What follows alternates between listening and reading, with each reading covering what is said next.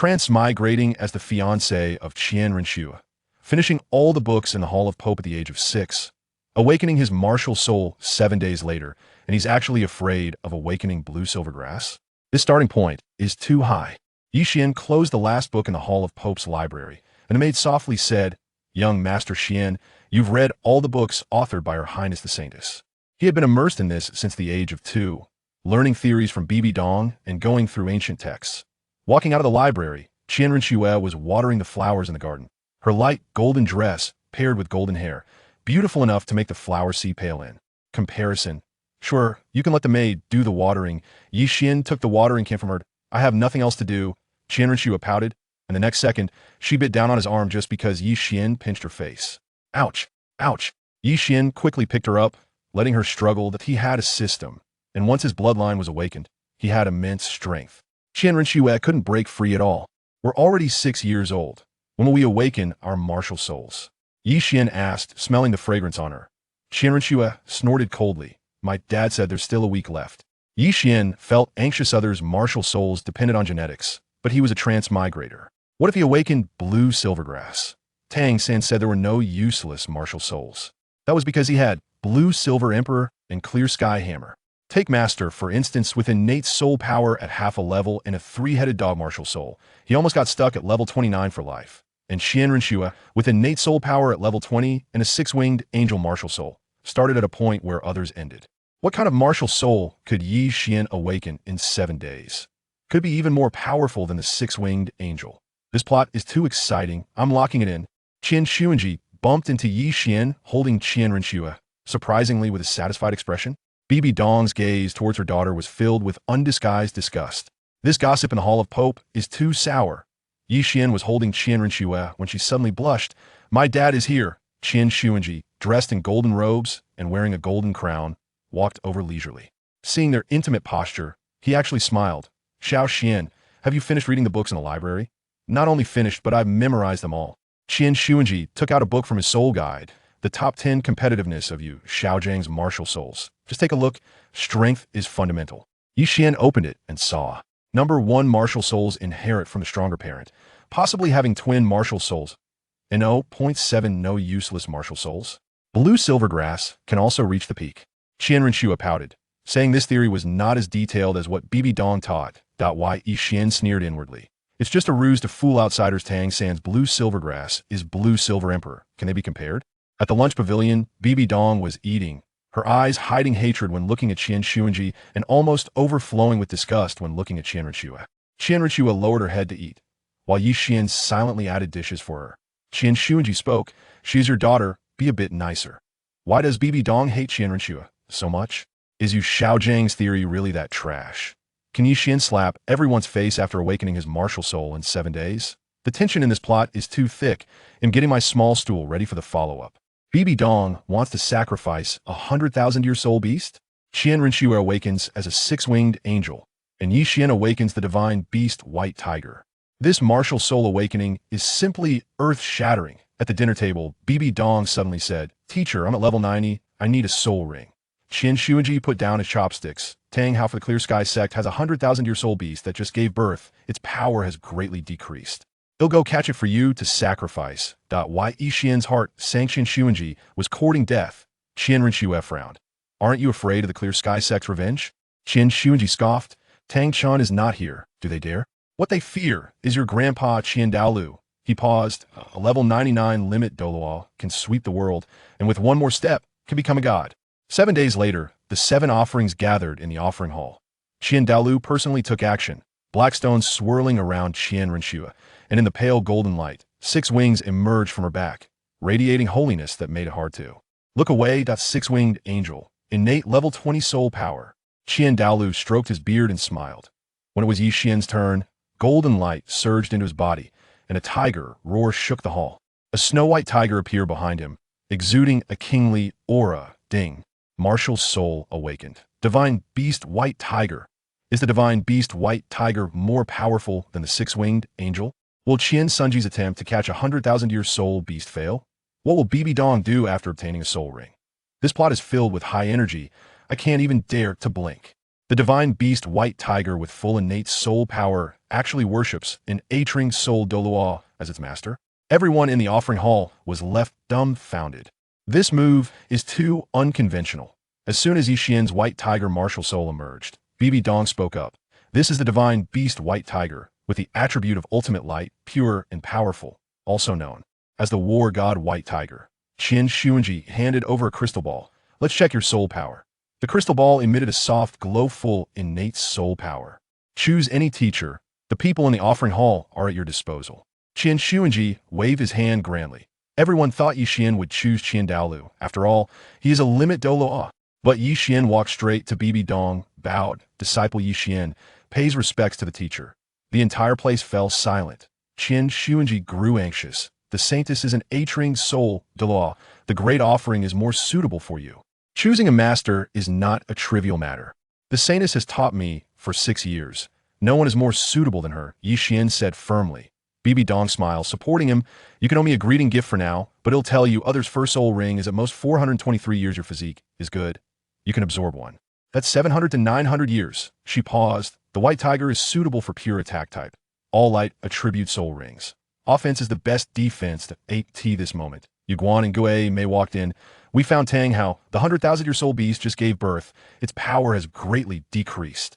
Qian Renxue sneered. The Hall of Pope is going all out, just to say we want the treasure in his hands. He turned to Yixian and Qian Renxue. I originally wanted to take you to get soul rings, but now it'll let the offerings take you to the Star Dou Forest. Choosing not to go with a limit Douluo, but to worship Bibi Dong. What card is Yixian playing? Can he obtain a 900-year soul ring in the Star Dou Forest? This plot twist is even more thrilling than a roller coaster. I'm going crazy with anticipation.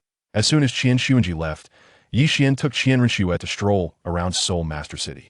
A string of candied hawthorns actually cost 5 gold soul coins. In the Star Dou Forest, the golden crocodile, Douluo, smashed a 400-year soul beast with one punch. This spectacle is too impressive. Qian Renxue puffed up her cheeks. Why did you choose that woman as your teacher? She's the most annoying. Yixian pinched her nose. Isn't it for you? Maybe she loves you. Who believes that? Qian Renxue acted haughty, but her eyes hid a longing. The two went to Soul Master City. Qian Renxue couldn't take her eyes off the candied hawthorns, and Yixian directly bought them. The owner smiled and said, 5 gold soul coins. Why? Yixian tossed out the gold coin, watching her eat with satisfaction. Is it sweet? You try it. Qian Renxue handed it over, and Yixian took a bite truly sweet. The next day, Golden Crocodile Douluo took them in a luxurious carriage, pulled by 10-year-old scale horses, and they reached the Star Dou Forest in 4 days. As soon as they entered, Qian Renxue pointed at a mysterious spirit leopard. I want that one. 9 soul rings rose under the golden crocodile, yellow, purple, black, and red, flashing before the eyes, and in the blink of an eye, it charged in front of the mysterious spirit leopard, delivering a punch crack. The bone shattered. Qian Renxue plunged her short sword into the head of the mysterious spirit leopard, and a yellow soul ring flew out, wrapping around her. What is your first soul skill? Yixian asked. Qian Renxue snorted. I'm not telling you. The golden crocodile laughed and said, Little Xian, how many years of soul rings do you want? About 900 years. That should be fine. Are there 10th sandier soul beasts hidden in the Star Dou Forest? Will they encounter them? Can Yixian successfully absorb the 900-year soul ring? What exactly is QianRenxue's soul skill?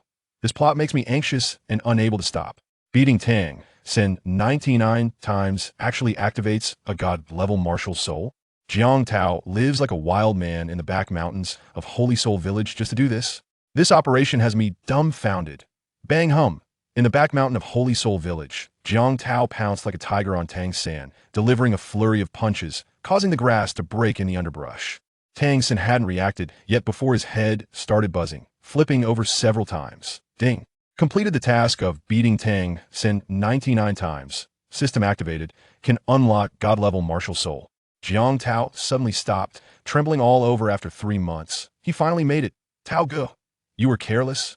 Tang San seized the opportunity to counter and pinned Jiang Tao down. Careless? You haven't had popcorn. Jiang Tao suddenly exerted force, landing a punch on Tang San's forehead, flipping over to pin him down. That's it for today. Jiang Tao stood up, wearing only a few rags, which were still given by Tang San. Why aren't you fighting anymore? I'm not done. Tang San was confused. He used to never stop until he was on the ground. Wait until I activate my martial soul. Then you'll have your fun. Jiang Tao jumped onto a boulder and sat cross-legged. 3 months ago, Jiang Tao woke up in this world after being crushed by his 200-pound roommate while watching the Douluo anime. The system forced him to beat Tang, sent 99 times to activate it otherwise. He couldn't leave the back mountain. From being knocked down by Tang San with one punch to being evenly matched by the 50th time and overpowering Tang San by the 100th time, this speed of progress even. Surprised the reborn Tang San. Protect me. Jiang Tao closed his eyes, cursing the system for being inhumane, but couldn't help but feel excited the God-level martial soul is coming. What kind of God-level martial soul can Jiang Tao unlock? Is it more powerful than the Blue-Silver Emperor and the Haotian Hammer? Will Tang San really be tortured this time? This plot is more thrilling than the anime, him directly squatting and waiting for the next episode. Is there a generation of gold from the Spirit Hall hidden in Yuding Village? An ambush by evil spirit masters. And the 98-level golden crocodile Douluo can actually hold off 2 soul kings for 10 minutes? This operation is too crazy.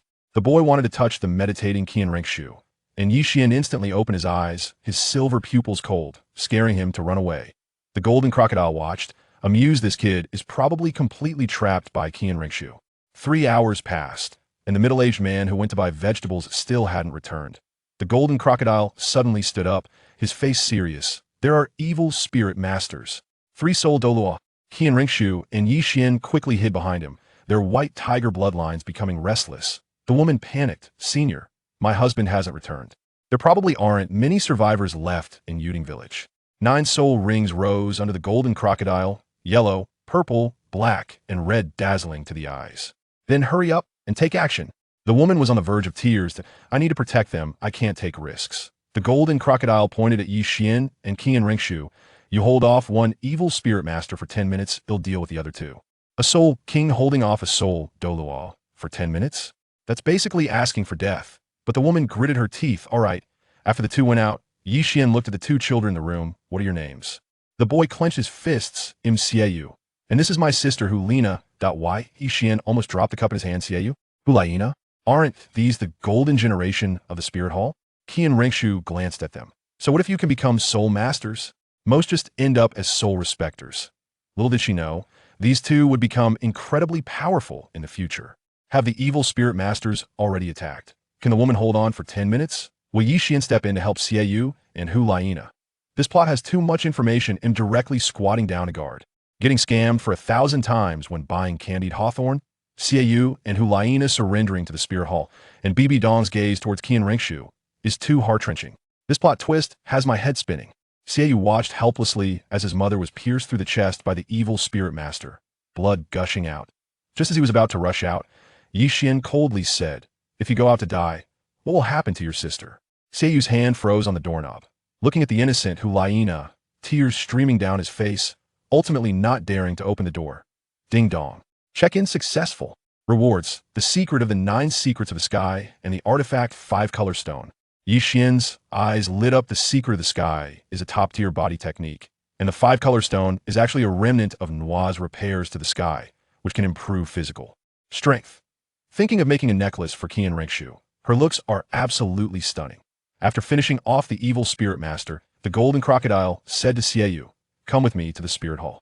Awaken your martial soul at 6 years old. If you have talent, you'll stay. If not, get lost. Xiao Wu gritted his teeth. We're going. Back in Spirit City, Qian Renxue glanced at the candied hawthorn, and Yixian immediately understood. Throwing Xiao Wu 5 gold soul coins, go buy a stick. When Xiao Wu returned, he handed over the candied hawthorn and the remaining money, 4 gold soul coins, 99 silver soul coins, and 95 copper soul coins. I spent 5 copper soul coins. Why Yixian was dumbfounded last time he bought it for 5 gold soul coins. 1 gold soul coin, 10,000 copper soul coins. This shopkeeper scammed him 1,000 times. Silently remembering the shopkeeper's face, this grudge must be avenged. Hulina looked at the candied hawthorn, drooling, and Xiao Wu hurriedly bought another stick. When they arrived at the Pope's palace, Qian Renxue saw Bibi Dong's eyes filled with disgust and stormed out angrily. Bibi Dong tapped Yixian, stop showing off, and tell me what happened on the road. Yixian recounted the matter of the evil spirit masters, and Bibi Dong frowned. The evil spirit masters are making a comeback? Let Douluo deal with it. Can the money for the scammed candied hawthorn be recovered? Can Xiao Wu and Hulina rise in the Spirit Hall? Why does Bibi Dong dislike Qian Renxue so much? This plot has too many twists, I can't stop it all. Tang Hao confronting 3 titled Douluo's hidden? The Haotian Hammer smashing down on Qian Renxue. This operation is explosive. The necklace Yi Xian gave to Qian Renxue actually hides the NWA Divine Stone. Bibi Dong looked at Yi Xian. You keep saying you're weaker than Shuer. Who are you fooling? Yi Xian's gaze softened. When in love, it's only fair to be equally matched in love. I'm willing to be weaker. Bibi Dong was taken aback, pointing at the five-color stone in his hand. Are you making a necklace for Shuer? Yes, I want it to be golden, rustic, and have this stone inlaid. Bibi Dong noticed he kept glancing at the pavilion in the lake, chuckling. Go on, don't bother me here. On the other side, in the desolate mountains, Tang Hao was protecting his wife and baby, entangled by ghostly figures. Can't see the soul rings, only see the ghostly figures. What a title, Douluo! Tang Hao smashed forward, but the ghostly figure dodged. Countless ghostly hands trapped him, and Tang Hao roared, sky-soaring strike. A bright light erupted, scattering the ghostly figures. Just as he was about to run, a petal flew in, leaving a blood mark. Running away? Where to? Yuguan floated in midair, 9 soul rings dazzling. Miraculous heavenly chrysanthemum. Another title, Douluo, the woman exclaimed. The 9th soul ring of Yuguan lit up. The chrysanthemum withers. The ground is full of wounds. Petals filled the sky and turned into a tornado. Tang Hao raised the Haotian hammer. Haotian protects the body. The clashing sounds rang out, and all the petals were blocked. Suddenly, a burst of golden light flashed in midair, and the 6-winged angel appeared. Qian Renxue rushed out, surrounded by people from the spirit hall. Hand her over, and he'll spare your life, Qian Renxue said coldly. Tang Hao pointed the hammer directly at him. If you want to touch her, step over my dead body. Stubborn. Angel's light blade. Qian Renxue swung his sword, and rocks shattered directly. Tang Hao leaped to dodge and swung back with a hammer, Haotian hammer, chaotic wind. Boom! Qian Renxue was knocked back several dozen meters, astonished. Chaotic wind has such power. Can Tang Hao break through the encirclement? What will the 5-colored stone necklace of Nuwa bring to Qian Renxue? Will Yi Xian intervene, knowing Tang Hao is surrounded? This plot is so intense that I want to slam the table. Just as he marveled, a massive Haotian hammer entered his sight, and it looked like it was about to strike Tang Hao again. The soul rings beneath Yuguan and Ghost Shadow fused together, and their voices echoed, simultaneously. Point 2 instruments, stillness domain. Tang Hao's figure was trapped in midair. Seeing this, Qian Renxue smirked coldly. No one can stop what the spirit hall wants. The angel's sword flew from his hand, piercing through Tang Hao's body, and he fell heavily from the air. It's over, Tang Hao. Your anger will be the ladder for my ascent. Tang Hao closed his eyes in unwillingness as he watched the angel's sword flying toward him. Just as the angel's sword was about to pierce his head, several blue vines appeared on the ground, grabbing the angel's sword tightly. The woman handed the baby in her arms to Tang Hao and stood up, walking toward Qian Renxue. Her gaze became sharp. Eye knows she cannot survive from the spirit hall, such as fate, without resentment or regret, but I still want to make a deal with you. Qian Renxue listened with keen interest, reaching out to stop Yuguan and Guimei, who were preparing to subdue Yin. A mocking expression appeared on Ain's face as a fierce blue radiance enveloped her, creating a domain around her. You must sacrifice everything. Do you realize you will be eternally reduced to ashes? Stop her. Everyone attacked together. Upon hearing Qian Renxue's command, the crowd unleashed their martial souls and charged toward Ain. But as soon as they touched the form domain, they were instantly repelled. Even the title Douluo was not spared. No. With Tang Hao's thunderous cry that could move heavens and stir spirits, a black vortex appeared in the sky, from which a blue light surged forth from Ain. Landing upon Tang Hao, his wounds began to heal rapidly, and a red soul ring manifested upon the Haotian hammer. Yuguan could not help but exclaim. A title Douluo with 100,000-year soul ring. Qian Renxue's expression turned grave. 100,000-year soul ring is not merely a matter of possessing 2 soul skills. Even several 10,000-year soul rings may not compare to a single 100,000-year soul ring. Tang Hao slowly rose, clutching the infant tightly in his arms. His gaze fixed intently on Qian Renxue, and the Haotian hammer in his hand grew immensely in size. Great Sumera hammer, 9 rings detonate. The Haotian hammer appeared, adorned with 9 soul rings. Yellow, yellow, purple, purple, black, black, black, black, and red. The 9 rings shattered and exploded, releasing a torrent of formidable energy that surged along the Haotian hammer. With a single hand, Tang Hao swung the hammer down towards Qian Renxue. Soul masters attempting to block the hammer were sent flying, while Yuguan and Guimei transformed into their martial soul true forms to confront the hammer, only to be similarly blasted away. The 9th soul ring beneath Qian Renxue flickered rapidly. Angel's Radiance. A powerful beam of light shot forth from the six-winged angel, colliding with the Haotian hammer. Yet the hammer's momentum did not wane. It forcefully advanced against the light beam, striking Qian Renxue directly. His clothing was instantly tattered, and his body was hurled against the mountainside. Qian Renxue rose, wiping the blood from the corner of his mouth, and seized the moment to attack, aiming to eliminate him before he could fully adapt to the power of the 100,000-year soul ring. Surrounding rocks shattered, trees toppled, and numerous craters marred the ground. The sounds of battle echoed incessantly. 3 days later, Yueguan and Guei fled with the severely injured and unconscious Qian Renxue. Tang Hao gazed at the retreating trio, picked up a seed from the ground, and, cradling the infant, made his way toward the southwest of the Heaven Dou Empire. Within the entire Pope Hall, only Qian Renxue, Yueguan, and Guei managed to escape, rendering the rest nearly annihilated.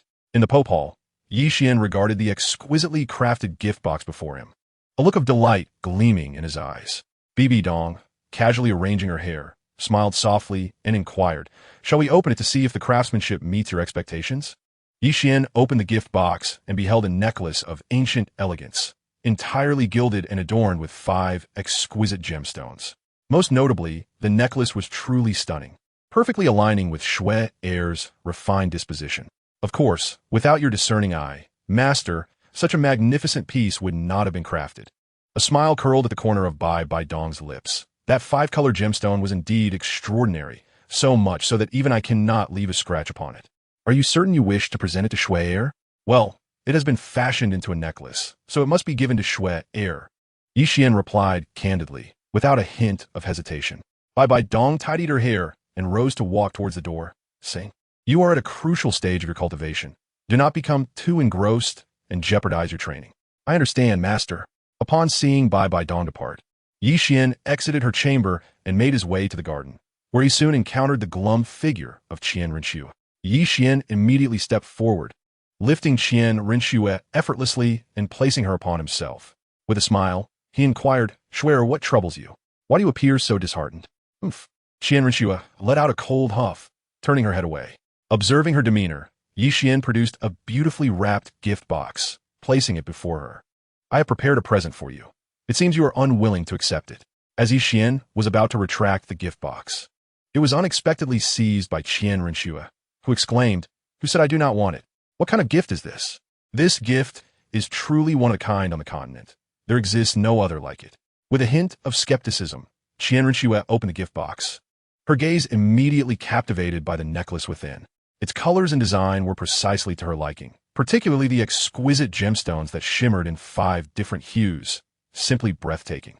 "What do you think? Do you like it?" Yi Xian inquired.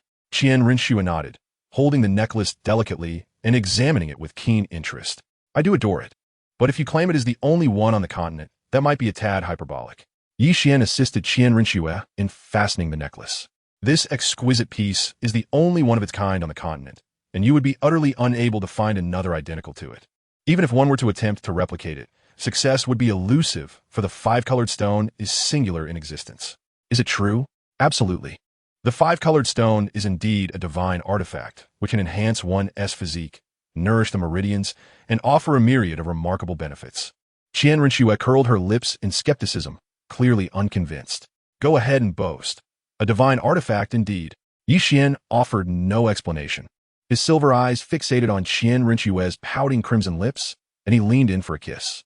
Qian Renxue symbolically pushed him away a few times, but realizing the futility of her efforts, she ceased her resistance. After a considerable time, their lips parted, and Yi Xian smacked his lips together, as if savoring the moment. Indeed, it was quite delightful. Chapter 11. Divine Punishment Silver Spear. Yi Xian gazed at the slightly blushing Qian Renxue in his arms, and softly inquired, "My dear Shui, would you care to learn a particular technique of movement?" "What kind of technique?" she asked with curiosity. "The walking character secret," he replied, possessing unparalleled speed. "When mastered to perfection, it can even suspend time itself. Would you like to learn it? If you teach me, I shall learn. If not, I cannot." Qian Renxue's eyes blinked with anticipation, revealing her eagerness. "Focus your mental energy and resist not," Yi Xian advised gently, extending his hand to tap her brow. Channeling the walking character secret into Qian Renxue through his spiritual energy. Yixian does not regard martial arts with the same gravity as Tang San. Despite possessing the entirety of Tang's sect's martial arts, he has not even imparted them to Xiao Wu, who offered herself as a sacrifice, showing a blatant disregard for kinship. Tang San himself has broken the rules, clandestinely learning the Tang sect's ultimate techniques and leaping into the abyss of despair.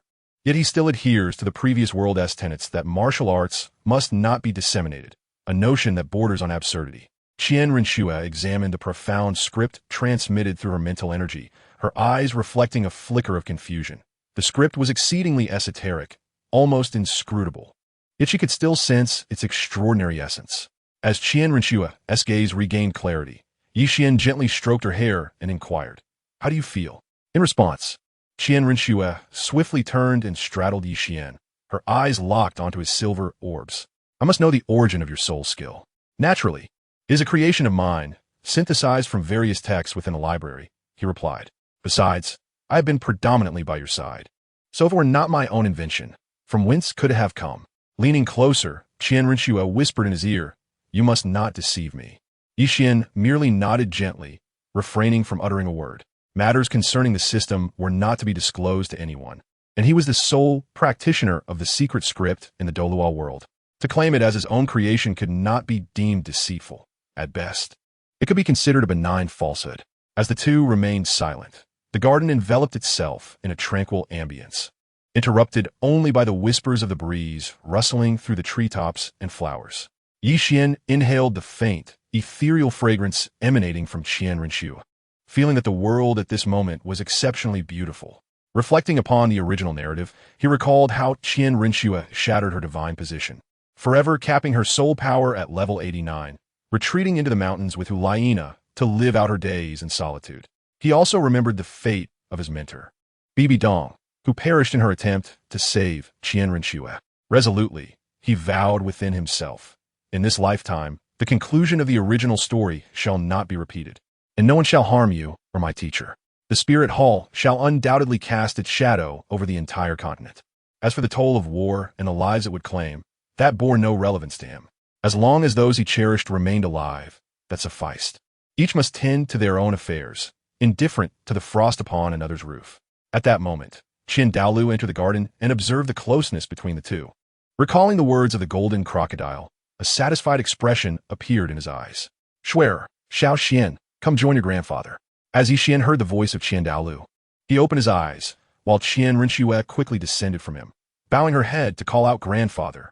Qin Daolu waved his hand, stating that their pre-existing engagement made their closeness entirely natural and that he would take them to a certain place. Following behind Qian Daolu, both were filled with a degree of confusion, for the direction they traveled was neither towards the offering hall nor the papal hall, but rather towards the previously forbidden Douluo hall. Upon reaching the grand entrance of the Douluo hall, they beheld an array of gravestones, each inscribed with titles such as Grave of the ISO Dou, Grave of the SOS Dou, Grave of the Wanfo Dou, and so forth. Yixian recognized these titles from the tomes in the library. Each individual had made significant contributions to the continent and could be regarded as prodigies of their time. Qian Oliu's voice resonated, declaring, "This place is known as the sacred steel of tidal Douluo. Those laid to rest here are none other than the most remarkable talents of the continent, each a pillar of their respective sects and clans. I am not yet worthy to be interred here," he continued, "but should I cultivate you both successfully, I shall earn the right to be buried here, perhaps even before the statue of the angel." Qian Renxue, bewildered, could not fathom her grandfather's meaning, while Yixian felt equally perplexed, questioning whether this was an advance notice of a will. Disregarding their expressions, Qian Daolu led them directly to the statue of the angel, extending his hand to unveil the angel's secret realm.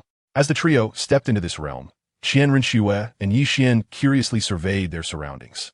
The entire secret realm appeared to be composed of radiant light, with a majestic angel statue at the forefront, exuding an aura of nobility, sanctity, and purity, qualities absent in the external angel statue. Before the statue stood a silver spear, entwined with flickers of lightning, its length measuring over 3 meters, slender in form, with a tapered tip that glimmered with a chilling light. Qian Daolu approached the angel statue and bowed reverently. From the statue emerged 2 beams of light that descended into his hands. As the radiance faded, It revealed 2 sheets of paper, specifically 2 marriage contracts. He handed the contracts to Qian Renxue and Yi Xian, smiling gently as he said, "Take a look. You must know the timing of your union." The 2 picked up the contracts and began to read intently. With the consent of both parents, from this day forth, Qian Renxue and Yi Xian are betrothed, to be wed when they reach the age of 16. Qian Renxue's parents signed as Qian Xuanji and Bibi Dong, while Yi Xian's parents' signatures were obscured by light, rendering them invisible. As Yi Xian was about to inquire why he could not see his parents' names, he noticed Qian Douluo shaking his head. "You need not ask me. I am utterly unaware. It was the angel god who proposed the betrothal between Shui heir and yourself." Shortly thereafter, the angel god returned with this betrothal and the divine punishment silver spear. Once Shui heir's parents inscribed their names, the betrothal was placed within the statue of the angel god. The divine punishment silver spear, it is said, was intended for you, to be bestowed only after your martial soul awakens. Now, you may take it with you. Yi Xian returned the marriage contract to Qian Douluo and reached out to touch the divine punishment silver spear. As if resonating with his touch, the spear began to quiver. The white tiger martial soul within him roared incessantly in his sea of consciousness, as if the divine punishment silver spear held immense significance for the white tiger. Grasping the spear, he swung it a few times and was astonished to find that it felt like an extension of his own body, moving with an ease that was almost instinctual. However, the roars of the white tiger grew increasingly intense, and Yi Xian sensed a note of urgency within its cries. The divine punishment silver spear continued to tremble in his hand, as though responding to the white tiger's roar. Qian Renxue also noticed something amiss with Yi Xian and softly inquired, "Xiao Xian, what is wrong?" Chapter 12. Divine Beasts and Evil Beasts. Yi Xian smiled at Qian Renxue and said, "It's nothing. This divine punishment silver spear seems to resonate with my martial soul." Qian Renxue furrowed her brows, unable to comprehend how the divine punishment silver spear could resonate with a martial soul. Qian Douluo, too, pondered this perplexing phenomenon. Despite living for over a century, he had never encountered such an occurrence. As Yi Xian pondered in confusion, the voice of the system suddenly resonated within his mind. The divine punishment silver spear is, in fact, a fragment of the white tiger martial spirit. The host may place the divine punishment silver spear within the sea of consciousness. Yi Xian, filled with confusion, inquired, "What does this mean? Is my white tiger martial soul incomplete?" The host's divine beast, the white tiger martial soul, is indeed complete. However, the original white tiger was not a divine beast, but rather a malevolent creature. In ancient times, there existed the 4 spirits, the azure dragon of the east, the white tiger of the west, the vermilion bird of the south, and the black tortoise of the north. These 4 spirits, representing the 4 symbols, guarded their respective directions. Yet they engaged in a fierce conflict for supremacy, causing untold suffering to humanity. Observing this chaos, the Yellow Emperor transformed into the Yellow Dragon to confront the 4 spirits. Due to their overwhelming power, the Yellow Emperor sought the assistance of the Flame Emperor, and together they sealed the 4 spirits in the 4 cardinal directions. Among them, the Western White Tiger was particularly ruthless, prompting the Yellow Emperor to remove its wings to prevent further turmoil. He then manifested as the Yellow Dragon, positioning himself centrally to restrain the 4 spirits, which gradually evolved into divine beasts. The White Tiger, reigning over the West and associated with the element of metal, had its wings extracted, thus mastering metal without the ability to control it. The Silver Spear, formed from the essence of the White Tiger's wings, encapsulates the energies of life and destruction. When nurtured within the sea of consciousness, it can elevate the host's martial soul to a higher level. Yi Xian directly inquired, "How long must I nurture it to elevate my evolution to the next level? Will it have any impact on me?" The duration of nurturing remains uncertain, but there will be no effect on the host. Yi Xian let out a sigh of relief. Since there was no adverse effect, he decided to nurture the divine punishment silver spear within his consciousness, allowing him to wield it as a weapon when the need arose. As soon as the silver spear was placed in his mind's eye, the white tiger martial soul ceased its roaring and fell into a tranquil silence. Upon witnessing the spear being stowed away, Qian Douluo refrained from further inquiries and remarked with a gentle smile, "Swear, Xiao Xian, since all is well, we should take our leave." After the trio departed from the angel's secret realm, Qian Douluo returned directly to the hall of worship, while Yi Xian candidly disclosed the matter of the divine punishment silver spear to Qian Renxue. Upon hearing this, Qian Renxue expressed her surprise. How long do you reckon it will take for your martial soul to evolve a level? I am uncertain, but I estimate it will not be a brief period, perhaps 10 or even 20 years, Yixian replied. Qian Renxue nodded thoughtfully. He then took her hand and said, let us return to our training. I cannot afford to fall too far behind you. You might find that opportunity elusive, for my innate soul power exceeds yours by 10 levels.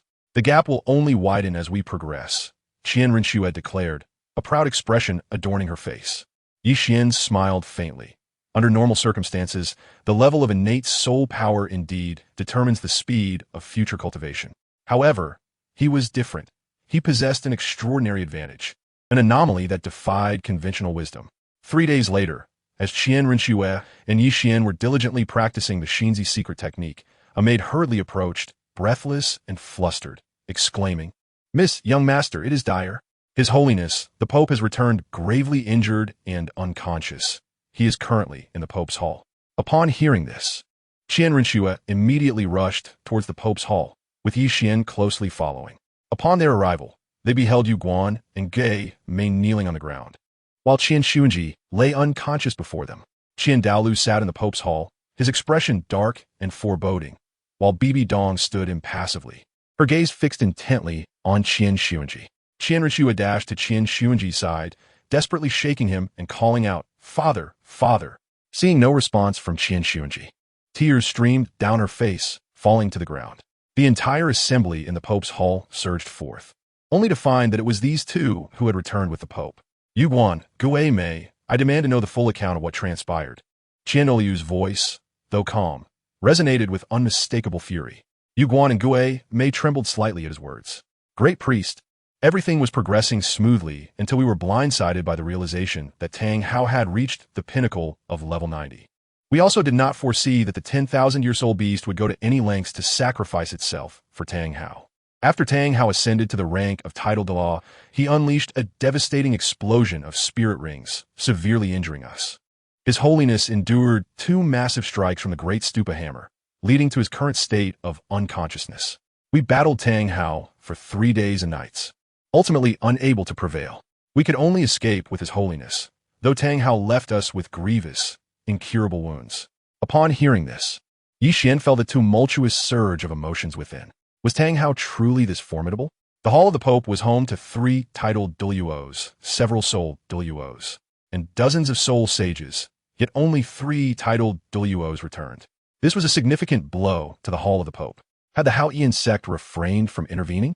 Yuguan and Gui Mei simultaneously shook their heads, prompting Qian Douluo to rise in indignation, exclaiming, Incompetence!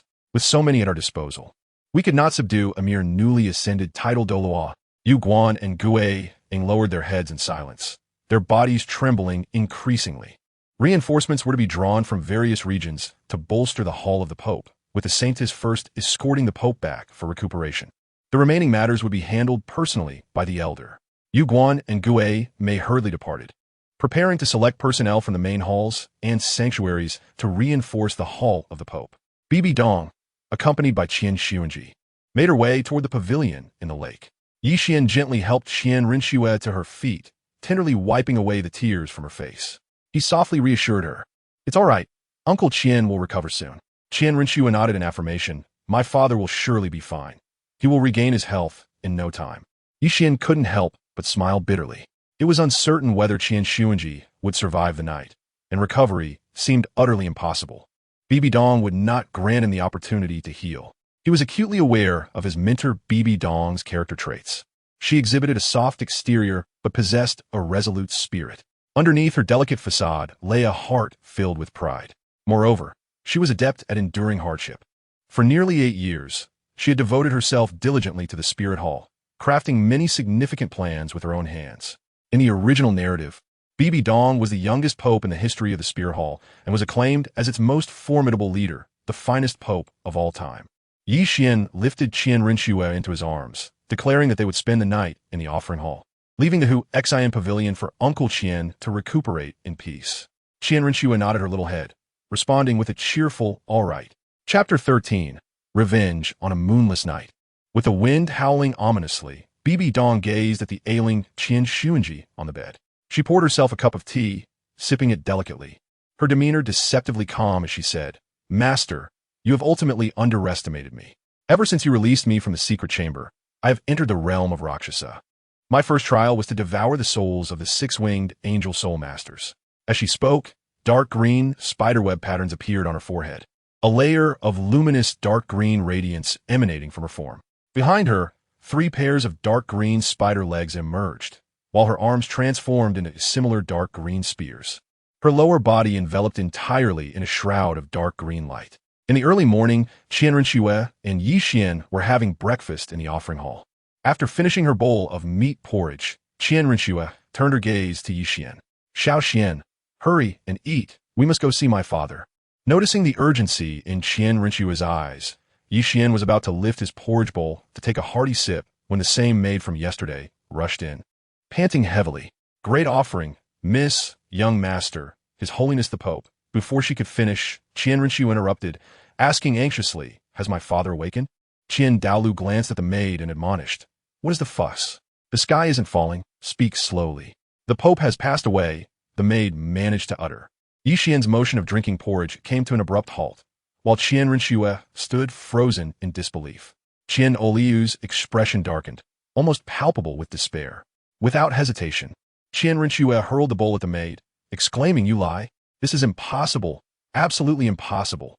The maid, too intimidated to evade, lowered her head with a hint of grievance, stating, "It was Her Holiness, the Saintess, who sent me to relay this message. I know not its veracity." Douluo rose abruptly and exited the worship hall, prompting Qian Renxue to dash after him in a state of agitation. Yi Xian placed the bowl on the table, saying, "I'll tidy this up. I shall go and investigate." Upon arriving at the room, Qian Renxue beheld the pallid visage of Qian Renxue, whose lifeless form lay on the bed, clearly deceased for some time. Her gaze turned vacant, and her body crumpled in despair. Fortunately, Yi Xian's quick reflexes allowed him to catch her before she fell to the ground. Douluo entered shortly thereafter, inspecting the body, his eyes fixated intently on Bibi Dong, whose expression remained tranquil, betraying no signs of abnormality. Suddenly, QianRenxue's aura erupted, and beneath him emerged 9 black and red soul rings. Clenching his fists, he caught a glimpse of Qian Renxue from the corner of his eye, which brought him back to a state of composure. In his hand appeared a medallion engraved with a 6-winged angel, which he tossed toward Yi Xian. Yi Xian caught it, his expression one of confusion as he regarded Douluo. "Xian, take Schwerer back to the worship hall at once. Use the angel's order to summon everyone to the papal hall for an assembly." Douluo's voice was laced with suppressed malice and fervor. Yi Xian remained silent as he lifted Qian Renxue into his arms and made his way towards the Hall of Offerings. He was certain that Douluo had discerned something, and perhaps out of concern for Qian Renxue, he refrained from taking action against Bibi Dong. After the two departed, Douluo carried the lifeless body of Qian Renxue outside, while Bibi Dong, feeling a sense of relief, let out a sigh. Inside the Hall of Offerings, Yi Xian summoned the other 6 offerings and several elder offerings using the angel's order, instructing them to proceed to the Pope's hall and await further directives. Once it was just him and Qian Renxue left in the hall, she clung to him and wept openly. Yi Xian gently patted her back, encouraging her to cry. It would ease her burdens, if only slightly. After laying Qian Renxue to rest, Douluo addressed the tombstone, saying, "For the sake of Schwerer, so that she does not become an orphan, and for the greater good, I cannot seek revenge for you. Instead, I shall elevate Bibi Dong to the position of Pope. You shall rest here in peace, undisturbed by the world." With that, he turned towards the Pope's hall, his figure appearing aged, his once straight spine now bent. Upon entering the Pope's hall, he surveyed the assembled crowd and stated in a flat tone, "My son, Qian Renxue, has been gravely wounded by Tang Hao and has succumbed to his injuries. The position of Pope cannot remain vacant. Schwerer and Xiao Xian are still too young to be candidates. You are all aware of the capabilities of the holy maiden Bibi Dong. I propose she succeed to the papacy. What are your thoughts?" The assembly exchanged glances, nodding in agreement. Indeed, Bibi Dong was the most suitable candidate for the role of Pope. Following this, Bibi Dong accompanied her attendants to don the papal vestments. When she emerged, she was adorned in a resplendent golden gown that fit her exquisitely, shimmering with an array of over 100 red, blue, and gold gemstones. The 9-curved purple-gold crown atop her head radiated brilliance, and she held a staff nearly 2 meters long, encrusted with countless jewels. Her fair skin and nearly flawless visage set her apart, emanating an aura of intangible nobility and sanctity that invoked a sense of reverence. Taking her seat in the Pope's position, she regarded Qian Douluo with keen interest. Yuguan, Gui Mei, remain here to assist His Holiness in managing the forthcoming matters. The rest shall accompany me to the Haotian Sect. This matter shall not be left unresolved. Watching Qian Douluo lead the others out, Bibi Dong glanced at Yuguan and Gui Mei, feeling a twinge of headache. With only the three of them in the Pope's hall, it would be impossible to function effectively without additional personnel. Yuguan, go and announce the news of the former Pope Qianxuanji's death at the hands of Tang Hao. Gui Mei, urge the Spirit Hall and the Temple to expedite their efforts and allocate personnel to the Pope's hall. Understood, Your Holiness. The two individuals acknowledged each other and exited the Pope's chamber, while Bibi Dong commenced her duties regarding the governance and future development plans of the Spirit Hall. The demise of the Pope would undoubtedly send ripples throughout the entire Spirit Master community, leading to a significant decline in the prestige of the Spirit Hall. Qian Douluo, accompanied by his followers, ventured to the Haotian Sect, driven by both a desire to unleash his pent-up fury and to restore the Spirit Hall's former authority. During this period, Bibi Dong's task was to solidify her position as Pope, devise the next strategic plan for the Spirit Hall's advancement, and manage the myriad of administrative matters arising from various regions. In the worship hall, Qian Renxue's sobs had subsided, yet she continued to weep softly. Yi Xian extended his hand to gently wipe away the tears from her face, as if tending to a rare and precious treasure, his touch remarkably tender. Suddenly, Qian Renxue's voice, laced with a hint of resentment, pierced the air. The vengeance for my father's murder shall never be forgiven. Tang Hao, you shall await your reckoning. Upon hearing this, Yi Xian's movements momentarily paused before returning to normal. He was well aware that it was not Tang Hao who had slain Qianxuanji. However, the truth of this matter could not be divulged to Qian Renxue, for it would irreparably damage her relationship with Bibi Dong. Thus, Tang Hao, I must trouble you to act as a scapegoat. Chapter 14. My divine position, not far from the capital of the Heaven Dou Empire, Heaven Dou City, lies a modest village situated 300 miles to the east, nestled amidst encircling mountains. Qian Douluo gazed at the village before him, his eyes narrowing slightly. Standing within the village were the direct descendants of the Haotian Sect. The other attendants had also arrived, their bodies stained with blood, though it was not their own, but rather that of the Haotian Sect members. As they were about to enter the village, Qian Douluo halted them. A puzzled expression appeared in Jin Ao's eyes. Elder brother, the Haotian Sect members are right before us. Why must we refrain from acting? With a sigh, Qian Douluo replied, I once suffered defeat at the hands of Tang Chun upon this mountain.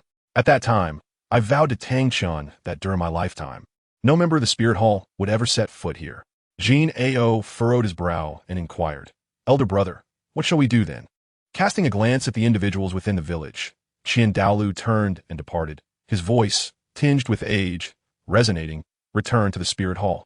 The other attendants followed suit, and only then did the Haotian Sect members exhale in relief. The sect master of the Haotian Sect promptly declared, from this day forth, our Haotian Sect shall retreat into the mountains, shunning the world. Without my permission, no one is allowed to step outside the village even by a single pace. Days later, news reverberated throughout the entire Soul Master community. Pope Qianxuanji had been gravely injured by Tang Hao and succumbed shortly after returning to the Spirit Hall. The Saintess Bibi Dong ascended to the papal throne. The Haotian Sect announced its intention to retreat into the mountains, and the Seven Treasures Glazed Tile Sect emerged as the new supreme sect.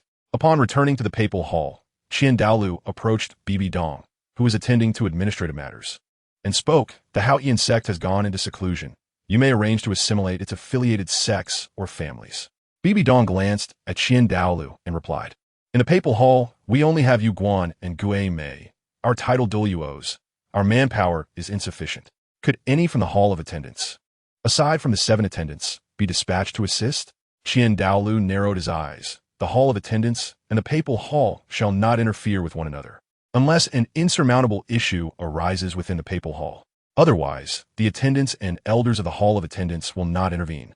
May I borrow a few elders from the hall of attendants to help me assimilate the Haotian Sect's affiliated sects? Such matters do not fall under the jurisdiction of the hall of attendants. Your Holiness must find a solution on your own.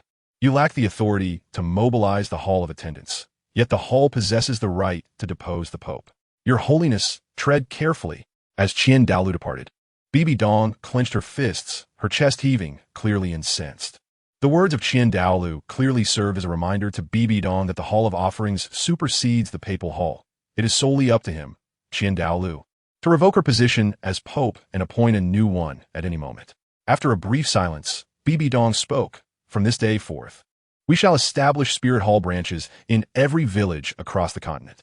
These branches will not require a resident guardian, but shall be managed by the village chief. Each year, a steward from the sub-halls of Spirit Hall will visit the nearby branches to awaken the spirits of the village children, free of charge.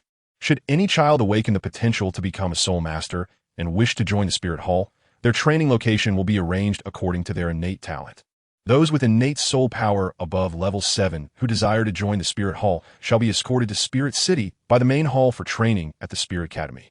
Below, personnel recently transferred to the Papal Hall meticulously recorded Bibi Dong's words, sending them to various sub-halls and the main hall of Spirit Hall. Qian Daolu visited the quarters of Qian Renxue and Yi Xian, finding them still immersed in meditation. He gently knocked on the door. Upon hearing the sound, they opened their eyes. Upon seeing Qian Daolu, Qian Renxue rushed forward and asked, "Grandfather, have you avenged my father?" Qian Daolu shook his head, explaining that Tang Hao was missing and the Haotian Sect had retreated into seclusion. Thus he had been unable to avenge her father. Upon hearing this, a sense of loss and sorrow filled Qian Renxue's eyes. Qian Daolu reached out to stroke her head and presented her with a pale golden longsword from his soul guide. "This is your father's angel sword. I entrust it to you now, Shue'er." Taking the angel sword, Qian Renxue inquired, "Grandfather, did you bury my father in Douluo?" Qian Daolu replied, "That rascal wished to be interred in the Douluo Hall, but he lacked the qualification. His only contribution was leaving you, Shue'er, to forge an engagement with Xiao Xian. Sadly, he will not witness the day you inherit the divine position and become a deity." The sorrow and disappointment in Qian Renxue's eyes deepened, as she had fervently hoped for her father to rest in the Douluo Hall. Yi Xian found this response quite reasonable. If what Qian Xuanji had done merited burial in the Douluo Hall, he would indeed question the integrity of that esteemed place. However, Yi Xian soon grasped the crux of Qian Daolu's statement. The implication that he and Qian Renxue would inherit divine positions indicated that he too possessed a divine status. Yi Xian immediately inquired, "Grandfather, if Shue'er has been chosen by the angel god, then what about me? What divine position do I inherit?" Under Yi Xian's eager gaze, Qian Daolu slowly replied, "I cannot say for certain, but the divine position you inherit will not be inferior to that of the angel god." 3 dark lines appeared on Yi Xian's forehead. "You do not know who my parents are, nor do you comprehend the divine legacy I carry. What is a dignified 99th level limit? Duel, I truly understand." This thought lingered solely in his mind, articulating it was utterly inconceivable. Nonetheless, he deduced that his lineage was indeed remarkable. After all, Qian Daolu had mentioned that the marriage contract was reclaimed by the angel god, implying that he must be the offspring of a certain deity. As for why he was placed within the Spirit Hall, it was likely a means of gilding his experience, a preparatory phase before returning upon completing his divine inheritance. Surely, his divine status would not be inferior to that of the angel god, suggesting that he was destined for a rank of a level 1 god, or even higher, a divine king. Qian Daolu observed the splendid expressions on the faces of the two and smiled. Accepting a divine inheritance is no simple feat. You must diligently cultivate. Otherwise, even with the divine legacy, failing the assessments would render it futile. Qian Renxue and Yi Xian nodded in unison, assuring him, "Grandfather, rest assured. We shall strive to cultivate earnestly." Witnessing their solemn demeanor, Qian Daolu stood with satisfaction and made his way towards the offering hall. "I shall not disturb you further. Focus on your training and do not allow complacency to set in." In his heart, Yi Xian mused, "I must diligently cultivate, for the fated child, Tang San, has arrived, a being of extraordinary potential. Having trained 6 years in advance, should Tang San obliterate the Spirit Hall, I might as well find a block of tofu to end my woes." I recall the ancestral teachings of the Tang family. Sons are not nurtured, daughters are not raised. Sons wed spirit beasts, starting from 100,000. Daughters marry only those of remarkable prowess, and never one less than divine. The blue-silver lineage is for males, essential for charming maidens, while the Haotian lineage is for females, vital for warding off wolves. On the day school commences, conflict is inevitable. All male members are strictly under the command of their wives. Each generation of hammers begets a king, And with every new generation, the hammer strikes the Pope. Each male protagonist becomes a god, and through the ages, male protagonists join the Tang clan. Chapter 15. The soft-boned enchantress rabbit at dawn. Yi Xian entered Bibi Dong's study. Today, Bibi Dong was not adorned in her papal robes. Instead, she wore a casual ensemble of black, her hair neatly arranged, exuding a unique allure. Teacher, have you summoned me for a particular reason? Bibi Dong smiled, lightly tapping the surface of the desk. I intend to venture into the Star Dou Forest to procure a 100,000-year soul ring. During my absence in the coming days, I entrust the administrative affairs of the Papal Hall to you. Additionally, I will be taking along the Guardian Knights of Spirit City, as well as the elders Yueguan and Guemei. The personnel within the Papal Hall have been adequately supplemented. Your task is merely to review and approve the matters at hand. Should you encounter any issues beyond your capacity to handle, remain here until I return to address them. You still possess the Angel's Order, do you not? Yi Xian nodded as the High Priest entrusted him with the Angel's Order, which he did not reclaim. Should anyone dare to defy the commands of the Papal Hall, you may utilize the Angel's Order to mobilize the priesthood to suppress or eradicate them. Bibi Dong's words brimmed with a palpable aura of menace. I understand, Master. A glimmer of anticipation sparkled in Yi Xian's eyes. It was his inaugural foray into governance, and he could not help but feel a surge of excitement. Before the Papal Hall, a lengthy procession had assembled, comprised entirely of the Guardian Knights from the Spirit Hall, clad in resplendent silver armor. Their spirit power ranged from that of a level 20 Great Spirit Master to a level 40 Spirit Elder. There were but 3,000 Guardian Knights in the entirety of Spirit Hall, led by an 83rd level Spirit Douluo. They answered solely to the Pope. No one else could command the Guardian Knights. At the heart of the procession stood a fragrant carriage, flanked by Yueguan and Guemei, both titled Douluos. As Bibi Dong ascended the carriage, the procession moved forward in unison. Though their pace was leisurely, it exuded an undeniable majesty. In the study, Yi Xian gazed at the mountains of administrative tasks before him, feeling a throbbing ache in his head. He picked up a volume of governance matters and read it attentively. Signing Bibi Dong's name were necessary. He read with great diligence and remarkable speed, setting aside any matters he could not resolve for Bibi Dong to address upon her return. Days later, the lengthy procession entered the Star Dou Forest. Within the fragrant carriage, Bibi Dong surveyed her surroundings, a long-lost smile gracing her exquisite visage. Star Dou Forest. Below, Yueguan suddenly spoke. Your Holiness, should we hunt the Titan giant ape or the sky blue bull python? I suggest we rest briefly before proceeding to the core area. We shall not venture to the core area, but rather to the mixed zone. Guemei inquired with slight confusion. Your Holiness, are you not intent on hunting a 100,000-year soul beast? Are not the Titan giant ape and the sky blue bull python the only 100,000-year soul beasts in the Star Dou Forest? I indeed seek to hunt a 100,000-year soul beast, yet not those two in the core area, but rather one in the mixed zone.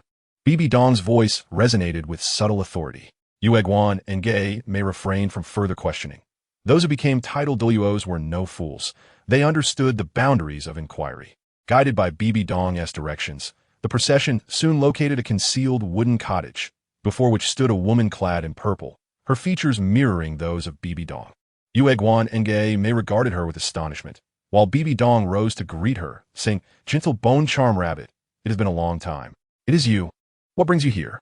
The woman scrutinized the group warily, pink spirit power coalescing silently in her hands. Bibi Dong extended 2 fingers, indicating she had 2 pieces of joyous news to share. First, my spirit power has reached level 90. Second, I have recently taken on a disciple. I am but a soul ring away from advancing to title Douluo, and according to the customs of the continent, I must present my disciple with a gift. Hence I wish to borrow your soul ring and soul bone. Upon hearing this, the woman immediately pointed an accusing finger at Bibi Dong, her voice laced with fury. If it were not for my intervention back then, you would not be alive today. Is this how your kind repays a debt of gratitude? Bibi Dong, with her legs crossed and fingers intertwined, let out a soft laugh, replying, I've already repaid that debt. It was I who taught you the language of humanity, and your transformation was modeled after me. You need not await the arrival of those 2 soul beasts from the core region to rescue you. I have dispatched scouts, and they are not present. Furthermore, I am human, and you are a soul beast. In this world of the survival of the fittest, we can hunt you, and if you possess sufficient strength, You could just as easily slay us. We lack the power to change this world, only to adapt to it. I taught you this long ago. It is known as survival of the fittest. A grave expression crossed the woman's face as she realized that she was entirely surrounded. Escape was no longer an option. Upon seeing Bibi Dong's signal, Yueguan and Guimei instantly activated their martial spirits, revealing 9 soul rings of yellow, purple, and black. And they launched an assault on the woman. The surrounding palace knights also charged forward, intent on attacking her. The woman emanated a vast amount of pink soul power, which surged around her with formidable force. Just as the palace knights were about to reach her, an immense wave of soul power exploded from her body, sending the knights flying backward. Witnessing this, Yueguan raised the peculiar mushroom, the heavenly chrysanthemum, and invoked his third soul skill, Breath Barrier. The petals of the heavenly chrysanthemum unfurled, encircling the woman and forming a barrier that seemingly immobilized her. Guimei's 8th soul ring flashed rapidly as he unleashed his 8th soul skill, Ghostly Apparition. He extended his hand, releasing a multitude of ghostly energy orbs towards the woman. As her body began to remain still, a faint golden light enveloped her. Guimei's figure propelled the woman into the air, yet she sustained no harm, her garments remaining intact. Bibi Dong's forehead bore a dark green web-like pattern, and a shimmering emerald light radiated from her, revealing 3 pairs of dark green spider legs sprouting from her back, while her arms transformed into similar dark green spears. Her lower body is shrouded in an aura of emerald light. She surged into the air, raising her dual jade-like spears, crossing them to unleash a colossal green, forked wave with her 6th soul skill, Eternal Creation. The golden light surrounding the woman was shattered by the spears, which then pierced her body, causing crimson blood to flow profusely. A look of disbelief flickered in the woman's eyes. Bibi Dong seemed to discern her thoughts and chuckled lightly. Physical defenses are ineffective against my 6th soul skill. The radiance in the woman's eyes gradually dimmed until her breath ceased entirely. Only then did Bibi Dong retract her martial soul, transforming the woman's lifeless body into a pure white rabbit. A blood-red 100,000-year soul ring burst forth from the rabbit's form. Bibi Dong first extracted the soul bone and placed it into her soul guide, before absorbing the 100,000-year soul ring. After several hours, Bibi Dong completed the absorption of the soul ring, and at that moment, 9 soul rings, 2 yellow, 2 purple, 3 black, and 1 red, glimmered beneath her feet. Yueguan suddenly remarked with a smile that the youngest title duel on the continent was likely not Tang Hao, but rather the Holy Pope. Tang Hao ascended to title Douluo at the age of 44, while the Holy Pope had achieved this at merely 30. The ghostly voice held a tinge of nostalgia. Bibi Dong paid no heed to the two and directly returned to her ornate carriage, her voice echoing as they set off back to Spirit City. The palace knights swiftly organized their formation and began their journey towards the Star Dou Forest, while Bibi Dong meticulously examined the soul bone in her possession. A 100,000-year right leg bone. Yueguan and Guimei looked on with envious eyes. Though they were titled Douluo, they possessed not even a single soul bone. Yet Bibi Dong intended to present the 100,000-year soul bone as a greeting gift. It is worth noting that soul bones are the most coveted treasures for soul masters, with a mere 1 in 1,000 chance of appearing, or even less. Generally, only exceptionally powerful soul beasts that have experienced unique circumstances at the time of their demise are capable of producing soul bones, unlike soul rings which are common to every soul beast. Thus, soul bones are exceedingly rare and precious. Only soul beasts over 100,000 years old are guaranteed to drop a corresponding 100,000-year soul bone upon being hunted, though the soul bone produced may not necessarily align with the hunter's desires. Moreover, soul bones not only enhance attributes, but can also bestow skills upon the soul master. Soul bones derived from soul beasts of 10,000 years or less typically carry a single skill, while those from 100,000-year soul beasts invariably come with 2. Not long after Bibi Dong and her company departed, a strikingly beautiful girl, with a cascade of black braids falling past her waist and clad in a pink dress, approached, seated atop the shoulder of a Titan giant ape. Upon spotting the snow-white rabbit on the ground, the girl let out an exclamation, her voice resonating through the Star Dou Forest. The Titan giant ape's rough voice echoed, "Sister Xiao Wu, your mother has perished. Come with us to the Lake of Life. If we had been present, those humans would not have prevailed." The voice of the sky blue bull python carried a hint of sorrow. "Thank you for your kindness, De Ming and Air Ming, but I must go to the human world. she replied. Sister Xiao Wu, you have just transformed. The title Douluo among humans will recognize your true form. Come with us to the lake of life first. When you reach maturity, it will not be too late to venture into the human world. I must find a culprit. I can sense my mother's soul ring and soul bone. Upon hearing the resolute voice of Xiao Wu, the Titan giant ape and the azure bull python exchanged a glance, remaining silent. 5 days later, a lengthy procession returned to Spirit City, where the palace knights stood respectfully on either side. Bibi Dong walked steadily into the papal palace, finding it meticulously arranged, and proceeded directly to the study in the pavilion at the lake center. As she opened the door, she beheld Yi Xian, hunched on the floor, despondently clutching his hair, alongside Qian Renxue, who was merrily enjoying candied hawthorn. Perhaps due to the death of Qian Xuanji, Bibi Dong no longer harbored disdain for Qian Renxue, her feelings having transformed into indifference. Upon seeing Bibi Dong's return, Qian Renxue's laughter diminished, and she turned her head away, avoiding eye contact with Bibi Dong. Upon seeing Bibi Dong return, Yi Xian was overwhelmed with joy. The monotony of dealing with administrative affairs had driven him to the brink of madness. Teacher, you have finally returned. His expression was exceedingly exaggerated. Bibi Dong chuckled lightly and remarked, enough of your antics around me. Here is a welcome gift for you, 100,000 right leg bones. Take them and absorb their essence. Yi Xian received the soul bone, his expression reflecting a hint of astonishment. The soul bone is the most coveted treasure of soul masters, with an occurrence probability of merely 1 in 1,000, or even lower. Typically, only exceptionally powerful soul beasts, which experience extraordinary circumstances at the moment of their demise, can leave behind a soul bone upon death, unlike the inevitability of soul rings appearing from every soul beast.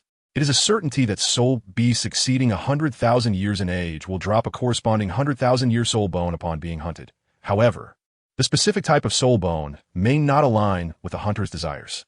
Furthermore, soul bones not only enhance one's attributes, but also bestow additional skills. Soul bones produced by soul beasts of 10,000 years or less carry only a single skill, while those from 100,000-year soul beasts invariably come with 2 skills. Consequently, soul bones are rendered exceedingly rare and immensely precious, not to mention this particular one being a 100,000-year soul bone. Bibi Dong waved her hand, urging him to hasten his absorption, instructing him to inform her of the skills contained within the soul bone once he had completed the process. Thank you, Master. Yi Xian responded, promptly taking Qian Renxue by the hand and exiting. Upon returning to his room, he addressed Qian Renxue, saying, Schwerer, I am about to absorb the soul bone, and it may take quite a while to complete the process. Qian Renxue took a bite of the candied hawthorn in her hand, gently nodding and understanding. You go ahead and absorb it. Yi Xian sat cross-legged on his bed, commencing the absorption of the soul bone. From within the soul bone emanated a continuous stream of pink energy, which he absorbed and refined. Although this force was immense, it was remarkably gentle, causing no pain during the process of assimilation. As time elapsed, his soul power and various physical attributes began to elevate gradually.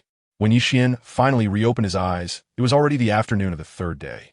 Assessing his condition, he discovered that his soul power had ascended a full 4 levels, now positioning him as an 18th level soul master, while his physical attributes had approximately doubled.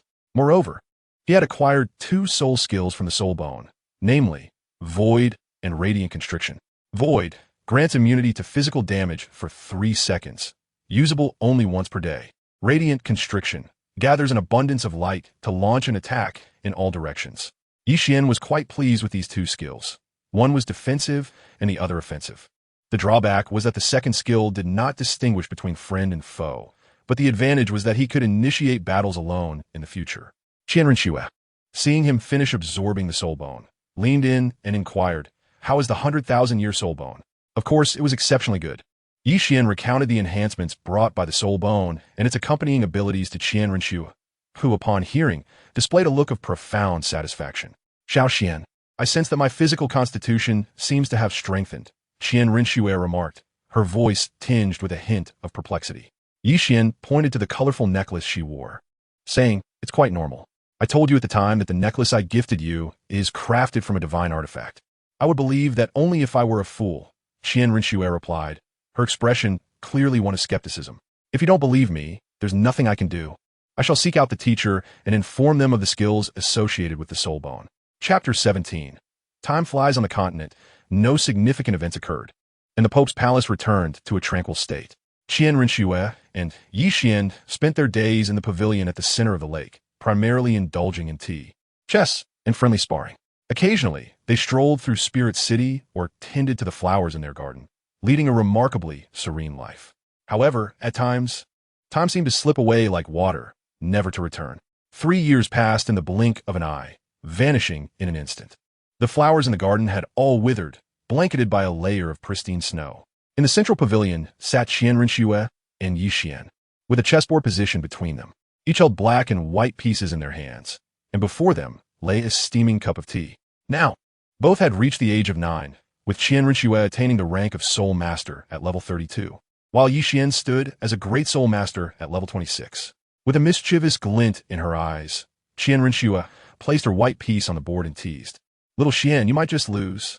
Yi Xian placed the black piece on the chessboard with a calm demeanor, took a sip of hot tea, and with a hint of smile remarked, "One careless move can lead to an utter defeat. Schwerer, take a moment to consider who the true loser is." Qian Renxue glanced at the chessboard before turning her gaze back to Yi Xian, letting out a soft sigh. "Xiao Xian, I must take my leave." Upon hearing her words, Yi Xian paused his movements, his silver eyes fixed upon her as he questioned, "Where are you headed?" "I am to embark on a clandestine mission, the duration of which may extend to a decade or even 2, she replied. "Are you to masquerade as Shueqinghe within the Tiando royal family?" Yi Xian's tone remained remarkably calm, yet Qian Renxue appeared somewhat taken aback. "How did you come to know that?" she inquired, certain that Bibi Dong had not divulged such information to Yi Xian. "What other motives could prompt you to undertake a mission, if not to conspire against the Tiando Empire?" Yi Xian chuckled lightly as he began to tidy the chessboard. A smile also graced Qian Renxue's countenance, yet she refrained from speaking, merely observing in silence. After Yi Xian tidied up the chessboard, he stood up and gently lifted Qian Renxue, carrying her towards the room while inquiring, "When will you leave?" "I shall depart tomorrow morning. Once you successfully impersonate Shueqinghe, I will travel to Tiando City to assist you." With that, Yi Xian planted a tender kiss on her small lips. The following day, in the early morning, Yi Xian gazed at Qian Renxue as she boarded the carriage, his eyes filled with an overwhelming sense of reluctance. In front of the carriage stood 2 elders of the title Dou rank, Blood Sacrifice and Serpent Spear, whose soul power levels were merely 91 and 92, respectively. As the carriage began to move slowly, Qian Renxue leaned out, offering Yi Xian a smile that conveyed her own reluctance.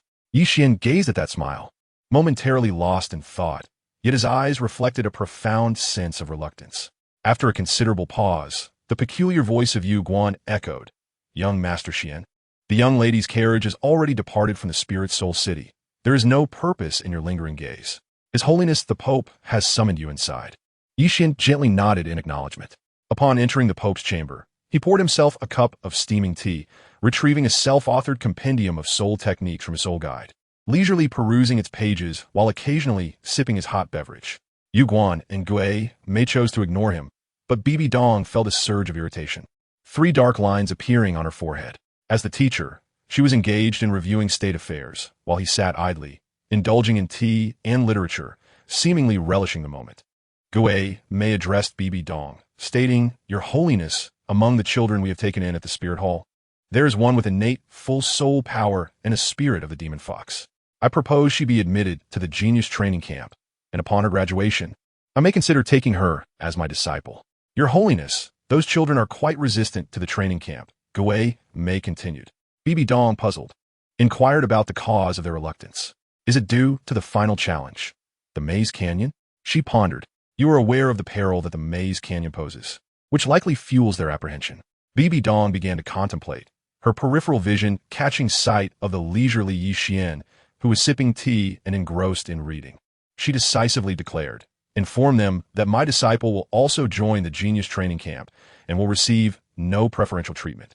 Moreover, I shall select one individual from the first cohort to emerge from the training camp to take as my disciple." "Yes, Your Holiness." At this moment, Yi Xian, still sipping tea, sputtered, spraying water as he regarded Bibi Dong with incredulity. "What purpose do I have in that place?" Bibi Dong cast him a sidelong glance. "You are far too relaxed, spending your days like a leisurely lord, sipping tea and reading. This cannot continue. You need experience. The genius training camp has just been established, and you should give it a try. Do I truly have to go? Yi Xian's tone reflected a hint of resignation, not out of fear of the genius training camp, but from a lack of interest. With his current strength, entering the camp would be akin to a child playing with toys. Although he was merely a 26th level Great Soul Master, the white tiger bloodline within him had been cultivated over 3 years, granting him a physical prowess of approximately 8,000 pounds. Coupled with the Xing character secret and a 100,000-year-old soul bone, he could easily be unmatched beneath the realm of soul sovereigns, even without activating his martial spirit. If he were to unleash his martial spirit and wield the divine punishment silver spear, even ordinary soul sovereigns would likely prove no match for him. No, you must go. Bibi Dong's voice resonated with unwavering resolve. Yi Xian rose and stretched his limbs, due to the presence of the white tiger bloodline within him. At the tender age of 9, he had already attained a height of 160 centimeters, significantly surpassing his peers. I shall head to the genius training camp now. Teacher. Very well. I will have Yuguan accompany you.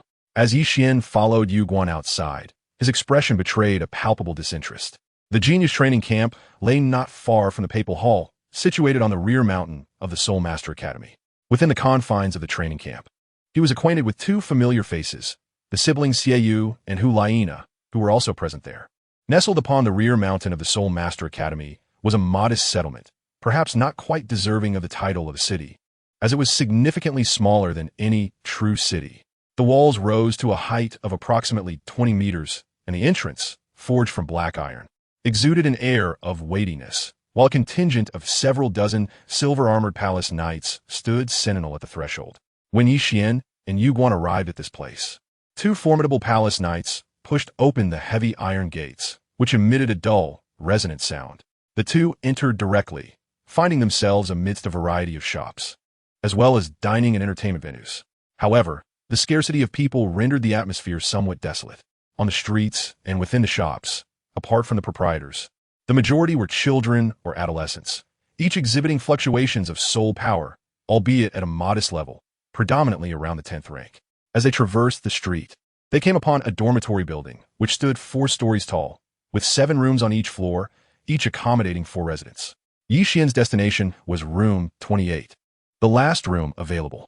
Chapter 18, The Golden Generation. Yi Xian addressed Yuguan, saying, Elder Ju, you may return now. Indeed, young Master Xian, I shall take my leave, replied Yuguan. After his departure, Yi Xian ascended directly to the 4th floor, arriving at the door of dormitory 28. As he opened the door, a fist came hurtling towards him, the rushing wind stirring his silver hair. He merely tilted his head slightly, allowing the fist to graze past his strands. Yi Xian delivered a powerful kick, sending the figure before him hurtling backward, colliding with the wall of the room, eliciting groans of pain. His gaze swept across the space, noting the decor was quite simple, yet impeccably clean. Within the room stood 2 boys. One was the familiar figure of Xiao Wu, while the other was the red-haired boy who had just attempted to ambush him.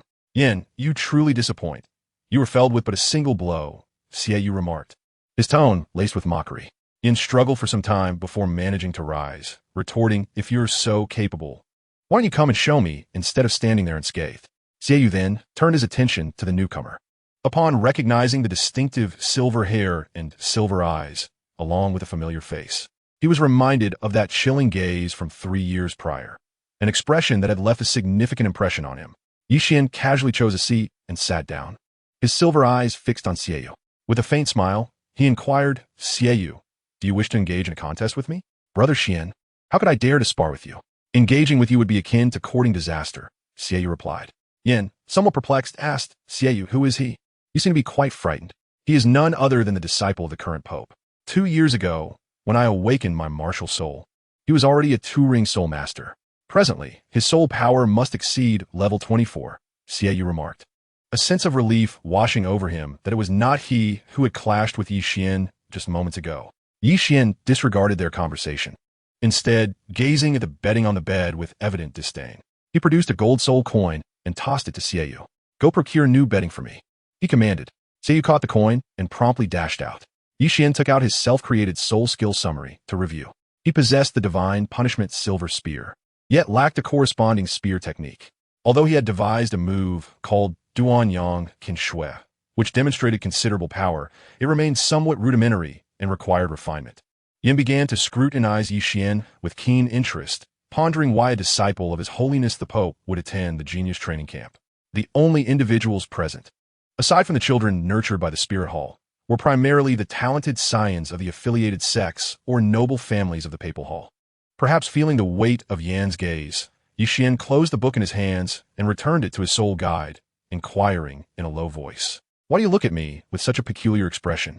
Yin reflected on the way the evil moon had addressed him and imitated it with a semblance of flair. "Since you are a disciple of the Pope, what brings you to the genius training camp? Is it a problem to come here to experience life during my idle moments?" "No, Brother Xian, I was merely curious," Yin replied with an awkward smile. Suddenly, a rhythmic knocking echoed through the room. Yin hurriedly approached the door and, upon opening it, found himself momentarily stunned by the sight of a girl before him. Her fair complexion bore a resemblance to that of Evil Moon, with delicate features and long, flowing black hair. At first glance, she might not have seemed strikingly beautiful, yet upon closer inspection, one could sense an unusual allure emanating from her. Yixian beheld the visage of the girl before him and smiled inwardly, for the golden generation from the original narrative had gathered. The girl was none other than Hulaina, the sister of Xiao Wu. Noticing Yin standing idly at the door, Hulaina inquired, "Am I not permitted to enter?" Her voice, though somewhat hoarse, carried an enchanting allure. Awakened by her voice, Yin graciously stepped aside, exclaiming, "Of course, you may enter." As Hulaina stepped into the room, she spotted Yixian seated upon the bed. Though taken aback, she did not inquire further but approached the last bed, tidying her bedding. Yin gazed at Hulaina with a sense of fascination, an inexplicable smile gracing his lips. Shortly thereafter, Xiao Wu returned, cradling a new quilt. Upon seeing Hulaina, a look of delight ignited in his eyes. "Sister, what brings you here?" Hulaina, equally elated to see her brother, replied, "I have awakened my martial soul and possess innate full soul power, having already acquired a century-old soul ring. Thus I am here at the genius training camp." Xiao Wu placed the quilt before Yixian, ready to speak, when the clear sound of a bell resonated.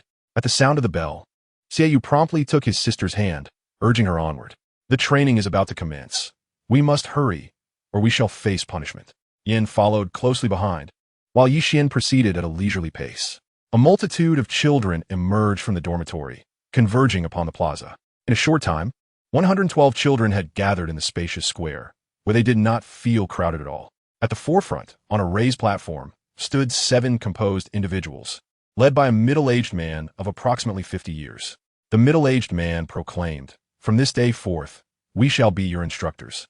Here, regardless of your background, all will be treated equally. The rules of the city are as follows. Fighting is permitted, but killing is not. Beyond that, no other regulations exist. Your training will span 3 months. During the first month, you must traverse the wild mountains. Failure to do so will result in your confinement within the training camp, awaiting the commencement of next year's training. The subsequent 2 months will be spent in the mysterious canyon, a place notorious for the fall of tidal Douluos, where some of you may remain forever. You will have 1 day to prepare. Formal training begins tomorrow morning. Given the difficulty of the training, I permit you to form teams. You may now disperse to make your preparations." The crowd erupted into a flurry of activity, individuals forming groups, seeking powerful allies or loudly introducing themselves to showcase their abilities. Xiao Wu, with a gentle smile, suggested, "Brother Xian, shall we form a small team of 4? "Certainly. Let us share our martial souls." Yixian, martial soul, divine beast white tiger, level 26 soul master. Xiao Wu, martial soul, moonblade, level 15 soul master. Yin, martial soul, flame lord, level 15 soul master. Hulaina, possessing the soul of the demon fox, is a soul master of the 12th rank. Yixian nodded and first went to purchase some easily storable food, while the weapons he deemed suitable were unnecessary for him to buy. "I shall procure some fitting weapons," Yin stated before striding toward the nearby shop. "Let us acquire some easily storable provisions," Xiao Wu exclaimed as he took Hulaina by the hand, leading her away. Yixian gazed at the delicate snowflakes drifting from the sky and made his way towards the dormitory, feeling the lingering chill of the air. Chapter 19. Training commences. The clear chime of the bell resonated once more as the residents of the dormitory gathered before the square, standing in perfect formation. The instructor's voice echoed throughout the plaza, commanding, "Now, follow me as we advance at a run. No use of martial spirits is permitted." Those who dare to employ their powers or fall behind shall face the whip. No sooner had the words left his lips than a middle-aged female vice instructor, seemingly in her 30s, stepped forward. A radiant light emanated from her right hand, revealing a long, black whip. Her expression twisted into a sinister smile. With a swift flick of her wrist, the whip cracked audibly against the hard ground, causing numerous fissures to appear instantly. "Do not worry, dear ones.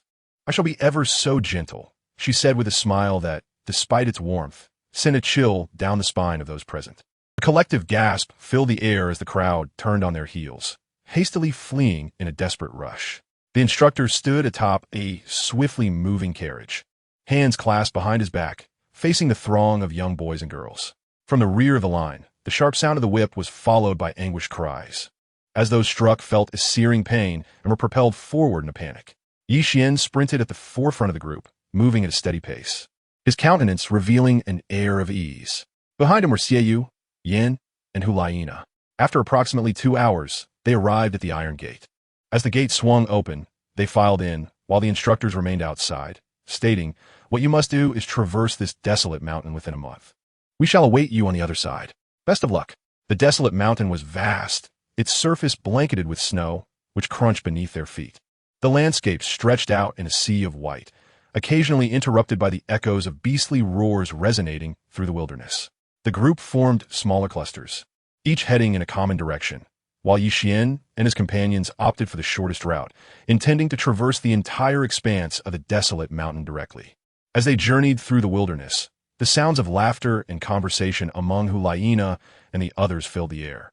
However, Yi Xian suddenly halted, his white tiger martial spirit manifesting in an instant 2 soul rings, one yellow and one purple, rising beneath him. The purple 1,000-year soul ring flickered rapidly as he extended his right hand, channeling silvery light to coalesce into his second soul skill, White Tiger's Extreme Cold Break. A crescent-shaped blade of light shot forth from his hand, barely grazing the tips of Hulaina's hair. The entire event transpired with remarkable speed, leaving Hulaina and the others momentarily stunned. Suddenly, they heard a piercing meow as a 100-year-old pattern cat plummeted from a tree, crimson blood oozing from its body. The fierce expression on the pattern cat's face fixed its gaze upon the group. Yi Xian retracted his martial spirit and softly cautioned, "It would be wise for you to remain vigilant. Although the desolate mountain is predominantly inhabited by 100-year-soul beasts, a surprise attack could leave you gravely injured, if not dead." Feeling a shiver of apprehension, Hulaina patted her chest and replied, "All right, Brother Xian, we understand." The group continued onward, disregarding the pattern cat, as soul masters rarely killed soul beasts unless they required additional soul rings. The 4 of them traversed the thicket and arrived at the banks of a great river, which spanned a width of 20 to 30 meters. At that moment, the river's surface had frozen, the ice thick enough to support their passage without difficulty. Yi Xian halted before the river and raised his hand to stop Hulaina and her 2 companions, who were about to cross. The trio immediately understood that there was something amiss with the river. Soon, others arrived at the scene, testing the thickness of the ice. They dashed across and turned back, taunting Yi Xian and his companions for their hesitance to traverse the seemingly thick ice, mockingly suggesting they should return home for a glass of milk instead of lingering in the genius training camp. Yi Xian paid no heed, merely observing quietly until the individual reached the center of the river without encountering any issues. Yin, perplexed, scratched his head and remarked, "Are you being overly sensitive, Brother Xian? I haven't noticed anything amiss." Just then, Hulaina's voice echoed, drawing Yan's gaze back to the river's surface. Before them, several grayish monstrous fish breached the ice, leaping forth. While the unfortunate individual plummeted into the frigid waters, beset by the ravenous fish, the river soon stained crimson with his blood. Hiss! That person didn't even unleash his martial spirit. A hint of horror laced in Xiao Wu's tone. Hulaina, puzzled, inquired, "Brother Xian, did you know this all along?" "I possess keen eyesight. I saw through the ice just moments ago," he replied. "Then why did you not warn him?" Yi Xian's silver eyes gazed at Hulaina. "Why should I remind him? His life or death has no bearing on me." Hulaina was taken aback, at a loss for words. "You all focus on unleashing your martial spirits and run ahead. I shall handle those monstrous fish." The trio activated their martial spirits and surged forward. In Xiao Wu's hand appeared a crescent blade, while behind Yin loomed a colossal figure engulfed in flames. After Hulaina manifested her martial spirit, A fluffy tail sprouted from her form. Yi Xian withdrew the divine punishment silver spear from his sea of consciousness, trailing behind the three individuals. Countless gray monstrosities began to collide with the ice layer of the river, causing fine cracks to appear. With a thunderous collapse, a section of the ice gave way. Fortunately, Hulaina and the other two had already activated their martial spirits, sprinting swiftly to the shore, just mere meters away. Yi Xian activated the walking character secret, and the divine punishment silver spear shimmered with arcs of lightning as he wielded it with great speed. The glimmering tip of the spear danced in the air like falling snowflakes, while the leaping gray creatures lunged at Yi Xian, eager to bite. Break of the sun's remnant snow. Lightning erupted from the divine punishment silver spear, following the trajectory of its previous movements. Just as one of the monstrous fish was about to make contact with him, Yi Xian stepped forward, his speed astonishing, appearing directly on the shore. The path traced by the spear enveloped in crackling lightning. With a resounding roar, the lightning, resembling delicate snowflakes, rained down upon the ice, shattering it instantly. The frigid waters of the river surged upwards, and a myriad of creatures convulsed from the electric shock, the acrid scent of singed flesh wafting through the air. Yi Xian gazed at the scene with a hint of dissatisfaction. The power was indeed substantial, yet the charging time was excessively prolonged, lasting a full 7 seconds. In the heat of battle, unless the opponent was incapacitated, it would be all too easy to evade such an attack, indicating a need for further refinement. Xiao Yin and Hulaina stared in wide-eyed astonishment, sensing that the might displayed seemed rather overwhelming. With a look of amazement, Yin turned to Yi Xian and inquired, "Is this your own creation of soul skill?" Yi Xian returned the divine punishment silver spear to his sea of consciousness, remaining silent. The spear was his trump card. Although he held a favorable impression of the three, it was not yet time to reveal such a significant asset. Moreover, the destructive power contained within the spear was exceedingly formidable. At present, he could only wield a mere fraction of that power, for should he unleash too much, it would far exceed his current ability to control. Yin, noticing Yi Xian's silence, understood that he had inadvertently touched upon a taboo. The creation of a soul technique was a labor of love for each individual. How could one easily divulge such a personal endeavor? Chapter 20. Enchantment. Yi Xian and his companions arrived at the foreboding Black Marsh, gazing at the nearly 100-meter expanse of swamp and the churned mire. Without Yi Xian uttering a word, they instinctively understood that soul beasts lurked within. "Yin, how shall we proceed?" Yin scratched his head. "Awaken our martial spirits and charge through." Yi Xian replied succinctly, for matters that could be resolved with force were hardly worthy of concern. With that, Xiao Yin and Hulaina activated their martial spirits and surged forth, while Yi Xian, arriving later yet with swiftness, was the first to breach the marsh. Emerging from the murky depths were crocodiles clad in black scales, their gaping maws lunging at Yi Xian in a ferocious attempt to bite. He counted 5 soul beasts, each one present. A silvery radiance coalesced around his right leg, which he then swept outwards, unleashing a torrent of brilliant light. The crocodiles were struck by the luminous force, their bodies exploding into fragments, crimson blood cascading like raindrops. Mire splattered everywhere, and as Yi Xian glanced at his cloud-patterned white attire, he hesitated not. Invoking the void skill from his soul bone, his form began to shimmer, allowing the deluge of muck to cascade through him without leaving a trace. Upon reaching the opposite side of the swamp, he turned back to behold the scene, nearly succumbing to laughter. Xiao and Yin, caught unawares by the blinding radiance, had plummeted into the mire, now resembling clay warriors due to the muck that had enveloped them. But what of Hulaina? Yi Xian cast a perplexed glance around, noticing Hulaina approaching from the left, while Xiao and Yin crawled up from the mire. Observing Hulaina, who was impeccably clean and devoid of any mud, Xiao couldn't help but inquire, "Sister, how did you manage to get here?" After scrutinizing the two for a moment, Hulaina burst into laughter, exclaiming, "I crossed the bridge to arrive." Yi Xian, Xiao, and Yin turned their gazes toward the direction indicated by Hulaina, only to discover a solitary wooden bridge on their left. Xiao and Yin exchanged glances, then looked back at the bridge, wiping the mud from their faces. "Why didn't you mention there was a bridge earlier?" they inquired. "You never asked," Hulaina replied, gazing at the two with an innocent expression in her eyes. As Yi Xian gazed at the sky, he noticed the sun had begun its descent, and a chilling breeze swept across the desolate mountains. "We should find a place to spend the night, and perhaps locate a river for you two to freshen up," he suggested. Fortune smiled upon them, as they soon stumbled upon a small stream, allowing the two to cleanse themselves. Following this, they discovered a cave suitable for their overnight stay. Though the cave was modest in size, it sufficed for the four of them to rest for the night. They kindled a fire within the cave to ward off the cold and took out their provisions and fresh water, enjoying a modest meal.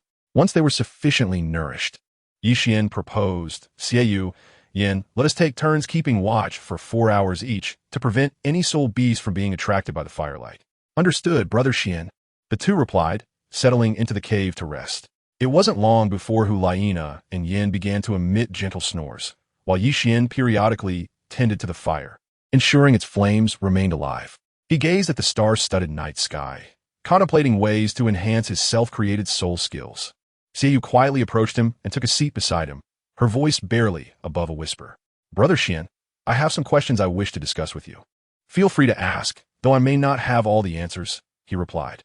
The thing is, I am also in the process of creating my own soul skills. Yet I find myself at a loss. I am eager to learn about your insights during your own creative process, Brother Xian. I know this is rather abrupt, but my curiosity compels me to know. Xiao's tone carried a hint of urgency. Yixian leaned against the wall and slowly spoke. I cannot assist you. My circumstances are rather unique, existing at a level you cannot access. The Divine Punishment Silver Spear is indeed a true divine artifact, far beyond the reach of Xiao. Perhaps Hulaina could manage it, given her superior martial soul and innate talent. Yet that remains merely a possibility. In the original narrative, Hulaina was not chosen by the divine. Understood, Brother Xian, Xiao replied, somewhat dejected, as he returned to his position and began to close his eyes and rest. For it would soon be his turn to keep watch.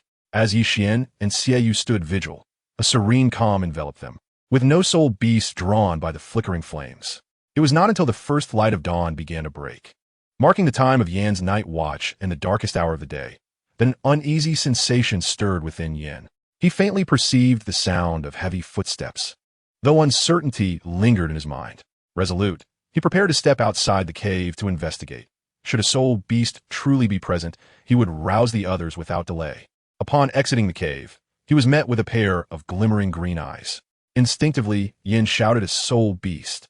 In an instant, he summoned his martial spirit, the Flame Lord, which manifested behind him, its fiery essence radiating with the appearance of molten lava-like patterns coursing across his body.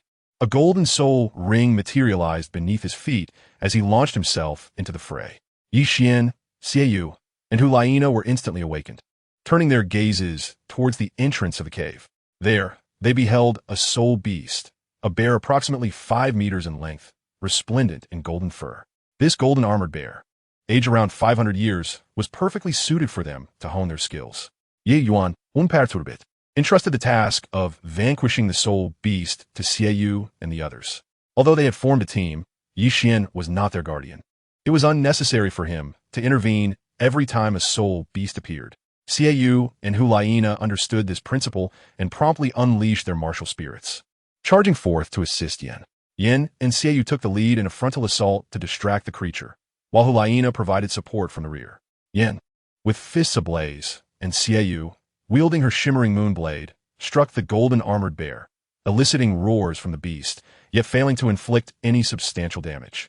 It is noteworthy that the golden armored bear is renowned for its formidable defense, its hide as resilient as armor, with its only vulnerability residing in its eyes. Yixian was aware of the golden armored bear's vulnerabilities, yet he chose to remain silent and instead closed his eyes to meditate. Outside the cave, Yin and Xiao were visibly distressed, for even with the use of their soul techniques, they could only inflict minor wounds upon the golden armored bear. As for Hulaina, her first soul technique was mental control, which proved ineffective. The golden armored bear seemed to have fixated on Hulaina, disregarding the attack from Xiao and Yin, and charged directly at her. Xiao's eyes sharpened as he positioned himself in front of Hulaina, bracing to intercept the bear's onslaught. Suddenly, the soul rings of Xiao and Hulaina fused, merging their bodies into a singular form, an ethereal figure with flowing hair, indiscernible in gender, wielding a crescent blade, surrounded by a faint crimson mist. Sensing an anomaly, Yixian opened his eyes and, upon witnessing the spectacle, immediately recognized it as a martial soul fusion technique. He recalled that in the original narrative, the fusion technique between Xiao Wu and Hulaina was known as enchantment. What was happening? Xiao Wu and Hulaina gazed at their combined form, momentarily bewildered. There was no time for contemplation, as the golden-armored bear charged forward. The figure of enchantment wielded the crescent blade with a decisive strike. Though it required considerable effort, it successfully breached the bear's defenses, bringing a glimmer of hope to the trio. Chapter 21.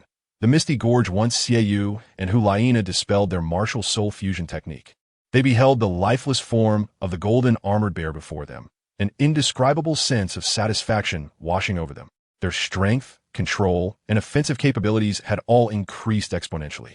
Particularly within the confines of the Crimson Mist, all senses of those caught within were dulled by 50%, their soul power suppressed by the same margin, and all actions were hindered by half. Beyond imposing these three negative states, only Xiao Wu and Hulaina, who had executed the martial soul fusion technique, could perceive their surroundings within a mist. Yixian retrieved a dagger from his soul guide and skillfully carved a substantial piece of flesh from the golden-armored bear, placing it over the crackling flames of the campfire. The sumptuous aroma of the roasting meat soon wafted through the air, far more enticing than mere rations. He then extracted salt and various seasonings from his soul guide, sprinkling them generously over the meat. Once prepared, he indulged in the delectable feast, leaving Xiao Wu, Yin, and Hulaina momentarily stunned by the spectacle. Hulaina, with a bemused expression, inquired, "Brother Xian, do you carry so many seasonings with you?" Yixian responded with a calm demeanor. "It is evident that you have not explored the nuances of culinary delights. Many soul beast meats become exquisite with just a sprinkle of salt. In fact, numerous aquatic soul beasts can be sliced and enjoyed raw with a touch of seasoning. Yet, caution is warranted, as some cannot be consumed raw due to the presence of parasites within the flesh." Meanwhile, Xiao Wu, Yin, and Hulaina could not help but think, their minds clouded with incredulity. What normal person would delve into such matters? Yixian tossed the dagger, suggesting they could roast some meat for themselves while he provided the seasonings. Once they finished eating, they could set off, and if all went well, they would emerge from the desolate mountains today. The three of them seized the dagger, each slicing a piece of flesh and placing it over the campfire. Sprinkling the seasonings, they inhaled the enticing aroma of the meat, and upon taking their first bite, their eyes sparkled with delight. Hulaina inquired, "Brother Xian, where did you buy this seasoning?" "You cannot purchase it. It is a concoction of my own creation," Yixian replied, then turned his attention away from the trio. The group hastily finished their meal and proceeded onward, traversing through dense thickets until they arrived at a vast canyon, its cliffs towering over 100 meters on either side. At the rear of the canyon stood a tightly shut iron gate, and passing through this gorge would allow them to exit the desolate mountains, completing the first phase of their training. However, an eerie atmosphere enveloped the canyon, shrouded in a faint pink mist that extended for hundreds of meters. "Let us go. We must be the quickest to traverse the entire desolate mountains and reach this point," Yixian declared as he led the way, while Xiao Wu and the others followed closely behind. As they walked through the Grand Canyon, everyone remained vigilant. The vastness of the canyon felt eerily silent, with only the sound of their footsteps echoing. Gradually, they found themselves enveloped by the delicate pink mist, and with a deep breath, they detected a subtle fragrance that invigorated Yixian, mirrored by the others behind him. Hulaina inhaled deeply and exclaimed, "It smells wonderful here. Indeed, it is quite fragrant. And it seems there is little danger." Xiao Wu responded with a hint of ease in her voice. Yin nodded in agreement. "It appears this training camp is not as challenging as we expected." Yixian spoke slowly. "Let us proceed outside first. The most treacherous aspect of the training camp lies within the Misty Canyon, a place notorious for claiming even the lives of tidal Douluo." As the group advanced approximately 20 meters, Yixian sensed something amiss. A peculiar dizziness began to envelop his mind, intensifying with each passing moment. As he struggled to maintain his consciousness, he noticed that the trio behind him, Xiao Wu, Yin, and Hulaina, were on the verge of collapse, letting out soft groans as they appeared to succumb to an enigmatic state. In a haze of awareness, he felt as though he had returned to the papal hall, seated in the Pope's position, surrounded by an array of boldly attired and breathtakingly beautiful women.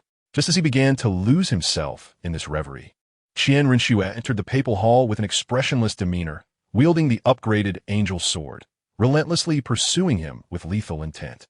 Time seemed to stretch indefinitely until, with a sudden jolt, Yi Xian awoke from his stupor, the preceding scene too vivid to dismiss. Fortuitously, his unwavering willpower had enabled him to awaken from the brink of peril. Yi Xian wiped away the non-existent cold sweat, and, pondering with his hand on his chin, reflected that if he were truly to commit such an act as depicted in the illusion, given Qian Renxue's character, it was undeniable that he would be relentlessly pursued by her wielding the angelic sword. Just as he was lost in thought, a sudden cry from Xiao Wu pierced the air, prompting him to glance back. Xiao Wu's face contorted in agony as he howled, while Hulaina sat on the ground, weeping inconsolably, and Yin continued to chuckle foolishly. Yi Xian paid them no heed and strode directly towards the iron gate. If one could not even escape the illusion, it would be impossible to become part of the illustrious golden generation depicted in the original work. After traversing the canyon, he arrived promptly at the iron gate, where an elderly man reclining in a wrought-tan chair gazed at him with astonishment, exclaiming in admiration. Truly, as a disciple of the Pope, he was able to emerge from the illusion with such remarkable swiftness. Yi Xian's lips twitched slightly. If the angelic divine sword did not emerge soon, it would cleave into him, and that weapon was on par with his own divine punishment silver spear, both being divine artifacts. Although it was within an illusion, the sensation of pain was undeniably real. A strike from the angelic divine sword would surely be excruciating. The elder, observing his expression, chuckled knowingly and called out toward the iron gate. Long Xiao, the door is opening.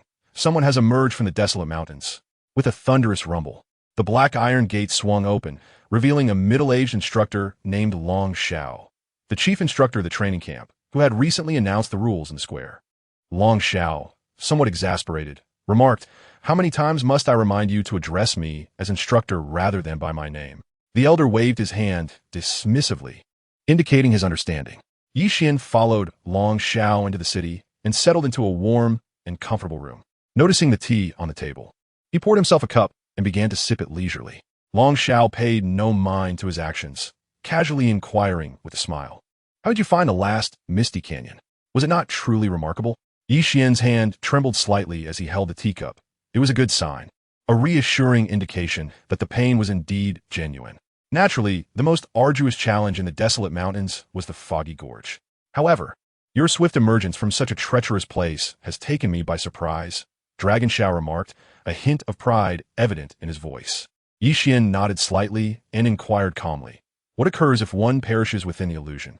The response was that one would relive the events that transpired, endlessly cycling until they finally escaped the illusion. Perhaps it takes merely a few days to arrive at the Misty Gorge, yet to emerge from its depths may require several days or even countless days. Yi Xian nodded in agreement, acknowledging that becoming ensnared in an illusion was indeed a formidable challenge to escape. Chapter 22. Unceasing Strife as of now. It has been 29 days since the commencement of the training in the desolate mountains, with the conclusion of this phase set for tomorrow. Those who emerge from the wilderness will subsequently journey to the enigmatic Mizu Grand Canyon within the Star Dou Empire for the next stage of their training. In the center of the square stands a towering board, inscribed with the names of those who have exited the mountains, alongside their respective times and rankings. At the pinnacle of this list is none other than Yi Xian, who completed the challenge in 2 days.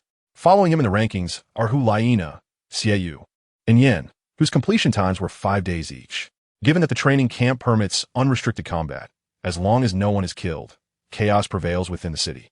The sounds of conflict and cries of challenge echo incessantly, as the powerful frequently prey upon the weak, a common sight in this tumultuous environment. Yi Xian stepped out of the dormitory, making his way toward a restaurant in the city, indifferent to the skirmishes occurring around him. In this realm, one without strength could only be bullied. In a word, it was a matter of survival of the fittest. However, he had scarcely taken a few steps when he was confronted by 3 arrogant youths who blocked his path. These 3 boys bore ordinary appearances and donned simple attire, creating a stark contrast with Yi Xian. The leader, somewhat plump, surveyed Yi Xian from head to toe, his eyes glinting as he spoke. "Kid, your attire seems rather luxurious. You must be quite wealthy. We don't ask for much, just 50 gold soul coins each, and today's incident will be forgotten. Otherwise, you might find yourself in for a world of pain." Robbers, Yi Xian thought with a cold smile. 3 mere soul masters of only a few levels dared to accost him. It was akin to an old man consuming arsenic in a quest for death. Observing the cold smirk on Yi Xian's face, The plump leader immediately fumed with rage, growling, "It seems that unless I teach you a lesson today, you will not willingly part with your money." Yi Xian, devoid of any intention to converse, instantaneously appeared before the trio. His fair hand clenched into a fist, and with an astonishing swiftness, he unleashed 3 powerful punches. The 3 individuals were sent flying over 10 meters, crashing heavily to the ground, rendered utterly unconscious. A collective gasp of astonishment echoed among the onlookers. Who is this person to strike with such ferocity? You remain unaware, so it is best for you to leave now. In the square, a high-ranking individual remarked, "He is none other than Yi Xian, ranked first." A girl cast him a disdainful glance, yet her eyes sparkled with admiration for Yi Xian. After all, he was merely a handsome youth with considerable strength. However, in terms of background, I am the young master of the Chu family in Wuhuan City. What is the Chu family? I have never heard of it. Yi Xian is a disciple of the current pope. Do you even dare to compare your background with his? With his striking appearance, ethereal demeanor, formidable strength, and profound lineage, he is simply perfection incarnate. And you, with your unappealing looks, even if you were blind, he would never cast a glance in your direction. In the restaurant, Yi Xian sat calmly at the entrance, savoring his meal. Suddenly, the door was forcefully kicked open, and several youths, exhibiting their martial spirits and adorned with a flashing yellow soul ring, barged in. "We are merely here to rob. Hand over your money, and do not compel us to resort to violence." The diners, upon hearing this, were instantly incensed. All were soul masters and of the same rank.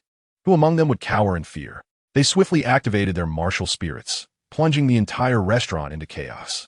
The owner, an ordinary man, crouched beneath the counter, remaining silent as if he had witnessed nothing. Chairs and benches flew about, various attacks were unleashed, yet they all instinctively avoided Yi Xian's vicinity. Yiv One, appearing oblivious to the turmoil, continued his meal, embodying an attitude of serene indifference amidst the tempest around him. The following morning, a crisp chime of bells resonated. Only about 30 individuals gathered in the square, as the others would have to undergo assessments next year to exit the training camp. Congratulations on emerging from the wilderness. The second training location is the Mysterious Canyon, and your task is quite simple. Survive for 2 months within the canyon. After 2 months, if you emerge alive, you will graduate from the training camp. Upon graduation, you may have the opportunity to meet His Holiness the Pope. If your talent is sufficiently high, you may even be accepted as a disciple by the Pope or an elder. Even if you're not chosen as a disciple, you can enroll in the Wuhuan Academy, announced instructor Long Xiao, his voice reverberating through the square. The remaining trainees displayed a range of indifferent expressions, save for Yi Xian, whose countenance bore a hint of gravity. He had never ventured into the mysterious canyon, yet being one of the 3 perilous locations on the continent, it was undoubtedly not to be trifled with. Observing their expressions, Long Xiao smiled and said, "Excellent. Now, according to your rankings, board the carriage. We shall set off for the mysterious canyon within the Star Dou Empire." The crowd ascended the carriage in an orderly fashion, with Yi Xian, Hulaina, Xiao Wu, and Yin taking their seats in the same vehicle. As the scaled horse let out a series of resounding neighs, the carriage surged forth at a remarkable speed toward the mysterious Abyss Canyon. "Brother Xian, are we still forming a team in the mysterious Abyss Canyon?" Yin inquired with a hint of eagerness. As teaming up with Yi Xian made their encounters with soul beasts exceedingly effortless, they could simply charge in without hesitation. "Not at all. I shall act independently." In the original narrative, Xiao Wu, Yin, and Hulaina were renowned as the Golden Generation, yet to Yi Xian, they currently resembled mere burdens. Moreover, the circumstances within the mysterious Abyss Canyon remained uncertain. Joining forces with them seemed less advantageous than pursuing a more adaptable solo approach. With a touch of caution, Xiao Yu suggested, "Then let the 3 of us continue as a team. We do not possess Brother Xian's level of strength, so teaming up would ensure greater safety." "Brother Xian, how well do you know the mysterious Abyss Canyon? You seem rather apprehensive," Hulaina remarked, her large eyes sparkling with curiosity. Yi Xian pondered for a moment and decided to offer a word of caution. He spoke slowly, "My knowledge is limited. Yet it is indeed true that a titled Douluo has perished within the mysterious Abyss Canyon. This is not an exaggeration. Although our journey this time is limited to the periphery, the level of danger here is incomparable to that of desolate mountains. It would be wise for you to remain vigilant and not to underestimate the risks." Xiao Yu, Yin, and Hulaina were somewhat taken aback.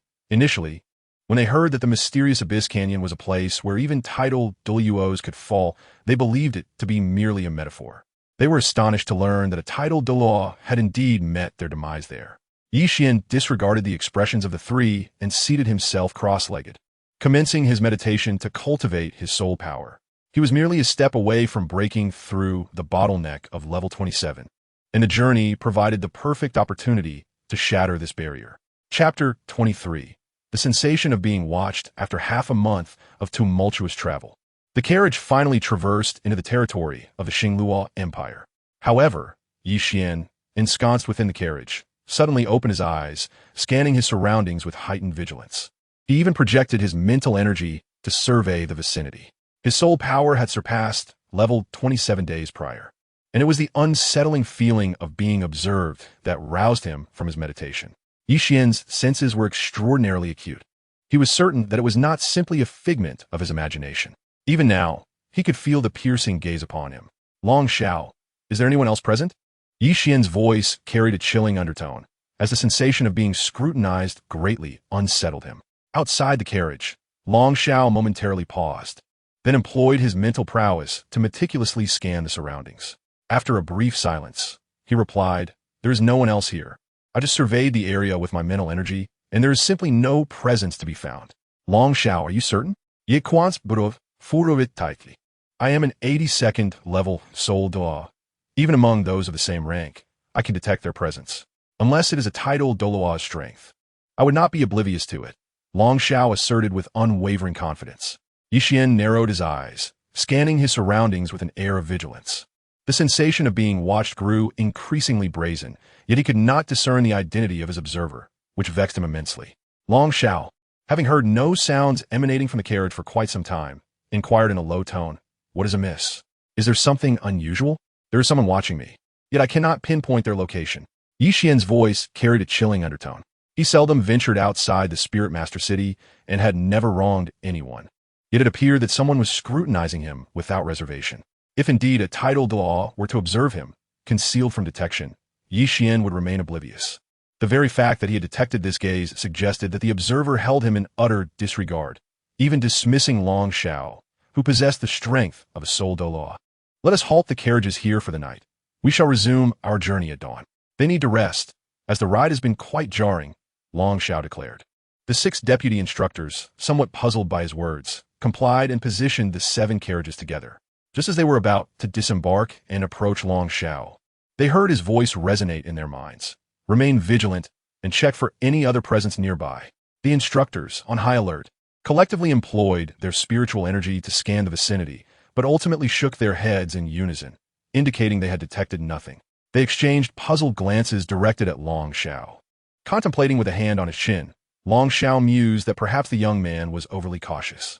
Would a titled Douluo truly waste their time peering at him? He thought, "Very well, return to your rest for the night. We shall reach the mysterious Abyss Canyon by tomorrow, and a single night's delay is of no consequence." With a light chuckle, he waved his hand to dismiss them. The group then retreated to their respective carriages, closing their eyes to recuperate. After enduring a fortnight of jostling within the carriage, had they not been soul masters, they would have long since succumbed to exhaustion. Yixian leaned back in the carriage, closing his eyes to rejuvenate himself. The sensation of being watched lingered, yet since he could not identify the source, staring into the void seemed futile. It was far better to rest and prepare himself to be in optimal condition. As the night slipped away, the carriage continued its journey into the mysterious canyon, and the feeling of being observed intensified rather than diminished. Soon, the carriage arrived at the entrance of the mysterious canyon, and the group disembarked, forming an orderly line before the imposing landscape. From this moment, the countdown begins. Remember to emerge from the mysterious canyon in 2 months. Otherwise, we shall not wait for your return. Long Zhao's voice resonated with gravity, a hint of pity flickering in his gaze. "You may enter now." He gestured with a wave of his hand, watching the group step into the canyon before letting out a sigh. Among the other instructors, one could not help but express. Given their abilities, surviving 2 months in the mysterious canyon seems a task only the supernatural could accomplish. Let us retreat to the carriage and await the outcome. In 2 months, we shall know if anyone emerges alive. With that, Long Xiao turned and strode back toward the carriage. Inside the mysterious canyon, howling winds stirred the air, raising clouds of dust. The surrounding flora had withered, and the remains of unidentified creatures littered the path. The canyon was eerily silent, as if devoid of any signs of life. Yi Xian stood atop a barren ancient tree, scanning the surroundings with his mental prowess, only to discover that here, his abilities were rendered utterly ineffective. Silence enveloped him, an eerie stillness pervading the atmosphere. Not even the faintest chirp of insects or the call of birds could be heard. This profound quietude heightened his vigilance, for the more tranquil the environment, the greater the peril it concealed, especially in such an ominously lifeless silence. Yi Xian pressed forward, but after only a few steps, a sharp sound pierced the air. He deftly tapped his toes, leaping from the ground he had just occupied. Fixing his gaze ahead, he observed several pitch-black vines emerging from the earth.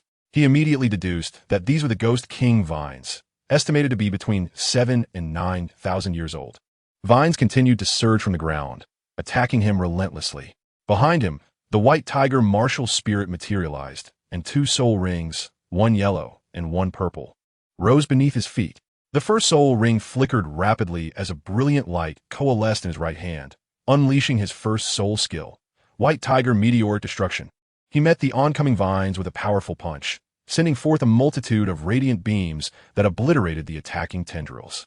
Before he could catch his breath, several vines emerged silently beneath him, ensnaring his body in an instant. Countless sharp thorns jutted out from the vines, piercing through his garments and drawing forth crimson droplets of blood that stained his once pure white attire. Without a moment to spare, he transformed his form into an ethereal state, evading the lethal barbs. Utilizing the soul bone skill, ethereal, he had only 3 seconds. A surge of light gathered around his right leg, and just as the ethereal skill concluded, the light erupted in all directions, severing the vines that bound him.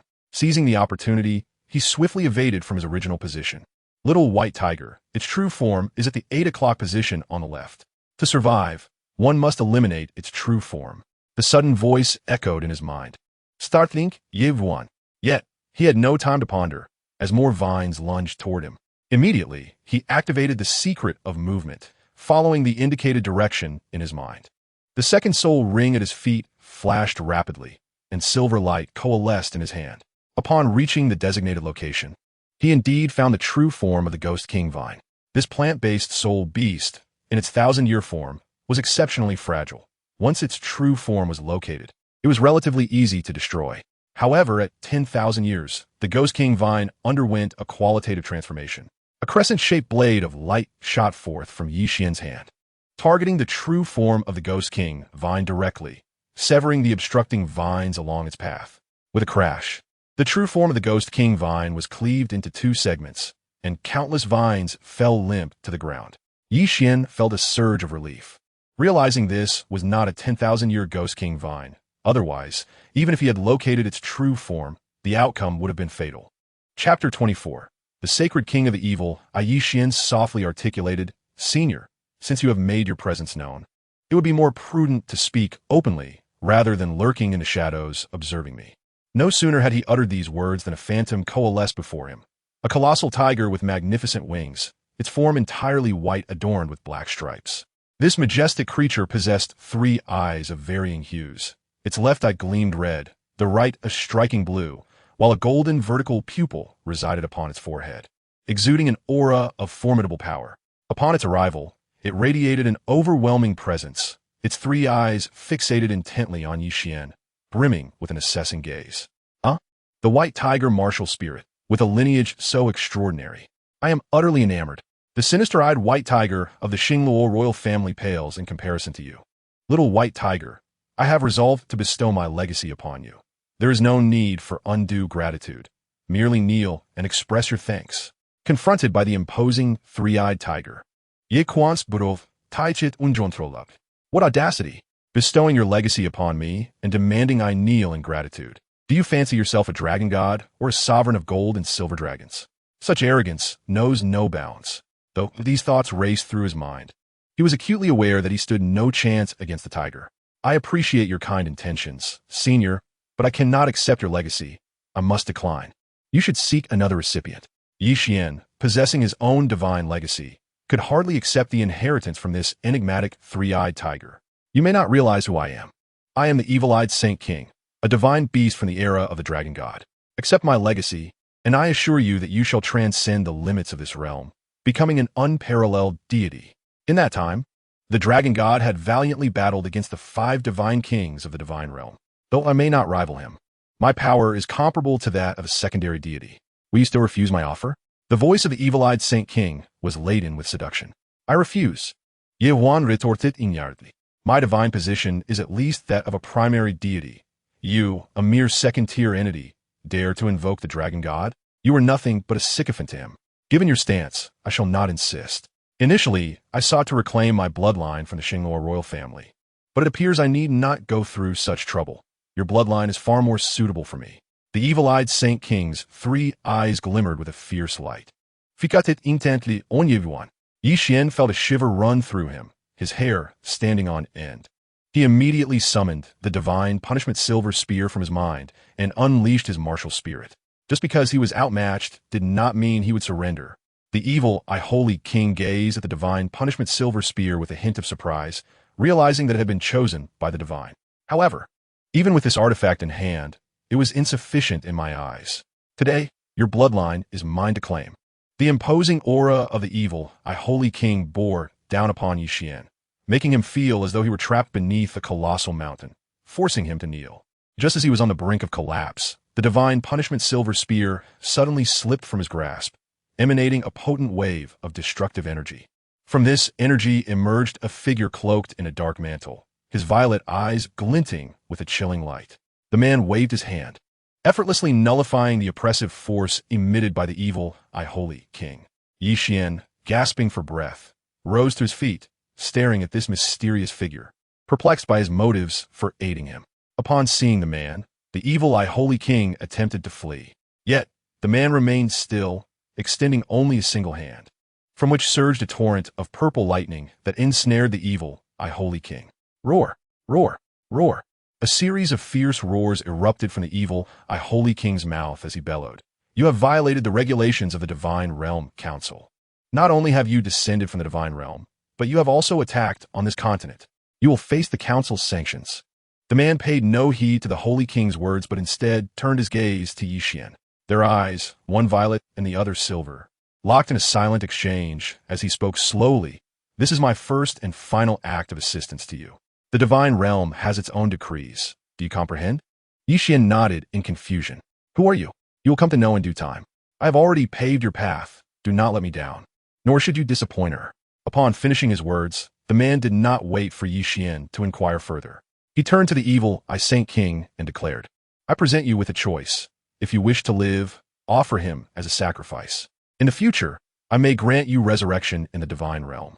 Should you choose not to live, I shall end your life now and take your soul bone. The evil Saint King shot him a glance and retorted, You expect me to make a sacrifice for him? You are deluding yourself. Abandon such thoughts. The man extended his hand, and the divine punishment silver spear fell into his grasp. The sky above the mysterious canyon was engulfed in a tempest of thunder, as overwhelming destructive energy surged through the silver spear, threatening to annihilate the entire mysterious canyon. Inhabitants of the mysterious canyon, various soul beasts, lay prostrate on the ground, their bodies trembling incessantly as if awaiting the arrival of the apocalypse.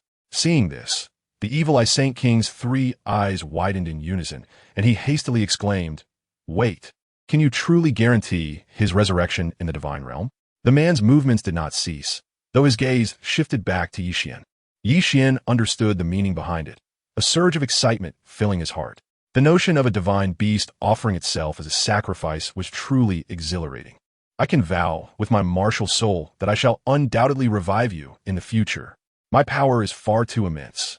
Even if I were to sacrifice it for him, his body would be unable to endure it.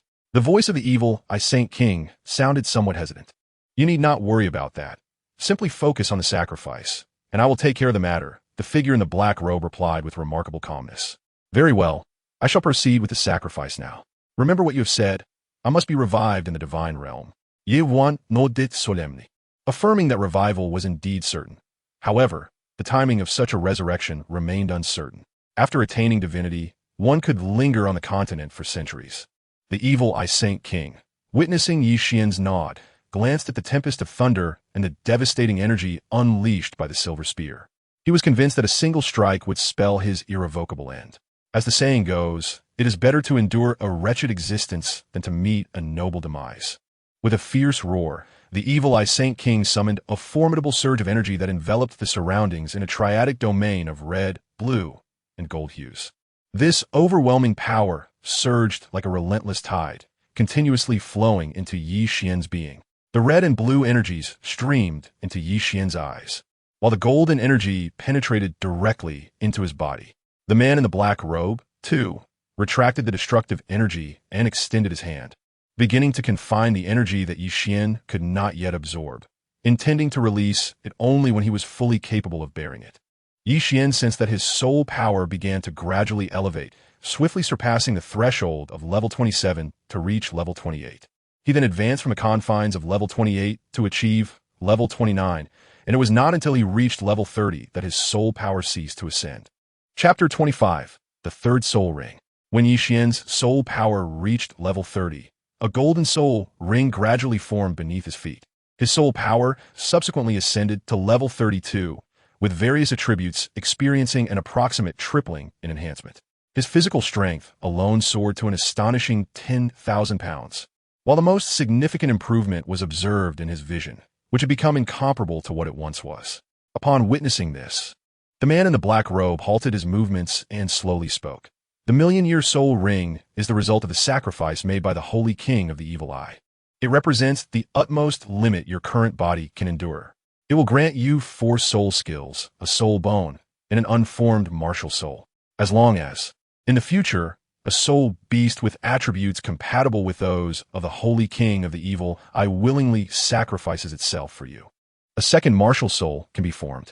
The remaining energy of the Holy King of the Evil Eye has been sealed by me with 10 seals, and they will automatically dissolve when you are capable of bearing them. With that, the man in the black robe vanished from the spot, leaving Yi Xian without an opportunity to respond. Yi Xian gazed into the air for a moment, then stared blankly at the shimmering golden soul ring beneath his feet. His expression, one of unrestrained joy. Soul rings that have existed for 10 millennia are exceedingly rare on the continent. His third soul ring, however, was a staggering 1 million years old. The power of a soul skill of such age is almost beyond comprehension. Moreover, he possessed a million-year left arm bone. As for the yet-to-be-formed martial spirit, Yi Xian deemed it sufficient to merely contemplate it. The notion of coaxing a soul beast to offer a sacrifice was far from simple, and the trepidation surrounding the evil Saint King was palpable. He began to examine his soul skills and soul bone abilities. His 4 soul skills were as follows: Evil Eye Holy Light Barrier, Saint King's Roar, and White Tiger Annihilation Strike. The soul bone abilities included Saint King's Pressure and Saint King's Lament. Evil Eye Holy Light. When the evil eye opens, it unleashes a mental attack infused with the might of thunder against the target's mental sea. Holy Light Barrier. This skill creates a luminous barrier surrounding the user, granting immunity to control effects and mitigating 80 of physical and energy attacks for a duration of 15 minutes. Saint King's Roar. The White Tiger emits a thunderous roar, converting soul power into mental force for a wide-ranging assault. Any target with mental strength less than double that of the caster will face immediate soul fragmentation. White Tiger Annihilation Strike. A phantom of the White Tiger coalesces in the user's hand, delivering immense damage to a single target. Saint King's Pressure. Beasts and martial spirits with ranks lower than the Evil Eye Saint King will suffer a 20 suppression across all attributes. Saint King's Lament. This skill gathers a substantial amount of celestial and earthly spiritual energy upon release. It manifests a tangible mental attack that ensnares the thoughts of targets within its range, causing their blood to coagulate and their soul rings to shatter, albeit at the cost of significant backlash to the user. After reviewing his skills, Yi Xian felt quite satisfied overall. If only the Sacred King's Wail did not have adverse effects, his satisfaction would be even greater. However, with its side effects, this skill could not be employed lightly. What do you think, little White Tiger? With my soul ring and soul bone, you are likely the foremost among the younger generation. The haughty voice of the evil Sacred King echoed in his mind. Among the younger generation, I rank second. The first belongs to another. Oh, there is someone who surpasses you among the youth, prompting you to willingly take the second place? Pray tell, who claims the title of first? I'm most curious to know. My fiancé, Yi Xian replied with remarkable calmness. The corners of the evil, sacred king's mouth twitched in silence. Were you not sacrificed? How can you still speak? Yi Xian was genuinely intrigued by this matter. I am a divine beast. After the sacrifice, my consciousness entered your sea of knowledge. Thus I am able to converse with you. Can you perceive or be aware of the external circumstances? I can see the outside world when you activate your martial soul. If you do not, I remain oblivious to the external situation. Upon hearing this, Yi Xian let out a sigh of relief. If the malevolent sacred king were to spy on every action, it would indeed be quite awkward. He brushed off the dust from his garments and continued to meander through the misty canyon, albeit only along its periphery. Even in the outer regions, he encountered the ghostly king vine, which had existed for approximately 9,000 years. Thus, it was certain that the inner sanctum would be far more terrifying. Perhaps it would be wiser to remain on the outskirts for another 2 months. Yi Xian's figure resembled a specter, gracefully leaping from one ancient tree to another, while remaining vigilant of his surroundings to avoid any attacks from the soul beasts. A soul beast was hot on the heels of a young boy and girl. Perhaps due to the urgency of their flight, the boy stumbled over a stone, causing him to fall. The girl glanced at the approaching beast and chose to help the boy up, urging him to flee together. As the boy noticed the soul beast merely a few meters away, he lowered his head and softly murmured, I am sorry. I will avenge you in the future. The girl was taken aback, unable to comprehend the meaning behind his words, when suddenly she felt herself being forcefully pushed toward the soul beast. While the boy fled without looking back, a look of incredulity appeared in the girl's eyes, and just as she was about to speak, the soul beast opened its gaping maw and swallowed her whole. From his vantage point in the tree, Yi Xian witnessed the entire scene unfold and let out a soft chuckle, remarking, Indeed, good people do not live long. Had the two run together, they would have had a significant chance of escaping. Yet the boy chose to sacrifice the girl by pushing her toward the soul beast while he made his escape. In Yi Xian's hand, a dagger materialized, aimed with precision at the direction of the young boy, and with astonishing speed, it was hurled forth. Caught entirely off guard, the dagger struck true at the boy's back, crimson blood gushing forth in torrents. As the boy turned, seemingly intent on discovering the identity of his assailant, he barely managed to rotate his body before succumbing to death, lifeless beyond any hope of revival. How solitary it would be to run alone. It is better for you to accompany her into the abyss. With that thought, Yi Xian departed, leaving behind the ominous sound of a soul beast feasting, and the boy's lifeless form could not escape the fate of being devoured. The misty abyss canyon at night was shrouded in dense white fog, and even Yi Xian's vision, enhanced by the evil ascent king, could only discern objects within a mere 5 meters. Yi Xian perched upon an ancient tree, retrieving provisions and fresh water from his soul guide, consuming them heartily. In such circumstances, with the obscured conditions shrouded in mist, the presence of formidable soul beasts lurking nearby was a distinct possibility. Therefore, remaining in place and maintaining vigilance over his surroundings undoubtedly enhanced his safety. He possessed confidence that as long as he did not encounter soul beasts aged over 10,000 years, he would be secure. Even when faced with creatures of 10 or 20,000 years, he felt assured that armed with the divine punishment silver spear, he could contend with them. Though he might not emerge unscathed, nonetheless, death was not a fate he feared. In stark contrast, his companions, Xie Yuyan and Hu Laina, found themselves in a far more dire predicament. Each bore wounds to varying degrees and was relentlessly pursued by a 1,000-year-old soul beast. The trio had been fleeing for what felt like an eternity, a sense of despair beginning to engulf them. Suddenly, as they ran, Hu Laina felt a droplet of water land upon her face. She looked up, and her expression transformed from despair to ecstatic joy. Brother Xian, help! She cried out. Chapter 26. An eggy Xian was enjoying his meal when he heard a sound. Glancing downwards, he felt an instant sense of helplessness. The Misty Gorge was so vast, yet he had encountered them. Was it mere luck on their part, or was there a deeper connection between them?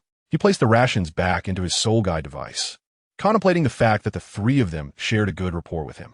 Moreover, after Hu Laina ventured out, she would likely be taken as a disciple by Bibi Dong, becoming his junior sister. Perhaps it was time to extend a hand this once. Yi Xian leaped gracefully from the tree, observing the approaching soul beast. It was merely an iron-armored rhinoceros, aged between 1,000 and 1,300 years, renowned for its formidable strength, yet its defensive capabilities were equally formidable. With his right hand clenched into a fist, he unleashed a powerful strike. a colossal force erupting from his fist and directly impacting the iron-armored rhinoceros. The beast staggered backward, shaking its somewhat dazed head. Yet, Yi Xian's body slid approximately 1 meter along the ground as he shook his somewhat numb right hand. Indeed, it is an unwise choice to compete in strength against spirit beasts without unleashing one's martial soul. Yi Xian unleashed his martial spirit, and beneath him rose 3 soul rings of yellow, purple, and gold. As he gazed at the relentless charge of the armored rhinoceros, the first soul ring flickered to life, and his right hand coalesced with intense radiance, invoking his first soul skill, White Tiger, Falling, Star Destruction. The luminous hand struck directly at the rhinoceros's head, resulting in a resounding impact that drove its skull deep into the ground. Its hooves flailed briefly before falling still. He returned to his perch atop the tree, retrieving provisions to continue his meal, while Hulaina and her companions stared in stunned silence. In just 2 moves, a millennium-old soul beast had been dispatched. Xiao Wu rubbed his eyes in disbelief. Brother Qian has ascended to the rank of a 3-ringed soul master. Yin swallowed hard. Does anyone know the significance of a golden soul ring? Hulaina blinked in curiosity. The trio exchanged glances, then turned their attention back to the ancient tree, subsequently climbing to sit upon its sturdy branches. Each settled on a different part of the trunk, unfurling their pre-prepared rations and beginning to eat. After being pursued by soul beasts for an entire day, they were ravenously hungry. With keen eyes, Hulaina noticed the torn fabric of Yi Xian's clothing, speckled with traces of blood, and asked in surprise, "Brother Qian, have you been injured?" "Yes, just a minor wound, but it has already healed," he replied. The moment the evil Ascent King performed the sacrificial rite for Yi Xian, his injuries had mended. Yin, intrigued, inquired, "Brother Qian, aren't soul rings typically limited to 5 colors? White, yellow, purple, black, and red? Why is your 3rd soul ring golden?" Some questions are better left unasked, Yi Xian thought, sensing that Yin was not particularly astute. Both Xiao Wu and Hulaina had noticed but refrained from asking, while Yin felt the need to inquire. Was this not a trivial pursuit? Yin offered an awkward smile, and as Xiao Wu and Hulaina lapsed into silence, Yi Xian reclined against the tree trunk, closing his eyes to rest. Yet, his mind remained acutely alert, ready to react at the slightest disturbance. Suddenly, a shrill sound pierced the tranquil night sky, reminiscent of a predatory bird's cry. The ground of the mysterious Misty Gorge began to tremble as countless formidable soul beasts surged forth from the depths, trampling the trees in their path with unbridled force. The cacophony of thundering footsteps, roars, and shrieks echoed continuously through the night. Yi Xian's ears twitched as he discerned the direction from which the soul beasts charged. Without hesitation, he sprang to his feet and fled in a particular direction. Seeing Yi Xian's swift and decisive escape, Xiao Wu and the others followed suit, racing towards him without a moment's delay. However, Yi Xian had already activated the secret technique of movement, propelling himself at a speed far beyond their reach. Soon, the 3 of them lost sight of Yi Xian, yet they continued to sprint in a straight line towards the same direction. Emerging from the depths of the mysterious canyon were soul beasts, all of which were over 10,000 years old. Above them, a phoenix adorned with black feathers circled the sky. This ebony phoenix scanned the ground below with keen eyes, peering through layers of mist as if searching for something. It did not emit sharp cries to direct the movements of the soul beasts. Rather, it seemed to be bound by some unseen force, unable to escape the depths of the mysterious canyon. Yi Xian was running when he encountered a disheveled youth being pursued by a millennium soul beast. He had already prepared himself. As soon as the soul beast attacked, he would strike it down and then continue on his way. However, the soul beast seemed oblivious to Yi Xian, racing past him while relentlessly chasing the boy. "Brother, keep going." As Yi Xian heard a sound, he instinctively turned around, only to see something being hurled towards him. He reached out to catch it, and discovered it was an egg, quite substantial in size, measuring nearly 30 centimeters. Without pausing to ponder, he promptly placed the egg into his soul guide and continued his flight. The soul beast, witnessing this, abandoned its pursuit of the young man and instead began to chase after Yi Xian. However, Yi Xian's speed was unmatched, and the creature could not keep up. All of this was observed by the black phoenix, whose eyes flared with fury as it emitted a series of shrill cries, commanding the soul beasts to pursue Yi Xian's direction. As Yi Xian fled, he frequently encountered various soul beasts in pursuit, compelling him to unleash his martial soul. With the White Tiger martial soul activated and the implementation of the Xing character secret technique, his speed was more than doubled. The evil-eye Saint King in his sea of consciousness also sensed the external situation and, with a tone of astonishment, inquired, "Little white tiger, what have you done to provoke the beast tide of the mysterious abyss canyon?" "I did nothing at all. Who knows why these soul beasts are relentlessly pursuing me?" Yi Xian replied, leaning back to evade an attacking soul beast. "You must not perish.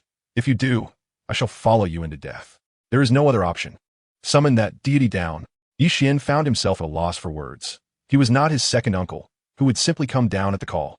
Why not summon the soul beast sovereign, Gu Yu Na, from the lake of life? A sharp, piercing cry echoed once more, causing the soul beasts to accelerate their pace. Concurrently, a voice, laden with unbridled fury, reverberated through the Misty Gorge, demanding the return of what was taken.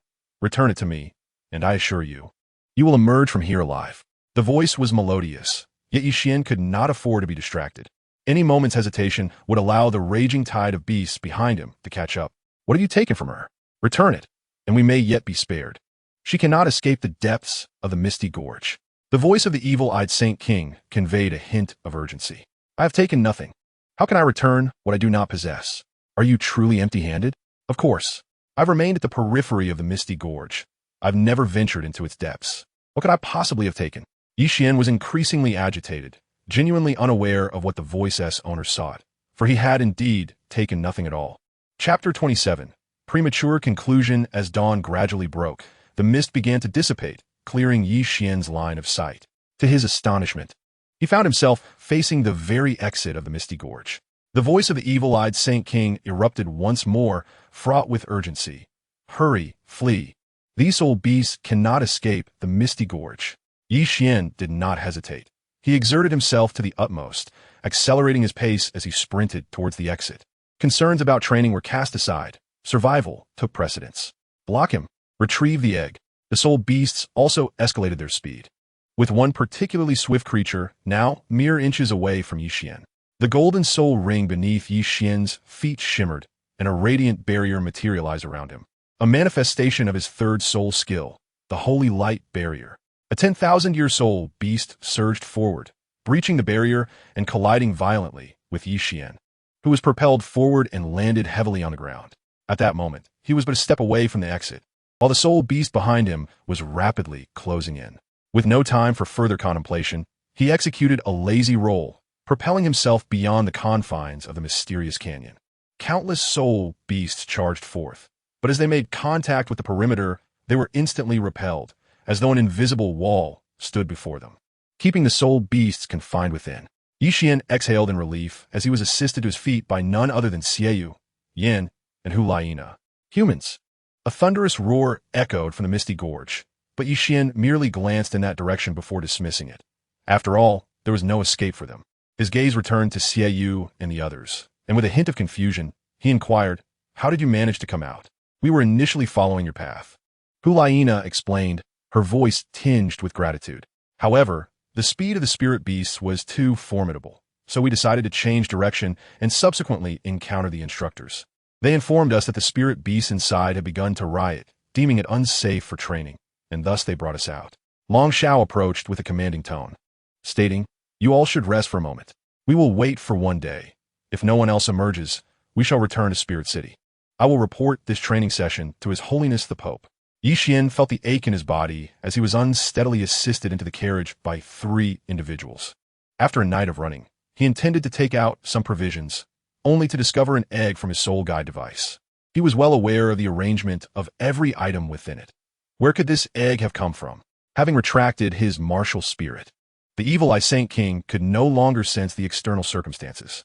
Suddenly, Yi Xian recalled that during his escape, a young man had thrown an egg at him, causing the soul beast to change direction and pursue him. "Damn, I've been set up. You better not survive, or I shall surely end you." Yi Xian placed the egg back into the soul guide device, seething as he took out his provisions to eat. As time passed, only Yi Xian, Xiao Yin, and Hulaina emerged alive, while the soul beast remained at the entrance, refusing to depart. Instructor Long Shao sighed. Upon arrival, nearly 30 individuals had filled 7 carriages, but now only 4 remained. Each instructor drove a carriage towards the direction of Spirit City. Half a month later, upon receiving news, Bibi Dong furrowed her brow.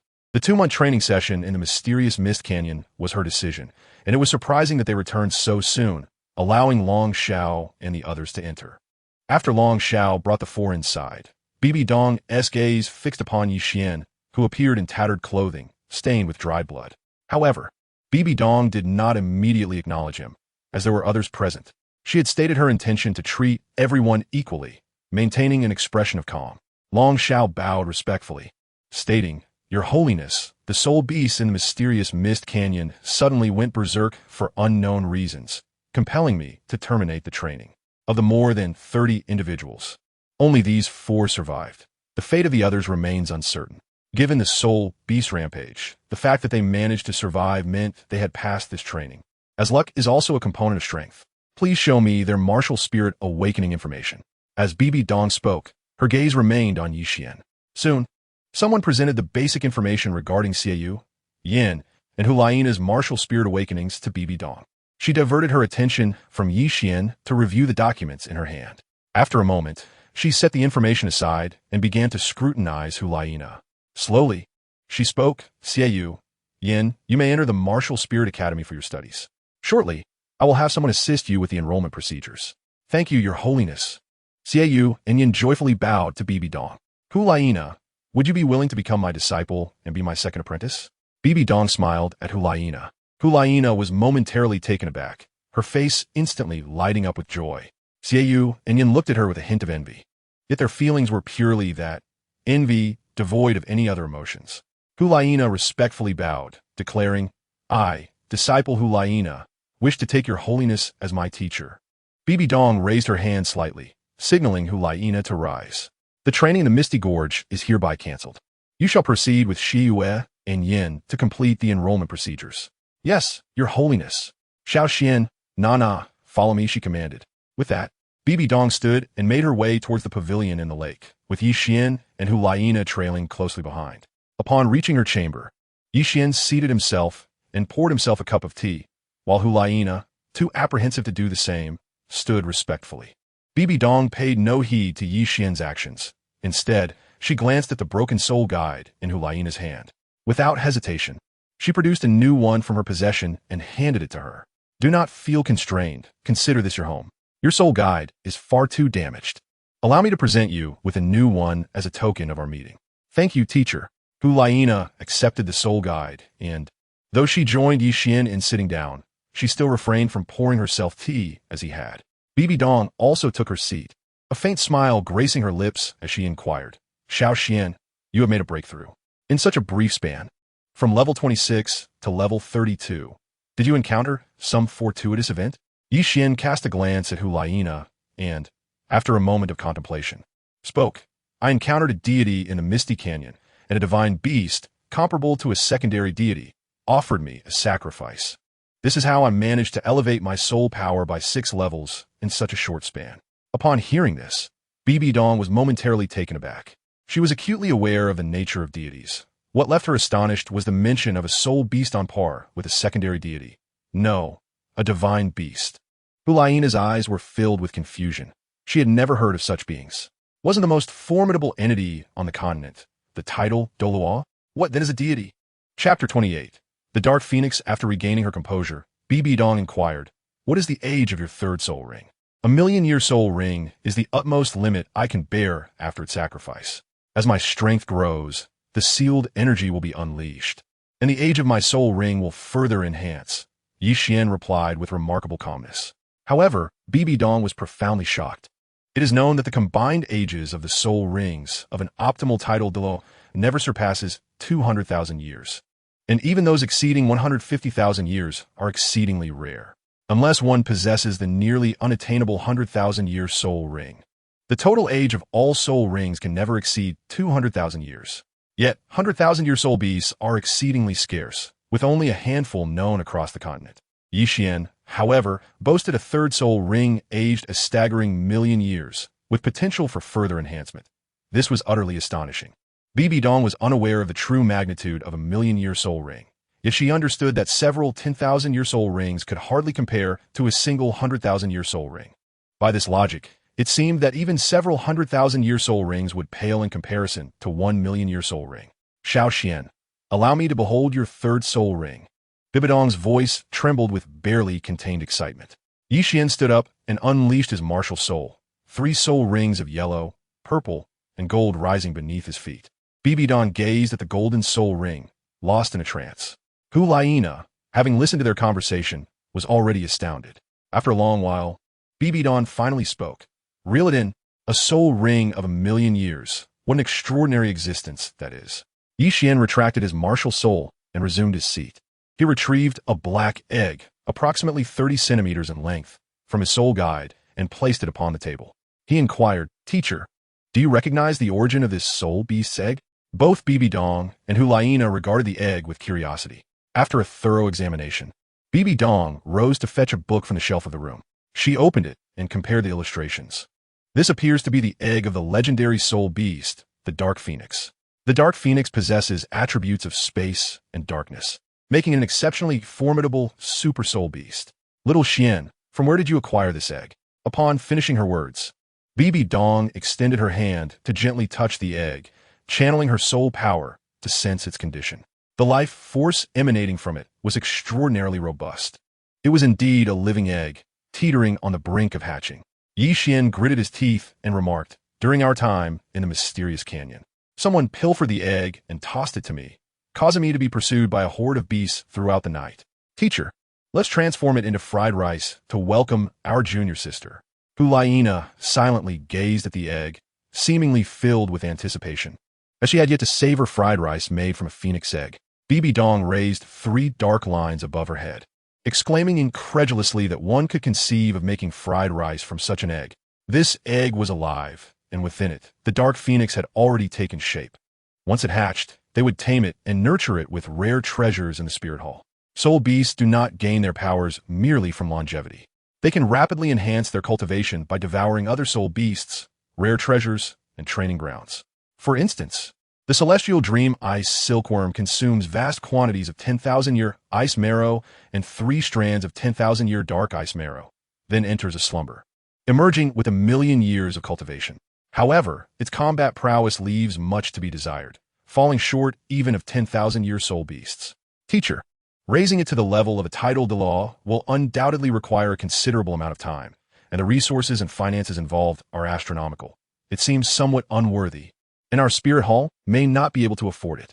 Yi Xian's words held merit. While the Spirit Hall indeed possessed wealth, sustaining a super soul beast was another matter entirely. Bibi Dong chuckled lightly, stating, "Let us nurture it for a century. Once it can wield spatial powers, that will suffice. Moreover, it can serve as a steed, far more convenient and comfortable than a carriage. A century-old Dark Phoenix can surpass many thousand-year soul beasts in strength." Yi Xian nodded gently and glanced at his tattered clothing. "Teacher, I shall entrust this egg to you. I will take a bath and change my clothes first. Nana, you may accompany your senior brother downstairs and ask him to arrange a room for you." "All right, teacher."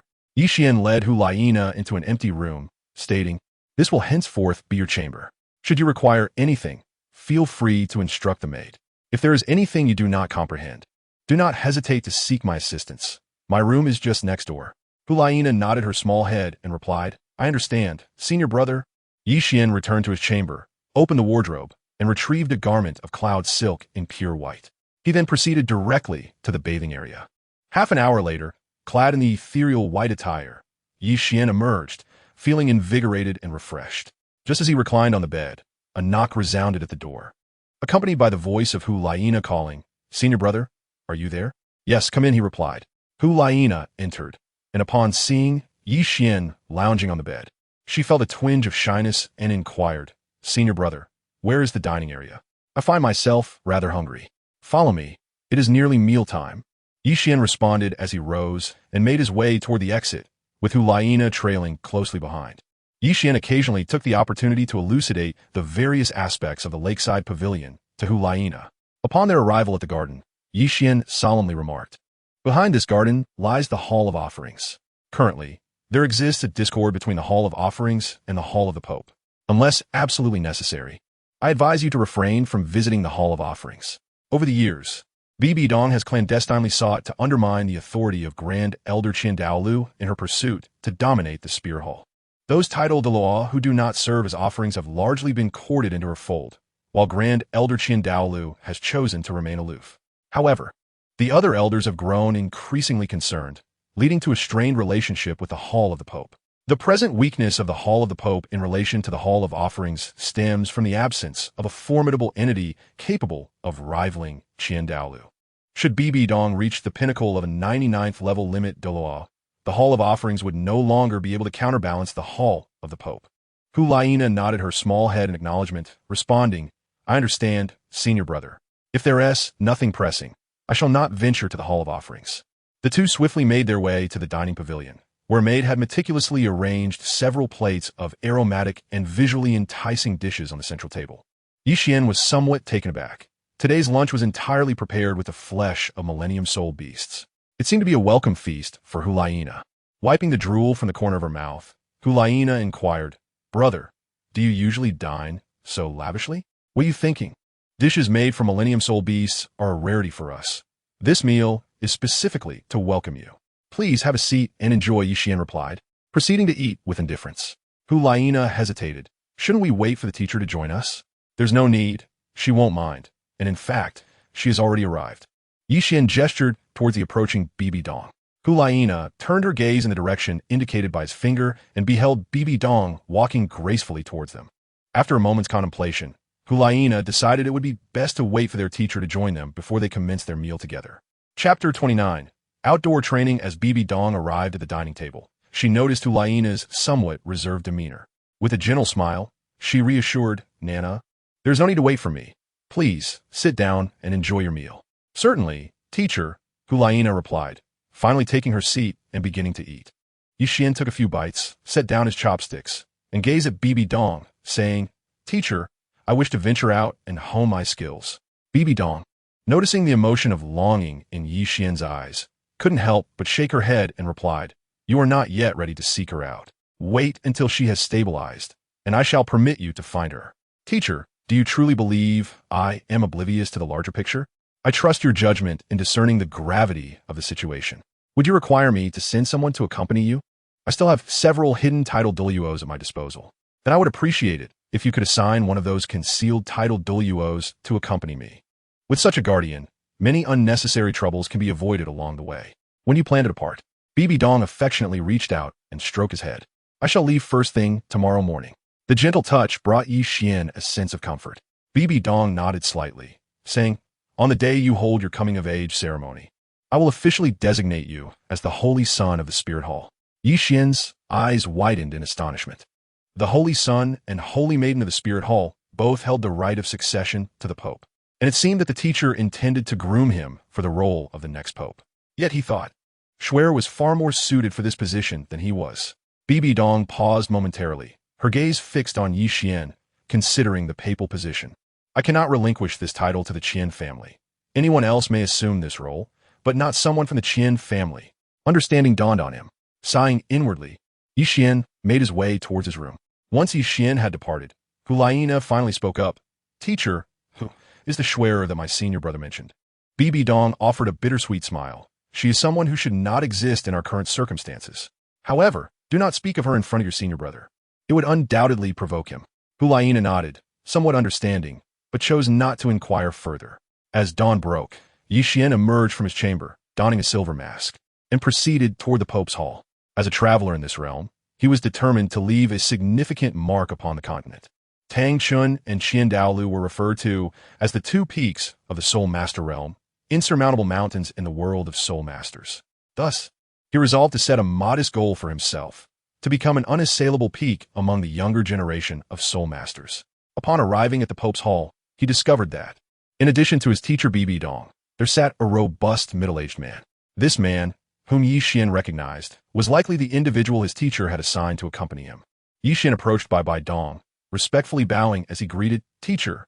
Bibi Dong patted his shoulder and gestured towards the middle-aged man, saying, "This is Iron Bear Douluo, a title Douluo of level 94, with a martial spirit of the Iron Arm Bear. He primarily resides within the Spirit Hall, and very few in the outside world are aware of his existence. His presence is sufficient to ensure your safety." Iron Bear Douluo immediately thumped his chest, assuring, "Your Holiness the Pope, rest assured, as long as I draw breath, no one shall harm a single hair on the young master." Iron Bear, remember your words. Bibi Dong stone is shifted from gentle to exceedingly commanding. You may be at ease, Your Holiness the Pope. Iron Bear, Douluo's voice conveyed a solemn gravity.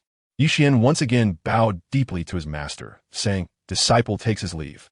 Go ahead, replied Bibi Dong, watching Yixian's retreating figure with a smile and a shake of her head. Iron Bear followed closely behind Yixian. Upon exiting the papal hall, Yixian directly entered a carriage, where Iron Bear took a seat at the front and inquired, Young master, where shall we head first? Inside the carriage, Yixian donned a silver mask that obscured his face, revealing only a pair of silver eyes. The tranquility in those eyes vanished, replaced by an air of arrogance that emanated from his very core. Yixian spoke. Heaven Dou City, the Heaven Dou Great Soul Arena. Yes, young master, replied Iron Bear, as he steered the carriage towards the direction of Heaven Dou City. Hyena slowly entered the Pope's hall and noticed Bibi Dong lost in thought. Curiously, she inquired, Teacher, has my senior brother left? Bibi Dong, regaining her composure, responded, He just departed. Is there something you wish to discuss with him, Nana? It's nothing. He took great care of us during our time at the training camp, and I wanted to bid him farewell, but I ended up waking late, Hyena admitted, scratching her head in slight embarrassment. When your senior brother returns, it will not be too late to express your gratitude. For now, your focus should be on cultivating and striving to grow stronger. Among the younger generation of the Spirit Hall, your talent ranks third. If you apply yourself diligently, achieving the rank of Title Douluo will not be a challenge. Teacher, aside from my senior brother, who is the other person? A glimmer of interest sparkled in Hyena's eyes. She is the Shui your senior brother mentioned. In terms of cultivation talent, no one on the continent can surpass her. Even your senior brother falls short in comparison. Hyena's eyes widened in shock. She had witnessed Yixian's formidable strength, and now there was someone with even greater potential. So, is her power significantly stronger than my senior brother's? Bibi Dong pondered for a moment before replying, Her strength does not exceed that of your senior brother. However, he cannot defeat her. How can my senior brother, being stronger, not be able to win against her? Hyena felt utterly perplexed. Bibi Dong lightly tapped her head. Why do you have so many questions? When your senior brother returns, you may inquire directly. For now, I will take you to study some theoretical knowledge. Oh, I understand. Teacher. Hyena followed Bibi Dong as they entered the pavilion, proceeding directly to her study. A few days later, outside Heaven Dou City, the carriage suddenly came to a halt, leaving Yixian bewildered. Iron Bear, what is happening?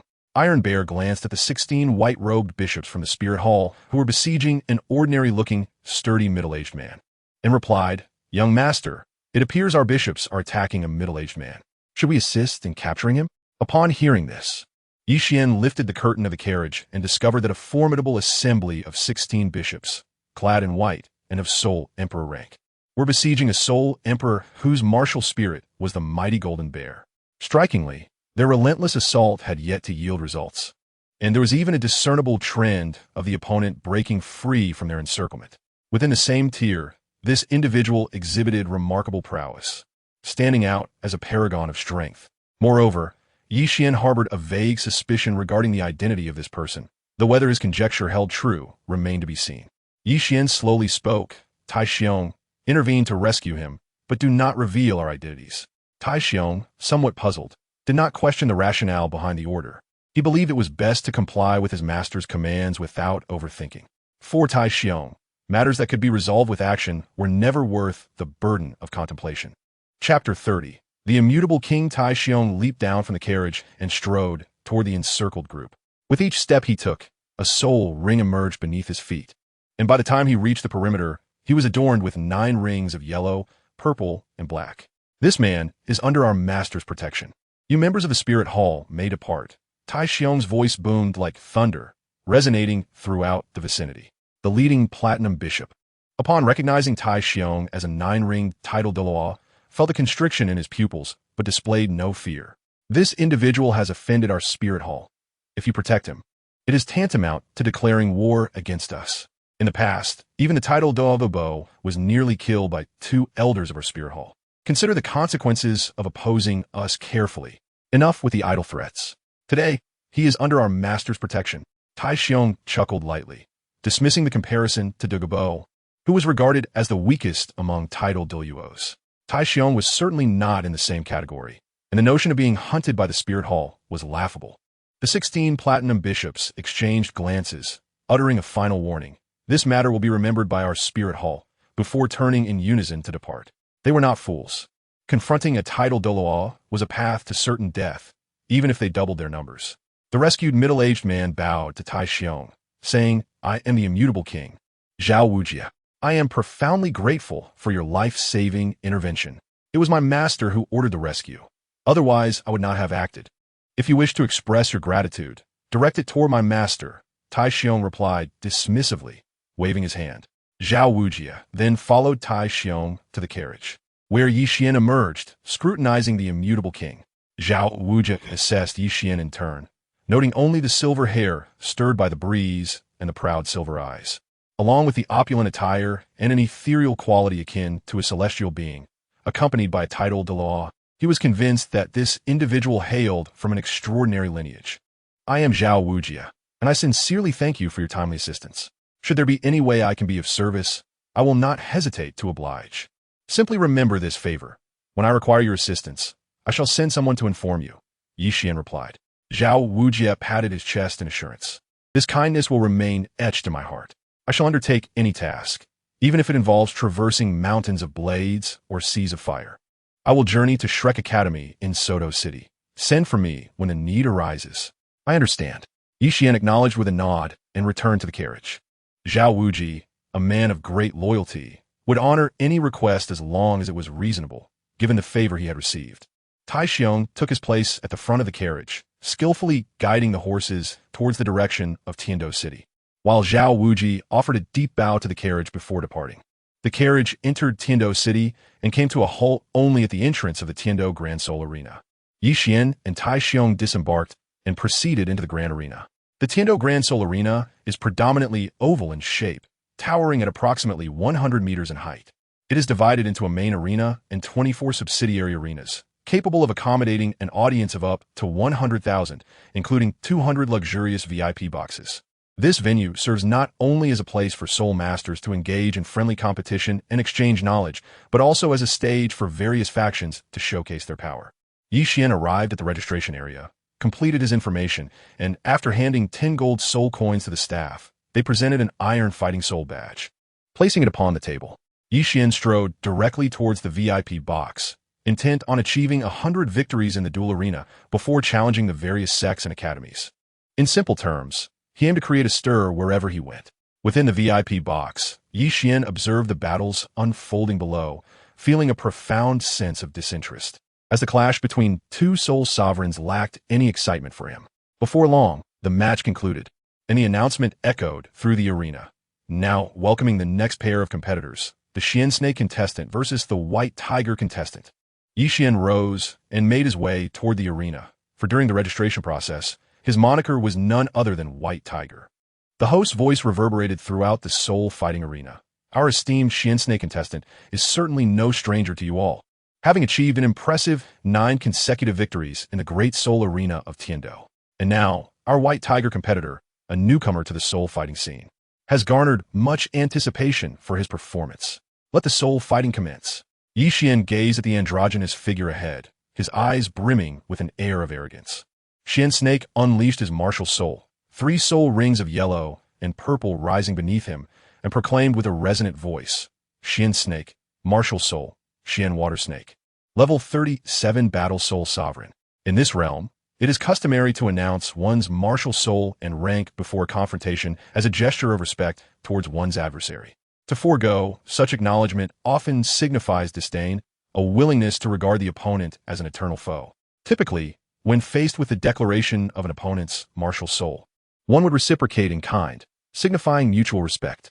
However, Yixian showed no inclination to reveal his martial soul, nor did he even release it, opting instead to launch an immediate attack on Qian Snake. This provoked Qian Snake's ire, who furiously rebuked, "You presumptuous fool. I shall teach you today what the rules of the Soul Master Realm entail." The soul bone skill of Yixian's left arm, Holy King-S pressure, was unleashed instantaneously, suppressing the attributes of the Qian Snake by 20.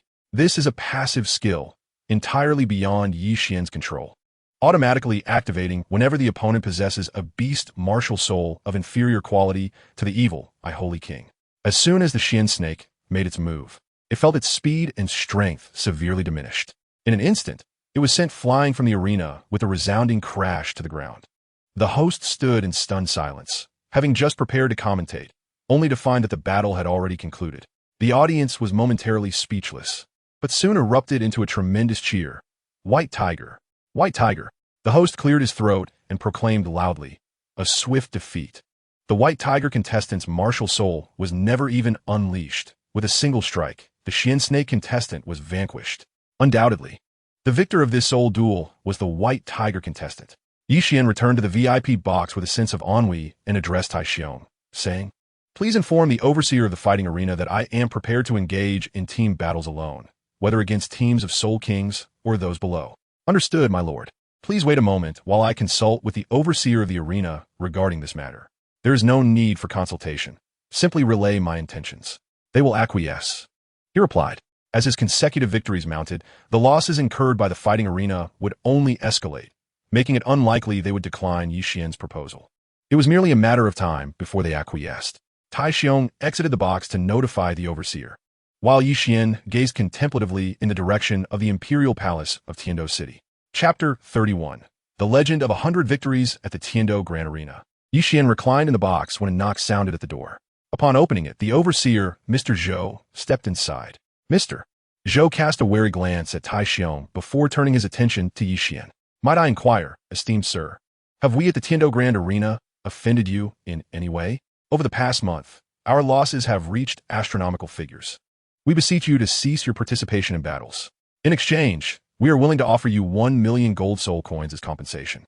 Yixian paid no heed to Zhou's remarks and instead inquired, "Taixiong, how many matches have I fought?" Taixiong meticulously calculated and replied, "Young master, you have achieved an impressive streak of 99 consecutive victories. After one more match, I shall take my leave, and it is unlikely that I shall return to the Great Soul Arena in Tiandou. You need not worry." Yixian's voice reverberated softly within the room.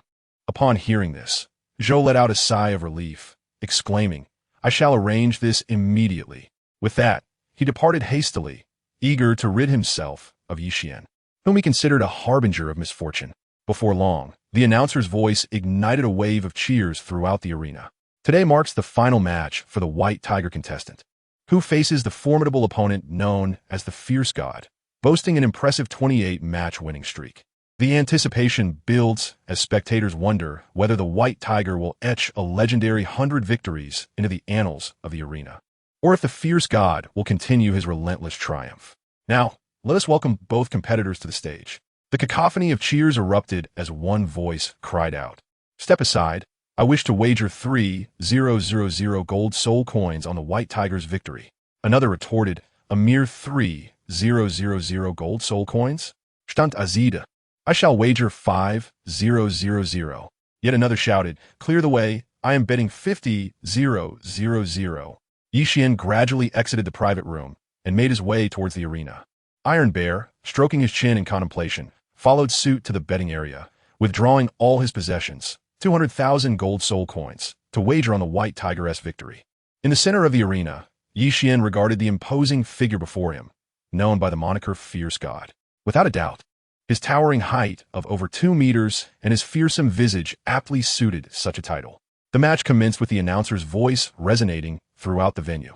Behind the Fierce God, the ironclad rhino spirit materialized, accompanied by 5 soul rings of yellow, purple, and black hues.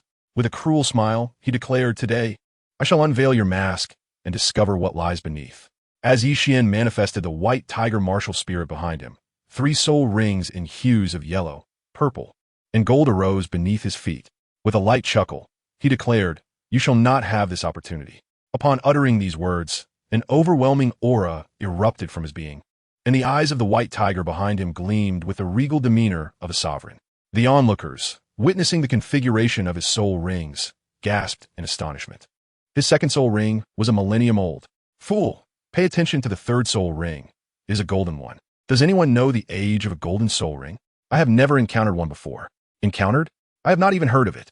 The 5th soul ring beneath the feet of the fierce deity gleamed ominously, enveloping his entire form in a shroud of darkness as he charged at Yixian, brandishing his fists. How dare a mere 3-ringed soul master speak so brazenly? Today, I shall tear you apart. Yi Xian's third spirit ring shimmered as he summoned the ethereal silhouette of the white tiger. Rather than retreating, he advanced, his fair hand clenched into a fist, unleashing the white tiger phantom devastation. The collision of the two fists, one large and one small, resonated through the air, causing the white tiger's illusion to instantaneously merge with the arm of the fierce deity. A series of ominous cracks echoed as the bones fractured, followed by a heart-wrenching scream that pierced the silence. Yi Xian seized the opportunity to deliver a powerful kick, sending the formidable figure of the fierce deity hurtling backward, crashing to the ground beneath the arena. The Baixing legend has been realized. The white tiger contender has indeed achieved the remarkable feat of 100 victories. Let's all rejoice for the inaugural Baixing legend. The announcer's voice resonated throughout the venue, and the audience erupted in fervent cheers. Yi Xian paid no heed to the clamor of the Seoul arena, instead making his way directly to the point of score settlement, with Tai Xiong following closely behind, his demeanor radiating joy. The balance on his golden soul card had astonishingly increased by a factor of 10, soaring from 200,000 to 2 million. Upon the completion of the score settlement, the badge in Yi Xian's possession had ascended to the pinnacle of accolades within the arena, the Diamond Soul Badge. Upon exiting the arena, the duo arrived at the most opulent establishment in town, the Rose Hotel. After securing a room, Yi Xian seated himself upon the bed, retrieving pen and paper to compose a letter of challenge, which he entrusted to Tai Xiong for delivery to the Blue Electric Tyrannosaurus family. I intend to challenge all the younger generation of the Blue Electric Tyrannosaurus family. Ensure this news spreads throughout the entirety of Heaven Do City. Tai Xiong's lips twitched, and with a slight cough, he expressed, "Young master, I am no match for that dragon of the Blue Electric Tyrannosaurus family. Should they disregard their dignity and act against you, I fear I would be unable to protect you. Perhaps we could consider an alternative sect or noble family. Simply follow my instructions. When you go, exude a sense of arrogance. I shall teach you an entrance method. Release your martial spirit from midair, exerting an imposing presence that overwhelms the entire Blue Electric Tyrannosaurus family." Yi Xian spoke with remarkable nonchalance, as though he held no trepidation regarding the Blue Electric Tyrannosaurus family. Tai Xiong's brow furrowed intensely, an uneasy feeling gnawing at him. He cautiously inquired, "Young master, is it truly wise to proceed in this manner? Just do as I say, and rest assured, you shall come to no harm." "Ah, young master, I truly believe we should reconsider. Something about this feels amiss." Yi Xian cast a sideways glance at him and instructed, "Go deliver this challenge letter to the Seven Treasures Glazed Tile School, specifically challenging the Star Dou Forest. The manner of appearance should be as I previously described. Please wait a moment, young master. I shall promptly deliver the challenge letter to the Blue Electric Tyrannosaurus Rex clan." Iron Bear replied, making his way out. As for the Blue Electric Tyrannosaurus Rex clan, he found himself unable to contend with that formidable dragon. When it came to the Sword Douluo Ascent and the Bone Douluo Gurong of the Seven Treasures Glazed Tile School, he felt utterly outmatched. Once Iron Bear departed, Yi Xian examined the system panel before him, which displayed a check-in location, Blue Electric Tyrannosaurus Rex clan, with a check-in time of 15 minutes. This was the latest check-in information released by the system. He eagerly anticipated the rewards this time, hoping they would not disappoint him. As for the Blue Electric Tyrannosaurus Rex clan, the notable figures there were none other than Yu Tianheng and Yu Tianxin. It seemed that Yu Tianxin was merely 7 or 8 years old, while Yu Tianheng appeared to be around 8 or 9. It appeared that his visit would merely serve to accumulate experience points. In the solitude of his chamber, Yi Xian engaged in a monologue, while Tai Xiong found himself in a state of deep conflict. To heed Yi Xian's words would be to provoke the esteemed authority of the Blue Lightning Tyrant Dragon clan. It was not fear of the clan that troubled Tai Xiong, but rather the concern for his young master's safety. When he had departed, he had assured Bibi Dong, with a resolute heart, that as long as he drew breath, his master would remain unscathed. Should harm befall his master at the hands of the Blue Lightning Tyrant Dragon clan, he would be unable to face Bibi Dong upon his return. Conversely, if he disregarded his master's instructions and his master bore grudge, he would also face dire consequences upon his return. This dilemma weighed heavily on him. After careful contemplation, he ultimately resolved to follow his master's directive, recognizing that his master's wisdom must surely be grounded in reason. Chapter 32. Silent approach. Tai Xiong ascended to the skies above the Blue Lightning Tyrant Dragon clan, descending step by step. With each footfall, a soul ring emerged beneath him, and as 9 rings of yellow, purple, and black shimmered at his feet, A formidable aura, befitting a title Douluo, enveloped the entire clan. A resounding dragon-esque roar echoed from within the clan, heralding the emergence of a middle-aged man, clad in dark blue attire, his long black hair flowing freely. He too was surrounded by 9 radiant soul rings. However, the expression on the man's face was far from pleasant. Anyone subjected to such overwhelming pressure would wear a grim countenance. Your Excellency, do you presume the Blue Lightning Tyrant Dragon clan is devoid of capable warriors? Or have you come seeking to exchange a few moves? His voice brimmed with ire. In response, Tai Xiong infused his challenge letter with soul power and hurled it towards the middle-aged man. Yuding. I come merely to deliver a challenge for my young master, who seeks to contest the entire younger generation of the Blue Lightning Tyrant Dragon clan. Should your clan lack the courage to accept this challenge, I shall return to inform my master. Upon opening the challenge letter, Yuding's fury was palpable. He crumpled the letter in his fist, unleashing an aura even more potent than Tai Xiong's. 3 days hence, the Blue Lightning Tyrant Dragon clan eagerly awaits your young master's arrival. Allow me to convey a message. As one of the 3 esteemed sects, we shall not resort to bullying the weak or abusing our strength. I shall relay your message to my master. With that, Tai Xiong departed with purposeful strides, the tension within him finally easing. He had braced himself for an attack when Yuding unleashed his might, never anticipating that he would be allowed to leave so simply. His curiosity piqued. He wondered what words had incited such rage in Yuding. Moreover, he did not forget his final task, to spread the news of the challenge throughout the entire Tiando city. Upon returning to his clan, Yuding proclaimed, "Prepare the direct descendants of the 3rd generation. In 3 days, we must emerge victorious in this contest and preserve the honor of the Blue Lightning Tyrant Dragon clan." In the Blue Lightning Tyrant Dragon family's second-in-command, Yuding expressed indifference, stating, "Brother, he is merely an ignorant individual. Why should you be so concerned?" The challenge letter explicitly mentioned that he achieved 100 victories in the Heavenly Dou Great Spirit Arena and possessed a Diamond Spirit badge. Do you truly believe such a person can be underestimated? 100 victories? How could that be possible? The arena would never permit such occurrences. Yuding's voice brimmed with disbelief. Such matters can be easily verified. Why resort to deceit? Yuding shook his head and entered the hall. Meanwhile, the 3rd generation of direct descendants from the Blue Lightning Tyrant Dragon family began to prepare with eagerness. Concurrently, news of the challenge spread rapidly throughout Heavendou City, reaching even the surrounding sects within a single day. At the 7-treasure glazed tile school, Ning Fengji glanced at the information in his hand and smiled lightly. The younger generation of the Blue Lightning Tyrant Dragon family has been challenged. Would you care to join me to witness the event? The challenger's strength is noteworthy. And among the younger generation of the Blue Lightning Tyrant Dragon family, there are indeed a few promising talents. QianRenxue appeared intrigued as well, remarking, "It is said that this individual achieved 100 victories in the arena and holds a Diamond Spirit badge. How fascinating. I shall join you to see this 100-victory youth for myself." As QianRenxue finished speaking, a young girl, around 3 years old and clad in a white dress, rushed in and embraced him. "Grandpa Jian, I want to go watch too. I am utterly bored in the sect." "Very well. I shall take you to see the excitement," QianRenxue replied, lifting the little girl with an affectionate demeanor. "You're the best, Grandpa Jian." The girl beamed with an adorable smile. "Rong, you may go, but do not cause any trouble." The little girl made a playful face at Ning Fengji without uttering a word. Ning Fengji smiled indulgently at her, remaining silent. In the Heavendou royal family, Xueqinghe glanced at the information before casually tossing it aside and picking up a book instead. What is the point of all this contention? Isn't a peaceful life, free from worries, preferable? Xiao Shui, pour me a cup of water, he requested, disguised as Qian Renxue. She approached with a glass of water and noticed the discarded information, her eyes reflecting contemplation.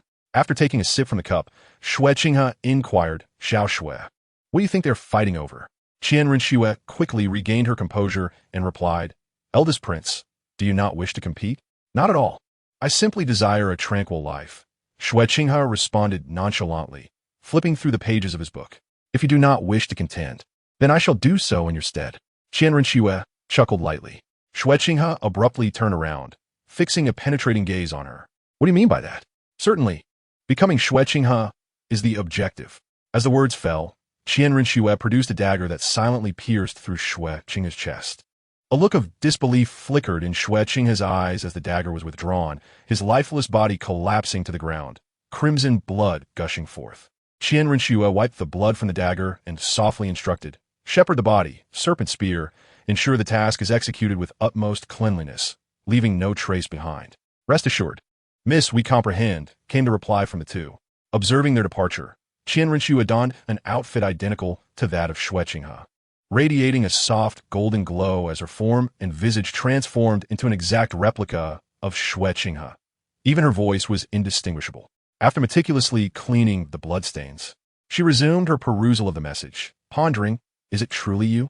I have received word that you have embarked on your journey of trials, victorious in the soul arena, adorned with the Diamond Soul badge, hailing from the Blue Lightning Tyrant Dragon clan. Indeed, I must pay a visit soon."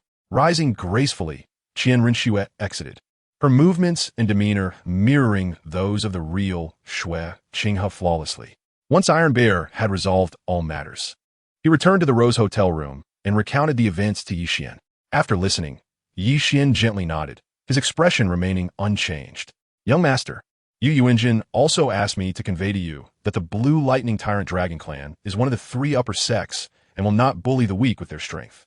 "I understand," Yixian replied in a nonchalant manner. Chapter 33. Blue Lightning Tyrant Dragon. Today, the Blue Lightning Tyrant Dragon clan was bustling with activity. Yu Yuanjin sat at the head of the table, with Ning Fengji, Chen Exen, Ning Rongrong from the 7 Treasure Glazed Tile School, and Xueqinghe, now known as Qian Renxue, seated to his left. To his right was the 2nd Elder Yu Luomian and several clan elders, while the 2nd and 3rd generation direct descendants were arranged below, all awaiting the arrival of the challenger. Ning Fengji spoke up, "Clan leader Yu, it seems you have a soul king among your 3rd generation disciples. It appears this challenger may very well return in defeat. Your praise is unwarranted, as they are merely unremarkable descendants of the family, not worthy of the stage," Yu Yuanjin replied, though a proud expression betrayed his words. Ning Fengji chose not to respond further, instead directing his gaze towards the entrance, where a youth clad in white approached. His silver hair danced in the gentle breeze, and he wore a silver mask, revealing only his striking silver eyes. Most astonishing was the ethereal aura he exuded, reminiscent of an otherworldly being. It was none other than Yixian, with Iron Bear closely following behind him. The moment Yixian stepped into the blue electric Tyrannosaurus family, a notification echoed in his mind. "Ding dong, clocking in time, 15 minutes. Please refrain from leaving during the check-in period. Host, Ye Wan Simidith." For he had come today to disrupt the proceedings, and thus he would embrace his boldness with unrestrained fervor.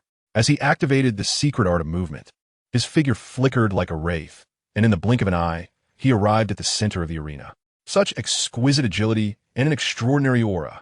Chen Xin couldn't help but express his admiration. However, the arrogance and pride that radiated from Yixian were somewhat excessive, lacking a sense of composure. One may possess a heart full of pride, but one must not be defined by it. His arrogance emanated from his very essence. Ning Fengji's eyes sparkled with brilliance. "Fengji, I do not agree with your perspective. Who among us has not been young and reckless? Should one adopt a facade of maturity in their youth? When one grows old, it will be too late to indulge in wildness and pride," Chen Xin retorted, then continued to observe, sensing that the day would unfold with great intrigue. "Grandfather Sword, why is he wearing a mask?" Ning Rongrong inquired, puzzled. "Simply to conceal his identity," Chen Xin replied nonchalantly.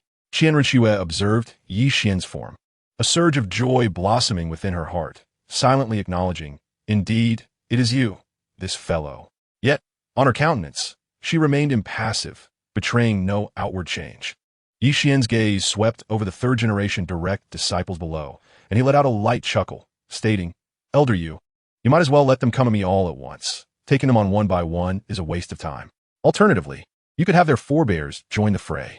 Upon uttering these words, a tumultuous uproar erupted in the assembly. "Arrogant fool, how dare you spout such nonsense in this place? You think you can challenge our elders? I alone can teach you a lesson in humility. This is the Blue Electric Tyrannosaurus family, not a venue for your reckless antics. Truly, your arrogance knows no bounds. Have you not yet awakened from your slumber?" Yu Yuanjin raised his hand to quell the chaotic murmurs and spoke. "I have inquired about you. Your moniker in the soul fighting arena is the White Tiger, and your martial spirit is also a white tiger. However, allow me to impart a truth to you today.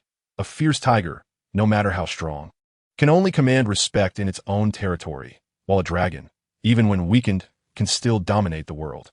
This illustrates the fundamental disparity between us. Our blue electric Tyrannosaurus is heralded as the supreme beast martial spirit, while your white tiger pales in comparison. Huh, the dragon reigns supreme, while the tiger rules but a mere corner. Well said, splendid indeed. Yi Xian applauded enthusiastically. However, he swiftly altered his tone, continuing, your eldest son, Yu Xiaojiang, possesses innate soul power at half a level, and his martial spirit has mutated into Luo Sanpao, now renowned across the land. Yet, for reasons unknown, he abruptly abandoned his bride on their wedding night, fleeing alone. Might Elder Yu enlighten this junior as to why?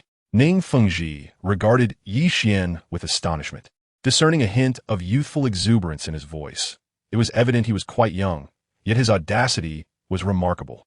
This was akin to striking Yu Yuanjin's left cheek only to deliver a resounding slap to the right, utterly disregarding the blue electric Tyrannosaurus family's dignity. Upon reflection, his words bore truth.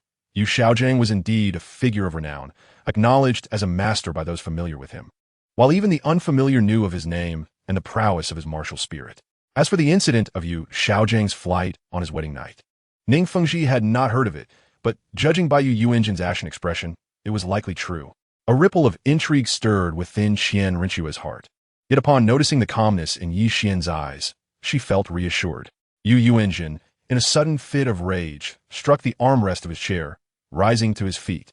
The 9 soul rings of yellow, purple, and black shimmering beneath him, emanating an overwhelming aura, clearly incensed. What? Elder Yu intends to bully the young with the strength of a tidal Douluo? Perhaps I should interpret this as Elder Yu flaunting his might over the weak? Tai Xiong, a few days ago, Elder Yu asked you to convey a message to me. What was it? I seem to have forgotten. Yi Xian's voice remained remarkably calm, devoid of any hint of fear. Tai Xiong stifled a smile and replied, Young master, at that time, Elder Yu instructed me to convey that the blue electric Tyrannosaurus family, being one of the 3 great sects, would never resort to bullying the weak or flaunting strength over the vulnerable.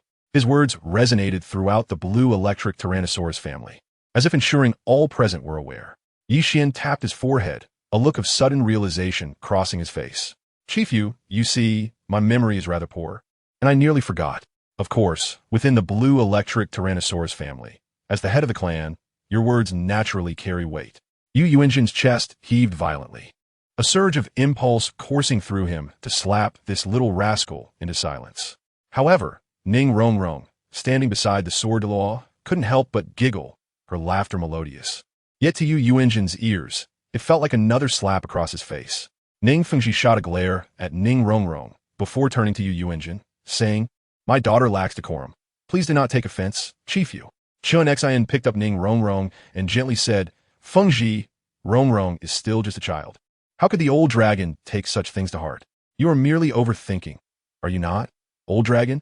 Yu Yuanjin settled back into his seat, attempting to calm his agitated thoughts.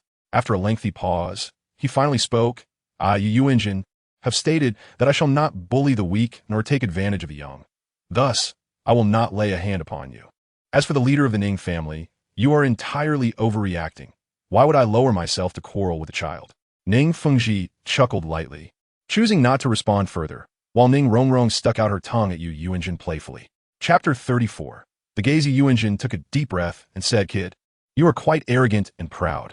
I hope your strength matches your audacity. Words are futile. Did you not come to challenge me? Let the challenge commence. Then let it begin. Yi Xian replied affirmatively, refraining from further dialogue. However, a prompt from the system suddenly echoed in his mind. Ding! Congratulations, host, for successfully checking in. Reward for the host, Extreme Douluo card. Upon usage, it randomly grants a yet-to-be-born Extreme Douluo who will be 100% loyal to the host. Use it now. Yi Xian instructed the system internally. Ding! Initiating usage. Congratulations, host, you have obtained. It's her. It seems I can turn the blue electric Tyrannosaurus family upside down today, without issue. However, her identity appears to be somewhat sensitive, Yi Xian mused joyfully within his heart. On the arena, a young man slowly approached, ready to announce his martial spirit, but was abruptly interrupted by Yi Xian's voice. There's no need for trash to announce their martial spirit. It would be a waste of time. Yi Xian's tone dripped with disdain. Arrogant, the young man retorted angrily, immediately unleashing the blue electric Tyrannosaurus martial spirit, two yellow soul rings shimmering beneath his feet as he charged towards Yixian. Yixian's right hand clenched into a fist as he charged forward without even summoning his martial spirit, a display of arrogance that seemed excessive. Ning Fengji shook his head, initially hopeful, but now feeling a sense of disappointment. However, it appeared that the young nobleman was being suppressed in some manner, with his attributes seemingly diminished by nearly 20%. As a level 96 Super Dou, Qian Renxue immediately discerned the underlying issue. Not only he, but also Yuanjin recognized the anomaly, yet both were unable to determine the cause of the suppression. Outside the Blue Lightning Tyrant Dragon clan, an area that had been deserted suddenly became the site of a strikingly beautiful woman, dressed in a pale purple garment. Her violet eyes appeared somewhat dim, while her gray-white hair danced in the gentle breeze. She cast a glance toward the direction of the Blue Lightning Tyrant Dragon clan and walked forward purposefully.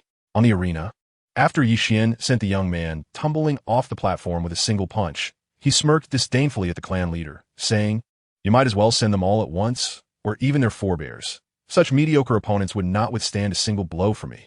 Yu Tianlin, it's your turn." Yu Yuanjin's voice crackled with barely contained fury.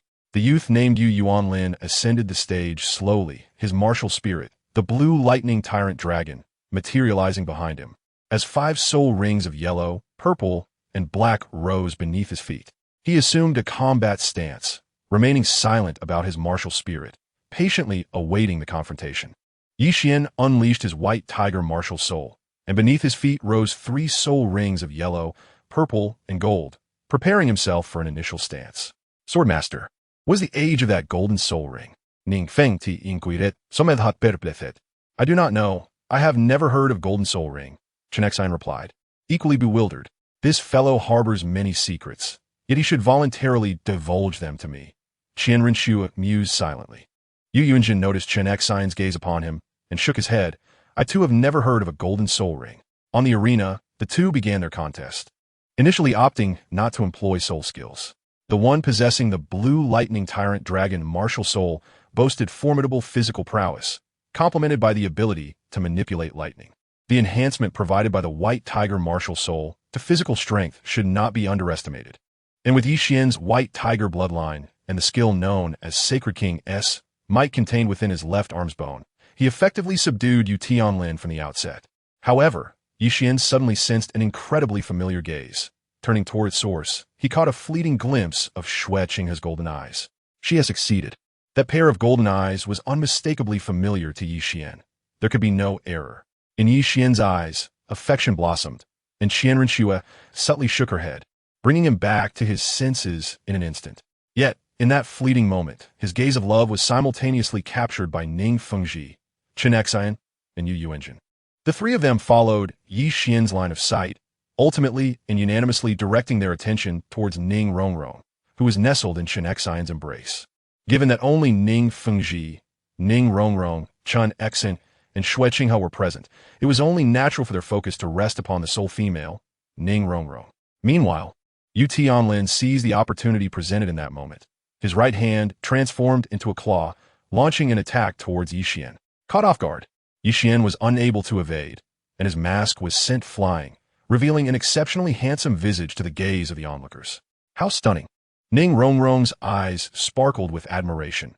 Yixian's appearance was rarely rivaled across the continent, and such striking looks held immense allure for a young girl. Both Qian Renxue and Ning Fengji were attentively observing the contest on the arena, marveling at how a 3-ring soul master could suppress a 5-ring soul king. What an astonishing talent that must be. Yixian glanced at the advancing Yu Tianlin, a slight smile curving at the corners of his lips. He had initially intended to engage in some playful banter, but now he found himself devoid of such interest. It was time to settle the matter with a decisive blow. The golden soul ring beneath Yixian's feet shimmered, and a spectral white tiger materialized in his right hand. Invoking his 3rd soul skill, White Tiger Illusory Strike, a solemn expression appeared in Yu Tianlin's eyes. He was currently the strongest among the 3rd-generation direct descendants. If he were to be defeated, there would be no one left in the younger generation of the blue electric Tyrannosaurus family capable of triumphing. The 5th soul ring beneath Yu Tianlin's feet flickered, and strands of electric energy entwined around him, as dense bolts of lightning surged towards Yixian. Unleashing his 5th soul skill, Thunderbolt across the horizon, Ye Yuan stood undaunted. recognizing that the meager power of the lightning was insignificant compared to the divine punishment of the silver spear. Its threat to him was negligible. With his right fist, imbued with the essence of the white tiger, he directly confronted the torrential lightning, striking the body of Yu Tianlin.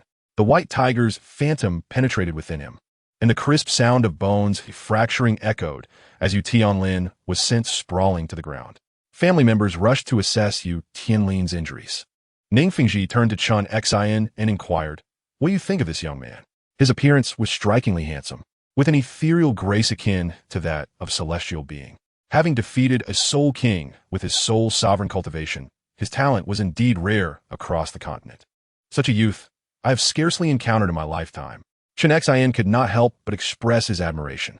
If he were to be recruited into our 7-treasure glazed tile school, he would undoubtedly become a pillar of our sect. Ning Fengji's eyes sparkled with ambition.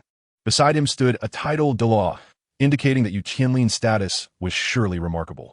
The prospect of recruiting him into their sect seemed almost impossible. Any sect or family would be unwilling to let go of such a disciple. Chen Xian shook his head, skeptical of Ning Fengji's optimism. On the contrary, it is entirely possible. Did you not notice the look in his eyes earlier? Who else, aside from Rongrong, could evoke such a gaze from him? Ning Fengji's voice brimmed with mirth. Chapter 35.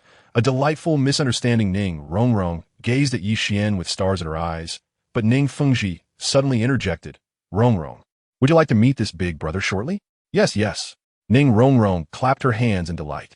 Hearing Ning Fengji's words, Qian Renxue cast a discreet glance at Ning Rongrong, her eyes reflecting a hint of sarcasm. What had just transpired was merely a delightful misunderstanding.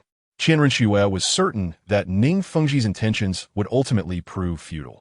Yet, Ning Fengji regarded the exquisitely crafted young woman with a smile tugging at his lips.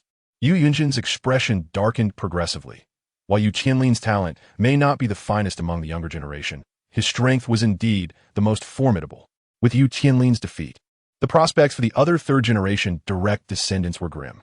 Would it come to a war of attrition among the thousands of third-generation disciples? Although such a strategy might secure victory, it would undoubtedly tarnish the reputation of the blue electric Tyrannosaurus family.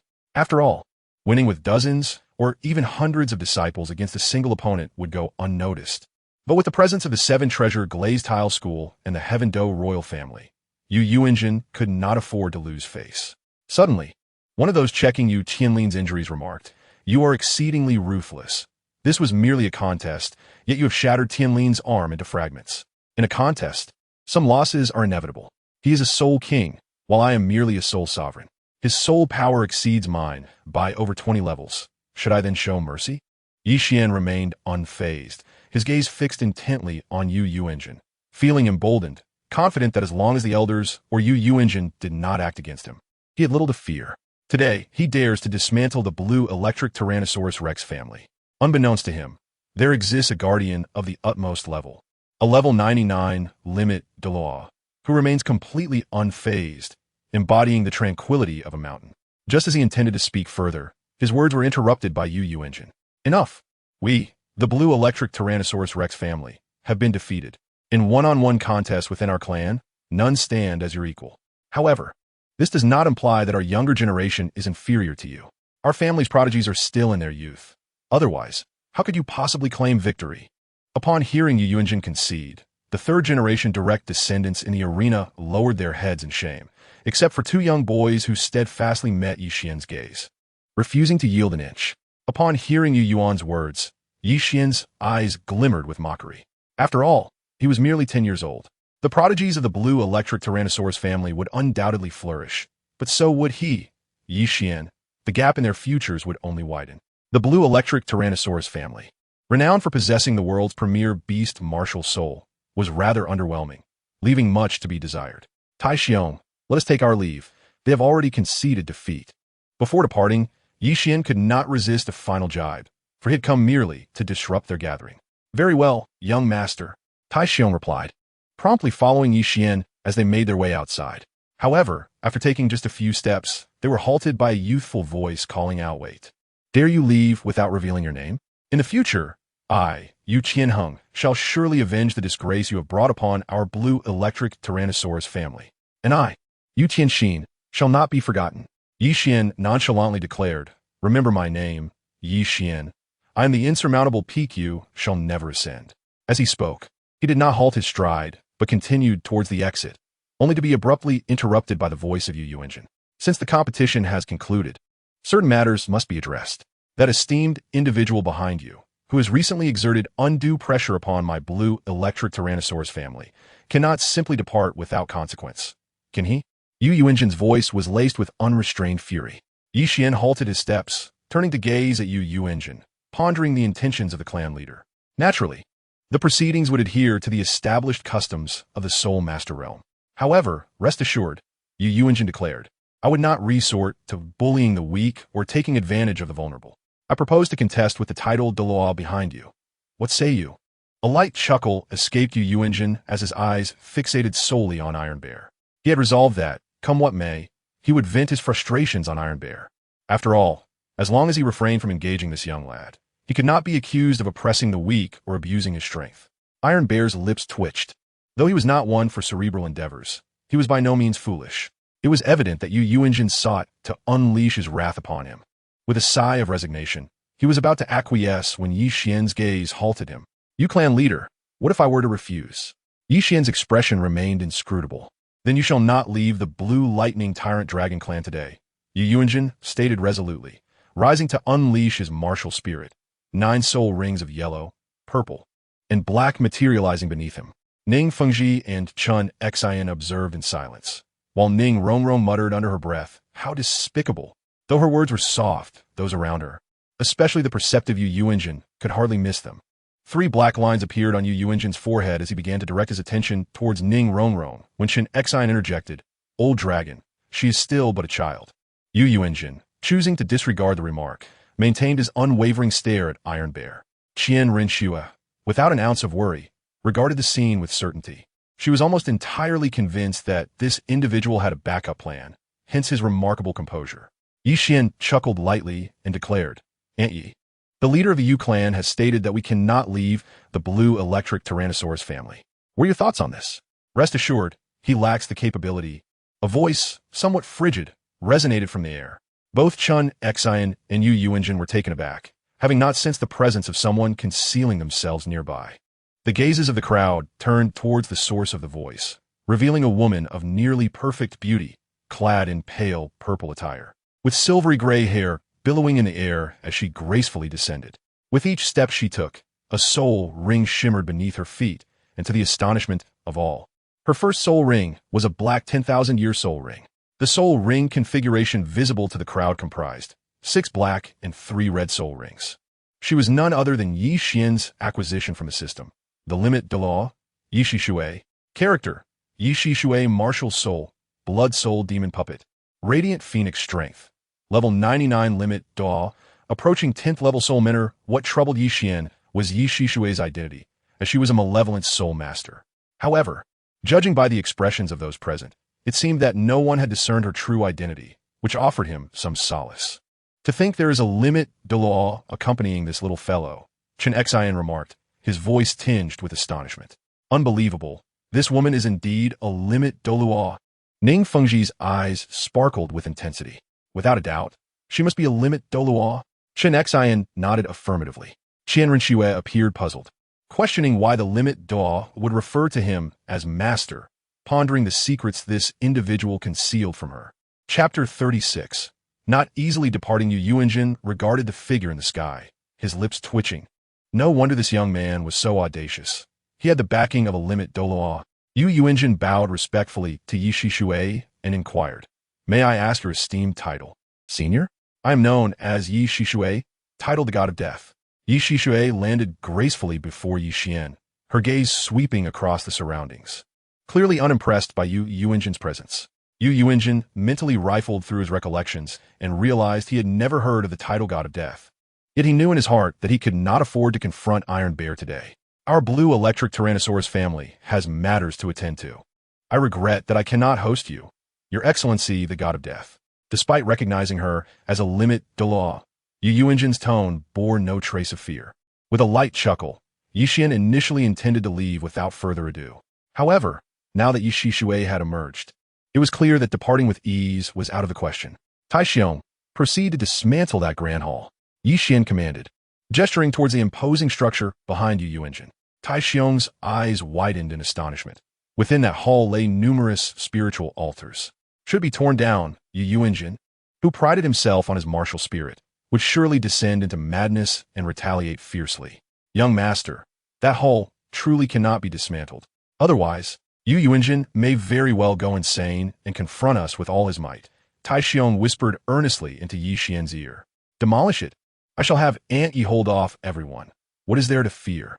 Yi Xian proclaimed unabashedly, his declaration resonating throughout the assembly. The entire blue electric Tyrannosaurus Rex clan, including the patriarch Yu Engine, was incensed at his audacity.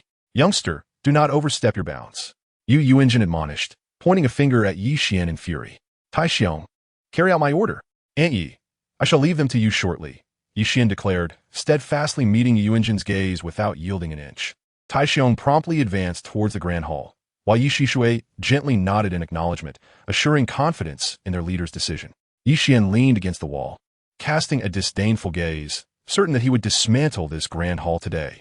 Yi Shixue's gaze was fixed directly on Yu Engine. As for the other elders of the Soul Dou level, they were utterly powerless to withstand the overwhelming pressure she emanated, rendering them devoid of any threat. Yu Engine watched as the Iron Bear approached, unable to contain himself any longer, and launched an immediate counterattack. However, the moment he moved, Yi Shixue mirrored his action, appearing directly before him. Her fair hand, infused with a howling gale, struck towards Yu Engine, unleashing an immense force that erupted from her being. My body is like a sword. Qian Renxue unleashed his martial soul, absorbing the pressure entirely to shield Ning Fengji. Ning Rongrong retreated to a safe distance, while Qian Renxue followed closely behind Qian Renxue, also moving to safety. The other elders of the Blue Lightning Tyrant Dragon clan attempted to assist in preventing the hall from being demolished, yet they found themselves paralyzed by Yi Shixue's formidable aura. As soon as Yu Engine engaged, he found himself at a distinct disadvantage, relentlessly suppressed by Yi Shixue. After all, the disparity in soul power between level 99 and level 95 was insurmountable for him. With a resounding thud, Yi Shixue struck Yu Engine to the ground, causing cracks to appear in the earth beneath him, and blood trickled from the corner of his mouth.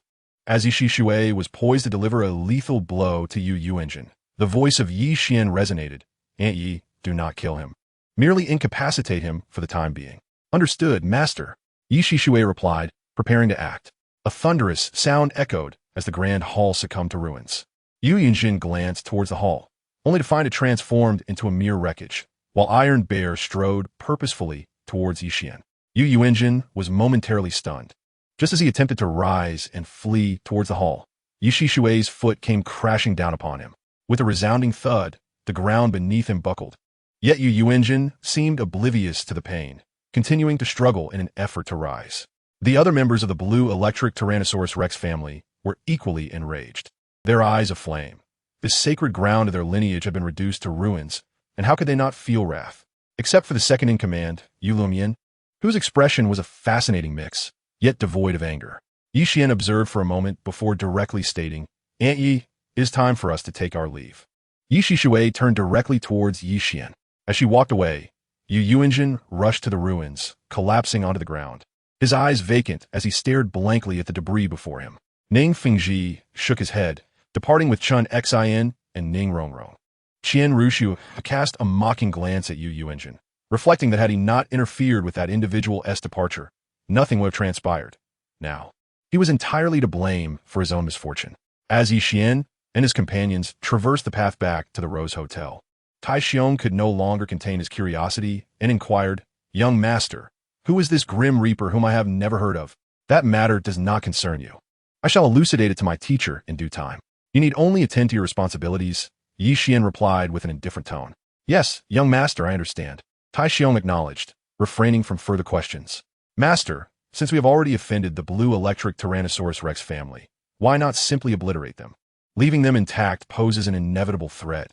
Yi Shixue spoke with an air of calmness, as if discussing a trivial matter. That is not an option. The Blue Electric Tyrannosaurus Rex family must not be touched at this time, Yi Xian countered, rejecting Yi Shixue's suggestion. Under normal circumstances, annihilating the Blue Electric Tyrannosaurus Rex family would indeed be the most prudent course of action. However, the current situation is precarious. The three upper sects are intertwined. Should we recklessly eradicate the blue electric Tyrannosaurus Rex family, it would undoubtedly have uncontrollable repercussions on the plans of the Spirit Hall, an outcome that Yi Xian is keen to avoid. Most importantly, Yi Xian feared that after Yi Shixue committed murder, she might inadvertently reveal her identity as an evil soul master, which would lead to dire consequences. Upon hearing this, Yi Shixue chose not to speak further, remaining calmly behind Yi Xian. Before long, the trio returned to the Rose Hotel. After concocting a casual excuse to send Tai Xiong away, Yi Xian led Yi Shixue back to their room. With a cautious tone, he inquired, "Aunt Yi, is it possible for your identity to remain completely concealed? Indeed, as long as I do not wish to reveal it, even a limit Douluo of the same caliber would be unable to discern it." "Very well, Aunt Yi. You must remember not to take lives recklessly and ensure your identity remains well hidden." Yi Xian's voice resonated with gravity. "Master, I understand," Yi Shixue replied with a nod, though her expression appeared somewhat indifferent. Yi Xian was filled with anticipation for the meeting between Yi Shixue and her teacher, Bibi Dong, as their experiences bore striking similarities. The only significant divergence lay in the fact that Bibi Dong was left unaccompanied, leading her to become profoundly lost. In contrast, Yi Shixue enjoyed the companionship of Long Xiaoyao, which prevented her from descending into the depths of despair like her teacher. Chapter 37. Confession brings leniency in the dead of night. Qian Renxue resumed her true form and, accompanied by the title Douluo's Bloodthorn and Serpent Spear, made her way towards the Rose Hotel.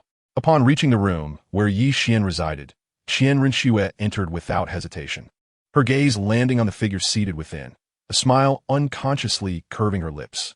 Yi Xian gazed at the figure entering, his eyes filled with affection and longing. The serpent spear and blood stinger, standing behind Qian Renxue, wisely remained at the entrance, refraining from stepping inside. Yi Shixue observed the reactions of the two and proceeded to exit directly, leaving only Tai Xiong standing dazedly behind Yi Xian. "What are you doing standing there? Hurry up and go out," Yi Xian remarked, rubbing his temples.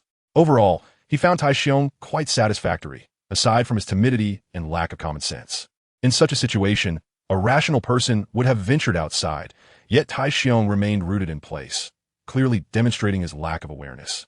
Upon hearing Yi Xian's words, Tai Xiong seemed to awaken from a dream and promptly stepped outside, inadvertently closing the door behind him. Yi Xian, unable to contain his eagerness, stepped forward and lifted Qian Renxue effortlessly, placing her gently upon the bed. He inhaled the subtle fragrance that enveloped her, a sensation that evoked a profound sense of nostalgia within him. A smile graced the exquisite features of Qian Renxue, and she swiftly pressed him down, straddling his waist. Her golden eyes bore into his, demanding, "What else do you conceal from me? Confess willingly, or face the consequences." Upon hearing this, Yi Xian exhibited no surprise. He was profoundly familiar with Qian Renxue's character. However, the notion of confessing freely was utterly preposterous. One must understand that confession leads to imprisonment, while resistance offers the prospect of returning home for the new year. He reached out and gently pinched Qian Renxue's delicate nose, stating, "What could I possibly conceal from you? These events transpired after your departure, and I simply have not yet had the opportunity to share them." "Then you may speak of them now," Qian Renxue replied, her golden eyes sparkling with delight, for she had always known that this fellow would not withhold the truth from her. "On the day you left, I attended the newly established genius training camp founded by our teacher. While training in the mysterious valley, I encountered deities and divine beasts. My third soul ring was a tribute from a divine beast, a soul ring of 1,000,000 years. The death god Douluo, Yi Shixue, was also sent by that deity to protect me." Upon concluding his tale, Qian Renxue's eyes widened in astonishment. The sheer power of 1,000,000-year soul ring was beyond her imagination. Yet, from the battles earlier that day, it was evident that his strength had already far surpassed her own. Yi Xian casually embraced Qian Renxue, smiling as he inquired, "Now you understand, don't you? I have not concealed anything from you. I simply had not the opportunity to share it." That is more like it," Qian Renxue pouted slightly, adopting a haughty demeanor. Yet, to Yi Xian's eyes, she appeared utterly adorable. He leaned in and pressed his lips against her subtly protruding crimson ones. After a prolonged moment, their lips parted. A delicate thread stretched between them before it finally snapped. Qian Renxue's breath quickened, a faint blush gracing her features, while Yixian seemed to savor the moment, murmuring, "Deliciously sweet." Lying against Yixian, Qian Renxue softly remarked, "Ning Fengji from the Seven Treasures Glazed Tile School may soon seek you out." Ning Fengji is a cunning old fox. Do not let yourself be outmaneuvered, she cautioned. What do you want with me? Yixian asked, a look of confusion crossing his face. The way you gazed at me during the day did not escape Ning Fengji's notice. He presumed you were smitten with his daughter. Coupled with your formidable talent, he wishes to recruit you into the Seven Treasures Glazed Tile School. Qian Renxue chuckled lightly, though her eyes frequently darted toward Yixian's, seemingly trying to discern something deeper. I am on the verge of establishing my own faction. Perhaps I could leverage this situation to gain some advantage from Ning Fengji. Yixian stated nonchalantly. Now armed with a fully loyal limit Douluo, the establishment of his own power seemed feasible. With Yi Shishui in command, he could easily stand alongside the three major sections. The only thing lacking was a few stalwart supporters. Recruiting some free-spirited soul masters or subjugating a prominent family would suffice. Yi Shishui is nearly a level 10 soul mentor, capable of producing goods for sale, which would resolve financial issues. Moreover, in terms of cunning and strategy, Yi Shishui is by no means inferior to Bibi Dong. I can entrust all matters to her and comfortably assume the role of a detached overseer. Qian Renxue furrowed her brow and inquired, "Do you wish to sever ties with the Spirit Hall?" When did I ever express a desire to leave the Spirit Hall? I was raised within its walls. The Spirit Hall is my home. How could I possibly abandon it? Yixian replied, somewhat exasperatedly, as he glanced at Qian Renxue. Then why not simply have her join our Spirit Hall? Why go through the trouble of establishing a separate faction? Qian Renxue asked, somewhat perplexed. Yixian whispered softly into Qian Renxue's ear, her eyes brightening as she quickly calculated the feasibility in her mind. Ultimately, she discovered that not only was it feasible, but it could also add a layer of assurance to the plan devised for the Spirit Hall. Xiao, you must exercise caution. Ning Fengji is not easily deceived. Qian Renxue cautioned, her tone imbued with seriousness. Swear, rest assured, I am confident that I can conceal any issues from Ning Fengji, Yixian replied, gently caressing Qian Renxue's cheek. They exchanged a knowing smile, their eyes reflecting mutual understanding. In the early morning, before dawn had broken, Qian Renxue awakened from her slumber and began dressing. Yixian, stirred by her movements, groggily opened his eyes and asked, Shuer, are you leaving so early? I have just assumed the identity of Shui Qinghe. I cannot reveal any abnormalities, or my efforts will be in vain. As Qian Renxue acknowledged this, she completed her attire. Just as she was about to step outside, she paused, approached Yixian, planted a gentle kiss on his cheek, and whispered, in 6 years, it will be the time of our betrothal. You must not dally with others. Am I the sort to do such a thing? Ye wan replied, 3 dark lines appearing on his forehead. Very much so. That little girl from the Seven Treasure Glazed Tile School was practically glowing with admiration in your presence yesterday. Qian Renxue remarked, a playful smile gracing her lips. Yixian embraced Qian Renxue, gazing deeply into her golden eyes, and earnestly declared, with you, my dear Shuer, I need nothing else. My love shall be solely for you. Qian Renxue chuckled softly, her eyes sparkling with satisfaction, joy, and affection. Remember your promise. Do not let your words falter. Well, have I ever broken my word? Yixian replied, lowering his head to place a gentle kiss on her lips before releasing her. I must take my leave now, lest time slip away. Remember to act according to our plan. I shall await you at the Tiando imperial family. With a playful wink at Yixian, Qian Renxue exited the room, making her way towards the Tiando imperial family. Yixian donned his attire and retrieved a pristine mask from his soul guide device. He seated himself at the table and penned a letter of challenge. Upon exiting his chamber, he sought out Iron Bear and spoke with deliberate intent. Take this letter of challenge to Jian Dao Qinshin at the Seven Treasures Glazed Sect. Chapter 38. The Realm of Meaning. Iron Bear, upon hearing Yixian's words, accepted the letter without further inquiry and promptly set off in the direction of the Seven Treasures Glazed Sect. Yixian gazed towards the direction of the Seven Treasures Glazed Tile School and spoke softly. Star Dou, Dustheart, I wonder if you have comprehended the realm of intent. I am but a step away from the essence of the spear. Do not let me down. With that, he returned to his chamber, seated himself cross-legged, and commenced his meditation. Meanwhile, the news of the dismantling of the Blue Lightning Tyrant Dragon family's Grand Hall began to spread rapidly towards the Heavendo City and throughout the entire Soul Master realm. Yixian, who had decisively vanquished the younger generation of the Blue Lightning Tyrant Dragon family and orchestrated the hall's destruction, gained notoriety, as did the level 99 ultimate Douluo, Yi Shixue.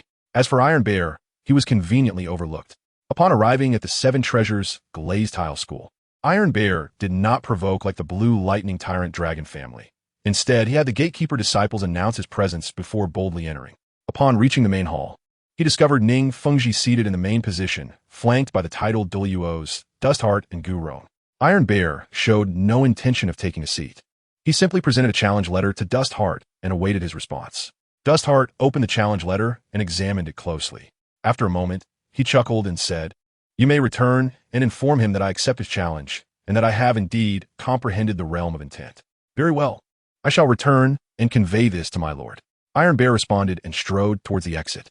Once Iron Bear had departed, Ning Fengji curiously inquired, "Sword Uncle, what does the challenge letter say?" "He wishes to challenge me without utilizing his martial soul or soul power, only to compare the essence of our weapons." Dustheart replied matter-of-factly, "Sword Uncle, I have not heard of this essence of weapons." Ning Fengji expressed his confusion. "There are 4 realms of comprehension regarding weapons: Qi, momentum, radiance, and intent. Each realm requires a distinct understanding, and upon reaching the realm of intent, the weapon becomes an extension of one's body, wielded with precision, and its power multiplies significantly. However, soul masters tend to focus solely on their martial souls, neglecting their weapons, and rarely delve into the essence of the weapons themselves. Over time, those who understand intent have dwindled, and even fewer can truly grasp it. Were it not for my own comprehension of sword intent, I would find it hard to believe in its existence, for intent is indeed elusive," Dustheart remarked with a hint of nostalgia. "Sword Uncle, when is the duel scheduled?" Ning Fengji's eyes sparkled with increasing intensity. "Tomorrow. It seems we need not extend an invitation. He has come of his own accord. I wonder if he seeks to spar with you regarding the realm of intent, or if he has other motives." Ning Fengji mused with a mysterious smile. At that moment, Ning Rongrong approached, a silver mask in hand, bouncing with excitement as she addressed Ning Fengji. "Father, you promised to introduce me to that big brother. Why haven't we gone yet? Without our presence, a certain elder brother will visit our Seven Treasures Glazed Tile School tomorrow, at which point you shall naturally behold him." Ning Fengji tenderly rufflet Ning Rongrong's hire. Although he cherished his daughter dearly, he was willing to contemplate sacrificing her happiness for the sake of the sect's future development through a strategic marriage. Upon hearing this, Ning Rongrong appeared somewhat pleased, and with a skip and a jump, she merrily wandered off to play. Iron Bear returned to the Rose Hotel and proceeded to Yi Xian's room, where he reported, "Young master, QianRenxue has accepted your challenge and instructed me to inform you that he has already comprehended the realm of intent. I understand. You may return to rest. We shall visit the Seven Treasures Glazed Tile School tomorrow." Yi Xian replied with remarkable calmness. "Yes, young master," Iron Bear responded before taking his leave. Yi Xian continued his meditative practice, refining his state in preparation for the competition the following day. On the morrow, at dawn, Yi Xian, accompanied by Yi Shixue and Tai Xiong, set forth towards the direction of the Seven Treasures Glazed Sect. The city of Tiandou was not far from the Seven Treasures Glazed Sect. After approximately 2 hours of travel, the trio arrived at the sect's mountain gate. At the entrance, disciples of the Seven Treasures Glazed Sect received them, and upon noticing their arrival, promptly guided them into the main hall. Within the hall, Ning Fengji occupied the principal seat, with 2 chairs placed before him, while QianRenxue and Gurong stood resolutely on either side. Yi Xian sat nonchalantly in the chair, gazing at Ning Fengji before him, and spoke in a rather indifferent tone. "Ning Sect Master, I have come to fulfill our appointment for the challenge. You are Yi Xian, correct? There is no need to address me as Sect Master. Simply call me Uncle Ning. And, Senior Death God, please take a seat and rest for a while." Ning Fengji exhibited none of the airs associated with a leader of the 3 sects. His voice was gentle, evoking an instinctive sense of warmth and affection. Yi Xian's lips curled into a subtle arc, though obscured by his mask, rendering it invisible to all. Yi Shixue showed no inclination to grant him any regard, remaining steadfastly behind Yi Xian, unmoved. QianRenxue, witnessing this, furrowed his brow. Although he recognized Yi Shixue as a limit Douluo, her disdainful demeanor stirred a flicker of indignation within him. "Aunt Yi, since Uncle Ning has instructed you to take a seat, please rest for a moment." Yi Xian's voice prompted Yi Shixue to acquiesce, settling down. As for Tai Xiong, regrettably, there was no space for him. Didn't he see that both Qian Renxue and Gu Rong were standing? The rationale behind allowing Yishishui to sit was her status as a limit Douluo, which afforded her the privilege. Among the three, Yi Xian held the highest rank. Both Yishishui and Tai Xiong were his subordinates, and thus equally entitled to a seat. Uncle Jian, Xiao Xian has arrived. You may proceed outside for the duel.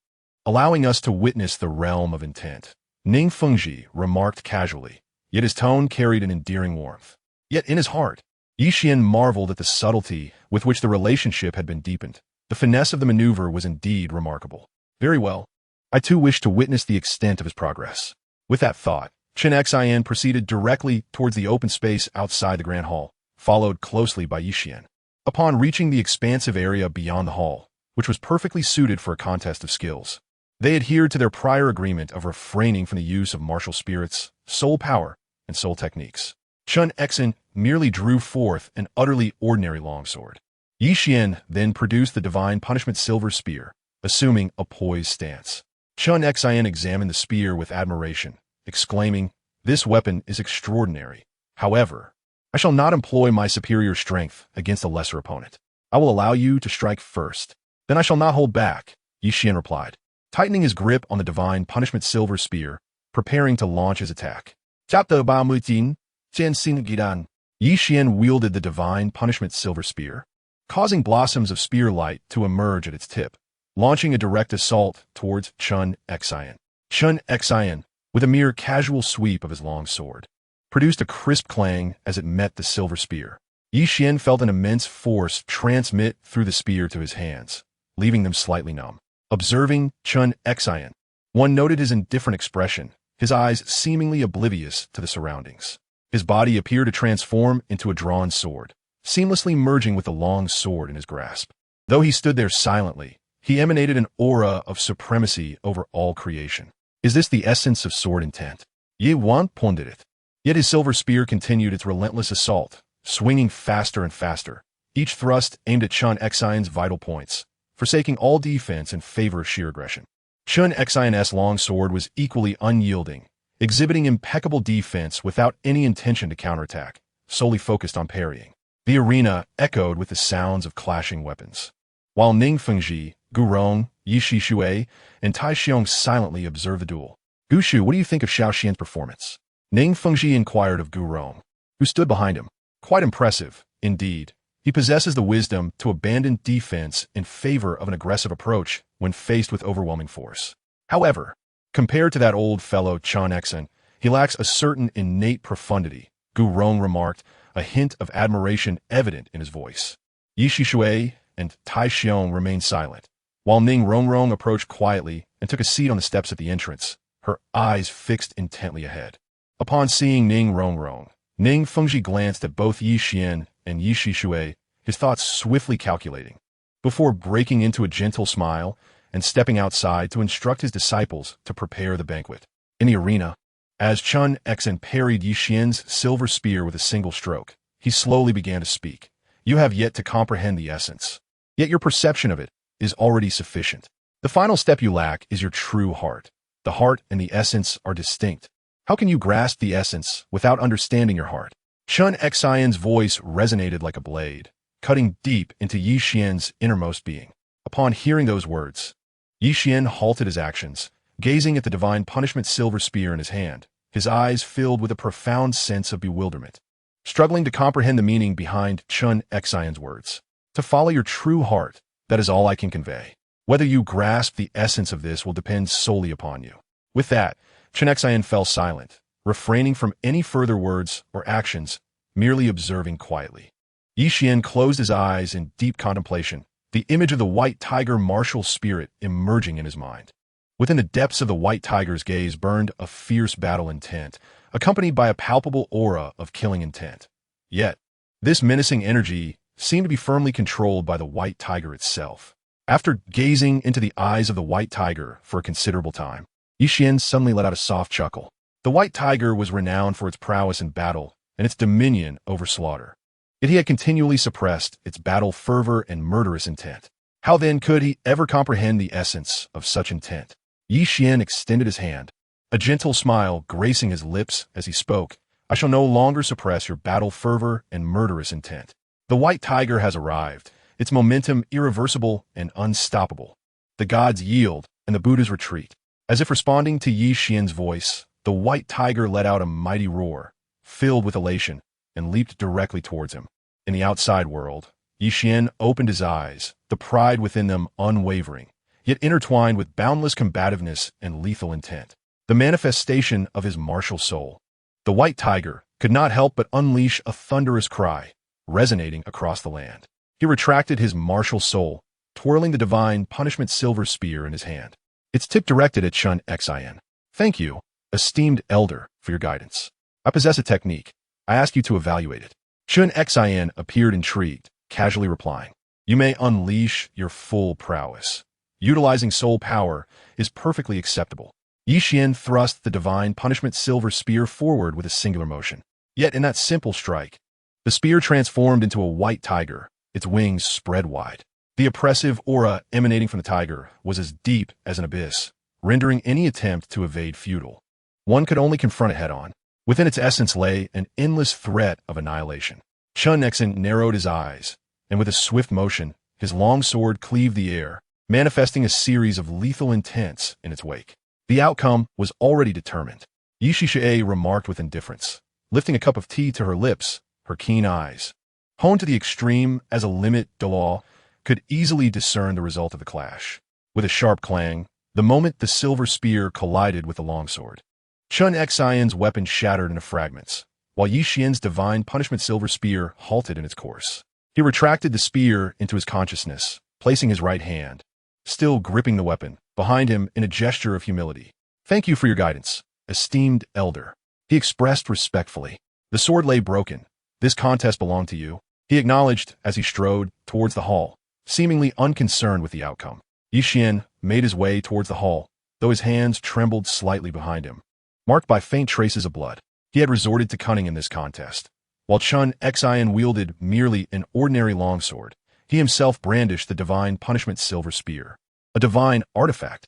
Although he refrained from unleashing its destructive energy, it was nonetheless incomparable to an ordinary sword.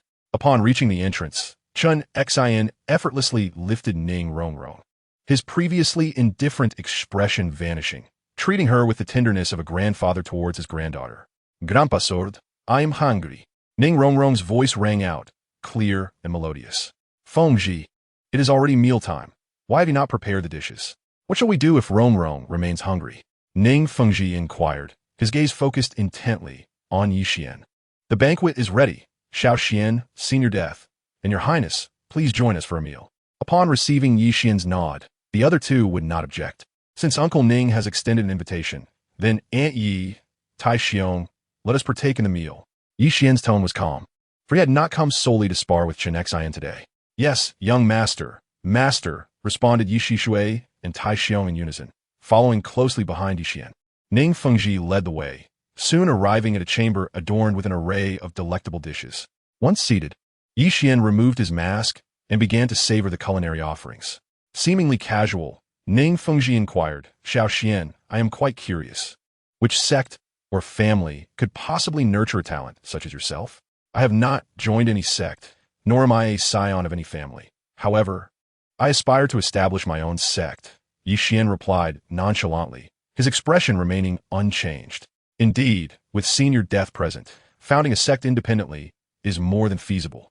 Yet, establishing a sect demands substantial financial resources, a favorable location, and a multitude of soul masters. It is impractical to expect Senior Death to handle everything personally, Ning Fengji remarked, shaking his head in resignation. Xiao Xian, pursuing the ambition of founding a sect on your own may pose significant challenges. Chapter 40. The Starfall Palace, a fleeting moment of realization flickered in Yi Xian's eyes, yet he remained silent, seemingly deep in contemplation over the question posed by Ning Fengji. Observing Yi Xian closely, Ning Fengji noted his expression and demeanor, and a smile crept upon his face as he spoke. Xian, if your ambition is to establish a sect, our 7-treasure glazed tile sect can assist you in overcoming both financial and positional challenges. Of course, our sect will not offer assistance without recompense. You must agree to one condition. If you become a vassal of the seven-treasure glazed tile sect, there is no need for further discussion. However, I must clarify that the sect I wish to establish shall not be a subordinate to any other sect or family. Yi Xian's tone was resolute. You are overthinking it, Xian. Once your power is established with the esteemed presence of the death god, it can rival the top 3 sects. Such a force could never be a vassal. Ning Fengji replied with a light chuckle. Then what is your condition, Uncle Ning? Yi Xian inquired, somewhat perplexed. The condition is quite simple. Forge an alliance with our seven-treasure glazed tile sect, where we shall mutually assist one another, coupled with an unbreakable pact, Ning Fengji said, his expression softening into a gentle smile. What does this unbreakable pact entail? Yi Xian asked, intrigued. The unbreakable pact stipulates that should our seven-treasure glazed tile sect encounter any difficulties or unforeseen events in the future, as allies, you must lend your aid without fail. Ning Fengji's smile grew increasingly amicable. Agreed. If, in the future, the seven-treasure glazed tile sect faces any challenges or changes, you may inform me, and I will assuredly offer my assistance, Yi Xian replied decisively, without a hint of hesitation. However, the implications were starkly different. Ning Fengji referred to you, while Yi Xian spoke of himself, succinctly implying that Ning Fengji's intention was for anyone to be compelled to assist. Yi Xian's sentiment is clear. You must inform me, and I shall not refuse. However, if I am not notified, I am afraid I remain entirely unaware of your difficulties and thus unable to offer assistance. Ning Fengji nodded gently, replying, then it is settled. There are still numerous excellent locations around Heavendou City. After our meal, we can explore to see if there's a place that pleases you. I appreciate your help, Uncle Ning, Yi Xian responded, and then continued to savor the delectable dishes of the Seven Treasures glazed tile school, which were indeed quite delightful. Ning Rongrong, perhaps having had her fill, rested her hands on the table, her eyes fixed intently upon Yi Xian without blinking. Yi Xian noticed Ning Rongrong's gaze but paid it no mind.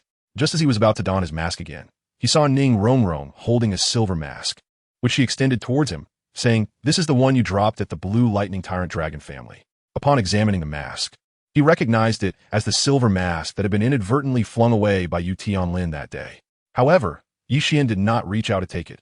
Instead, he reattached his own mask and gently replied, "There's no need for that. I have plenty of masks. If you like it, you may keep it for yourself." Ning Rongrong nodded her little head and tucked the mask away, continuing to gaze at Yi Xian. This made Yi Xian feel somewhat helpless, though the pride in his eyes softened into warmth. After a while, Ning Fengji rose with a gentle smile and said, "Xian, I will take a look at suitable locations for the sect. If I find one that meets our needs, I will have someone prepare for its construction. Sir Uncle, you stay here to oversee the sect. Gu Uncle, you will accompany us." "Very well, I shall join you this time," Gu Rong agreed, falling in step behind Ning Fengji. "Aunt Yi, Iron Bear, let us be on our way as well," Yi Xian called out, aligning himself with Ning Fengji as they ventured outside, while Gu Rong, Yi Shui, and Iron Bear trailed closely behind. Ning Rongrong wished to follow, but was held back by QianRenxue's. Why would you want to go with them? It is better to remain at the sect. Ning Fengji and Yi Xian inspected numerous locations, yet none met Yi Xian's approval. It was not until they arrived at a picturesque area, reminiscent of a paradise, that Yi Xian spoke up. "Uncle Ning, let us establish the sect here." "Certainly. What shall the sect be called? Please provide me with a blueprint so I can arrange for its construction," Ning Fengji replied. "The name of the sect shall be Fallen Starfall. Here is the blueprint. It should be constructed as depicted," Yi Xian said, retrieving a blueprint from his soul guide and handing it to Ning Fengji. "Fallen Starfall, a splendid name." Ning Fengji took the blueprint, meticulously examining it while estimating the time and cost for completion. After a lengthy pause, he finally spoke, "Xian, it should take approximately 3 months to complete. I will send word to you when the time comes." "Thank you, Uncle Ning. I have matters to attend to, so I shall return to Tiandou City first," Yi Xian replied, his tone tinged with a hint of regret. "It is but a trivial matter. Since you have things to handle, you may return. I will take care of everything here." Ning Fengji's smile radiated warmth. As Ning Fengji watched Yi Xian's retreating figure, his smile grew ever brighter, and the glimmer in his eyes intensified, even eliciting a soft chuckle. "Fengji, are we truly going to fund the construction of his sect? And you still find joy in this?" Gu Rong questioned, sensing that Ning Fengji's undertaking would yield no profit. Considering the Seven Treasure glazed tile sect was currently the foremost sect in the world, and no difficulties were anticipated in the future. Ah, Uncle Gu, you are mistaken. The sect we build will remain under the auspices of the Seven Treasure Glazed Tile sect. Perhaps you have not observed that he carries an air of pride in the eyes of others. Is that not entirely normal? With his remarkable talent, he undoubtedly possesses the qualifications for such pride. What could be amiss? Gu Rong's voice resonated with confusion. However, when he regarded Rong, there was no trace of arrogance in his gaze. As long as everything is executed well, in due course, it shall all belong to our Seven Treasures Glazed Tile sect. A smile involuntarily curved Ning Fengji's lips. Beneath the mask, Yi Xian's lips curled into a smile. In the realm of cunning, Ning Fengji was ultimately no match for Yi Shishui. With a light chuckle, he remarked, Aunt Yi, I entrust the matters of the Seven Treasure Glazed Tile School to your capable hands. Very well, my lord. Leave it to me. Yi Shishui replied with an air of indifference, as if it were of little concern. Upon returning to his chamber, Yi Xian took out paper and pen, composing a letter which he handed to Tai Xiong. Before he could utter a word, Tai Xiong inquired, Young master, to whom shall this challenge letter be delivered? This is not a challenge letter. Deliver this missive to the Martial Soul Hall and have Salas send it to my master. Additionally, request Salas to compile a list of sects or families in the vicinity that have not yet become vassals, and bring it back to me. Yi Xian stated with a calm demeanor. Understood, young master. I shall deliver the letter to the Martial Soul Hall at once. Tai Xiong affirmed, promptly exiting the room.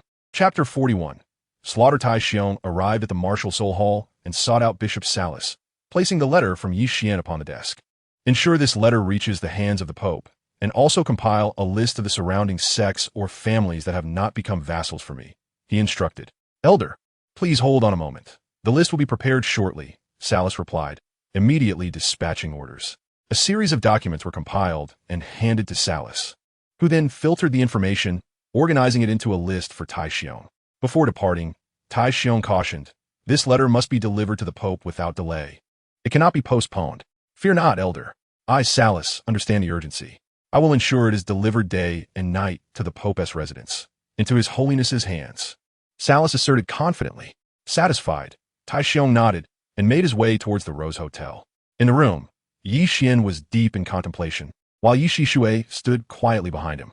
After a while, Yi Xian finally spoke. Aunt Yi, you may now proceed with your plans tonight. There is no need for me to report the outcome. When Tai Xiong returns, instruct him to hand you the list. Also, inform Tai Xiong that I have gained new insights. Any matters must await my emergence from this room to be discussed. This is the Angel's order.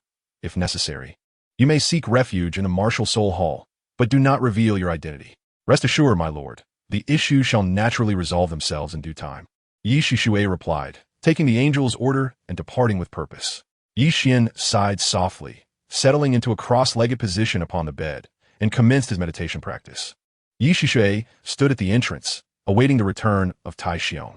Soon, Tai Xiong strode over with great determination. Just as he was about to push the door open, Yi Shishui extended his hand to stop him. The master is in seclusion, practicing his cultivation. Merely hand me the list. You shall remain here at the door, undisturbed by any occurrences, and ensure that the master's training is not interrupted. I will attend to the matters concerning the list. Rest assured, Senior Death, I will not allow anyone to disturb the young master's cultivation, Tai Xiong replied. With that, he handed the list to Yi Shishui and then stationed himself before the door, embodying the very essence of a guardian deity. Yi Shishui merely nodded indifferently and walked outside. In the deep of night, within the village outside Tiando City, a sudden burst of crimson light erupted, and hundreds of vengeful spirits surged forth from the glow. The village was instantly enveloped in a chilling wind, echoing with the piercing wails of countless souls. Approximately 10 minutes later, the spirits vanished, and the red light completely dissipated, leaving the village in eerie silence, devoid even of the sounds of insects or birds. Within the Tiando royal court, during the morning assembly, a trembling official reported to the snowy night emperor, Your Majesty, a village of hundreds outside Tiando City was slaughtered overnight. Upon investigation, it appears to be the work of a malevolent soul master. And where is this malevolent soul master? The voice of the snowy night emperor was laced with suppressed fury. Unknown, Your Majesty. The soul master left a message on the ground before disappearing without a trace. What message? The soul master's words were, I shall return tonight. Impudence. Do they think the Tiando Empire is so easy to bully? The snowy Knight Emperor bellowed. The officials bowed their heads in silence. Prince Xuesheng, I entrust this matter to you. I do not wish to hear of any further murders by the malevolent Soul Master by tomorrow, the snowy Knight Emperor declared, his voice brimming with unending wrath. Yes, I shall certainly take care of this matter. Prince Xuesheng replied, his expression as bitter as a gourd. Yet he had no choice but to comply. Dismissed, the snowy Knight Emperor announced, heading directly towards the imperial harem. With a troubled countenance, Prince Xuesheng made his way to the residence of Douluo. No one could fathom the strength of the suddenly appeared malevolent Soul Master, so to be prudent, he decided to summon Douluo for assistance. Upon arriving at Douluo's home, Prince Xuesheng found him lounging in a wicker chair, his slender form basking in the sun. With hair and beard the color of deep emerald and eyes sparkling like gemstones. Brother Douluo, it has been a long time. Prince Xuesheng approached with a radiant smile. Speak plainly, there is no need for such formality, Douluo replied, lifting an eyelid while continuing to enjoy the sun's warmth. Brother Douluo, you may not be aware, but recently a malevolent Soul Master has slaughtered a village outside Tiando City. The Snowy Knight Emperor has commanded a thorough investigation into this matter. Otherwise, I would not have sought your assistance, Prince Xuesheng stated, visibly distressed. Oh, a malevolent Soul Master dares to be so audacious? Such beings are universally reviled across the continent. I shall not ignore this, Douluo responded. Let us proceed to inspect the ravaged village. With that, Douluo rose and adjusted his garments. I am most grateful for your assistance, Brother Douluo. With that, Prince Xuesheng led the way. Soon, they arrived at the slaughtered village. Now surrounded by soldiers of the Tiando royal family, Douluo opened the door to one of the houses and began inspecting the corpses. The faces of the deceased were pale, each bearing a bloody gash across the throat. Their lifeblood vanished without a trace. As he examined the bodies throughout the village, a grave expression settled upon Douluo's face. How is it, Brother Douluo? Prince Xuesheng inquired from the side. Indeed, it is the work of an evil Soul Master. And this particular Soul Master possesses a formidable level of soul power. It seems as if the entire village was silently slaughtered in their sleep, leaving no trace of struggle. Douluo's tone was grave. Were it a Soul Saint or a low-ranking Soul Douluo, he would have confidence in overcoming them. Even against a high-ranking Soul Douluo, he could at least escape. However, if it were an evil Soul Master of the titled Dou rank, Douluo would find escape nearly impossible. Although he himself is a titled Douluo, he is the weakest among them. Fighting against an evil Soul Master of a higher rank would be beyond his capabilities. Brother Douluo, can you handle this? Xuesheng inquired cautiously. After a moment of contemplation, Douluo replied, we can investigate the neighboring villages tonight.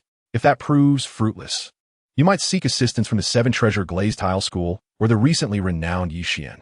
I have heard that Yixian is accompanied by two titled Douluos, one of whom is a limit Douluo. As a prince of the Heaven Dou Empire, both parties would likely show you respect. If you could persuade that limit Douluo to lend their aid, we would have a much greater chance of success. Xuesheng's lips twitched at the mention of Yixian's name. He had heard of the individual who dared to storm the Blue Lightning Tyrant Dragon family's hall and evoke fear in them, making it unlikely that such a person would extend any favors to him. The Seven Treasure Glazed Tile School seemed far more reliable. Having close ties with the Heaven Dou royal family, enlisting their help should be manageable. If Douluo could resolve the matter himself, there would be no need to seek assistance from anyone else, and the credit would belong solely to him. Chapter 42. The Heaven Dou royal family as nightfall descended. Douluo and Xuesheng began their search in the villages surrounding Heaven Dou City, seeking any signs of the evil Soul Master. Perched upon an ancient tree, a figure cloaked in black observed Douluo and Xuesheng with contempt before making their way toward the Heaven Dou Palace. At the same time, Qian Renxue emerged from her chamber, heading toward the study of the Snow Knight Emperor. The Emperor, engrossed in state affairs, looked up upon her arrival and inquired, "Cha, have you come for something specific?" "Father, I encountered some perplexities during my training and wish to seek your guidance," Qian Renxue replied, engaging in light conversation with the Snow Knight Emperor, showing no intention of leaving the study. Her demeanor radiated a thirst for knowledge, much to the satisfaction of the Emperor. Suddenly, the palace erupted in flames, accompanied by the shouts of maidservants and guards, creating a scene of chaos. The Snow Knight Emperor, furious, slammed his hand on the table and strode toward the door, with Qian Renxue following closely behind. As the door swung open, they witnessed the frenzied rush of maidservants and guards. "Calm down," Silence. The Snow Knight Emperor's commanding voice, infused with soul power, silenced the crowd. A few maidservants trembled and fell to their knees, stammering, "Your Majesty, an evil soul master has suddenly invaded the second prince's chamber and has killed him. Your Majesty."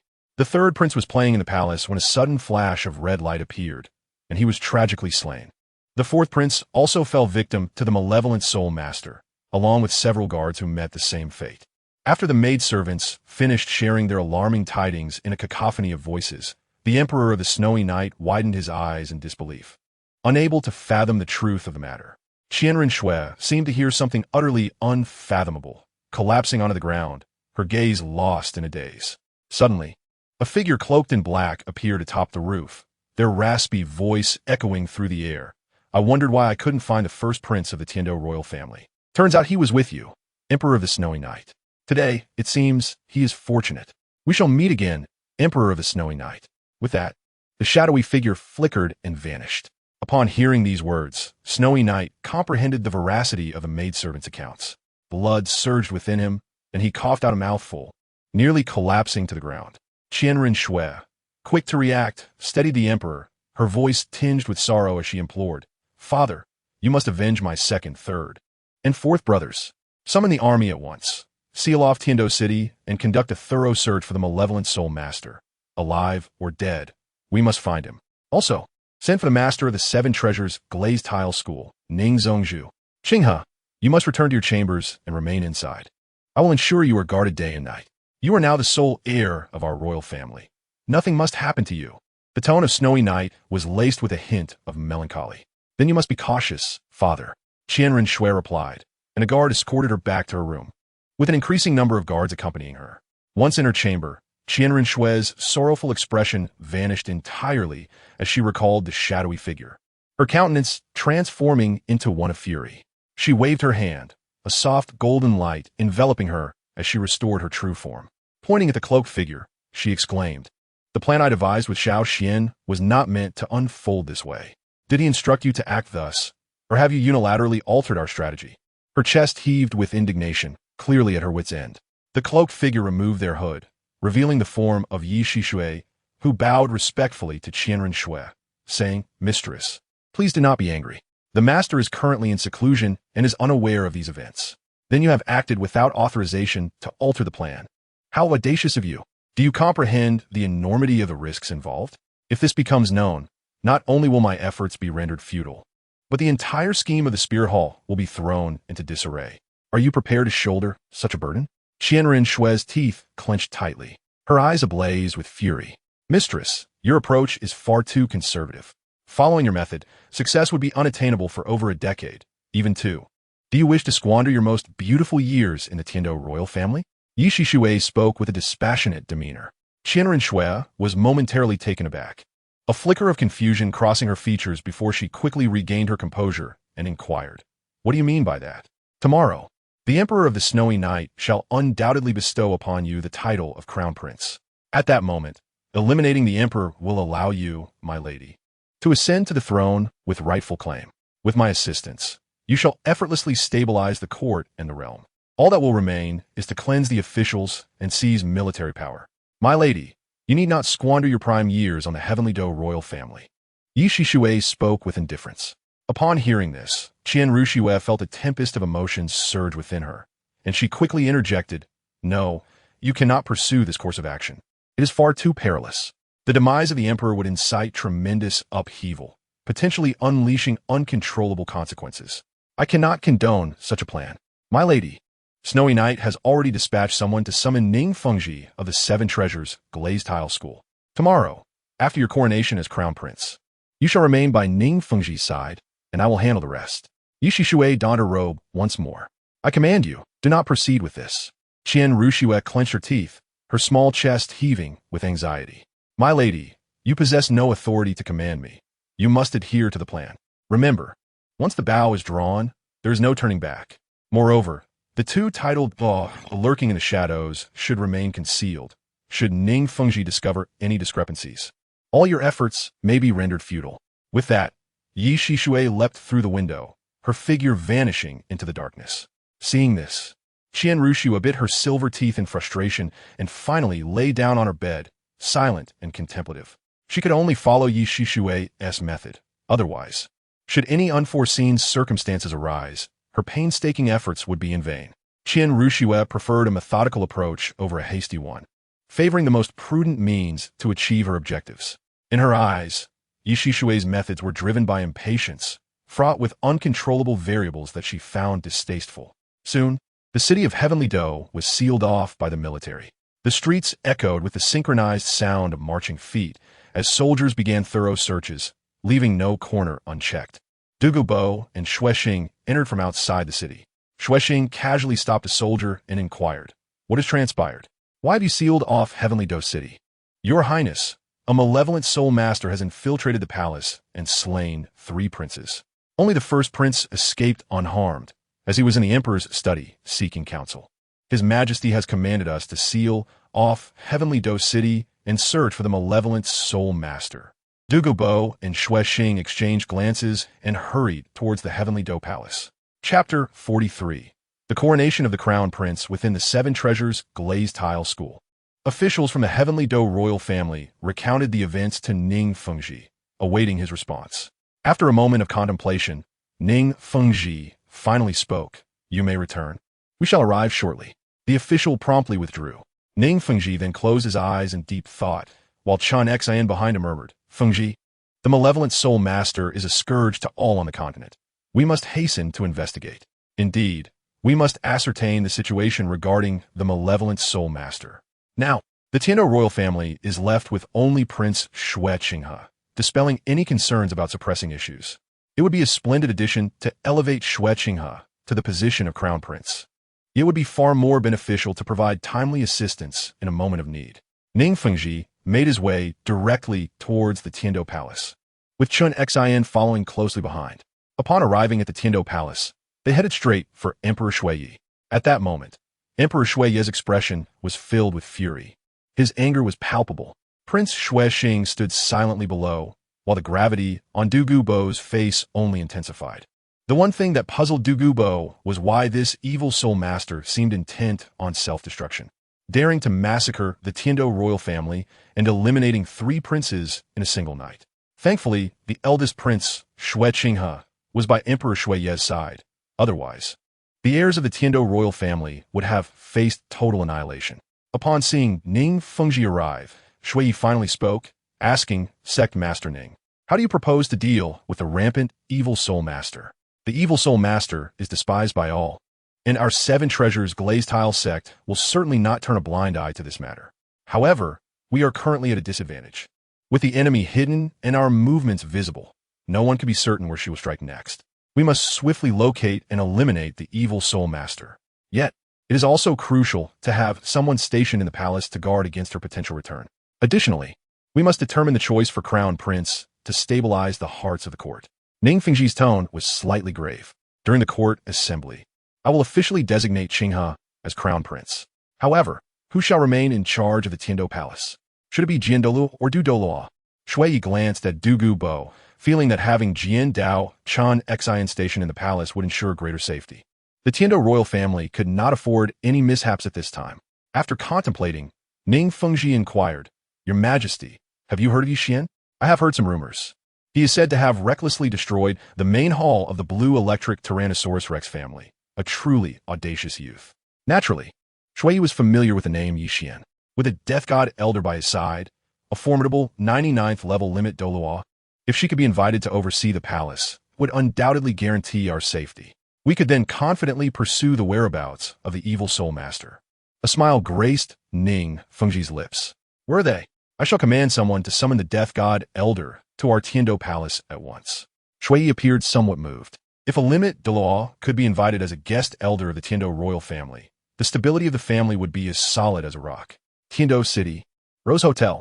Ning Fengji smiled lightly, his eyes glimmering with an inscrutable light, while Shui immediately dispatched someone to the Rose Hotel to summon the death god Douluo. However, the official sent out returned swiftly, reporting that Yixian was in seclusion and that the death god Douluo was currently absent. After dismissing the official, a frown creased Shui's face. The following day, during the morning court assembly, the civil and military officials stood respectfully on either side, with Qian Renxue positioned at the forefront. Emperor Shui's voice resonated solemnly. After careful consideration, I have decided to appoint the eldest prince, Shui Qinghe, as the crown prince of the Tiandou Empire and the sole heir of our Tiandou Empire. Your Majesty is wise. After the ministers responded, silence enveloped the chamber. In the imperial lineage of Tiandou, only Shui Qinghe possessed the qualifications to ascend to the position of crown prince. There was no need for factions or selections. Thus, with no dissenting voices, the matter was resolved decisively. Furthermore, an army was dispatched to commence a thorough investigation within Tiandou City and its surrounding villages, determined to unearth the malevolent soul masters. Shui's voice resonated with an overwhelming authority. Once the court session concluded, the attendees began to depart. Qian Renxue, her countenance heavy with sorrow, sought an excuse to accompany Ning Fengji and Chun Xian in their pursuit of the malevolent soul masters. Meanwhile, Douluo, as a guest elder of the Tiandou royal family, remained stationed within the palace to ensure the safety of Emperor Shui. In the Hall of Martial Spirits, Yi Shui sat regally in the main seat, holding the angel's order, while Salas stood respectfully below. After toying with the angel's order for a moment, Yi Shui spoke with a tone that carried a hint of detachment. Salas, you need not concern yourself with the matter of the malevolent soul masters, nor report to the Pope. Should anyone urge you to inform the Pope, simply acquiesce verbally and discreetly eliminate the information. However, this seems inappropriate. The malevolent soul masters are universally reviled among the soul master community, and if we conceal this and the Pope discovers it, I fear I may find it difficult to justify. Salas responded, his eyes filled with confusion. This is not your concern. Just follow my instructions. The Pope has his own means of handling such matters, Yi Shui said, rising and making his way outside. Yes, revered one. Salas replied to Yi Shui's departing figure, then sat down in contemplation, ultimately resolving to adhere to Yi Shui's directives. Yi Shui infiltrated the imperial palace of Tiandou, stealthily following Emperor Shui, while Douluo, who was by the emperor's side, remained utterly unaware of her presence. However, she did not rush to act. She awaited an opportune moment to strike, intending to assassinate Emperor Shui in plain view, under the guise of an evil soul master. Soon, Emperor Qian and Douluo stood before Prince Shueshing, who commanded an army of tens of thousands. The soldiers were impeccably attired, standing tall and straight, their weapons glinting ominously in the light. Emperor Shui surveyed the assembled troops with satisfaction, and Douluo, upon witnessing the army, felt his previously taught nerves ease. Your Majesty, the troops are fully assembled. We can commence the hunt for the evil soul master. With Brother Douluo in this vast army, your safety is assured, Prince Shueshing declared confidently.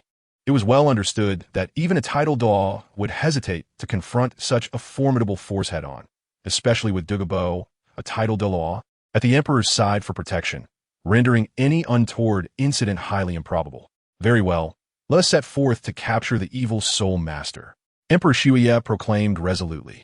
The deaths of his 3 sons had instilled within him a profound loathing for evil soul masters, and he could hardly bear to wait another moment. In the shadows, Yi Shui's eyes glimmered with scorn.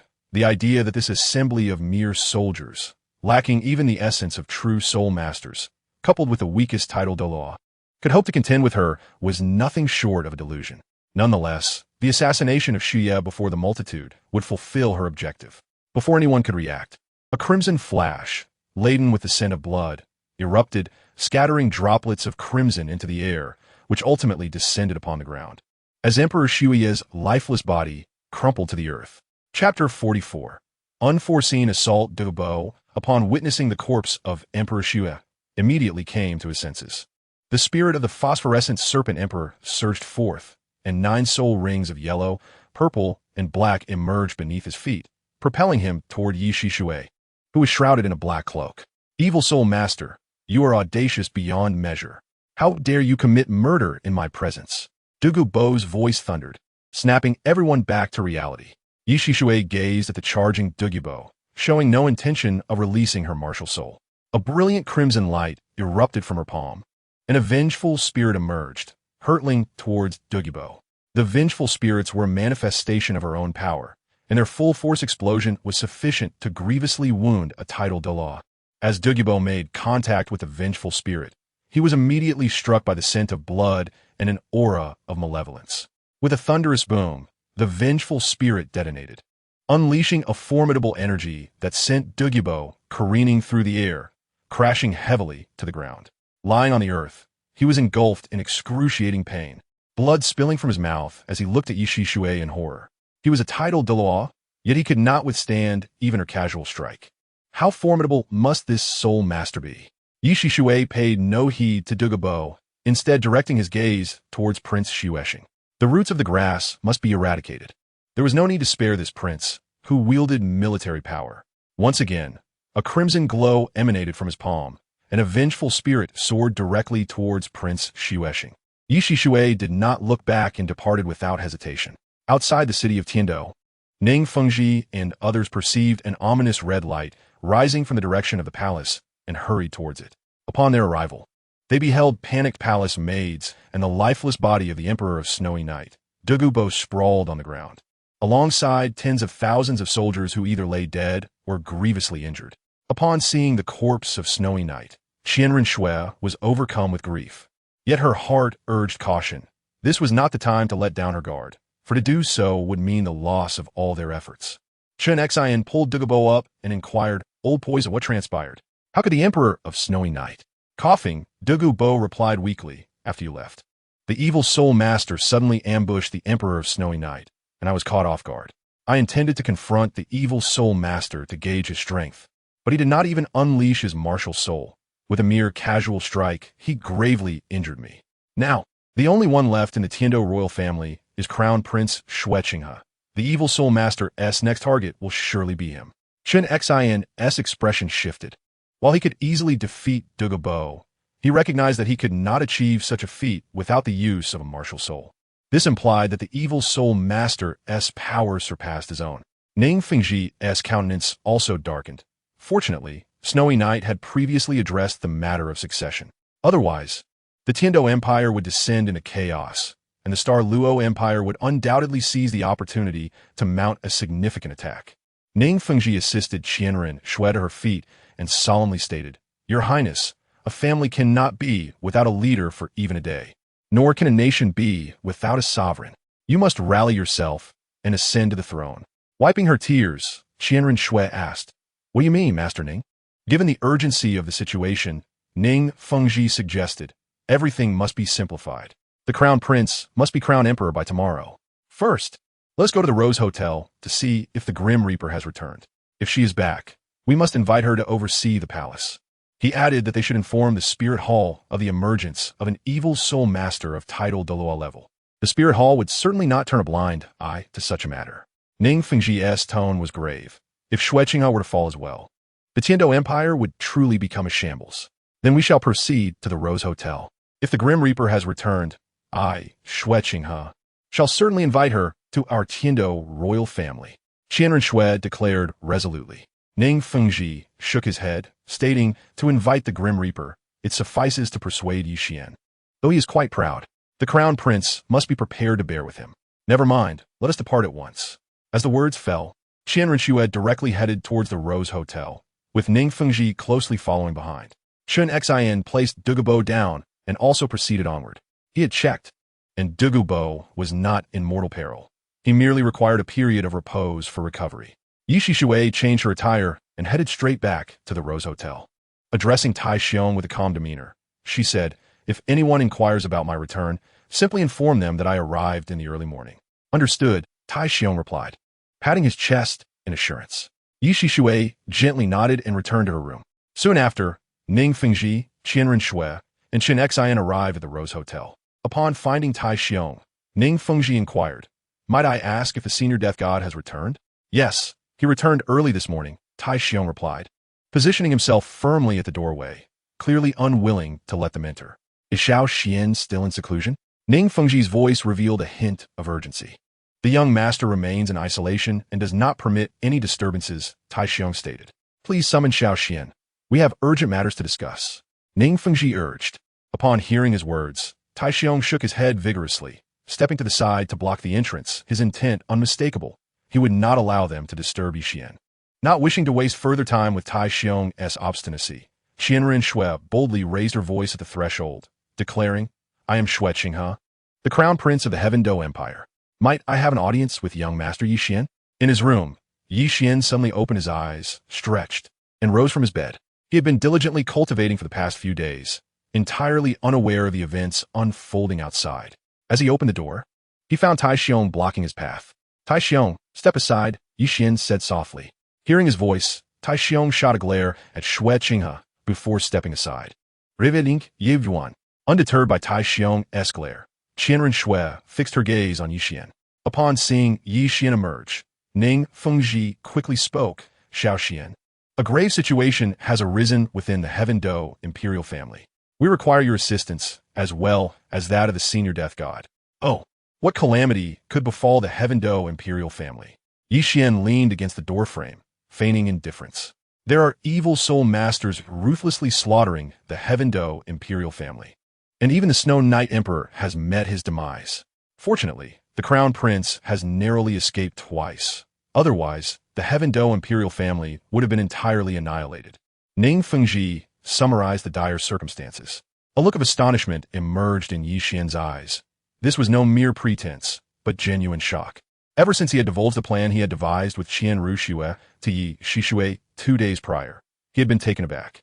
Yi Shishue remarked that this approach was overly conservative and excessively time-consuming. She claimed to possess a method that could swiftly resolve all issues. Yi Xian did not inquire about the specifics of her solution and simply instructed her to proceed. To his surprise, Yi Shishue managed to escalate the situation to such an extent. Chapter 45. The Change of Dominion in Tiandou. Although Yi Xian was taken aback, he remained motionless, a faint smile gracing his lips as he spoke. Uncle Ning, are you suggesting that we lend our aid to the Heavenly Dou imperial family? Indeed, that malevolent soul master possesses formidable power. Since both Jian Shu and I cannot remain within the Heavenly Dou imperial family for long, we wish for Senior Death to oversee the imperial family for a period, until we vanquish the evil soul master. Ning Fengji stated with utmost seriousness. What do we stand to gain by aiding the Heavenly Dou imperial family? Yi Xian's gaze fell upon Qian Renxue. With a knowing smile, Qian Renxue directly replied, as long as young Master Yi is willing to assist us, once I ascend the throne, I shall bestow upon you the title of king, and Senior Death may serve as the imperial family's grandmaster. Furthermore, I have heard from Sect Master Ning that you are in the process of establishing a sect. The Heavenly Dou imperial family will spare no effort in supporting you. What say you to this proposition? Given the sincerity of your highness, I can only graciously accept.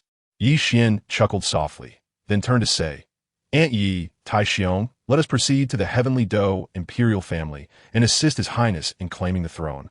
With a creak, the door swung open as Yi Xie emerged from her chamber, her expression impassive, following closely behind Yi Xian as they made their way towards the Heavenly Dou imperial family. Along the journey, Yi Xian and Qian Renxue engaged in lively conversation, sharing a camaraderie that suggested a deep and immediate connection. Ning Fengji observed in astonishment, never having anticipated that the two would resonate so well with one another. Upon arriving at the Heavenly Dou Palace, Yi Xie promptly unleashed her second martial soul, the Radiant Phoenix, as a resplendent array of colors enveloped her feet. She refrained from using her first martial soul due to the excessive bloodshed, as the aura of the evil soul master was somewhat concealed. Releasing her first martial soul would reveal her identity. Both Chun Xian and Tai Xiong also released their martial souls, with 9 soul rings glimmering beneath their feet, exuding the formidable presence of titled Douluos that instilled awe throughout the palace. The once cacophonous and chaotic Heavenly Dou Palace fell silent in an instant. Qian Renxue then proclaimed loudly, You shall each fulfill your responsibilities. Anyone caught spreading rumors or inciting discord shall face merciless retribution. Under the intimidation of the 3 titled Douluos and Qian Renxue's threat, order swiftly returned to the palace as civil and military officials resumed their places in the Grand Hall. When Qian Renxue announced the simplification of all matters and her impending ascension the following day, the officials responded in unison, promptly departing to prepare. Once Ning Fengji noted that the situation had stabilized, he remarked, With young Xian and your presence in the palace, I feel considerably more at ease. I must first visit the Martial Soul Hall to inform the Archbishop, Salus, about the evil soul master, and then begin the pursuit of his whereabouts. The affairs of the palace shall be entrusted to Senior Death. Not to worry, you may proceed, Uncle Ning, Yi Xian replied in a nonchalant manner, and Yi Shishue simply nodded in acknowledgement. After Ning Fengji departed, Yi Xian gestured for Tai Xiong and Yi Shishui to attend to matters related to the imperial palace, while he strolled through the Tiando imperial palace with Qian Renxue. Upon arriving at the harem of the Night Emperor, Yi Xian observed the weeping concubines, their faces resembling rain-soaked flowers, and could not help but exclaim, "Indeed, the emperor's 3 palaces and 6 courtyards with 72 concubines are quite enviable." As they walked, Qian Renxue's eyes narrowed slightly, and she remained silent, striding ahead. Yi Xian, following closely behind, surveyed his surroundings, ultimately concluding that the Night Emperor's taste was rather mediocre, as few of his concubines possessed true beauty. Soon, they reached Qian Renxue's chambers, where she abruptly shut the door, a faint golden glow enveloping her as she reverted to her original form. With a half-smile, she fixed her gaze upon Yi Xian, yet remained silent. Feeling a chill, Yi Xian, somewhat perplexed, asked Shuer, "Why are you looking at me like that?" "Nothing much. I just find young Master Ye's ambitions to be quite grand. Yet, what are the 3 palaces and 6 courtyards with 72 concubines?" Qian Renxue's eyes narrowed as she spoke. "Cough, cough, Shuer, I was merely expressing a casual sentiment. How could that be considered ambition?" Yi Xian coughed awkwardly. Without warning, Qian Renxue pushed Yi Xian onto the bed, her eyes fixed intently upon him as she spoke slowly. "Remember what you promised me. Rest assured, I shall uphold my promise to you," Yi Xian replied softly, embracing her. "After the affairs of the Tiando Empire are resolved, will you accompany me back to Wuhuan City to pay respects to my father? Though I am unsure why you have made excuses in the past. Surely you have no reason to refuse this time." Qian Renxue spoke gently, yet Yi Xian felt a momentary stiffness, burdened by the guilt of a past incident. Had he intervened back then, Qian Xuanji would surely have survived. Instead, he chose silence, allowing the closer Bibi Dong to seek vengeance. Noticing Yi Xian's lack of response, Qian Renxue tilted her head and asked, "Are you still not prepared to go?" "How can I not go? Once the matters of the Tiando Empire are concluded, I will accompany you to pay respects to Uncle Qian."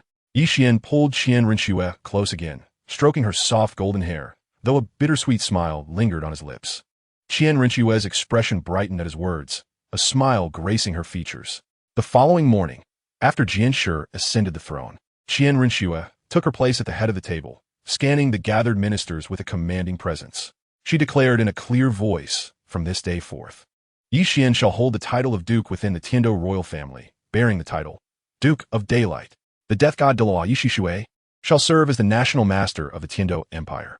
Our Tiando Empire shall fully support Duke of Daylight in establishing the sect, Starfall Hall. The military forces within Tiando City may be entirely recalled. There is no need for further investigations. With the national master present, the evil soul masters shall surely not dare to return. Do you all have any objections? Your Majesty's wisdom is unparalleled. With the presence of the national sage, should the malevolent spirit master dare to approach, the sage shall undoubtedly vanquish him on the spot." The esteemed ministers and military officials exchanged glances, all nodding in agreement, with no dissenting voices. In the wake of the snowy Night Emperor's demise, a palpable anxiety gripped these officials. The presence of a limit de law safeguarding the Tiando royal family undoubtedly offers them a semblance of reassurance. Soon, someone presented the token of a Daylight King to Yi Xian, and the assembly of ministers bowed in respect, proclaiming their reverence for the Daylight King. Yi Xian observed for a while before tossing the token into the soul guide, dismissing it from his mind. With the entire Tiando royal family having changed hands, the token of the Daylight King had lost its significance. The priority now was to stabilize the situation, replace the civil and military officials with his own loyalists, and then find someone skilled in disguise to impersonate Xue Qinghe, thereby becoming a puppet emperor. At that point, Qian Renxue's mission would be essentially accomplished. Chapter 46. The vast sea and sky shield. Qian Renxue penned a letter, handing it to Bloodstalker with a grave expression. "Deliver this letter personally to the Pope's palace." "Yes, miss." Bloodstalker accepted the letter and strode purposefully towards the exit. Qian Renxue then turned her attention to Yi Shishui, inquiring, "Is there anything else I must attend to now?" "Madam, your current task is merely to stabilize the situation and await further developments. The Pope will manage the other matters. In no more than a few months, you shall be free from the Tiando royal family." Yi Shishui replied with an air of cold detachment. "Understood. You may leave now." Qian Renxue waved her hand dismissively, feeling increasingly irked by Yi Shishui's presence. Yi Shishui appeared oblivious, remaining seated and motionless. In times of peril, she would undoubtedly intervene to safeguard Qian Renxue, for she was her mistress. However, during ordinary moments, it was utterly impossible for Qian Renxue to command Yi Shixue without Yi Xian's express consent. Qian Renxue shifted her gaze to Yi Xian, who was indulging in tea and delicacies. Upon meeting her gaze, he spoke directly. "Aunt Yi, please check on the gravely injured Douluo and see if you can sway him to our Starfall palace." "Understood, master," Yi Shixue replied, departing with purpose. Once Yi Shixue exited the room, Qian Renxue approached Yi Xian and took a seat beside him. After a moment of contemplation, she finally remarked, "Xian, it would be wise to remain cautious of her. Although she has been sent by the deities to protect you, she is, after all, a soul master." "Indeed, my dear Shui, you need not worry. I am well aware," Yi Xian responded, though in his heart he held no concerns. His unwavering loyalty from Yi Shixue was, without a doubt, completely trustworthy. "As long as you know," Qian Renxue nodded in satisfaction. Yi Xian placed the teacup down and inquired Schwerer, "Are you familiar with the Han Hai Qian Kuanjia of the Tang Hao royal family? It is said to be housed within the royal treasury. What purpose do you have for such an artifact?" A look of perplexity crossed Qian Renxue's face as she recalled having heard of the Han Hai Qian Kuanjia, revered by the Tang Hao Empire as a national treasure, possessing its own peculiar utility. The Han Hai Qian Kuanjia, also known as the Heart of the Sea God, signifies that possessing it is akin to having secured half of the sea god's divine legacy. A smile curled upon Yi Xian's lips. "What? The divine position of the sea god? Little Xian, is your inherited divine position that of the sea god?" Qian Renxue exclaimed in astonishment. "I am uncertain, but it is perhaps wise to keep this artifact in my possession. It may prove advantageous in the future." No sooner had Yi Xian spoken than he witnessed Qian Renxue transform back into her snow-chingy guise. "Then let us hasten and search for it," Qian Renxue urged, taking Yi Xian's hand as they proceeded directly towards the treasury. Yi Xian felt somewhat awkward. Being pulled by Qian Renxue was certainly acceptable, but with the addition of Shui Qinghe's visage, it became rather uncomfortable.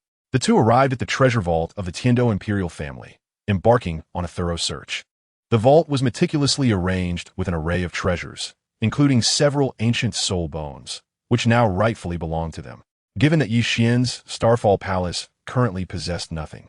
The contents of the vault would provide him with everything he needed. After meticulously searching each level, they finally discovered the Han Hai Qian shield nestled deep within the third underground layer. The Han Hai Qian shield was a triangular object, resplendent in a translucent azure hue, seemingly carved from sapphire and measuring only the size of a palm. A cerulean light pulsed within, emanating peculiar waves of energy, while rippling patterns reminiscent of water danced across its surface, suggesting a semblance of life. As the two scrutinized the Han Hai Qian shield, they found nothing amiss. Yi Xian contemplated that it might require a blood offering to establish a bond. He delicately made a cut on his hand with his nail, allowing a drop of blood to fall onto the shield. Remarkably, the blood absorbed into the shield, and faint crimson threads appeared within the previously clear, triangular form. An ethereal shadow emerged, gazing intently at the two before it. "Ah, such pure bloodline, such formidable physique. You are more than capable of withstanding the power of the Han Hai. After all these years, I have finally found a suitable successor. My fortune indeed shines upon me. This young lady's physique is also sufficient to endure the Han Hai's might. Who shall I choose as my heir?"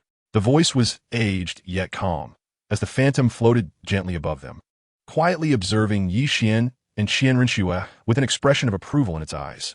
Yi Xian and Qian Renxue suddenly looked up, their expressions filled with confusion as the figure of the old man vanished in an instant. Qian Renxue furrowed her brows and remarked, "Xiao Xian, I felt as if someone was watching us." Yi Xian replied with a light chuckle, "I sensed it too. Let us store the Han Hai Qian for now. It possesses numerous remarkable functions." He surmised that the one observing them was none other than the sea god. Within the Han Hai Qian, the ethereal image of the sea god gazed at the two with a hint of astonishment. TSK, these two little ones have such keen perception. Perhaps I should learn from that fellow Shura, cast a wider net, and catch more fish. One of them might indeed be capable of inheriting my position. Before Yi Xian and Qian Renxue could fully react, the Han Hai Qian suddenly radiated a brilliant blue light, floating gracefully in mid-air and enveloping the two. The scenery before them transformed, revealing an endless expanse of azure sea and sky, with tumultuous waves beneath their feet and a cloudless sky above. A refreshing sensation surged into their minds, and they began to receive information regarding the Hanhai Qianquan, understanding its usage and myriad wondrous applications. Soon, intricate patterns emerged above their foreheads. Yixian's were blood red, resembling a long sword, while Qian Renxue's were soft golden hue, taking the form of a six-winged angel. The moment these patterns appeared, their gazes were engulfed in crimson and golden light, and the scene shattered instantly. The ethereal image of the sea god within the Hanhai Qianquan looked on in horror as the two beams of light converged, resulting in the sea god's image fracturing and dissipating entirely.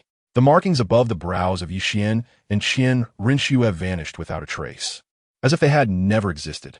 Yixian picked up the Oceanic Cosmos shield, his eyes reflecting a look of confusion. What had just transpired? He had completed the instruction on how to wield the Oceanic Cosmos shield, having only just imparted the third technique of the sea god S13 techniques, the unreturning departure. How could it have vanished so abruptly? He had taught the first three techniques. Was it not feasible to convey them all at once? Although he primarily wielded a firearm, the spear and the gun bore similarities, and he had no trouble executing the techniques. In Chapter 47, a sense of joy illuminated Qian Renxue's eyes as she addressed Yixian. Little Xian, this Oceanic Cosmos shield is indeed a remarkable artifact. It possesses 4 skills. The first, Oceanic Guardian Shield, grants invisibility. The second, Oceanic Binding Shield, immobilizes enemies, rendering them incapable of movement. The third, Oceanic Maelstrom, and the fourth, Cosmic Demon Suppression, serve as both area and singular attacks. The first 3 techniques of the Sea God S13 techniques are included as well. It is truly lamentable that such a splendid treasure has been obscured by the Tiando imperial family for so many years. Yixian held the vast sea universe cover in his hands, playfully admiring it, and with a light chuckle remarked, "Now it belongs to us. Once my Starfall Hall is established, I shall transfer all the treasures of the heavenly Dou royal treasury to it, and then my Starfall Hall will lack for nothing." A radiant smile appeared on Qian Renxue's face as Yixian activated the protective charm within the vast sea universe cover, enveloping both their figures. They found themselves in a realm tinted in shades of blue, yet the outside world remained distinctly visible. However, from an external perspective, their forms had vanished entirely, rendering them imperceptible. The two exited the treasury directly, making their way towards Qian Renxue's chamber. In the divine realm, amidst the boundless seas, lay the temple of the sea god. Within this sanctum, the colossal figure of the sea god abruptly opened his eyes, his expression one of astonishment. The divine consciousness I left within the heart of the sea god has dissipated, yet thankfully, I can still sense the position of the heart. According to the information conveyed by the divine consciousness, it was the actions of the Azura god and the angel god. What do they intend? Are they fearful that their successor may pose a threat, and thus have chosen to disrupt my inheritance? With this thought, the sea god rose, determined to confront the Azura god and angel god. In the divine realm, there are but a handful of first-level deities possessing supreme artifacts beneath the divine king, and the sea god is one among them. It is precisely due to his formidable strength that he harbors no fear of the Azura god and the angel god, especially since both deities have conspired together to extinguish his divine consciousness. Within the divine council, the sea god, Azura god, and angel god convened. The sea god was the first to voice his concerns. "Azura, angel, what is the meaning of your actions? You have privately extinguished the divine consciousness I left within the heart of the sea god, thus interrupting my inheritance. Should you not provide me with an explanation?" "Explanation?" The angel god chuckled lightly. "You have inscribed the mark of inheritance upon my successor, and yet I have refrained from demanding an explanation from you. That young one is indeed my heir, who in the divine realm is unaware of this. You have audaciously inscribed your mark upon him, openly seizing my successor. Should you not offer me an explanation?" The Azura god's gaze remained intense, fixated on the sea god. Faced with the inquiries of the Azura god and the angel god, the sea god's countenance stiffened by this calculation. It was indeed his own divine consciousness that had sought its own demise.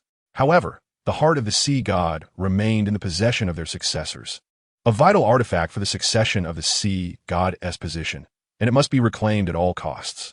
With this thought, the sea god waved his hand, momentarily setting aside the matter of divine consciousness, insisting, "You too must return the heart of the sea god to Sea God Island. is crucial for the succession of my position. The deities must not interfere in the affairs of the mortal realm. See God, do not overstep your bounds. As the enforcer of the divine realm, I shall show no mercy. The Azura god narrowed his eyes, asserting that before reclaiming the heart of the sea god, they must resolve the issue of the stolen successor. Sea god, perhaps we should first address the matter of the successor. The angel god smiled lightly. Do you truly believe this situation can be so easily dismissed? In the divine realm, under the watchful gaze of the god of Shura, the sea god must brace for the repercussions from the divine council should he dare to descend. Though the sea god's domain is graced with divine emissaries, the spirit hall shall not be without its own. If one wishes to reclaim the heart of the sea god, one must first resolve the underlying issues. Otherwise, the heart of the sea shall remain forever beyond his grasp. Observing the expressions of the two deities, the sea god's countenance darkened as he engaged in a war of words with them, while the god of Shura and the angel god remained unhurried. Regardless of the outcome, the heart of the sea god would undoubtedly elude his grasp. In the divine realm, a day equates to a year in the mortal world, and it remains to be seen how long the sea god can endure. Days later, within the Pope's palace, Bibi Dong received a letter delivered by a bloodied messenger, carefully perusing its contents before retrieving a letter penned by Yi Xian days prior. Holding both letters, Bibi Dong closed her eyes in contemplation, recognizing the cunning strategy at play, an unconventional approach yielding results beyond expectation. This scheme could not have been conceived by Xue Er or Xiao Xian. Rather, it was evident that the letter revealed a deity had dispatched a titled limit Douluo, known as the god of death, to ensure her safety. It appeared that this clever stratagem originated from the mind of the death Douluo. Opening her eyes, Bibi Dong spoke with urgency. Maintain vigilant surveillance on the movements of the Star Dou Empire. We must not allow them to ignite conflict with the Heaven Dou Empire. Hui Mei, you are to discreetly transport personnel to the Spirit Hall in Heaven Dou City, awaiting my command. Yuguan, prepare yourself. In half an hour, we shall proceed to meet the newly enthroned emperor. Xue Qinghe? Yes, your holiness. Gue Mei and Yuguan acknowledged, departing to fulfill her orders. A smile graced Bibi Dong's lips as she rose and made her way to her chambers. Upon emerging, she donned a sleek white attire, her hair neatly arranged, her tall and mature figure enveloped in the elegant fabric, exuding an air of valor. Stepping out, she beckoned, and a sharp cry echoed as a petite black-feathered phoenix, with eyes radiating intelligence, settled upon her shoulder. This little phoenix was the magnificent soul beast born from the dark phoenix egg, now tamed by Bibi Dong as her pet. She gently tapped the phoenix's head, eliciting a look of utmost enjoyment from it. Qian soon approached, chasing after the dark phoenix. Upon seeing Bibi Dong, her large eyes blinked inquisitively. Teacher, are you preparing to go out? Indeed, I have matters to attend to. You must diligently practice at the pavilion by the lake and refrain from idleness. I shall return to assess your progress. Bibi Dong affectionately ruffled her hair. Rest assured, teacher, I shall not be lazy, Qian replied, her expression serious, prompting a soft chuckle from Bibi Dong. Exiting the Pope's palace, Bibi Dong ascended the luxurious carriage prepared by Yuguan, with a resounding neigh from the scaled horse. The carriage set forth toward Heaven Dou City. She gazed towards the direction of Heaven Dou City, her eyes brimming with joy, eager to meet the soul reaper Douluo who devised such a cunning strategy. Meanwhile, Ghostly Charm began to gather personnel, leading them discreetly towards the Spirit Hall of Heaven Dou City. Chapter 48. Enlisting the aid of Douluo Bo. Yi Xian gazed at the indifferent expression of Yi Shixue before slowly inquiring, is Douluo Bo still unwilling to join our Starfall Hall? Master, I have employed numerous methods to persuade him, yet Douluo Bo is utterly impervious to reason, resistant to both soft and hard approaches.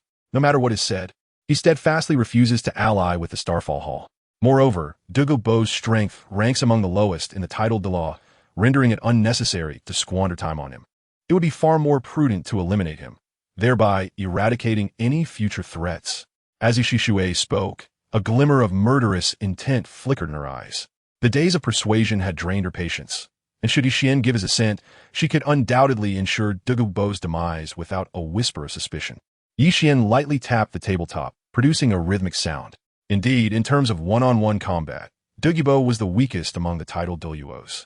However, when it came to large-scale destruction, if Douluo Bo claimed to be second, few would dare to assert themselves as the first. I, along with Iron Bear, decided to visit Douluo Bo, hoping to persuade him to join the Starfall Hall. Aunt Yi, you may remain in the Tiando Imperial Palace to deal with Ning Fengji, Yi Xian said as he slowly rose and made his way toward the door, with Iron Bear following closely behind. Yes, my lord, Yi Shishue replied and stayed back in the palace. Yi Xian and Iron Bear exited the heavenly duel palace, making their way directly to the secluded courtyard of Douluo. Perhaps due to Douluo's inherently reclusive nature, his dwelling was situated in a rather remote area. Upon entering the courtyard, they found Douluo reclining leisurely in a rattan chair, basking in the sun. However, his complexion appeared somewhat pallid, clearly indicating that he had sustained serious injuries. Nearby, several teacups and a teapot were arranged on a table. Yi Xian approached Douluo without a hint of hesitation, pouring himself a cup of tea to savor. Douluo lifted his eyelids, observing Yi Xian's indifferent demeanor, and glanced at the imposing Tai Xiong standing behind him. He spoke bluntly. If you have come to persuade me to join your Starfall Hall, you need not bother. The greatest fear in my life is the restriction of my freedom. No matter how eloquently you speak, I shall not join the Starfall Hall. With that, Douluo closed his eyes, displaying a clear reluctance to engage further in conversation with Yi Xian. It was well known that the poison Douluo was unrivaled in his mastery of toxins. However, witnessing him today, Yi Xian felt that the reputation was somewhat exaggerated, leaving him rather disappointed. As Yi Xian expressed his thoughts with utmost calmness, Douluo suddenly opened his eyes wide. Boy, what do you mean by that? Are you questioning my expertise in poison? Douluo had spent a lifetime mastering toxins and had never encountered a rival in this domain, which was one of his greatest sources of pride. He could not tolerate any challenges to his prowess. Douluo's gaze turned as venomous as that of a snake. Fixated on Yi Xian, his martial soul, the Emerald Scale Serpent Emperor, was classified as a rare martial soul with deadly poison attributes, often referred to as the progenitor of all serpents. Yet, he himself had fallen victim to the backlash of his own soul, succumbing to its lethal toxins. Wasn't this a profound irony? Yi Xian met Douluo's gaze unflinchingly, his own presence unwavering. Boy, do not speak nonsense here. How could I be poisoned by my own martial soul? Douluo's expression grew increasingly sinister. Tai Xiong remained vigilant, closely watching Douluo, fearing an unexpected attack on Yi Xian. Even in his current injured state, a tidal Douluo strike was not something Yi Xian could withstand. Whenever it rains on a gloomy day, you experience an itching sensation in your ribs that intensifies and lasts for over an hour, occurring once at noon and once at midnight. In the deep of night, around the third watch, you feel a stabbing pain in your head and soles, accompanied by spasms throughout your body, lasting at least half an hour. Yi Xian took a sip of tea and articulated Douluo's affliction as described in the original text. Upon hearing this, Douluo's eyes flickered with uncertainty. He was acutely aware that he was indeed poisoned, and Yi Xian's description was entirely accurate, leaving him deeply astonished. Moreover, they had never met before. This was their first encounter, and Yi Xian had discerned his condition at a glance, which was nothing short of shocking. Douluo, you have a granddaughter named Douluo. Do you wish for her to suffer the same fate as you, to endure the pain inflicted by her own martial soul?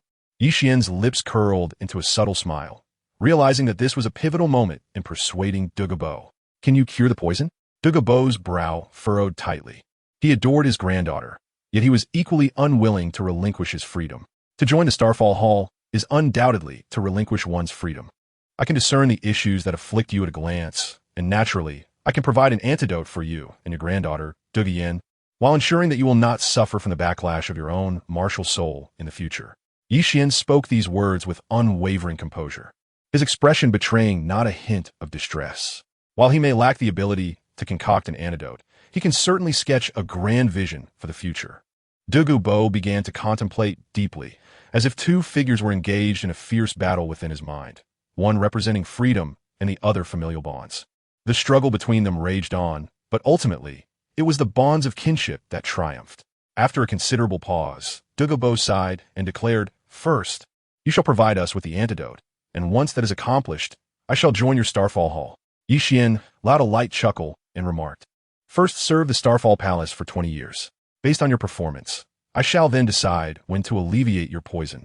Young man, do you think you can toy with me?" Douluo, filled with fury, slammed his hand upon the table, rising abruptly from his rattan chair. "I, the esteemed master of the Starfall Palace and the Daylight King of the Tiando royal family, backed by a level 99 ultimate Douluo, would play with you?" Douluo, Though you are titled Douluo, your prowess pales in comparison to even my iron bear. What worth is there in me toying with you? Duel. I grant you 3 days to contemplate. If you desire the antidote, your only option is to comply. There exists no alternative. With that, Yixian stood and strode toward the exit, closely followed by the iron bear. Yixian departed with remarkable nonchalance, while Dugubo wore a grim expression, his eyes glinting with a venomous intensity akin to that of a serpent, a blatant threat lingering in the air. Dugubo even entertained the notion of extinguishing Yixian's life, but he swiftly suppressed such thoughts. Setting aside the fact that Yixian might be the sole individual capable of curing the poison, the mere act of approaching him would invite certain death. Given that he was invariably accompanied by a titled Douluo, taking a deep breath, Dugubo reclined once more in his wicker chair, closing his eyes to ponder the choice presented by Yixian. Should Yixian assist them in curing the poison, Dugubo would not object to joining the Starfall Palace. After all, the vastness of the world paled in comparison to his granddaughter's significance. However, being compelled to serve the Starfall Palace for 2 decades, with the timeline for the antidote contingent upon his performance, introduced an unsettling degree of uncertainty that required careful deliberation on Dugubo's part. Chapter 49. The failed deception having just distanced themselves from the courtyard, Taixiong could no longer contain his curiosity. My lord, although Dugubo acts solely according to his whims, he is a man of his word. Anything he promises, he will undoubtedly fulfill. Had you agreed to his request for an immediate antidote, he would not have reneged. Do not inquire into matters that do not concern you. I have my own plans, Yixian replied, his tone remarkably calm. Taixiong fell silent, refraining from further questions. As the two approached the Heavenly Dou Imperial Palace, they encountered Ning Fengji, who emerged with a smile, while Qian Renxue followed closely behind, his countenance also reflecting a newfound ease. With a gentle smile, Yixian inquired, Uncle Ning, are you preparing to return to the 7-treasure glazed tile school? Now that the situation in the Heaven Dou Imperial family has stabilized, and the evil soul masters have been vanquished by the esteemed Lord of Death, it is indeed time for us to return to the 7-treasure glazed tile school. I have already arranged for the establishment of your Starfall Hall. You may visit it at your leisure, or feel free to be our guest at the 7-treasure glazed tile school. Ning Fengji's voice carried a hint of nostalgia. In just a few short days, the Heaven Dou Imperial family had undergone astonishing transformations, changes that came so swiftly and unexpectedly that even he, Ning Fengji, was caught off guard. Yes, I shall visit the 7-treasure glazed tile school when time permits, Yixian replied, displaying a warm smile. Ning Fengji nodded with ease and departed with Qian Renxue. Yixian gazed at the Heavenly Dou Palace before him, a soft chuckle escaping his lips. It seemed the situation had stabilized. Once his mentor arrived, he could quietly replace the civil and military officials and thereby gain complete control over the Heavenly Dou Empire. 3 days had passed in the blink of an eye. Yixian was practicing his spear techniques in the palace garden, having mastered 5 distinctive forms: Shattered Yang and Residual Snow, Divine Might as in the Abyss, Uncertain Tempest, 1,000 years of emptiness, and never to return. Among them, Divine Might as in the Abyss was derived from the insights he gained during his duel with Qian Renxue. The forms Uncertain Tempest, 1,000 years of emptiness, and Never to Return were the initial 3 techniques from the 13 styles of the Sea God. Yixian found these 3 forms immensely satisfying. When wielded with the Divine Punishment Silver Spear, they not only exhibited formidable power, but also felt remarkably intuitive. His sole grievance lay with the Sea God, who, instead of imparting the entirety of the 13 styles, had chosen to teach merely the first 3. Yet, he kept this discontent to himself. Meanwhile, Qian Renxue, disguised as Xue Qinghe, sat quietly nearby, observing. Naturally, she had also learned the first 3 forms from the vast sea and cosmic shield, but due to her entirely different combat style, they offered little enhancement to her prowess. After practicing the 5 styles of gun execution, Yixian returned the Divine Punishment Silver Spear to his consciousness and seated himself beside Qian Renxue, a gentle smile gracing his lips as he inquired, Have you found a suitable substitute to impersonate Xue Qinghe? I have indeed, Qian Renxue replied, her voice laced with amusement. The disguise is rather convincing. It would go unnoticed unless one were to come into close contact with a titled duel-level individual. Originally, she had anticipated dedicating 10 or even 20 years to this task, yet it had been accomplished rather swiftly, albeit in a manner that left her somewhat displeased. Shall we go and see how the establishment of the Starfall Palace is progressing? Perhaps we could also inquire about Du Gubo's considerations. Very well, I shall accompany you. Qian Renxue nodded. Presently, the affairs of the Tiando Empire were being managed by Yi Shishui, with someone disguised as Shui Qinghe. It sufficed for a puppet to preside over the imperial palace. Once the personnel from the Spirit Hall arrived, she could replace the civil and military officials, allowing her to finally depart from the Tiando imperial palace. The two located the individual substituting for Qian Renxue, and after observing his transformation into Shui Qinghe, they exited the Tiando imperial palace. Shi Biao and Tai Xiong discreetly trailed behind, ensuring their safety. Shi Biao, watching the pair, couldn't help but exclaim, "The young master and the young lady truly make a handsome couple. The more one observes them, the more they seem like a match made in heaven." Tai Xiong nodded in agreement, feeling compelled to contribute to the conversation. However, after pondering for some time, he realized that Shi Biao had eloquently expressed all that he could have said.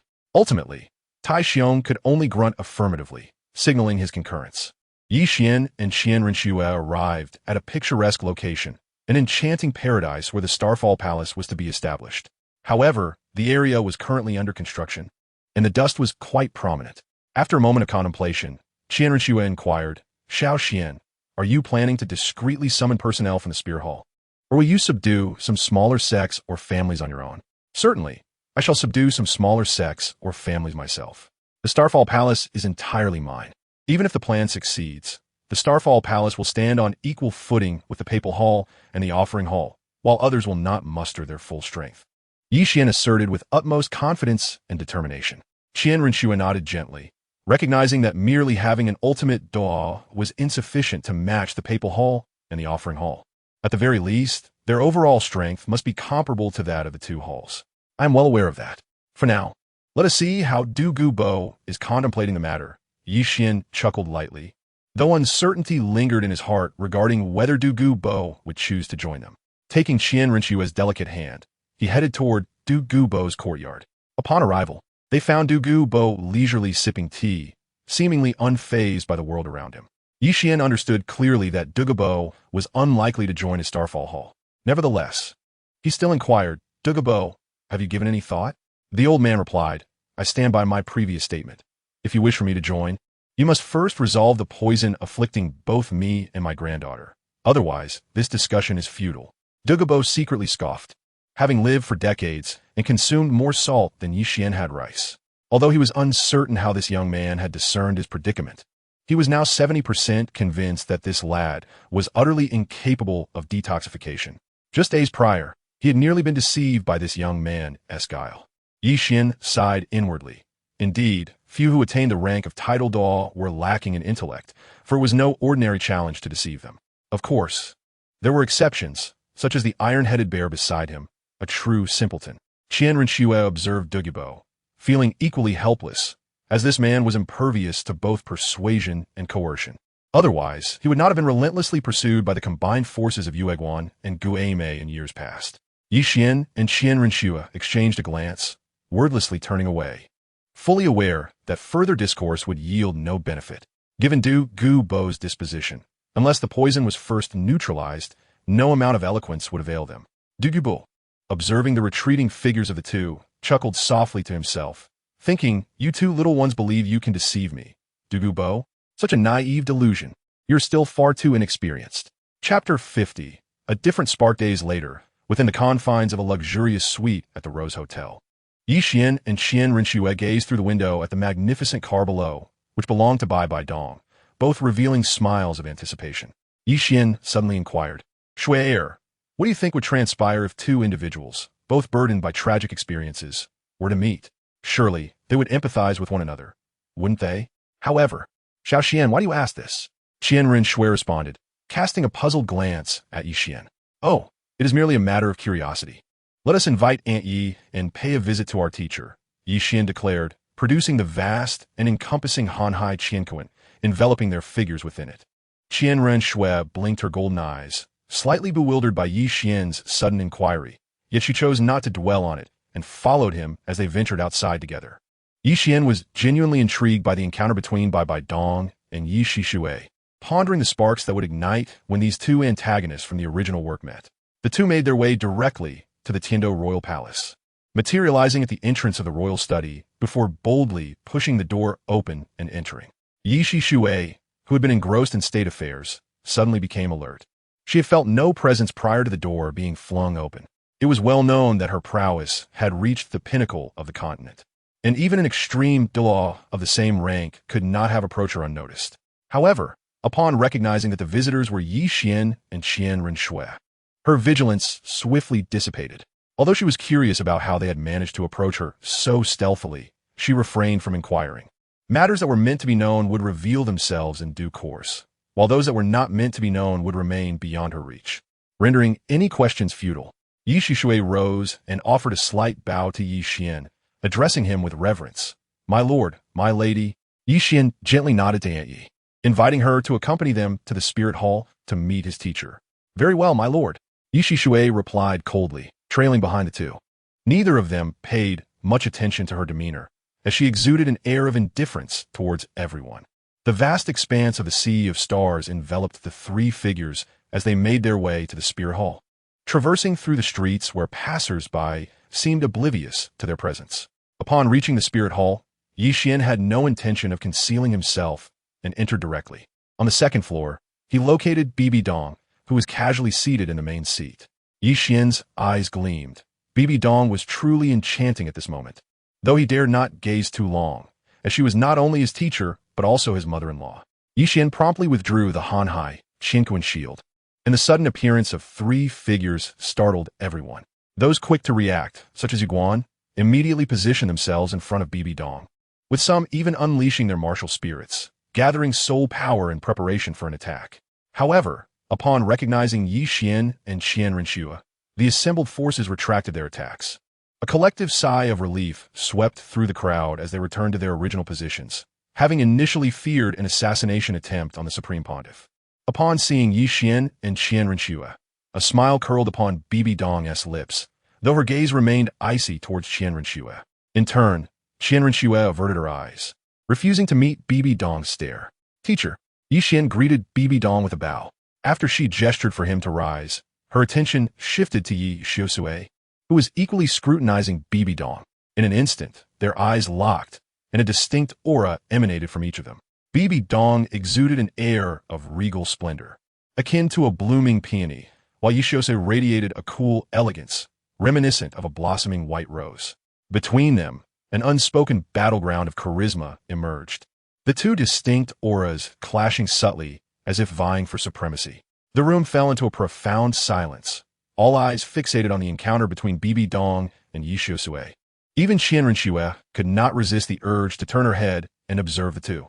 Yi Xian gazed intently. The moment had arrived. The clash between the first boss, Bibi Dong, and the second boss, Yi Xiaosui, ignited an extraordinary spark. The aura surrounding both Bibi Dong and Yi Xiaosui seemed to be simultaneously retracted. Bibi Dong emanated an intangible nobility and sanctity befitting a pope, evoking an irresistible feeling of reverence in those who beheld her. As the supreme master of the Holy Spirit sect a millennium hence, Yi Xiaosui naturally possesses an aura that rivals that of Bibi Dong. Yet, an air of coldness and indifference emanates from her, as if the entirety of the world's populace is beneath her notice. The individuals in the room subtly step back, creating distance between themselves and both Bibi Dong and Yi Xiaosui. The only two who remain unmoved are Yi Xian and Qian Renxue, who watch the unfolding scene with rapt attention, as if they're merely missing a couple of small stools and a handful of sunflower seeds. After a prolonged moment, Bibi Dong and Yi Xiaosui withdraw their gazes from one another, along with the intangible pressure that had filled the space.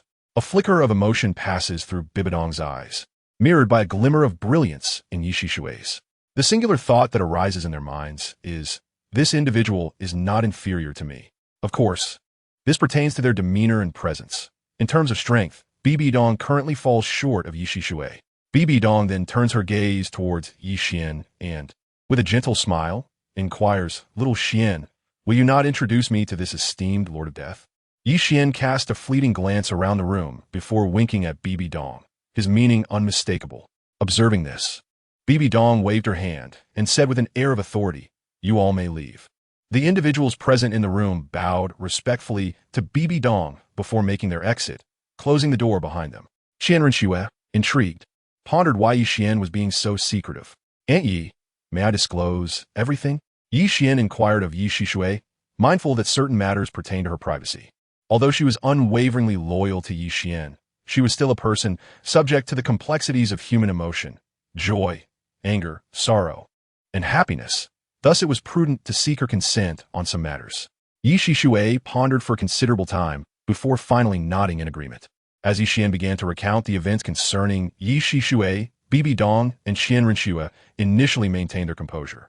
However, as Yi Xian delved deeper into the narrative, Qian Renxue's gaze towards Yi Shixue transformed into one of sympathy, while astonishment flickered in Bibi Dong's eyes, accompanied by an involuntary tremor in her hand.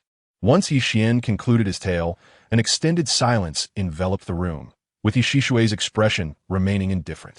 Bibi Dong regained her composure, although the look of compassion lingered in Qian Renxue's eyes.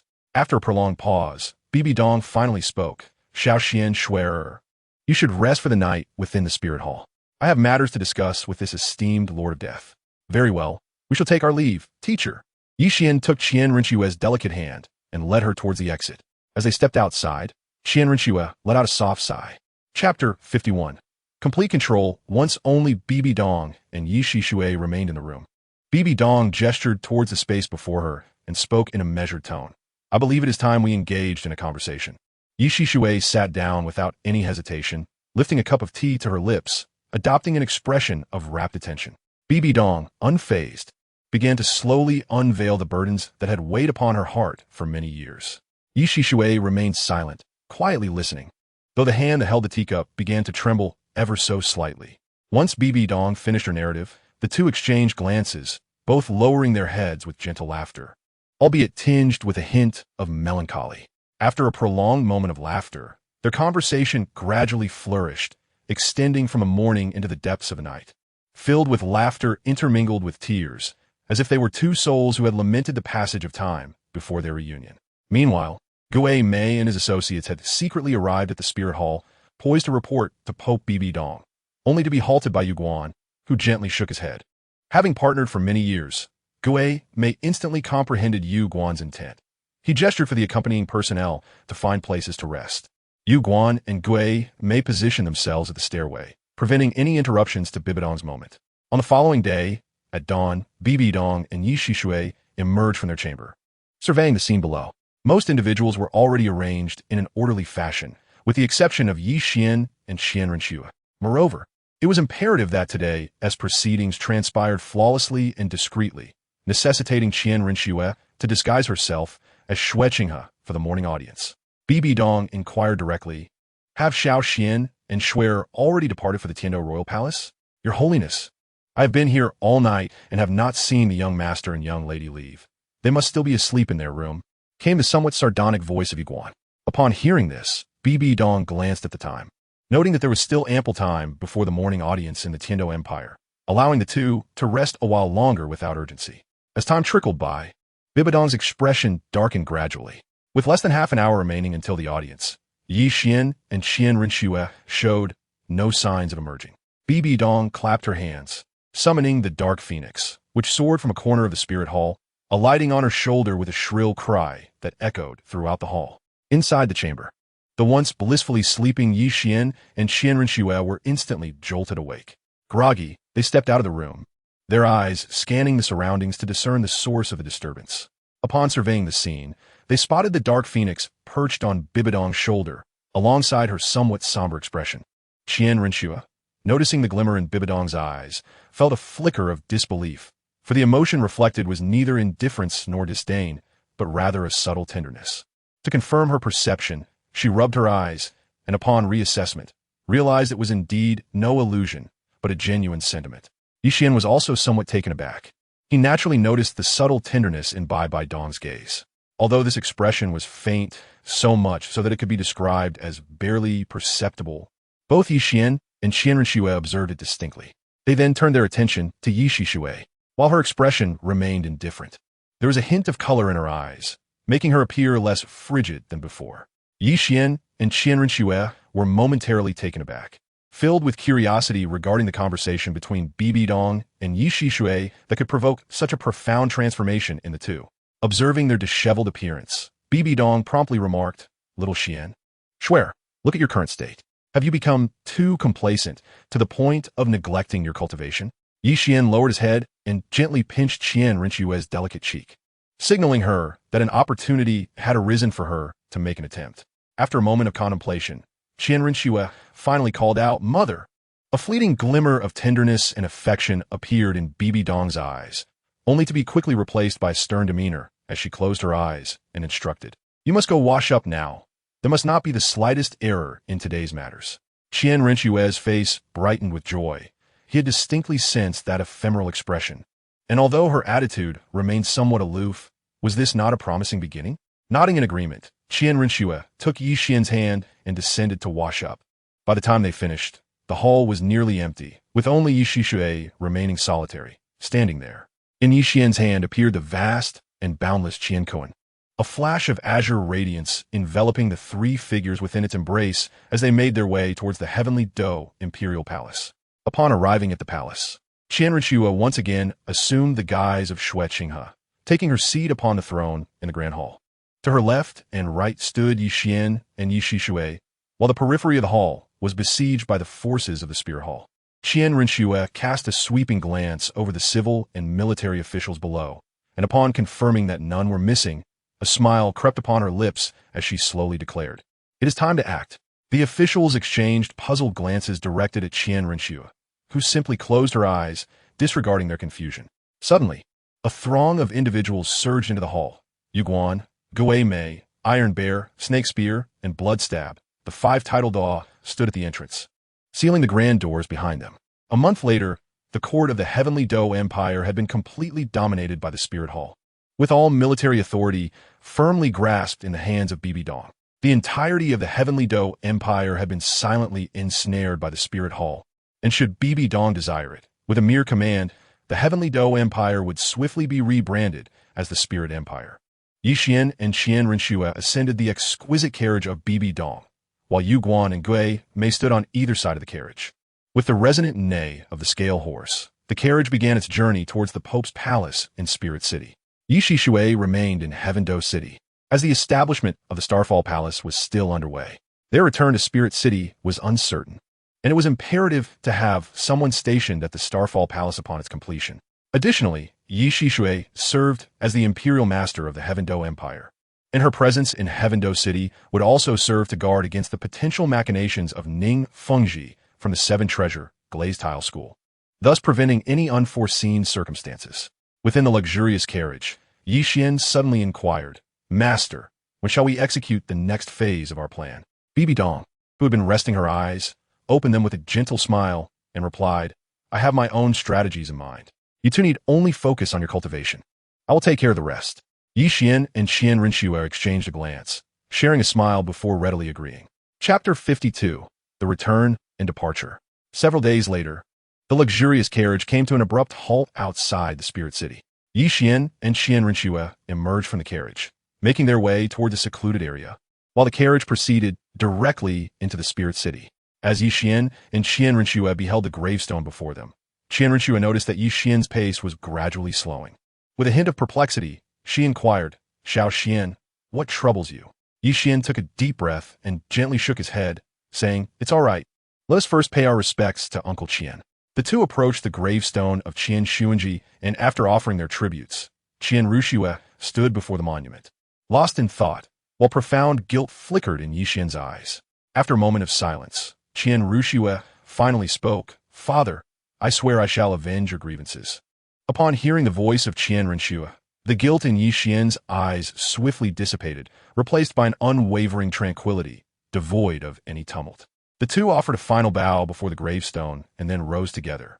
Yi Xian took her delicate hand, and they walked in the direction from whence they came.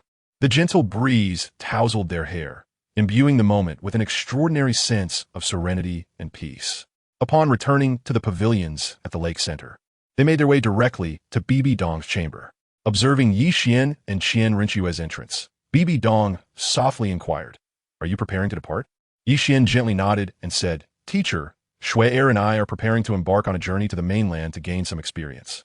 When do you plan to return?" Bibi Dong's voice carried an inexplicable emotion. "Mom, we intend to train for 6 years. We will return after 6 years. Qian Renxue replied, her face adorned with a radiant smile.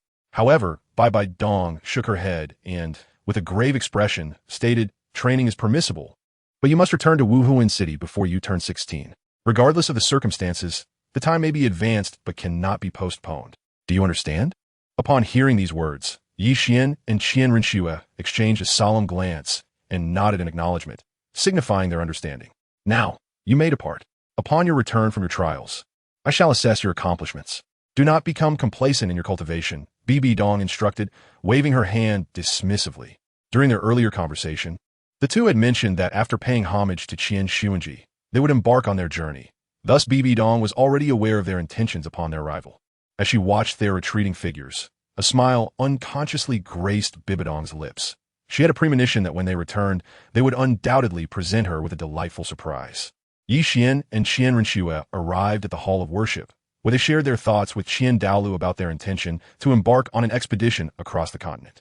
Upon hearing their words, Qian Douluo displayed a benevolent smile and readily consented. The two departed from the Pope's palace, opting not to board the carriage meant for the Pope, but instead made their way directly towards the outskirts of Wuhuan City. Qian Renxue inquired, Xiao Xian, are we heading straight to the extreme north? Yi Xian shook his head. Let's first head to Soto City. Once we reach the 40th level as Soul Masters, we shall venture to the northernmost lands. As it stands, I cannot guarantee your safety if we proceed now. Who needs your protection? Although Qian Renxue expressed such sentiments, a sense of delight blossomed within her heart. Stealing a glance at Yi Xian, she inwardly mused, at least you possess a shred of conscience. Yi Xian merely smiled in response, choosing not to speak. He was well aware that the eradication of evil soul masters by the Spirit Hall had not been entirely thorough. Some had escaped into the City of Slaughter, while others had fled to the far north. Although he possessed a million-year spirit ring and could utilize a million-year spirit ability, his power rivaled that of a spirit emperor. The consumption of such immense abilities was equally formidable. With his current spirit power, he could only unleash the million-year spirit ability 3 times consecutively at most. Should any unforeseen circumstances arise that might endanger Qian Renxue, it would be utterly unacceptable. Outside the Blue Lightning Tyrant Dragon clan, a middle-aged man entered, clad in a clean, simple, and modest gray robe. His face bore the marks of experience, accompanied by a hint of stubble. Upon entering the Blue Lightning Tyrant Dragon clan, an elder rebuked him. You Xiaojing, what brings you back? You have already been expelled from the clan.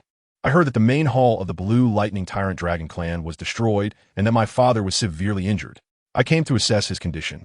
Yu Xiaojing replied calmly. The elder chuckled lightly. Originally, our clan merely lost a competition. It should have been a trivial matter. Had it not been for the clan leader seeking to defend your honor, our hall would not have been demolished, nor would the leader have sustained such injuries. The leader's declaration of dragons shaking the world, tigers commanding a region has now made us a laughingstock in the entire Spirit Master community. Because of you, what face do you have to return to the Blue Lightning Tyrant Dragon clan? I only wish to see how my father fares. Yu Xiaojing's voice remained devoid of joy or sorrow, yet his hands, clasped behind him, tightened. Before the elder could retort further, a voice called out from behind, enough. Step aside. The elder turned to see Yu Yuanjin approaching, but the once spirited Yu Yuanjin now appeared considerably aged. He quietly regarded Yu Xiaojing, whose hands clenched tighter at the sight of his father's condition. Nevertheless, he restrained himself, bowing respectfully to Yu Yuanjin, preparing to turn and leave. Suddenly, Yu Yuanjin called out, Xiaojing, the Spirit Master community regards you as a master, theoretically an invincible existence. Do you know the age of a golden spirit ring? Taken aback, Yu Xiaojing confessed, I do not know. Disappointment flickered in Yu Yuanjin's eyes, but before he could respond further, Yu Xiaojing's voice broke the silence. Father, what is the power of a golden spirit ring? Recalling the day when Yi Xian effortlessly defeated Yu Tianlin with his 5th spirit ability, Yu Yuanjin pondered for a moment before responding. It is likely stronger than a 100,000-year spirit ring. Then let us boldly speculate that a golden spirit ring may very well surpass the 100,000-year spirit ring, possibly reaching 200 or even 300,000 years. In Yu Xiaojing's eyes, a glimmer of wisdom emerged. The elder, however, chuckled lightly and remarked, what utter nonsense. A soul ring of 100,000 years is already an unattainable existence, let alone 200 or even 300,000 years. Even if your speculation were true, how could one possibly absorb such a powerful soul ring? Yu Xiaojang cast a sidelong glance at him and calmly uttered the words, sacrifice. Sacrifice? How could you even conceive of such a notion? What reason would a soul beast of such strength have to make a sacrifice for him? The elder's eyes brimmed with derision. Chapter 53. I am willing to cherish, ignoring the elder's words. Yu Xiaojang turned his attention to his father, Yu Yuanjin. Yu Yuanjin closed his eyes in contemplation, and after a long pause, as if he had come to a resolute decision, he slowly spoke. The destruction of the Great Hall is a disgrace to our Blue Lightning Tyrant Dragon clan. We must cleanse this humiliation. Yu Xiaojang, go and bring Yu Tianheng here. I will have him validate your theory, but you must also cultivate him to restore the honor of our Blue Lightning Tyrant Dragon clan. To prove that my declaration, dragon shakes the world, tiger shakes a region, is not merely a jest. You are capable of achieving this. Upon hearing this, Yu Xiaojang was momentarily stunned, followed by overwhelming joy. Yu Tianheng was the most brilliant genius of the Blue Lightning Tyrant Dragon clan, and having him validate his theory was simply perfect. Father, I will certainly cultivate Tianheng, allowing him to demonstrate that my theory is correct, and he will also restore the honor of the Blue Lightning Tyrant Dragon clan. Yu Xiaojang's voice resonated with unwavering determination. The elder quickly interjected, clan leader, Tianheng should be nurtured with our family's resources. He will undoubtedly grow faster and one day cleanse our clan's disgrace. If you allow him to follow this waste, his entire life will be ruined. Yu Xiaojang clenched his fists once more at the elder's words, though his expression remained impassive. Over the years, he had frequently encountered such ridicule and disdain. While he had not grown accustomed to it, he had developed a degree of immunity. I have made my decision. Yu Xiaojang, go and bring Yu Tianheng back. Yu Yuanjin once again exerted the pressure of his position as clan leader. The elder shook his head and sighed, but Yu Xiaojang promptly entered, found Yu Tianheng, and brought him away. Yu Yuanjin, watching their departing figures, felt an unwavering resolve within him. Yu Xiaojang, do not let me down. The ability of our Blue Lightning Tyrant Dragon clan to cleanse this disgrace rests upon your shoulders. Days later, in a restaurant in Sotawa City, Yi Xian and Qian Renxue were savoring the exquisite dishes before them, when suddenly, the voice of the evil, I Saint King resonated within Yi Xian's consciousness.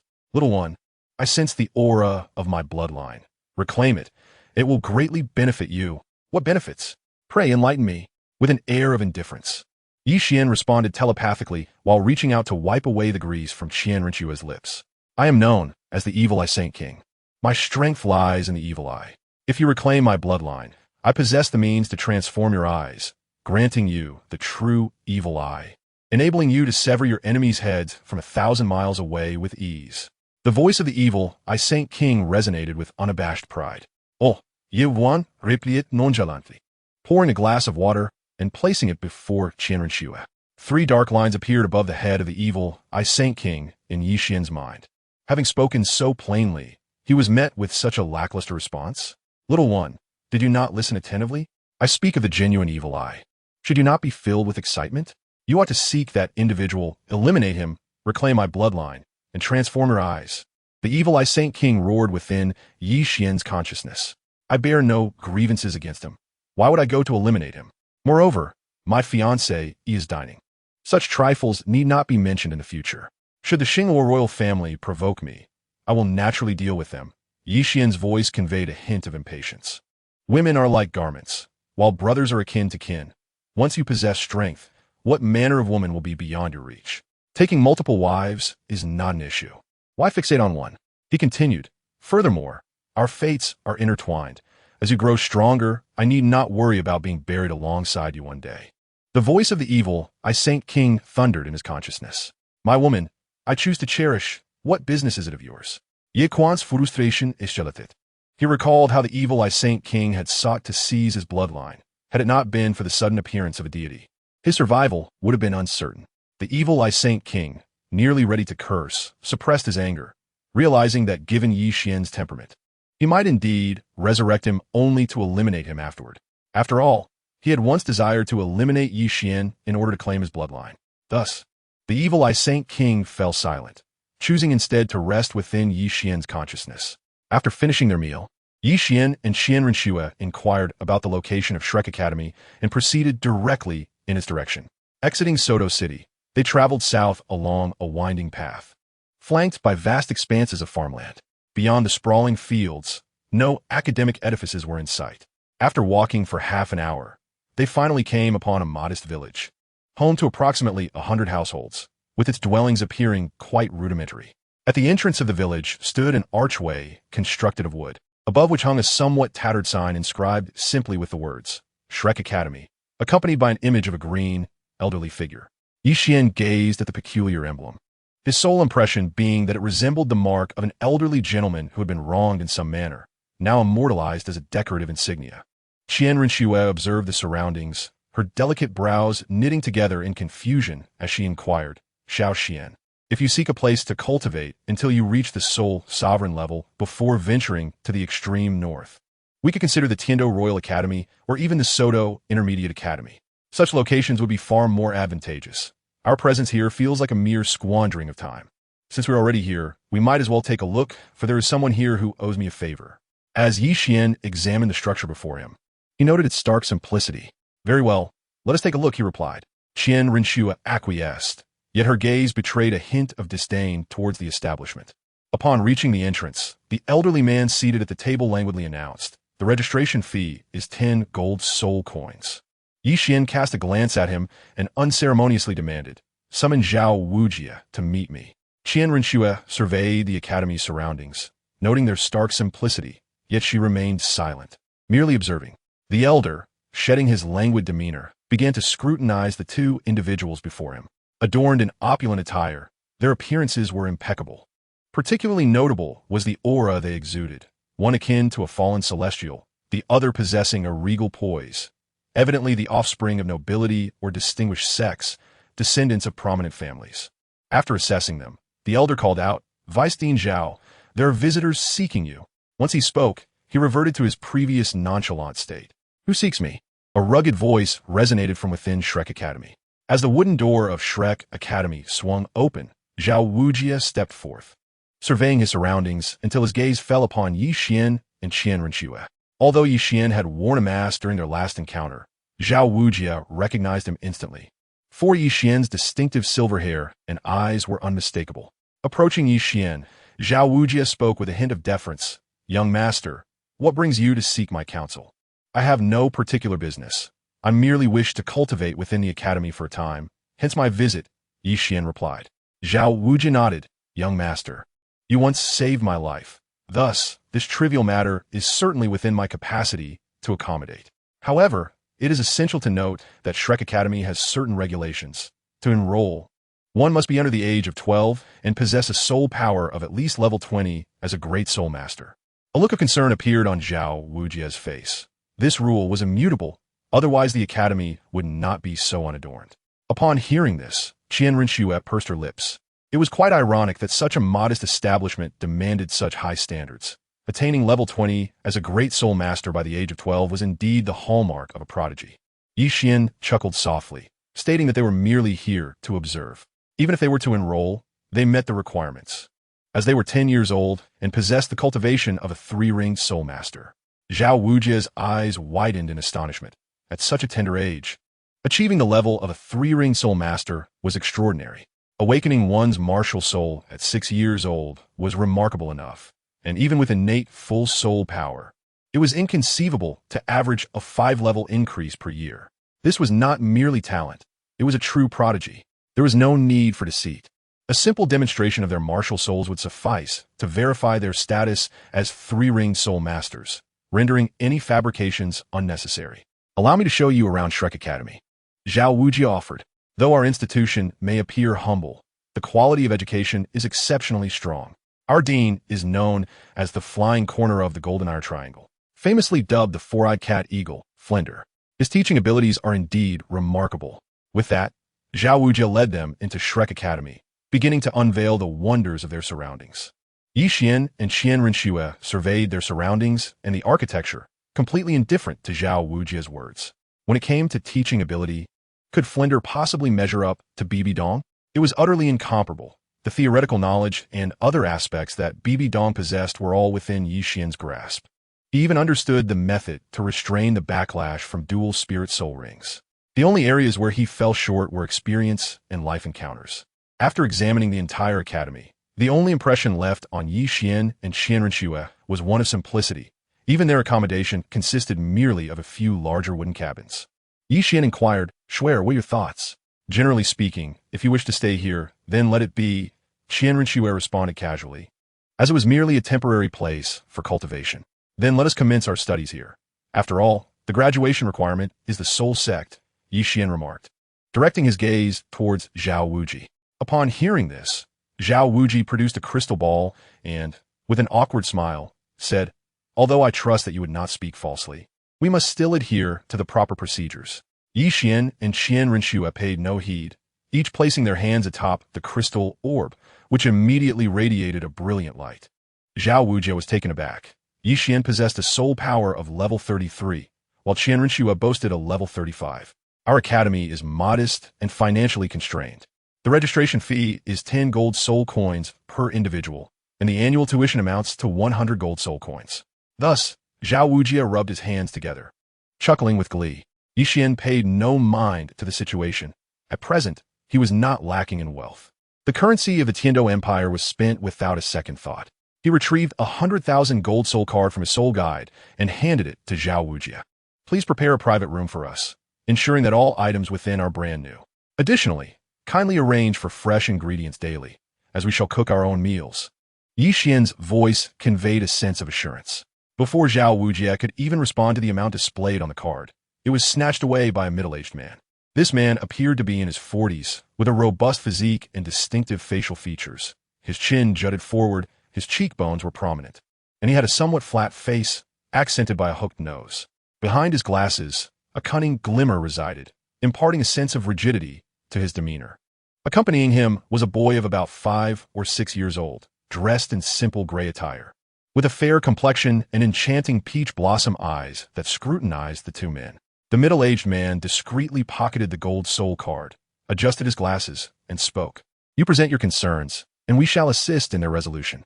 I am your dean, Flender, and I extend a warm welcome to you as you join Shrek Academy." He then turned to Xiao Wuji. "Lao Xiao, assess their capabilities. When I return, inform me of your findings so I may determine the appropriate way to guide them." Xiao Wuji glanced at him and inquired directly, "Flender, where are you off to?" "To prepare their quarters and provisions. By the way, Xiao Ao, having just awakened your martial soul, you should observe this battle. It will only benefit you, not harm you," the middle-aged man concluded before departing. 3 black lines appeared on Xiao Wuji's forehead. He thought to himself, "You take the money, yet I bear the burden," though he refrained from voicing his thoughts. "Rest assured, I will not harm you. As you are both 3-ring soul masters, I shall only employ 3 soul skills."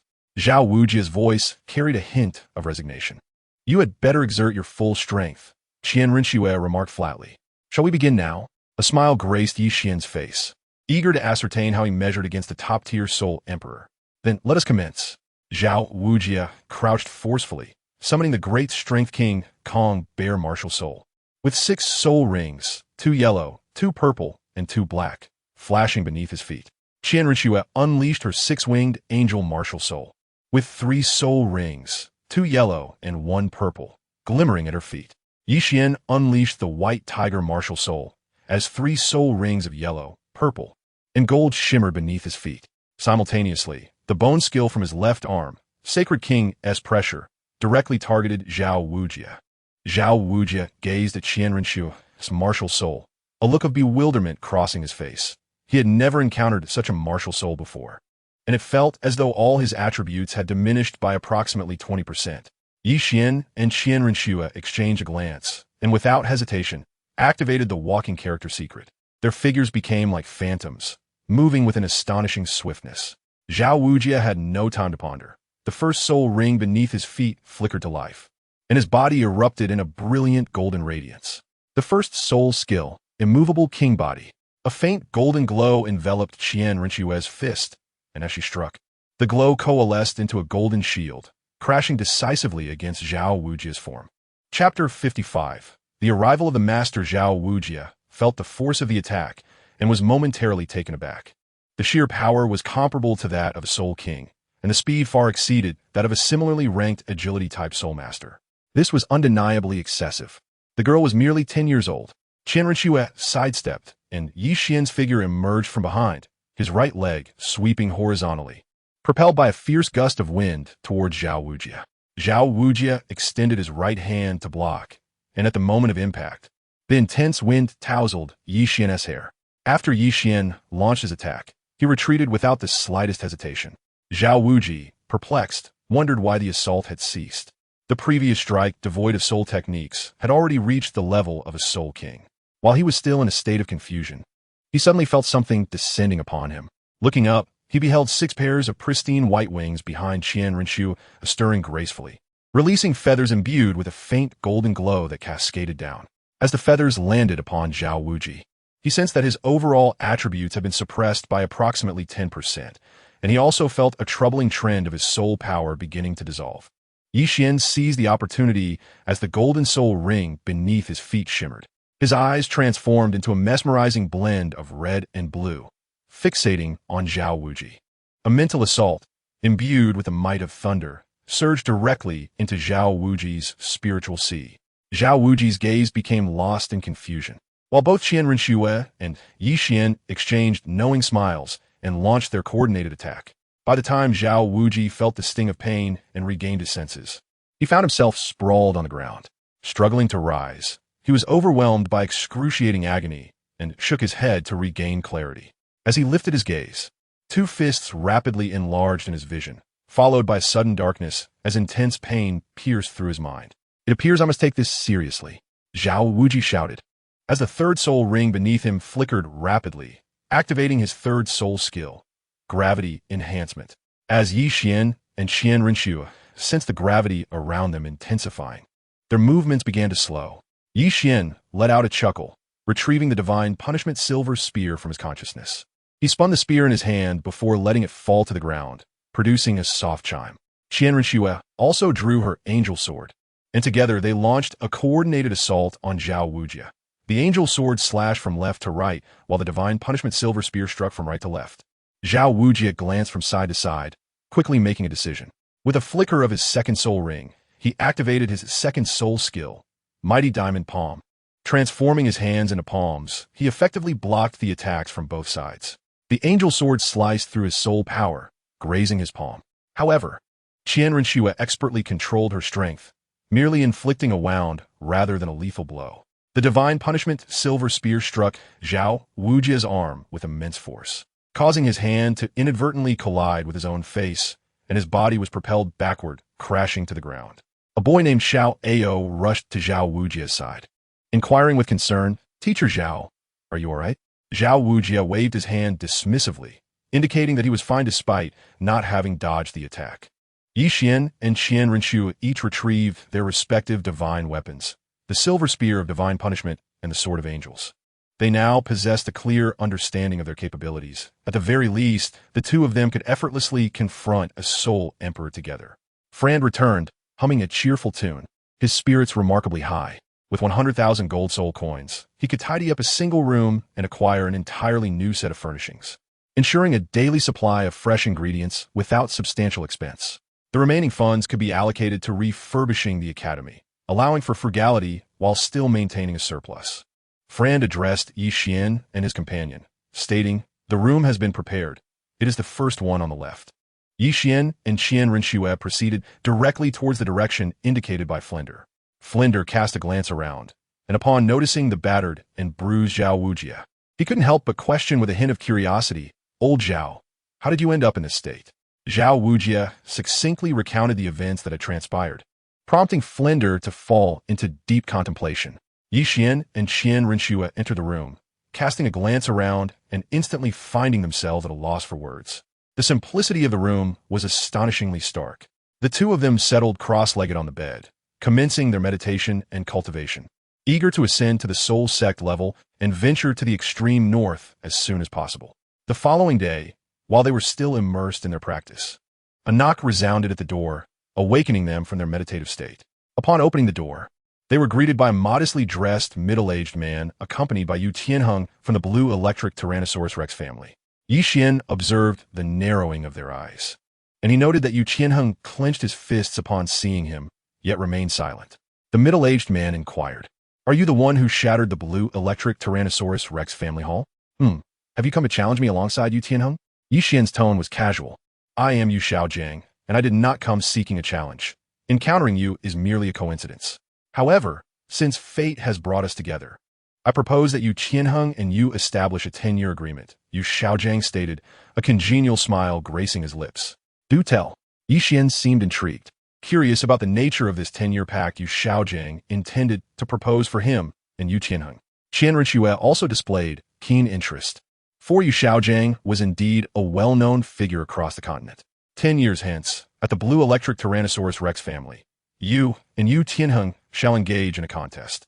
Should you lose, you must issue a public apology to the entirety of the Soul Master world on behalf of the Blue Electric Tyrannosaurus Rex family. Yu Xiaojiang's voice suddenly took on a grave tone. Yi Xian chuckled lightly and inquired, what if I emerge victorious? The Blue Electric Tyrant Dragon Clan would concede before you. Yu Xiaojiang's gaze grew resolute. Very well. A decade hence, I shall pay a visit to the Blue Electric Tyrant Dragon Clan. Yi Xian paid little heed to Yu Xiaojiang's words, pondering that the existence of the Blue Electric Tyrant Dragon Clan in 10 years was uncertain at best. In 10 years, we shall see the Blue Electric Tyrant Dragon Clan. Upon uttering these words, Yu Xiaojiang departed with Yu Tianheng, who cast a lingering glance back at Yi Xian before leaving. Once Qian Renxue and the others had exited, a hint of derision flickered in their eyes. In 10 years, it was likely that the Blue Electric Tyrant Dragon Clan would have long since perished. Neither of them paid any mind to Yu Xiaojiang's proclamation, instead resuming their meditation and cultivation on the bed. Time flew by, and before long, 2 years had passed. During this period, Yi Xian and Qian Renxue primarily focused on their individual training, with the members of Shrek Academy unable to intervene, resulting in little interaction between them and the others. The only assistance they received came from Xiao Wu and Flinder, who helped them acquire 2 10,000-year soul rings, elevating their cultivation to the rank of 4-ring soul masters. Before the gates of Shrek, Qian Renxue was the first to board the carriage heading to the far north, while Yi Xian entrusted a letter to Xiao Wu, whispering, if you can see this matter through, consider it a favor repaid. Xiao Wu glanced at the letter and nodded solemnly. Chapter 56. The far north is situated at the northernmost tip of the continent, characterized by its extreme cold and perilous conditions. Currently, it falls outside the jurisdiction of any faction, resulting in a state of chaos where battles among soul masters are commonplace. The ground lies blanketed in a layer of snow, and a biting cold wind, interspersed with snowflakes, sweeps across the landscape, presenting a scene of pure white as far as the eye can see. In simple terms, the ground is white, the wind is frigid, and the snowflakes are as large as hands. Yet, amidst this harshness, there exists a unique tranquility and serenity. Late into the night, within a carriage, Yi Xian gazed at the slumbering Qian Renxue, a smile involuntarily gracing his lips. He retrieved a prepared fox fur coat from his soul guide device and draped it over her.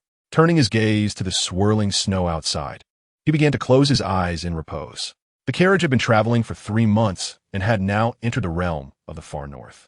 Tomorrow morning, they would disembark and embark on a journey of trials in the far north for a period exceeding 3 years. At present, Yi Xian's soul power stood at the level of a 41st rank soul master, while Qian Renxue had reached the 43rd rank. The strength of the 4-element soul sect is regarded as elite within the realm of soul masters, and both individuals are far from ordinary soul sect members. They are exceptional soul masters capable of transcending their ranks in battle. Moreover, their soul rings surpass the optimal configuration for their years.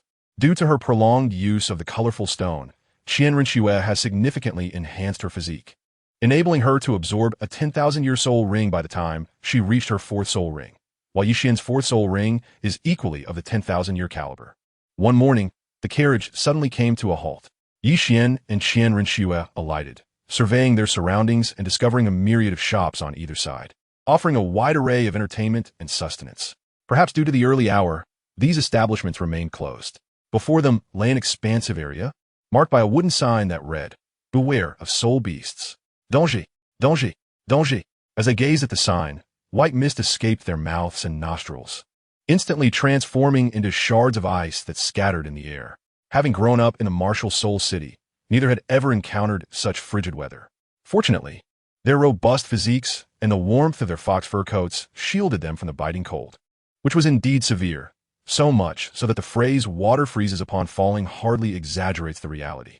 Qian Renxue tightened her clothing as she spoke, remarking on the chill. This place is truly frigid. Not even the outskirts of the extreme north can compare. The further north we venture, the colder it becomes. Let us find shelter for a few days to acclimatize before we embark on our training, Yi Xian suggested, feeling the cold was rather excessive. Qian Renxue nodded in agreement, stating, "Very well, we shall adapt for a few days before beginning our training." Yi Xian took her delicate hand, searching for a hotel or any place to rest. As they walked upon the snow-laden ground, the tranquil surroundings echoed with the crisp crunch of their footsteps. After a prolonged search, the duo finally stumbled upon a tavern with its door ajar. The establishment was modestly adorned, yet the air within was thick and murky.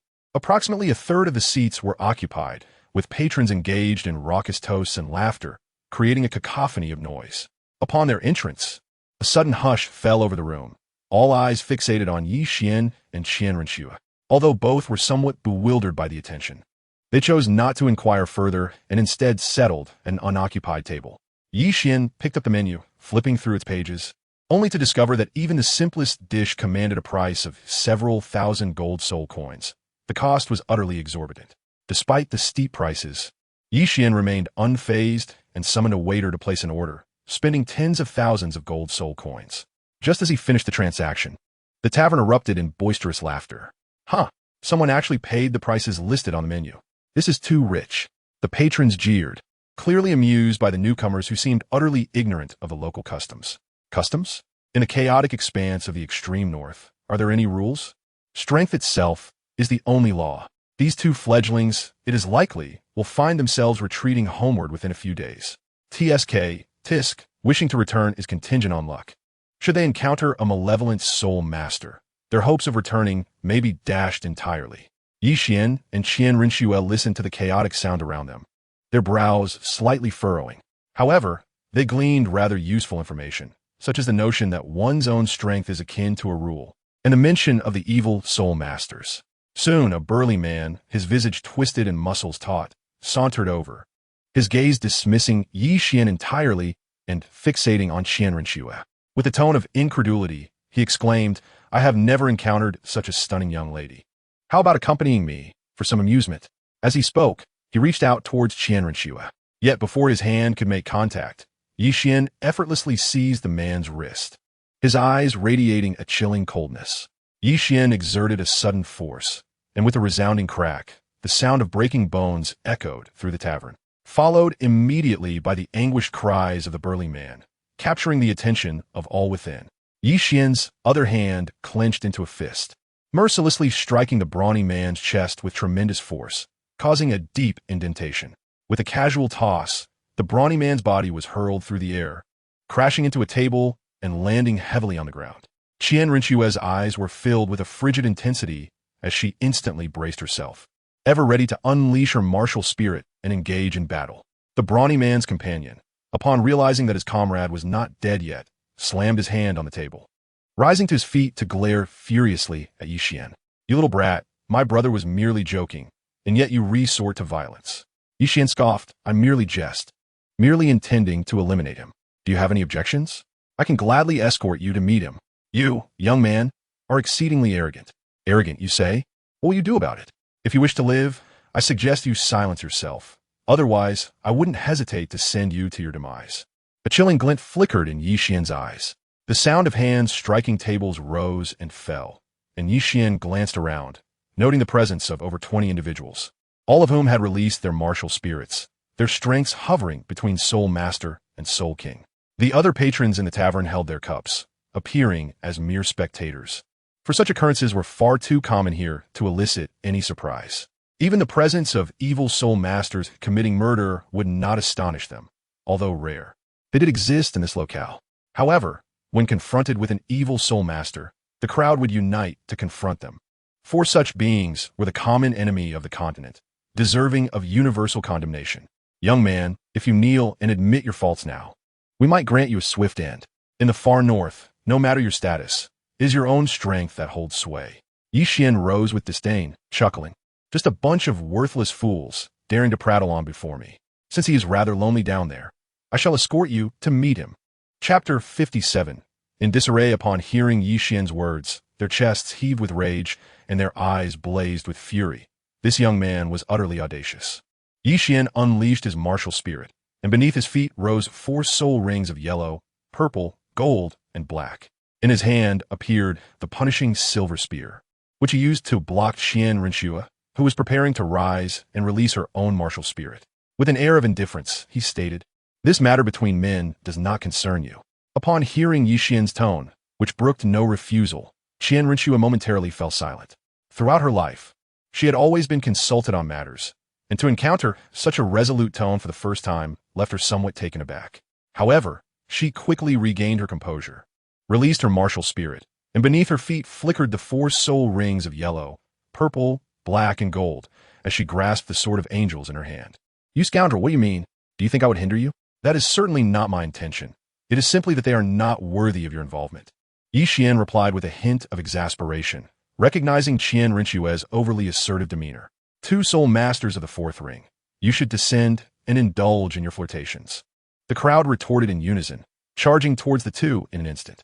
With a swift rotation of the silver spear in Yixian's hand, its tip pointed defiantly at the approaching crowd as he charged forth.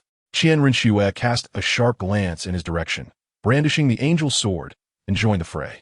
The tavern erupted into chaos, a whirlwind of energy attacks swirling within. Onlookers, initially mere spectators, found themselves caught in the crossfire and, fueled by indignation, summoned their martial souls to join the battle.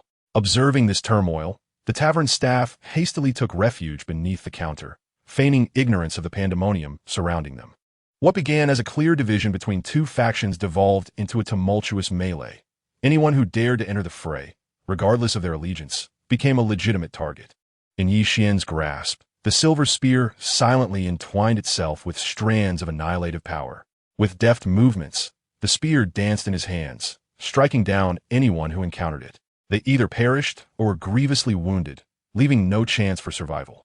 Meanwhile, Qian Renxue wielded the angelic sword with unyielding ferocity, seemingly imbued with golden flames, seamlessly blending offense and defense.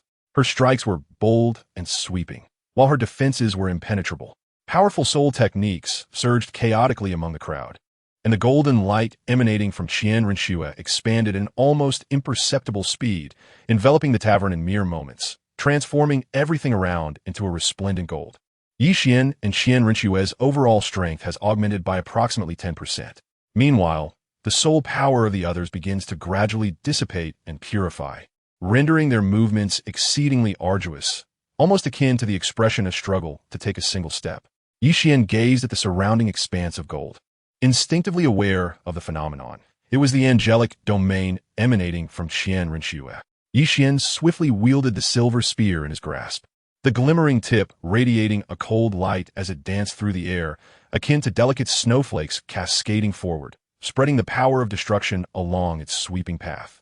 The remnants of a sunlit snow, like snowflakes, the scattered sparks of lightning drifted towards the fray, descending upon the combatants and unleashing a thunderous roar that reverberated throughout the tavern, causing the very foundations to tremble.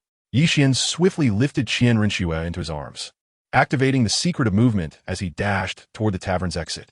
Qian Renxue retracted her angelic domain. Just as they burst forth from the tavern, it collapsed behind them, unleashing a chilling gust of wind. Both were adorned with flecks of crimson, though the blood was not their own. Yixian did not turn to glance at the tavern behind him, for the remnants of the shattered sun and lingering snow were, indeed, unleashed by the destructive power emanating from the divine punishment silver spear.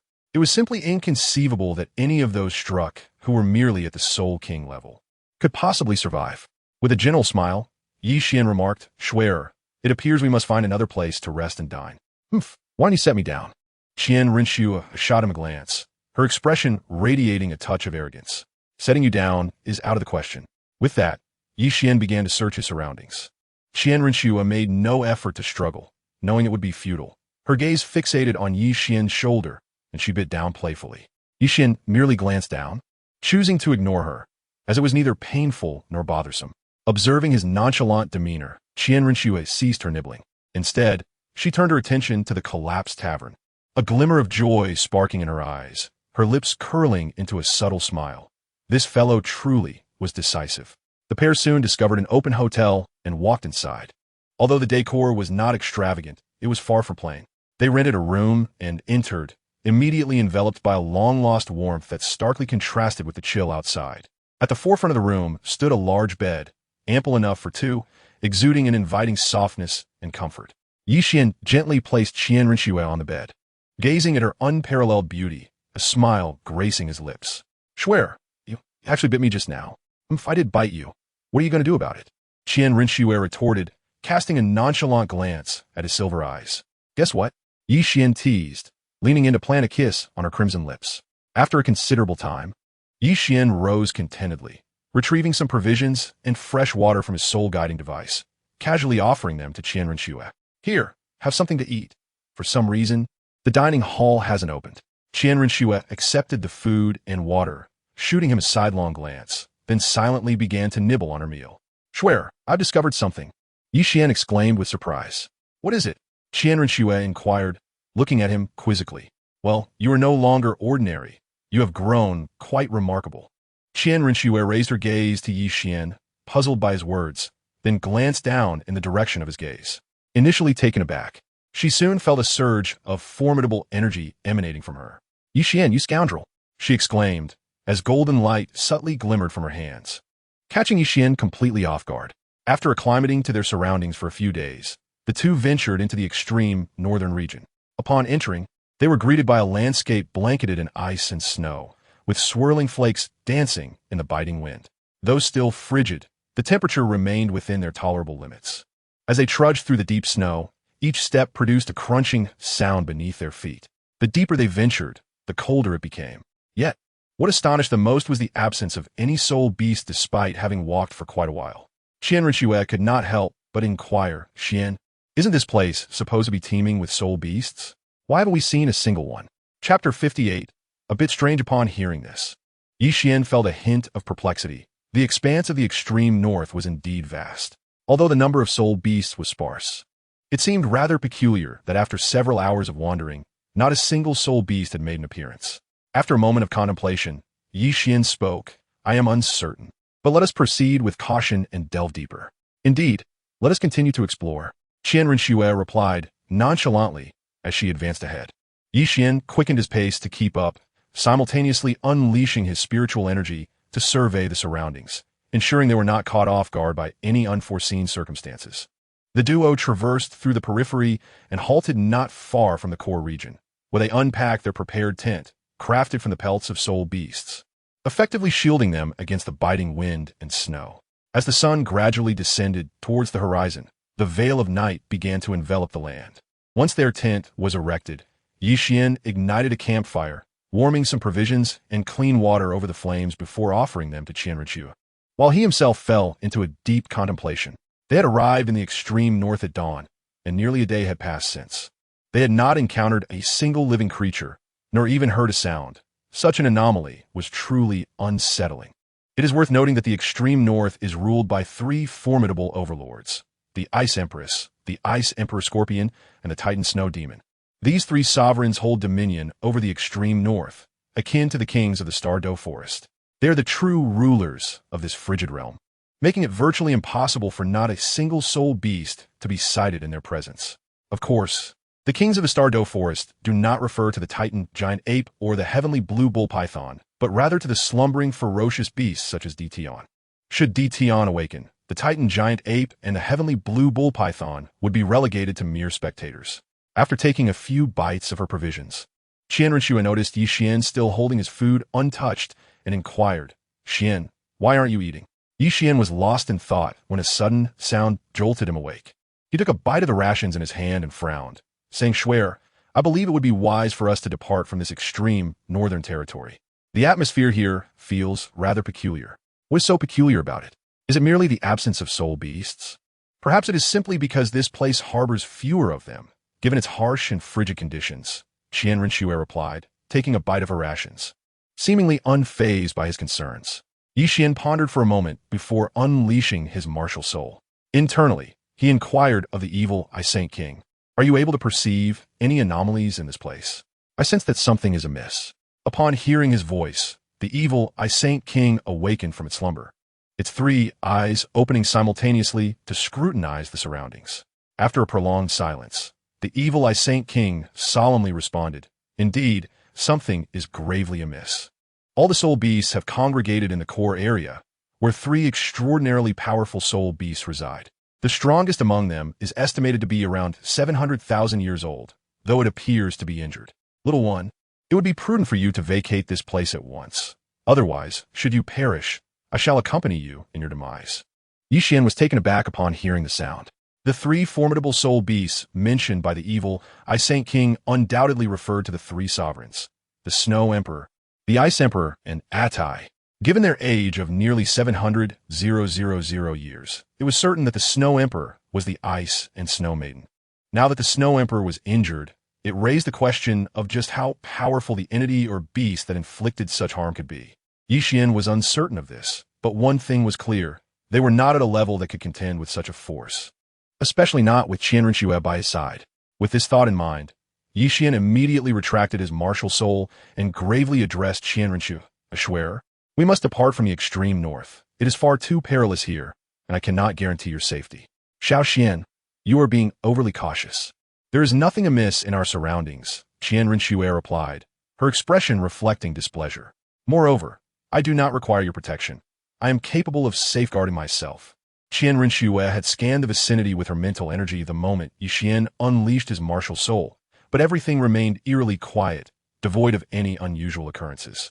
She was particularly averse to Yi Xian implying that she needed protection, as it made her feel weak. "Swear, this is not the time for you to be temperamental. We might be in grave danger. Let's leave the extreme north." Yi Xian's voice carried a hint of urgency. Qian Renxue narrowed her eyes and replied, "We're here for training, not mere leisure. If everything proceeds smoothly, what purpose does our training serve? It would be far safer to cultivate within the martial soul palace." Yi Xian reached out to gently rub his forehead, contemplating the gravity of the situation. In the core zone, there resided a ferocious beast that had existed for 700 millennia.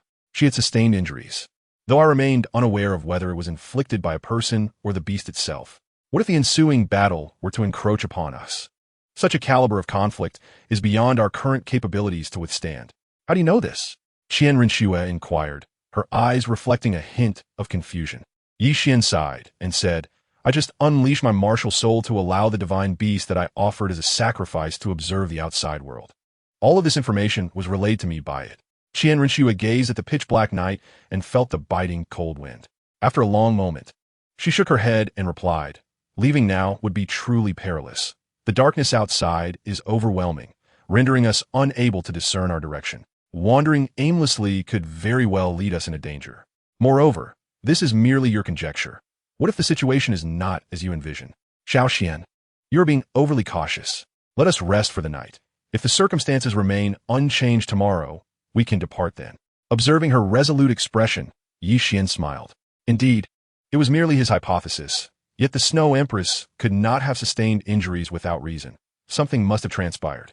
However, Shui Er's argument held merit. The darkness outside was too profound, and traversing it could indeed invite unforeseen misfortunes. Furthermore, it was merely a matter of resting for one night. As long as he remained vigilant, he should be able to avoid any untoward incidents. Yi Xian retrieved a sleeping bag and a blanket from the soul guiding device, handing them to Qian Renxue with a gentle smile. "You should rest first, Snow. I shall keep watch tonight. Tomorrow, we will assess the situation and decide whether to depart. Wake me in the latter half of the night, and I shall take over the vigil." Qian Renxue beamed, accepting the sleeping bag and blanket without hesitation. "Understood. You should get some rest." Yi Xian gazed upon Qian Renxue, who was nestled within her sleeping bag, peacefully drifting into the realm of dreams. A faint smile graced his lips as he extended his mental energy, vigilantly scanning the surroundings. At the stroke of dawn, tranquility enveloped the area, devoid of any disturbances. Observing the serene slumber of Qian Renxue, he had no intention of rousing her. Instead, he began to cultivate a moment of rest. Yet his mental awareness continued to sweep the vicinity. Any slightest rustle or whisper of the wind would be promptly detected, as he remained steadfastly on guard, showing no signs of relaxation. Chapter 59. An uncomfortable sensation. Yi Xian was resting with his eyes closed within the confines of the tent, while outside, the biting cold wind howled, stirring up a flurry of snowflakes that danced through the air. The resonant roars of beasts echoed through the night. shattering the tranquility and rousing Yixian and Qian Renxue from their slumber in an instant. Yixian promptly rose and stepped outside the tent to assess the situation, while Qian Renxue took up fresh water to extinguish the campfire. "Schwerer, do not use water. It will produce acrid smoke," Yixian called out urgently to halt her. But it was already too late. The fresh water splashed onto the flames, instantly producing a hissing sound, accompanied by a thick plume of smoke that ascended into the dark night, starkly visible against the backdrop of darkness. Yixian and Qian Renxue both sensed an unsettling aura, reminiscent of a previous encounter in Yuding village, a presence belonging to the malevolent soul masters. With little time for contemplation, Yixian swiftly grasped Qian Renxue's hand and fled in the opposite direction of the sound, navigating the obscurity of the night, instinctively running forward, away from the perilous location. Outside the core region of the extreme north, several figures clad in black observed the rising azure smoke. One of them spoke, addressing the deputy leader. "Our movements may be exposed. We must investigate. Our presence cannot be revealed." A voice, slightly hoarse, resonated among them as they hastened toward the smoke source. Upon reaching the site of the azure smoke, they beheld a tent and the footprints stretching across the snow. The deputy leader chuckled softly. "We must ensure that our whereabouts remain concealed. Better to err by eliminating the wrong target than to let any escape." "Yes, deputy leader," the others responded in unison, promptly unleashing their martial souls and pursuing the trail of footprints. Among them were 3 titled Douluos at the 9th ring, while the remainder were all 8th ring soul masters. Yixian and Qian Renxue executed the secret of movement, their speed reaching an astonishing level. Yet, their expressions were laden with gravity. They sensed an unsettling presence rapidly approaching, and it was only a matter of time before they would be overtaken. Upon spotting the 2 fleeing figures ahead, the vice leader's face displayed a playful smirk as he signaled with his hand, causing their pace to slow. They followed at a distance, eyes gleaming with mockery. "Xiaoxian, their speed far surpasses ours. We cannot escape. It would be wiser to conserve our strength and soul energy for a desperate fight," Qian Renxue expressed, her face etched with anger. The fact that they could catch up yet chose to pursue leisurely felt like a game of cat and mouse. "Fear not. There is no need for you to fight to the death." Yixian revealed a relaxed smile, yet his eyes were filled with a chilling intensity. His left arm harbored an unused ability, the Mourning of the Holy King. However, whether the use of this skill would result in 1,000 enemies vanquished at the cost of 800 of his own vitality, or vice versa, remained uncertain. As the two approached the outskirts of the extreme northern territory, the vice leader chuckled softly, remarking, "Tut tut. 2 soul masters of the 4th ring actually possess Millennium Soul Rings, and that young lad even boasts an unknown number of years in his Golden Soul Ring. Quite intriguing. Let us intervene." No sooner had he spoken than an assailant emerged, unfurling wings that trembled with the force of countless ice shard-like feathers, which shot forth towards the 2 individuals. Yixian and Qian Renxue, upon hearing the sound of slicing air behind them, swiftly evaded the danger. Countless feather-like icicles fell upon the snowy ground, while a howling gust of wind sent flurries of snow swirling into the air. In that fleeting moment, they found themselves encircled by figures clad in black. The vice leader stepped forward, clapping his hands, a subtle smile playing on his lips. "Indeed, your talents could elevate you to the status of saintly son and daughter within our sect. Have you considered this? After all, our order could certainly benefit from capable individuals." Just as Qian Renxue was about to respond, Yixian instinctively pulled her behind him, coldly inquiring, "What are the conditions for joining your ranks? From your demeanor, it appears you are partners. If one were to eliminate the other, the survivor could then join our Holy Spirit sect, attaining the titles of saintly son or daughter." Qian Renxue surveyed the 3 title holders and 6 soul Douluos encircling them, each formidable enough to pose a significant threat. Yet, upon hearing the vice leader's words, she retorted with indignation, "You wretched soul master, merely a rat scurrying in the shadows. To think you could persuade us to join you is a delusion, nothing more than a fanciful dream." "Ah, it seems you are not the wisest of individuals," the vice leader remarked, his gaze fixated on Yixian as he awaited his response. Yixian inquired with a hint of confusion, "What is the name of your faction?" "Once you join us, you will naturally come to know," the deputy leader replied, his voice tinged with a subtle anticipation. "I hope you're a wise individual." Yixian smiled softly, turning to embrace Qian Renxue, whispering tenderly in her ear, "Schwer, I will hold them off for a while. You must flee ahead. I have my own means of escape, and we will meet outside the extreme north. Qian Renxue paused momentarily, her voice barely above a whisper as she inquired.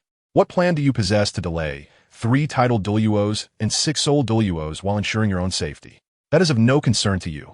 Simply run when the moment comes, Yi Xian replied, confidence radiating from his countenance.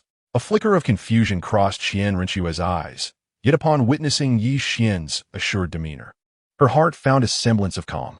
This fellow has never deceived me nor undertaken actions without certainty. This time should be no different. Remaining behind might jeopardize his strategy. With a gentle nod, she implored, promise me you won't deceive me. I shall wait for you outside the extreme north. Rest assured, I shall not mislead you. Just focus on your escape. Yi Xian earnestly affirmed. The vice leader, perhaps growing impatient, coldly inquired, boy, have you made your decision? If you opt not to join us, we shall be compelled to eradicate you in your infancy. Upon hearing the words, Yi Xian turned around, a divine silver spear manifesting in his hand. With a calm demeanor, he stated, I made up my mind. I believe joining you would be quite advantageous. The Vice Master's eyes glimmered with appreciation as he nodded in satisfaction. Indeed, you are far more astute than that little girl. Unfortunately, I do not intend to join. As the words fell, the spiritual energy of the surrounding realm surged toward Yi Xian's left arm, transforming into a radiant beam that enveloped the onlookers. With a swift motion, Yi Xian propelled Qian Renxue forward. Understanding the urgency, Qian Renxue dashed towards the far north. The malevolent soul masters sensed impending doom, yet their bodies felt shackled by invisible chains, rendering them utterly immobile. A cold smirk graced Yi Xian's lips as a mournful wail emanated from his left arm, echoing throughout the entire far north. Upon hearing the lament, Qian Renxue halted abruptly, recalling Yi Xian's previous words about a formidable skill within his left arm bone, one capable of shattering all soul rings at the cost of severe backlash. She was uncertain of the backlash's magnitude, but shattering the soul rings of 3 titled duel and 6 soul duel was a consequence too dreadful for her to fathom. Yi Xian, you scoundrel! You deceived me. Tears welled in Qian Renxue's eyes as she immediately turned and ran back. Chapter 60. You deceived me simultaneously with the wailing in the core of the far north. An exquisitely beautiful woman stood up, her gaze directed toward the source of the sound. She spoke softly, Binger, you stay here and keep watch. I shall investigate what transpires outside. A scorpion, approximately 1.5 meters in length, adorned in icy blue and emerald hues, had a segmented body with 4 overlapping layers, each slightly exceeding half a foot in length, its head resting atop the foremost layer. Equipped with silver-white mandibles and hexagonally protruding patterns covering its front half, it raised its head and inquired, Sister Shui, have your injuries healed? What if those despicable humans have lured you? The stunning woman chuckled lightly. Fear not. Should I wish to depart, they shall not impede me. With that, she strode toward the source of sound. A formidable gathering of spiritual energy coalesced within Yi Xian's left arm, the mournful cries resonating continuously, manifesting as a tangible force that struck the hearts of the malevolent soul masters. As they heard the wails, confusion clouded their eyes, their thoughts ensnared, blood flowing cold, and their soul rings shattered like glass. When the first soul ring shattered, Yi Xian felt as though he had been struck by an unseen force, experiencing excruciating pain, his internal organs seemingly ablaze. Yet, it remained within his tolerable limits. With each subsequent soul ring's destruction, the backlash intensified, and he was engulfed in unimaginable agony, the sensation gradually numbing, his consciousness blurring. As the 9th soul ring of the 3 title malevolent soul masters shattered, Yi Xian succumbed to the tremendous backlash, his consciousness plunging into darkness as he collapsed. However, what awaited him was not the frigid snow-covered ground, but a soft and warm embrace. Qian Renxue gazed at Yi Xian in her arms, reminiscing about their past experiences. Tears streamed down her face like pearls that had slipped from their string, falling onto Yi Xian's face. Yi Xian, you scoundrel! How could you deceive me? How dare you deceive me? Who needs your protection? Get up, get up! Xiao Xian, please wake up. Let us leave the far north and return to the Holy Emperor's palace. I beseech you, just wake up. I will grant any request you have. Just please rise. Xiao Xian, stop jesting with me. I know you must be fine, right? Just get up, and we will return to the Holy Emperor's palace together. Whoa. Xiao Xian, you scoundrel, don't frighten me. Please wake up. I know you are okay, Xiao Xian.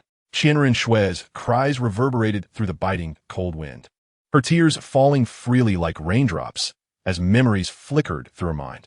She felt as if her heart were being torn asunder. The group of evil soul masters remained dazed, their consciousness trapped in eternal confinement. Their blood had ceased to flow, solidifying within their bodies. Although they still breathed, it was akin to being lifeless. From afar, a woman of extraordinary beauty approached slowly. Her long, pure white hair cascaded down her back to her feet, while her sky-blue eyes sparkled with a clarity that seemed to penetrate the very essence of the world. Her slender figure was flawless, and though her white gown bore no embellishments, it rendered her appearance remarkably noble and exquisite.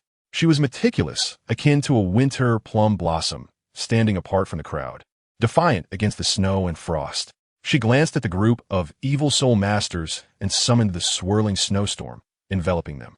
After the storm passed, the evil soul masters had transformed into icy fragments, dispersing into the air.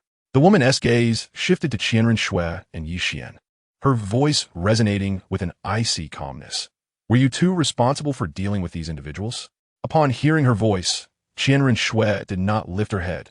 Instead, she supported the unconscious Yixien and began to move towards the exit of the far north. Observing this, the woman furrowed her brow slightly. You cannot carry him out of the far north. His injuries are too severe. Qian Renxue seemed to ignore her words, continuing onwards. If you wish to save him, you must come with me. If you do not wish to save him, you are free to leave. The woman's voice remained chillingly clear. At her words, Qian Renxue halted, turning to ask, on what ground should I trust you? Whether you believe it or not, why must I explain myself to you? The woman replied. As the words fell, the woman strode directly towards the heart of the extreme north. Qian Renxue hesitated for a moment, but ultimately followed. Sensing that Yixian's aura was growing increasingly faint, like a candle flickering in the wind, on the verge of extinguishing. Delaying any further could truly lead to dire consequences. Supporting the unconscious Yixien, Qian Renxue accompanied the woman into the core area of the extreme north, where the temperature approached the pinnacle of icy desolation, making Qian Renxue feel as though she were on the brink of being frozen, a most uncomfortable sensation. Additionally, the surrounding spirit beasts eyed them with predatory intent, heightening her vigilance even further. Following the woman into a spacious room, the woman spoke softly, instructing, place him on the bed. I shall examine his condition. Qian Renxue complied with her command, laying him down upon the bed. The woman extended her hand, and a blue luminescence emanated from her palm as she began to assess Yixian's state. After a while, the woman gently furrowed her brow and remarked his internal organs. Bones and meridians have sustained severe injuries. However, an inexhaustible source of life energy within him has temporarily preserved his life. If you wish to save him, there is but one method, to guide the life energy within him to restore his wounds. You aided me in dealing with those adversaries. Thus, I shall grant you sanctuary. You may rest in this room without fear of disturbance. Water is plentiful here, though food is lacking. Qian Renxue nodded subtly, her gaze fixed on Yixien, remaining silent. The woman said nothing further, simply exiting the room and closing the door behind her. As soon as the woman left, the Ice Emperor Scorpion approached and questioned Sister Xue. Why do you choose to save those two humans? Many of our kin have perished at the hands of humans. They assisted me in dealing with those foes. Therefore, it is only natural that I provide them protection. Once the humans' injuries have healed, I will certainly allow their departure. The woman's voice was cool and resolute. But they are still humans, selfish, cunning, and treacherous. It is enough that we do not slay them. Why extend our protection? The Ice Emperor Scorpion's tone bore a hint of malice. Having never harbored fondness for humans, her disdain deepened when the Snow Emperor was harmed by them. Chapter 61. The Awakening of Consciousness. Yixien found his consciousness ensnared in an interminable abyss of darkness. He traversed this obscurity for what felt like an eternity, though the exact duration eluded even his own understanding.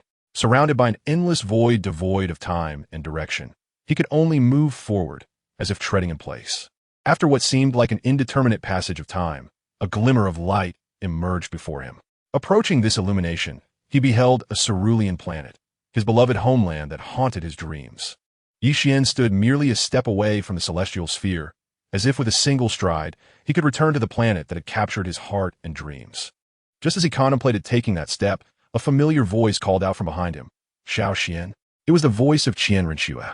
Upon hearing it, Yi Xian halted his movement, gazing up at the azure planet with a bittersweet smile, realizing that he could never return indeed. Retracting his outstretched foot, the scene before him shattered like a mirage, flowers in a mirror, the moon in water. Suddenly, a surge of life energy enveloped him from all directions. As his consciousness returned to his body, Yi Xian slowly opened his eyes, surveying his surroundings and discovering himself in an unfamiliar, spacious room. There, beside the bed, lay Qian Renxue, her exquisite visage marked by traces of tears. As Yi Xian moved his body, a piercing pain surged into his brain, causing him to involuntarily gasp in shock. Hiss! Within his consciousness, the voice of the evil Ascent King gradually resonated. Young one, it would be wise for you to refrain from any sudden movements. Were it not for the life energy within the silver spear restoring your body, you would not be alive at this moment. Even I would have to accompany you in demise. Yi Xian pondered within his heart. How long have I been unconscious? Where am I? I cannot even perceive the circumstances of the outside world. How could I possibly know where you are or how long I have been in this state? The voice of the evil Ascent King conveyed a hint of exasperation. Yi Xian disregarded him, forcing himself to sit up and began to meticulously survey the arrangement of the room. The decor was rather simple, yet it emanated a chilling atmosphere that sent a shiver down his spine. Perhaps due to his sudden movement, he stirred Qian Renxue, who was peacefully slumbering. Upon raising her head and meeting Yi Xian's gaze, they locked eyes for a moment. After a brief pause, Qian Renxue sprang up and enveloped Yi Xian in an embrace, exclaiming, Yi Xian, you scoundrel! How could you deceive me like this? You deceived me, you scoundrel. I did not deceive you. See, I am perfectly fine now, Yi Xian replied. However, as Qian Renxue held him close, the delicate fragrance that wafted from her was both soothing and agonizing. The sharp pain surged through him, causing him to involuntarily draw a sharp breath. Sensing something was amiss, Qian Renxue quickly released him and helped him sit properly on the bed. With tears of joy, she said, Little Qian, focus on your recovery. Once you are healed, we shall leave the extreme north and return to the Holy Palace. There will be no further trials. Yi Xian smiled gently, extending a hand to wipe away the traces of tears on her face. With a light smile, he remarked, There, it's all right now. After all, I suppose this can be seen as a blessing in disguise. Qian Renxue lifted her head, perplexed, and inquired, A blessing in disguise? What do you mean? Yi Xian's lips curled into an enigmatic smile, and from the center of his being, a gentle green luminescence swiftly emerged, enveloping the entire room in its soft glow. Everything around suddenly transformed into a delicate shade of green. Qian Renxue gazed at the surrounding verdant light, her eyes sparkling with astonishment, possessing an angelic domain. She recognized at once that this was indeed a form of domain. Furthermore, the area was imbued with a profound life energy. As this vitality infused her body, Qian Renxue felt a warm, soothing sensation enveloping her entire being. However, she did not perceive any enhancement to her attributes. It was merely a comforting warmth. Nevertheless, she refrained from inquiring, trusting that Yi Xian would share with her what he deemed necessary. If there were matters he could not disclose at that moment, she was confident that he would eventually enlighten her. The life energy coursed through Yi Xian's body, gradually aiding in the healing of his injuries. After approximately 3 hours, Yi Xian felt somewhat more at ease and subsequently retracted the life domain. After waiting for some time, without hearing Qian Renxue pose any questions, he felt a twinge of confusion. In previous instances, she would have readily inquired. Today, however, her silence seemed rather unusual. Yi Xian's silver eyes blinked as he inquired, Schwerer, do you not wish to know the significance of my domain? Of course I wish to know, but I trust that you will enlighten me, Qian Renxue replied, simultaneously presenting him with some provisions. Do you truly place such faith in me? Yi Xian remarked, accepting the sustenance while casting a look of astonishment at Qian Renxue. Well, do taste this provision and tell me if it is to your liking, Qian Renxue smiled, pondering that if one could sacrifice their life for another, what could possibly warrant distrust? Yi Xian took a bite of the provisions and sensed that the taste was rather peculiar. It encompassed a medley of flavors, sour, sweet, bitter, spicy, and salty, rendering it undeniably unpalatable. Could it be that it had been stored for too long and it spoiled? Just as he was about to spit it out, he heard Qian Renxue's voice resound. There is no food here, only water. This is made from ingredients I prepared using your soul guiding device. What do you think? Is it delicious? Upon hearing the sound and glancing at the eager expression on QianRenxue's face, Yi Xian swallowed the food he had in his mouth and, with a look of delight, extended his thumb in admiration, exclaiming, "Delicious, truly delightful. Far superior to anything one could purchase outside. If it's so good, you should eat more," QianRenxue replied, narrowing her eyes into crescent shapes as she produced an abundance of provisions before him. Yi Xian's eyebrows twitched in disbelief. After all, QianRenxue was a refined young lady who had never lifted a finger in the kitchen. How could she possibly have prepared these morsels? Especially considering the single bite he had just taken. He was certain that although the provisions appeared unblemished, they were undoubtedly an assortment of culinary disasters. With this thought in mind, he promptly stowed the food away and took a deep breath, saying, "Schwer, I am not particularly hungry at the moment. I can wait until later to eat. You're curious about the effects of my domain, are you not? Allow me to share the details with you now." Though somewhat perplexed, QianRenxue nodded gently and settled down at the edge of the bed, awaiting Yi Xian's forthcoming explanation. Yi Xian exhaled a sigh of relief. Wrapping his arms around QianRenxue and softly whispering in her ear, "The name of my domain is the domain of life, formed by absorbing the life energy from the divine punishment silver spear. While my domain of life does not significantly enhance attributes, it continuously and rapidly restores the injuries and soul power of all allies within its range." Chapter 62. Domain of Life. QianRenxue blinked her eyes and replied, "The effects of your domain are somewhat akin to those of the martial soul, nine-heart begonia. Indeed, it is not limited to that. The second effect of my domain of life is to grant immunity to all negative states within its confines, while simultaneously siphoning the life force from enemies to replenish my own. Unless someone can instantaneously eliminate me within the domain, no one can slay me in the domain of life." A smile curved on Yi Xian's lips. He was exceedingly satisfied with the effects of his domain of life. Although it did not provide attribute enhancement, it could extract the life force of adversaries. As long as he was not instantaneously killed within the domain, he could completely outlast all enemies. With a substantial depletion of their life force, even if they did not perish, their time would be severely limited. QianRenxue's eyes widened in astonishment. The effects of the domain of life were astonishingly formidable. With this domain, one could undoubtedly be deemed invincible among peers, unless the older generation intervened, who among the younger generation could eliminate him in an instant. Observing QianRenxue's shocked expression, Yi Xian inhaled her faint, enchanting fragrance and planted a kiss on her cheek. QianRenxue merely shot him a disapproving glance and inquired, "How long does it take for you to recover from injuries within the domain of life?" Yi Xian contemplated for a moment, estimating that it would take approximately 3 days to fully recuperate within the realm of life. Outside this realm, however, he might require a year and a half for recovery. He expressed a sense of regret, noting that the life energy within the divine punishment silver spear had completely vanished, leaving only destructive energy behind. "Is your divine punishment silver spear still considered a divine artifact?" QianRenxue inquired with a hint of urgency in her eyes. "Even if the destructive energy were to dissipate, the divine punishment silver spear remains a divine artifact. The energies of life and destruction are merely manifestations that someone has condensed upon it. As for the future succession of divine positions, I cannot ascertain its impact, especially since I'm currently unaware of what my own divine position entails." Yi Xian merely smiled. Seemingly unperturbed, QianRenxue nodded gently, acknowledging that without knowing the nature of the divine position, it was indeed difficult to determine any potential effects. Even if there were consequences, they could always seek other divine positions, especially since the vast Qian Kuan shield remained in their possession. Yi Xian felt a surge of relief as he successfully diverted QianRenxue's attention, momentarily escaping the dread of her culinary experiments, and resolutely vowed never to allow her to cook again, for her dark cuisine was truly terrifying. With a creak, the door swung open, and both Yi Xian and QianRenxue turned their gazes toward the entrance, where a woman entered with a graceful demeanor. "The Ice Queen, the Snow Empress?" Though phrased as a question, Yi Xian uttered it with the certainty of a statement. "Do you know me?" The Snow Empress inquired, her tone laced with confusion. She primarily resided in the heart of the extreme northern realms, where the temperatures were unbearably frigid. It was quite rare for any human to venture into such a core area. Even if someone were to reach this icy domain, it was improbable they would be aware of her existence. For those who dared enter the core, either perished from the cold or fell victim to the Ice Blue Emperor Scorpion or the Titan Snow Demon King. I do not know you.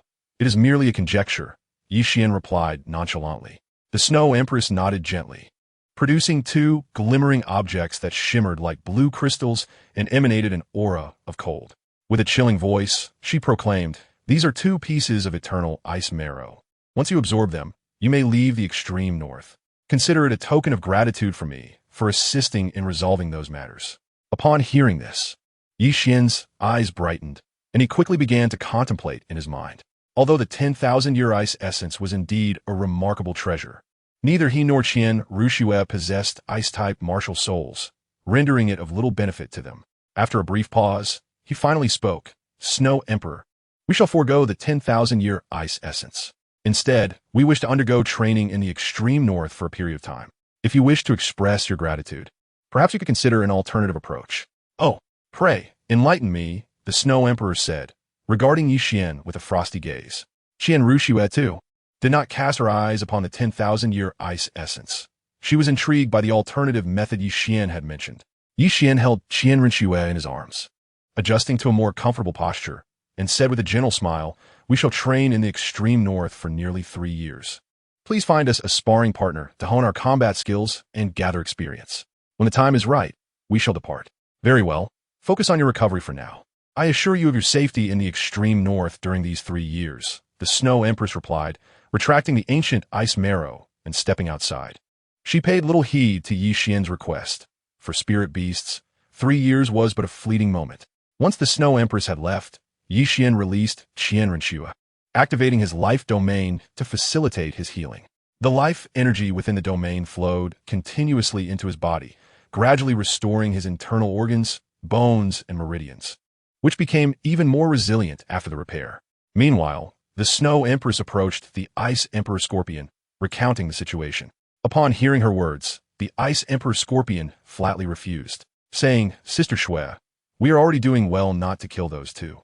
To act as their sparring partners and ensure their safety in the extreme north is utterly impossible.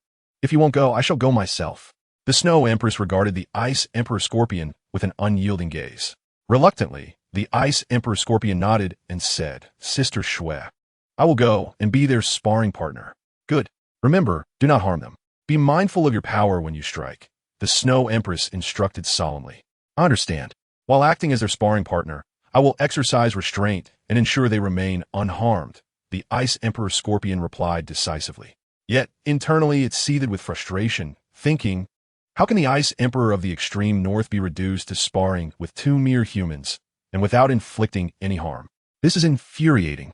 If I cannot hurt them, I shall ensure they endure some hardship, prompting them to leave the extreme north sooner. With a resentful glance at Yi Xian and Qian Renxue's room, the Ice Emperor Scorpion resolved to make them suffer a bit, compelling them to vacate the territory of spirit beasts. After all, this was the domain of spirit beasts, and now 2 humans had taken residence.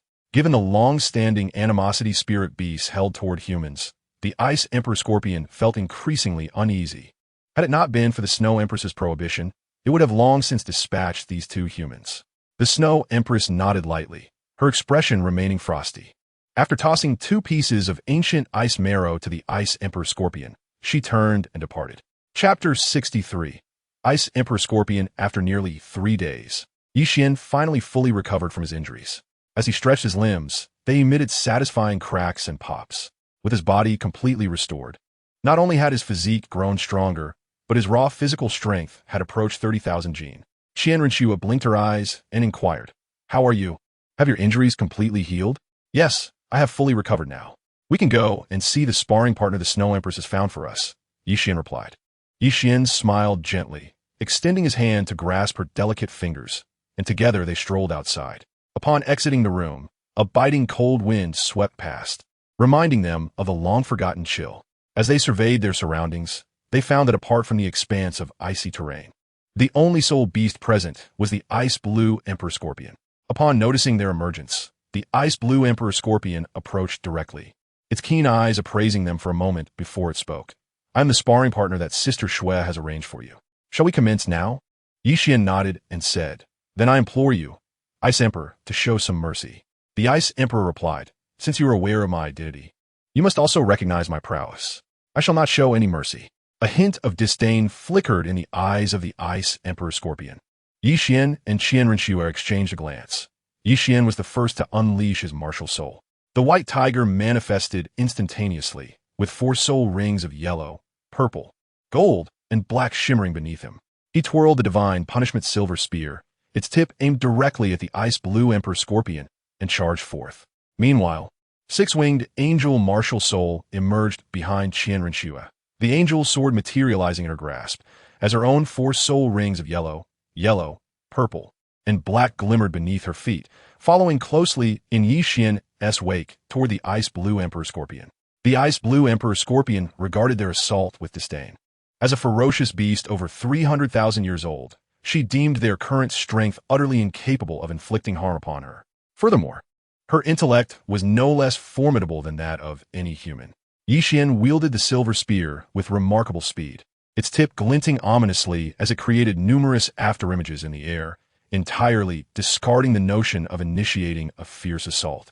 However, he refrained from unleashing the devastating power contained within the spear. Previously, the energies of life and destruction within the spear existed in harmonious balance, and he was fully capable of controlling even the faintest threads of destructive force. The situation had now altered. He had absorbed the life energy, disrupting this equilibrium. Consequently, the destructive energy surged violently, and should he choose to employ it, the potential for uncontrollable consequences loomed ominously. The forearms of the Ice Crystal Emperor Scorpion hardened to an extraordinary degree, appearing as though enveloped in a layer of crystalline frost. Each strike of its forearm could discern the genuine spear tip amid the afterimages, effectively parrying the blows. The clash of spear tip against forearm resonated with a series of crisp metallic sounds. Qian Renxue approached the Ice Crystal Emperor Scorpion, wielding the angel sword, which she swung with precision to intercept a long scorpion tail. The tail, similarly adorned with crystalline particles, bore a hooked tip that shimmered with a silvery luster. It was incredibly agile, producing sharp sounds with each collision against the angel sword. However, Qian Renxue's approach differed markedly from Yi Xian's. Each of her assaults was preceded by meticulous defensive preparation. To put it simply, she devoted an abundance of energy to offense while reserving a portion for defense. Thus, the Ice Crystal Emperor Scorpion responded to the two in strikingly different manners. It used its forearms solely to block Yi Xian's strikes, while its tail would occasionally lash out at Qian Renxue. Yet, within the scorpion's eyes flickered a sense of disdain and indifference. Despite the prolonged confrontation, it had not moved an inch. It intended to gauge the capabilities of both adversaries before devising a strategy to inflict hardship upon them without causing harm, ultimately persuading them to retreat, allowing it to depart the frigid expanse. Yi Xian launched a vigorous assault, executing a series of formidable gun techniques: the severing sun and shattered snow, the divine might of the abyss, the unstable tempest, the millennia of emptiness, and the irretrievable departure. Once these 5 techniques were unleashed, he activated the word secret, causing his figure to become ethereal and elusive. With his right hand wielding a silver spear, he continued his relentless assault, while his left hand unleashed various soul techniques akin to the Ice Blue Emperor Scorpion. After Qian Renxue had completed her soul technique, she summoned the angelic domain. With both of their attributes enhanced by 10%, their speed and strength ascended to a new level. However, to the Ice Blue Emperor Scorpion, their efforts still seemed insufficient. After a brief moment, the Ice Blue Emperor Scorpion discerned the extent of their powers, a mocking glint appearing in its eyes as it launched its offensive, instantly reversing the tide of battle. The Ice Blue Emperor Scorpion exerted overwhelming pressure on both Yi Xian and Qian Renxue, dominating them in terms of strength, speed, and defense, leaving them in a state of despair. Yet, the Ice Blue Emperor Scorpion was precise in its strikes, inflicting no genuine harm, but rather rendering them utterly uncomfortable, with every aspect of their abilities being suppressed. As Qian Renxue deflected the scorpion's tail with her sword, she aimed to cleave at the Ice Blue Emperor Scorpion with the angelic sword, intending to alleviate some of Yi Xian's burden. Unaware that the scorpion's tail was approaching from an unexpected angle, Yi Xian's peripheral vision caught a glimpse of a silver spear, initially poised to defend his forearm, swiftly altering its trajectory to intercept the scorpion's tail. Before him lay an unguarded opening, and the Ice Emerald Emperor Scorpion momentarily taken aback, launched an assault on Yi Xian without the slightest hesitation.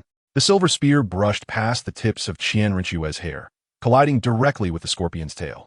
Qian Renxue also noticed the unprotected Yi Xian and the impending strike aimed at his forearm, yet she was unable to intervene in time, as everything transpired with astonishing rapidity. As Yi Xian was about to unleash the void skill from his right leg bone to render himself immune to the impending damage, he noticed the forelimb of the ice-blue Emperor Scorpion come to a halt before him, a fierce gust of wind ruffling his hair. The voice of the ice-blue Emperor Scorpion, tinged with surprise, resonated. Are not you humans all insignificant, despicable, selfish, and cunning? Why do you disregard your own safety to save her? Do you not realize that had I desired to end your life with that strike, you would now be nothing but a lifeless corpse? Upon hearing this, Yi Xian also retracted his martial soul and the divine punishment silver spear, speaking in a calm tone. What holds the utmost significance for you regarding the Ice Emperor? Naturally, it is strength. Once you have made a determination, you must commit wholeheartedly. Hesitance will only allow opportunities to slip away. I adhere firmly to the principle that the strong shall reign. The response from the ice-blue Emperor Scorpion was undeniably straightforward. And what of the Snow Emperor?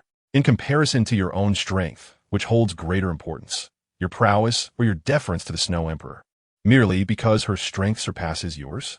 Yi Xian's voice remained remarkably tranquil. However, upon hearing this, the ice-blue Emperor Scorpion fell silent, as if in contemplation or perhaps grappling with a choice. You soul beasts possess emotions, and we humans do as well. Thus, is this not something easily comprehensible? With that, Yi Xian took hold of Qian Renxue and led her toward the room, leaving the ice-blue Emperor Scorpion standing in place. Chapter 64. For the sake of emotion, after a considerable time, the ice-blue Emperor Scorpion appeared to have come to a realization, letting out a light chuckle. How intriguing. Truly intriguing. For the sake of emotion, I am curious to see whether your dedication is genuine or merely a fade. The ice-blue Emperor Scorpion then turned and departed. Upon finding the Snow Emperor, it conveyed its thoughts and awaited her response in silence. Upon hearing this, the Snow Emperor frowned slightly and replied coolly, "It is permissible, but you must not harm them. Sister Shui, rest assured, I merely wish to ascertain whether that human lad is genuinely devoted or simply feigning sincerity, putting on an act. I shall exercise restraint and be mindful of my limits." The ice-blue Emperor Scorpion replied with an air of nonchalance. In the room, Yi Xian was just about to prepare something to eat when he was halted by Qian Renxue, who smiled gently. "Xian, your injuries have only just healed. Allow me to cook while you savor my culinary skills." Upon hearing this, Yi Xian's brows furrowed in agitation, and he quickly interjected, "Shui, are you, who have never touched water from the spring, how can you possibly undertake the task of cooking? Just sit back and prepare to enjoy the meal. There's no need for that. The provisions I prepared are quite palatable, are they not? Allow me to handle this. You merely await your meal here." Without waiting for Yi Xian to respond, Qian Renxue seized the pot and ingredients from his hands and commenced her culinary endeavor. A sense of foreboding began to rise within Yi Xian, accompanied by a twinge of regret for having unnecessarily filled the soul-guiding device with an array of items. Had he known, he would have refrained from preparing such kitchenware as pots and pans. Observing Qian Renxue effortlessly closing the door, Yi Xian instinctively shut his eyes, silently praying that she would not conjure any culinary disasters. His expectations were modest. He merely hoped for something that was barely edible. After an anxious hour of anticipation, Qian Renxue emerged with 2 plates of seemingly unproblematic dishes, placing them on the table. With her hands cradling her fragrant cheeks, she smiled and said, "Xiao Xian, do give it a try and let me know how it is." Yi Xian scrutinized the dish for a considerable time, and upon finding no issues, he picked up his chopsticks, selected a piece of leafy greens, and placed it in his mouth. After a couple of chews, a bitter saltiness blossomed upon his palate. Reluctantly swallowing, he then offered a morsel to Qian Renxue, a gentle smile gracing his lips as he said, "It's quite delicious. Do give it a try." Qian Renxue blinked her eyes, opened her mouth, and swallowed the vegetable. However, after merely 2 chews, she expelled it, hastily pouring herself a glass of water to wash away the taste. "So how is it, Shui? Is it tasty?" A hint of amusement flickered in Yi Xian's gaze. "It's far too salty. It's utterly inedible," Qian Renxue replied, her brow slightly furrowed, a trace of melancholy evident in her eyes. "You simply added too much salt. If you reduce a bit, the flavor should be quite pleasant. In the future, such matters need not trouble you. Just wait to enjoy the meal, Yi Xian said, reaching out to wipe the grease from her lips, a curious smile lingering at the corners of his mouth. What shall we do now? Qian Renxue asked, gazing at the dish she had prepared, a sense of discouragement washing over her. Just wait. I shall prepare something for you. Yi Xian retrieved the ingredients anew and commenced the preparation of several dishes, while Qian Renxue stood nearby, her gaze unwavering. Soon, 2 freshly prepared dishes were presented by Yi Xian upon the table, accompanied by a pair of chopsticks which he offered to Qian Renxue. Without hesitation, she began to eat, a faint smile gracing her features as she savored the meal. On the following day, at dawn, Qian Renxue donned her attire and stepped out of her room, while Yi Xian stretched lazily, making his way towards the door. Just as Qian Renxue emerged, a sudden gust of wind swept in, and her body was ensnared by an unseen force, leaving her suspended in midair, a glimmering hook poised ominously before her delicate neck. As she prepared to unleash her martial spirit, the voice of the ice-blue Emperor Scorpion resonated gently, cautioning her, "You would do well not to move, for I cannot guarantee your safety should you defy me." Qian Renxue, her tone icy, inquired, "What do you intend to do?" "That is of no concern to you. Merely observe in silence, and I assure you that no harm shall befall you," the ice-blue Emperor Scorpion replied in a whisper meant solely for their ears. Upon hearing this, Qian Renxue ceased her movements, yet her expression remained frosty. Yi Xian gazed at the Ice Emperor Scorpion, a surge of murderous intent gleaming in his eyes, and slowly spoke. "Ice Emperor, what do you intend to do?" "Do nothing of consequence. Merely find her irksome and prepare to extinguish her. Should you take issue with that, I would not hesitate to eliminate you as well," the Ice Emperor Scorpion replied with an air of casualness, yet her voice was laced with lethal intent. "However, I shall grant you a chance. You may attempt to rescue her from my grasp. Of course, it is possible that I might slay you, or perhaps dispatch you both together." A mocking glint flickered in the eyes of the Ice Emperor Scorpion. Upon hearing these words, Yi Xian narrowed his eyes, the white tiger martial soul instantaneously manifesting as he wielded the divine punishment silver spear. He unleashed the domain of life, launching a direct assault towards the ice-blue Emperor Scorpion. Although he remained uncertain of the creature's intentions, the barbed tail lingered ominously before Schwer's delicate neck, leaving him unwilling to wager whether the ice-blue Emperor Scorpion would genuinely strike.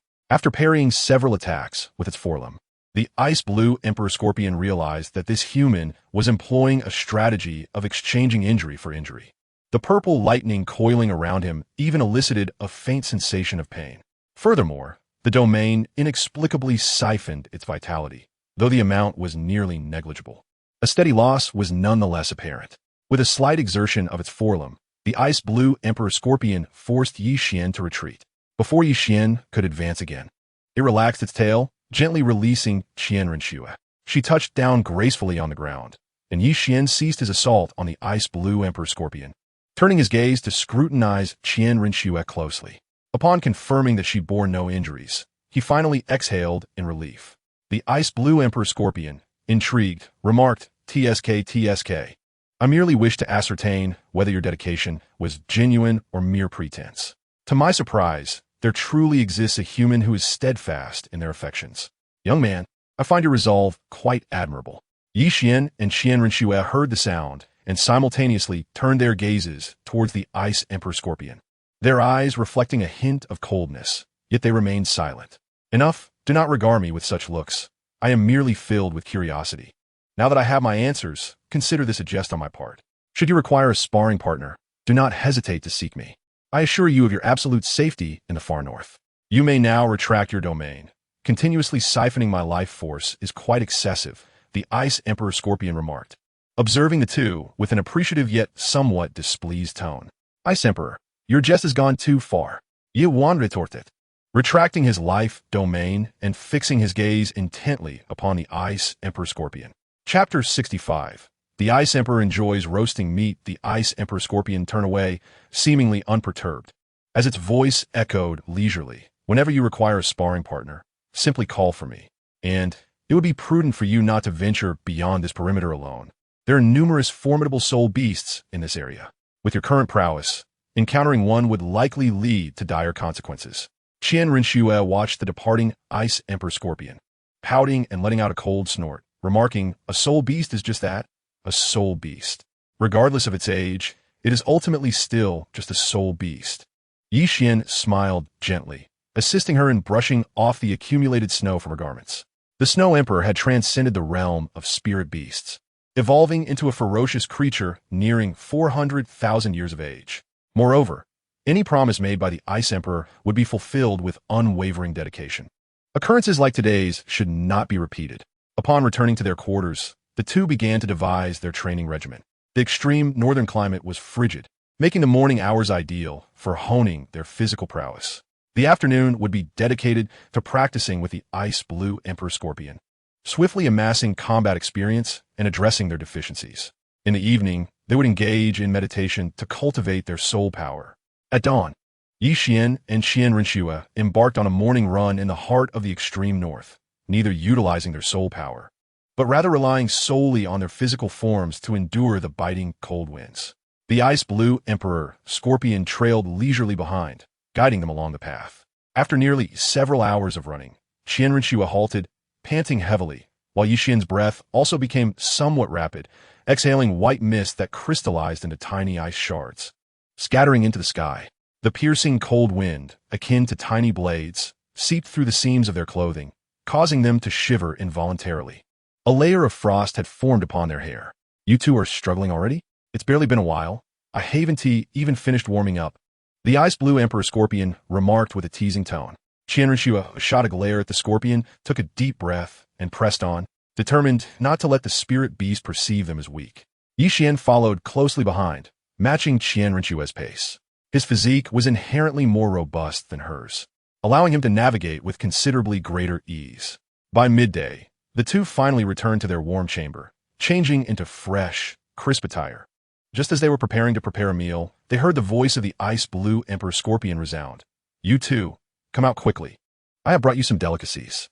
Yi Xian and Qian Renxue exchanged a glance and stepped out of the room, only to behold the Ice Blue Emperor Scorpion grasping a sizable soul beast positioned at the entrance of the chamber.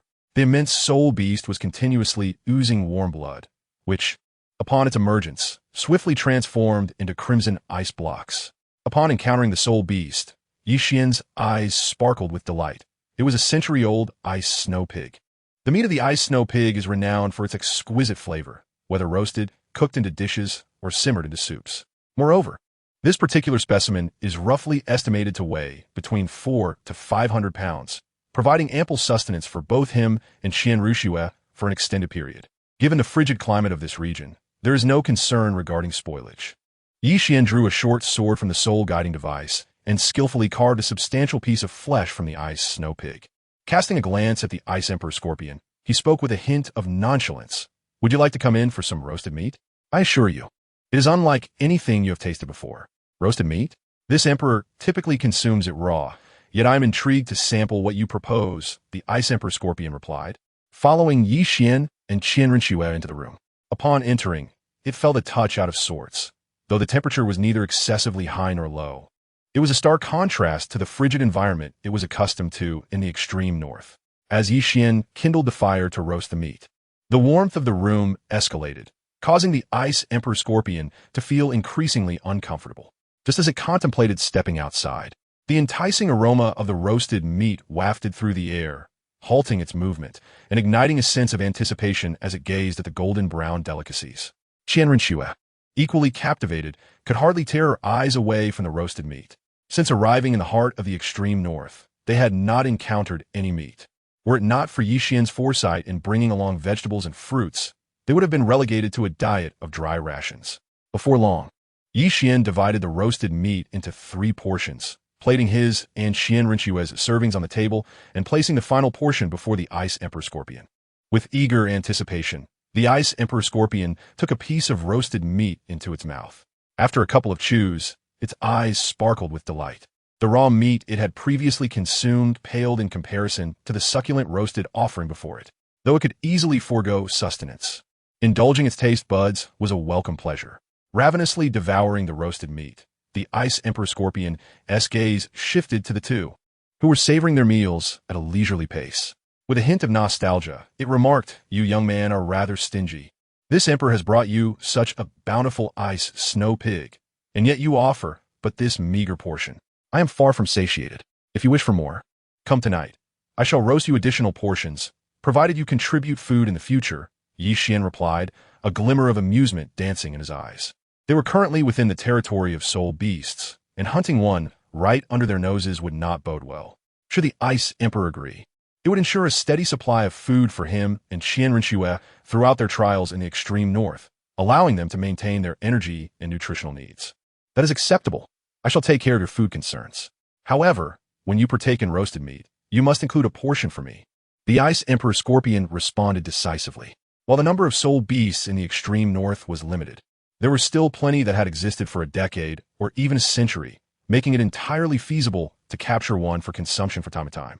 Upon hearing this, Yi Xian gently nodded and replied, I will roast a bit more for you this evening. All right, I shall return later. This room is quite stifling. Far less comfortable than outside, she said as she made her exit. The temperature within the chamber was indeed unbearable for the Ice Emperor Scorpion. Watching her leave, Qian Renxue, with a piece of roasted meat still in her mouth, smiled slightly and remarked, Finally, we are liberated from the monotony of dry rations and vegetables. I suppose we shall no longer suffer from food scarcity in the future. The variety of sustenance, particularly the different types of soul beast meat, promised a delightful culinary experience ahead. A faint smile graced Yi Xian's lips as well. After their meal, the two did not immediately seek out the Ice Emperor Scorpion for practice. Instead, they chose to close their eyes and meditate within the room, gradually adjusting their states to strive for peak performance before the impending battle. Chapter 66. The Unique Divine Beast, the White Tiger in the Stillness of the Night. Yi Xian sat by the window, deep in contemplation. An intriguing thought struck him. If he could absorb the life energy contained within the divine punishment silver spear, might he also be capable of harnessing the power of annihilation? Given that the two energies within the spear had become unbalanced, and he could not fully control the annihilation force at present, it would be prudent to draw it into his own body, thereby achieving complete mastery over it. With this resolution in mind, Yi Xian glanced at Qian Renxue, who was seated cross-legged on the bed, engaged in her own cultivation. He then quietly exited the room, ensuring the door was closed securely behind him. Outside, he promptly approached the Ice Emperor Scorpion and said, Ice Emperor, please assist me in locating a place of absolute tranquility. I require a space to cultivate. The Ice Emperor Scorpion regarded him with a languid expression before rising and stating, Follow me. Yi Xian followed the Ice Blue Emperor Scorpion to a glacial valley. The Ice Blue Emperor Scorpion languidly reclined at the entrance of the valley and spoke, You may enter and cultivate.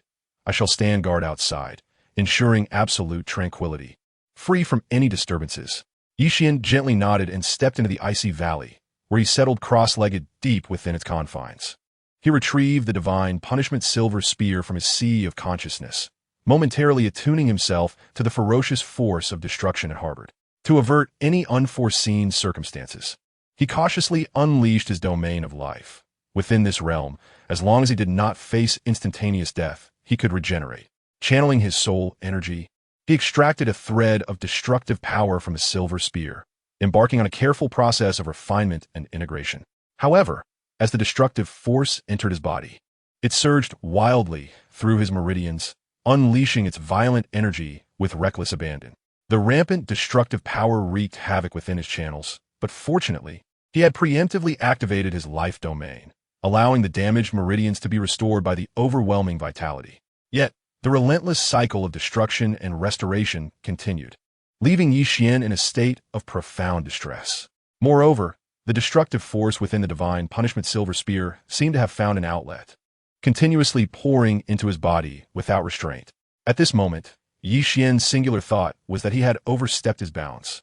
The destructive energy resembled a raging thunder dragon, wreaking havoc within his meridians, while the life energy from his domain struggled to keep pace with the destruction. A muffled groan escaped his lips as crimson blood spilled forth from his mouth. Yi Xian let out a bitter smile, never anticipating that the greatest adversary he faced would be himself, leaving him with an overwhelming sense of regret. As he lay supine on the ground, poised to close his eyes, a sudden roar of a tiger echoed in his mind, its sound akin to a clap of thunder, jolting Yi Xian awake in an instant. Yi Xian abruptly opened his eyes, only to behold a star-studded sky. A silver streak of light descended at an astonishing speed, landing upon him in the blink of an eye. His consciousness was transported to a realm entirely composed of shimmering silver luminescence, where his martial spirit erupted uncontrollably. The formidable white tiger spirit surveying its surroundings with regal authority, akin to a monarch surveying its domain. Suddenly, the tranquility of the silver brilliance was pierced by the sound of approaching footsteps, accompanied by a commanding voice that demanded, "Rise." As the sole descendant of this lineage, how dare you lie here and await your demise? As the reprimand echoed, the white tiger spirit behind Yixian bowed its head, much like a child before a parent, its previous pride and regal demeanor vanishing entirely. Yixian raised his gaze, only to discover before him a majestic creature, a snow-white divine beast with a pair of grand wings, the colossal white tiger. It exuded an overwhelming aura of power, its eyes fixed upon him with an expression of disdain for his inadequacy. As he had just risen to his feet, the white tiger flapped its wings, seemingly wielding an invisible force that sent his body soaring through the air, crashing heavily to the ground. "Rise and stand before me." The thunderous voice of the white tiger reverberated throughout the silvery realm. Yixian gritted his teeth against the pain coursing through his body, casting a furious glare at him, yet remaining resolutely silent. "If you are indeed filled with rage, why do you hesitate to strike? As the sole heir of my legacy, do you only revel in preying upon the weak?" With those words, the divine beast, the white tiger, raised its front paw and sent him hurtling through the air.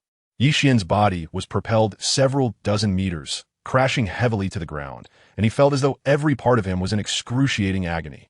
"You bear the bloodline of the white tiger, and you were destined to be a sovereign of great stature, meant to wield power over the world, to instill fear in all beasts, and to roar through the mountains and forests. Yet, look at your current state. Paralyzed by anger, you dare not act, merely lying there awaiting your demise. You have truly disappointed me." The voice of the divine beast, the white tiger, reverberated through the air like thunder.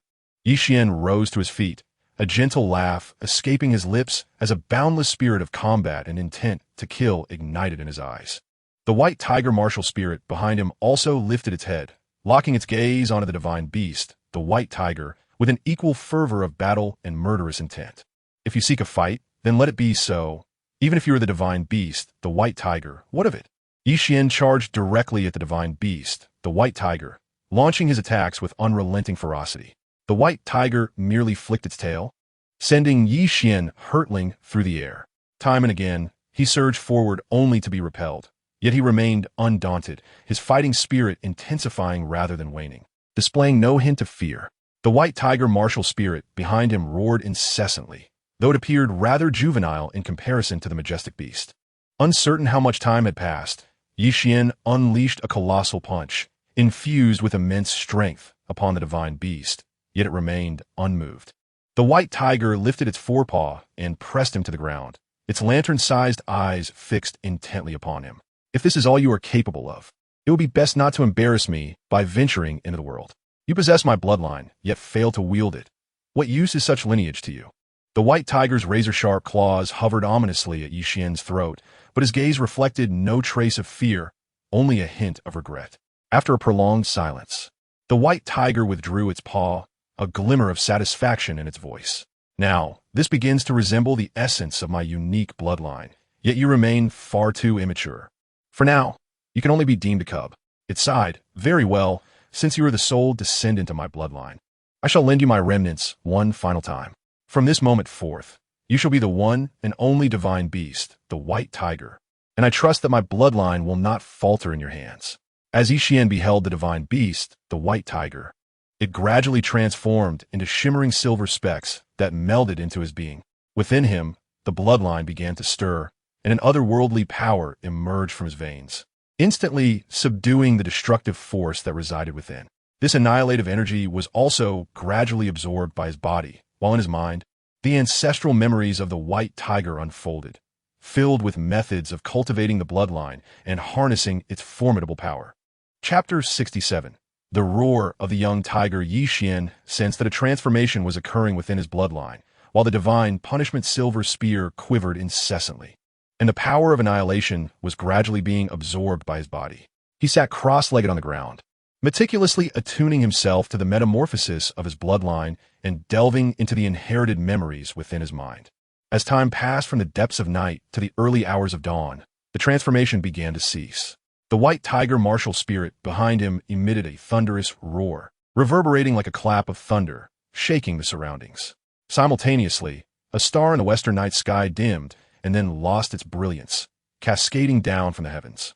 As this star descended, another, faintly glowing star slowly ascended, beginning to intertwine with the western celestial body. The entire northern realm of soul beasts was gripped by an invisible force, rendering them immobile, their eyes wide with terror. In the core region, a colossal soul beast, exceeding 100 meters in size and resembling a giant in the snow, attempted to rise against the oppressive force that bore down upon it. But the flickering star in the western sky subdued it to the ground, leaving it powerless. The Snow Emperor, engaged in meditation, sensed the pressure and glanced up at the western sky. With a slight furrow of his brow, he made no move to resist, remaining quietly seated. In the room, Qian Renxue suddenly opened her eyes during her cultivation, scanning her surroundings.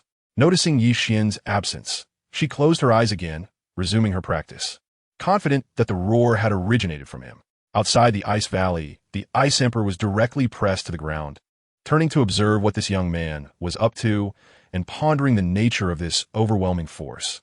The white tiger martial soul behind Yi Xian roared incessantly, as the faint star in the western night sky replaced the position of a falling star.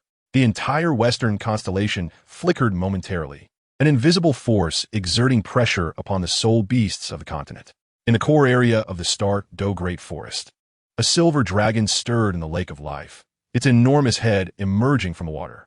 It glanced at the western night sky, and when its gaze fell upon the Titan great ape and the sky blue bull python, a look of disdain flickered in its eyes. The dragon's head submerged back into the lake of life, and throughout this entire sequence, the two soul beasts, revered as the kings and emperors of the Star Dou Forest, remained utterly oblivious. Upon returning to the depths of the lake, the silver dragon seemed to sense something and conveyed telepathically, "There is no need for concern. The infant tiger merely roars to assert dominance over the beasts of the realm. You may continue your slumber undisturbed." In the ice valley, Yi Xian slowly opened his eyes, a pair of silver orbs radiating an involuntary air of pride and disdain. As if nothing could possibly hold his attention, he extended his hand to grasp the divine punishment silver spear lying on the ground. With a swift motion, the spear spun in his grasp, purple lightning extending from his hand to envelop the weapon. He had now achieved perfect mastery over the destructive power within him. Although its might was not as formidable as before due to his current strength, it would only grow stronger as he continued to enhance his abilities. Furthermore, his bloodline was on the cusp of evolving into that of a true divine beast, the white tiger. With diligent nurturing of the divine punishment silver spear, his martial soul and bloodline were destined to further transform into the authentic divine beast, the white tiger. Yi Xian sheathed the divine silver spear and walked slowly towards the mouth of the ice valley. Just as he stepped out, the ice blue emperor scorpion, which had been lying on the ground, sprang up and inquired, "What were you doing just now?" It caused quite a commotion. "That noise was not my doing." "I am equally unaware," Yi Xian replied calmly, shaking his head. "You claim ignorance, yet the sound emanated from the ice valley. How could you possibly not know?" The ice blue emperor scorpion fixed her gaze upon him, her disbelief evident. "I was engrossed in my cultivation and did not hear a thing." "Ice Emperor, we should return." Yi Xian's tone remained composed. "Very well, let us make our way back," the ice blue emperor scorpion said, turning in the direction they had come from. Although a contemplative look flickered in her eyes, her instincts told her that this young man certainly knew something, yet he was unwilling to divulge it. During their journey back, Yi Xian remained silent, immersed in the inheritance memories bestowed upon him by the divine beast, the white tiger. These memories contained two elements, the laws of slaughter and the lesser in-soul control. The laws of slaughter resided within his consciousness, but they were beyond his current grasp. The lesser in-soul control comprised three parts. The first involves cultivating the bloodline and harnessing its power. The second entails utilizing the strength of the celestial bodies. As one of the four symbols of heaven, the lesser in could, when necessary, summon the power of the western stars to augment oneself or to facilitate the evolution of techniques or spear arts. However, after several attempts, he found it utterly futile. He could distinctly sense the boundless power of the western stars, yet when he sought to harness it, the celestial energies remained indifferent to his call. Not only could he not summon them, but he also found himself incapable of evolving techniques or spear arts. In the chamber, Qian Renxue observed Yi Xian's return, her golden eyes appraising him from head to toe, yet she remained silent. She sensed a shift in Yi Xian's identity. Though she could not pinpoint the nature of this change, it left her with a peculiar feeling. Yi Xian, noticing her scrutinizing gaze, chuckled softly and casually settled down at the edge of the bed. With a hint of amusement, he inquired, "What is it, Shui? Why do you keep staring at me? Is there something on my face?" Qian Renxue shook her head. "No, I just sense that something has changed about you, yet I cannot pinpoint what that change is. That is quite normal. I have always been the pinnacle of male beauty on this continent, and perhaps I have merely become 3 parts more handsome, which is why you struggle to articulate the change," Yi Xian replied, a smile gracing his lips. "Stop being so narcissistic.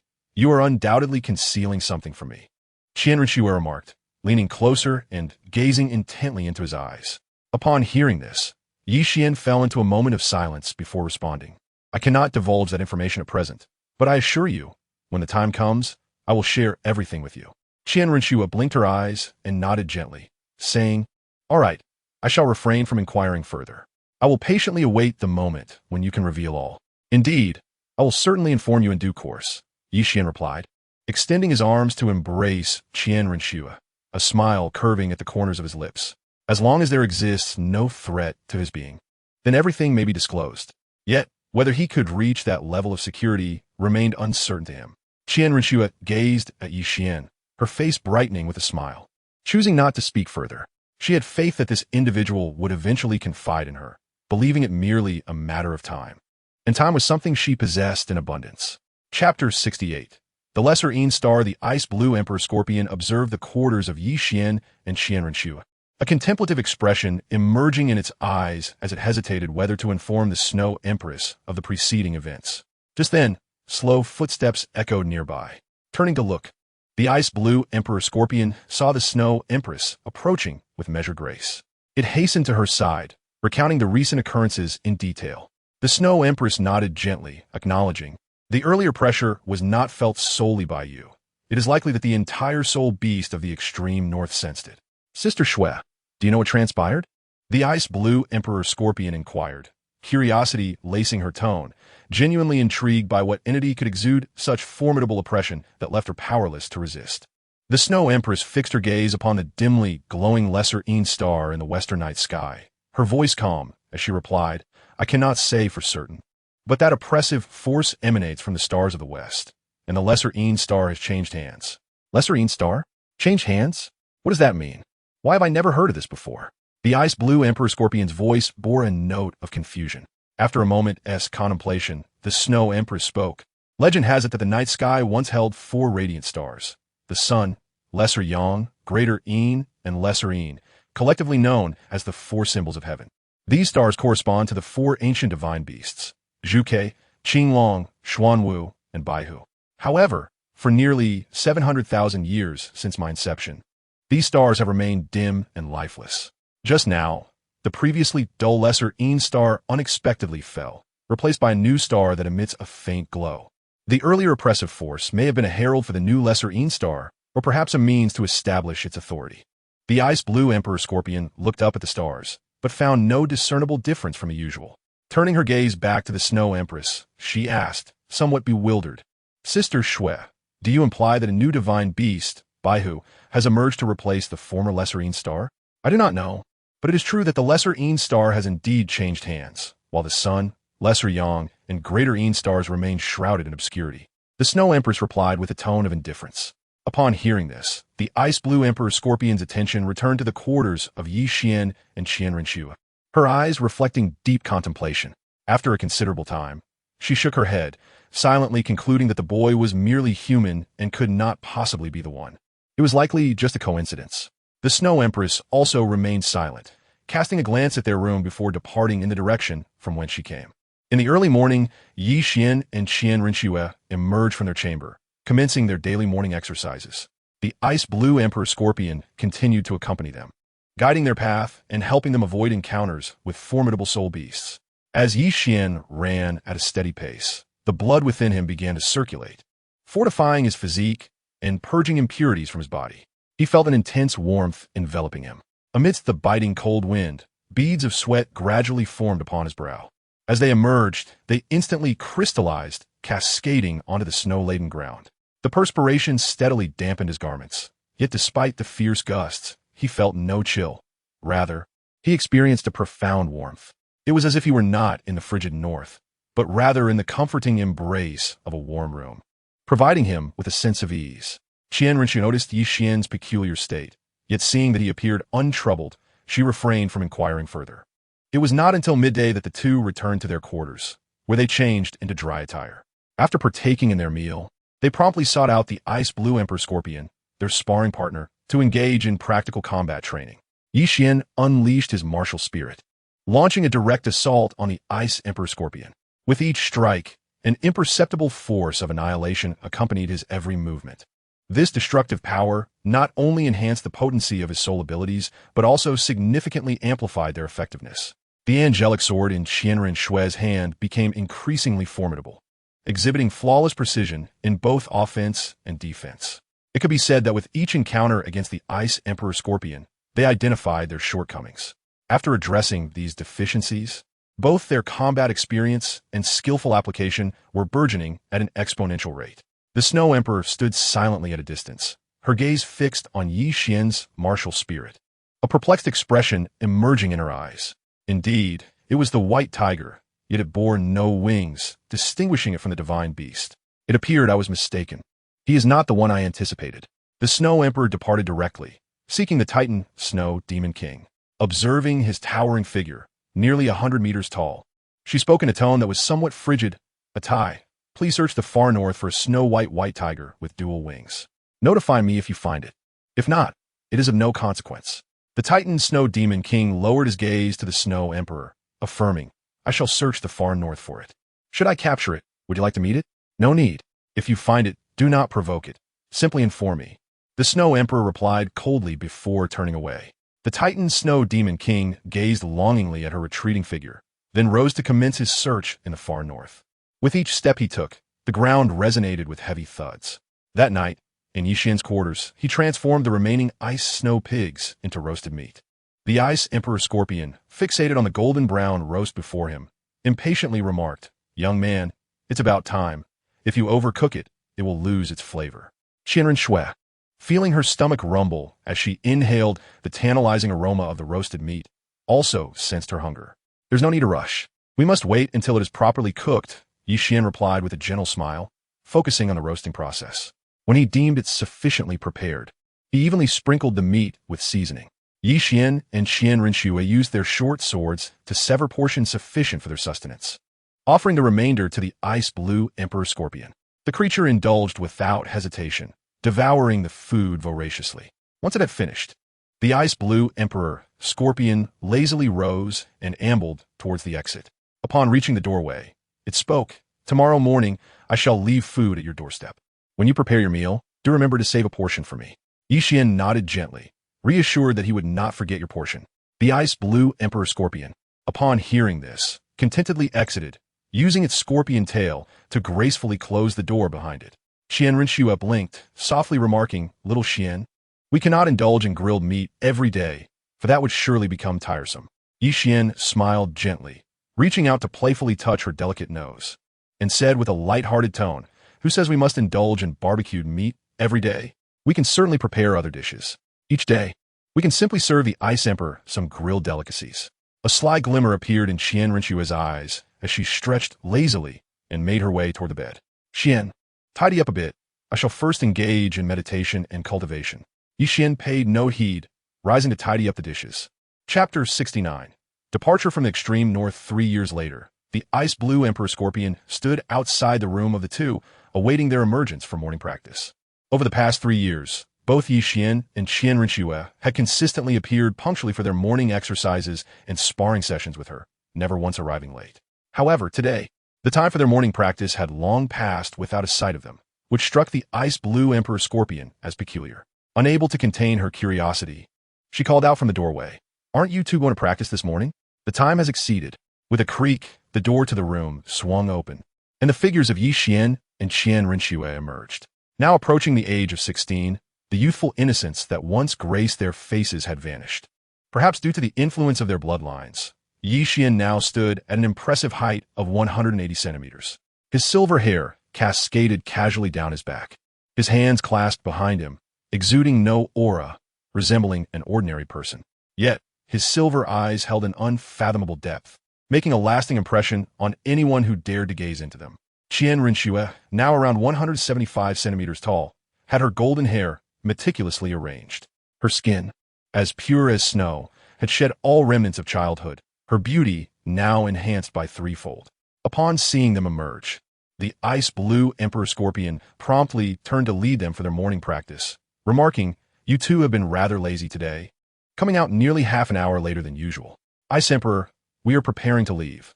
Our training period is nearly over, and it is time for us to return." Yi Xian stated with a tone of calmness. "Thank you for being our sparring partner these past 3 years," Qian Renxue added, a gentle smile gracing her lips. The ice-blue Emperor Scorpion was momentarily taken aback by their words, turning to gaze at them with confusion. "Isn't there still 3 months left? Why the early departure?" "We have some matters to attend to back home, which necessitates our early leave," Yi Xian replied, a subtle smile playing at the corners of his mouth. "Will you return to the extreme north in the future?" A complex expression flickered in the ice-blue Emperor Scorpion's eyes. "Yes, we will certainly return to the extreme north," Qian Renxue responded decisively.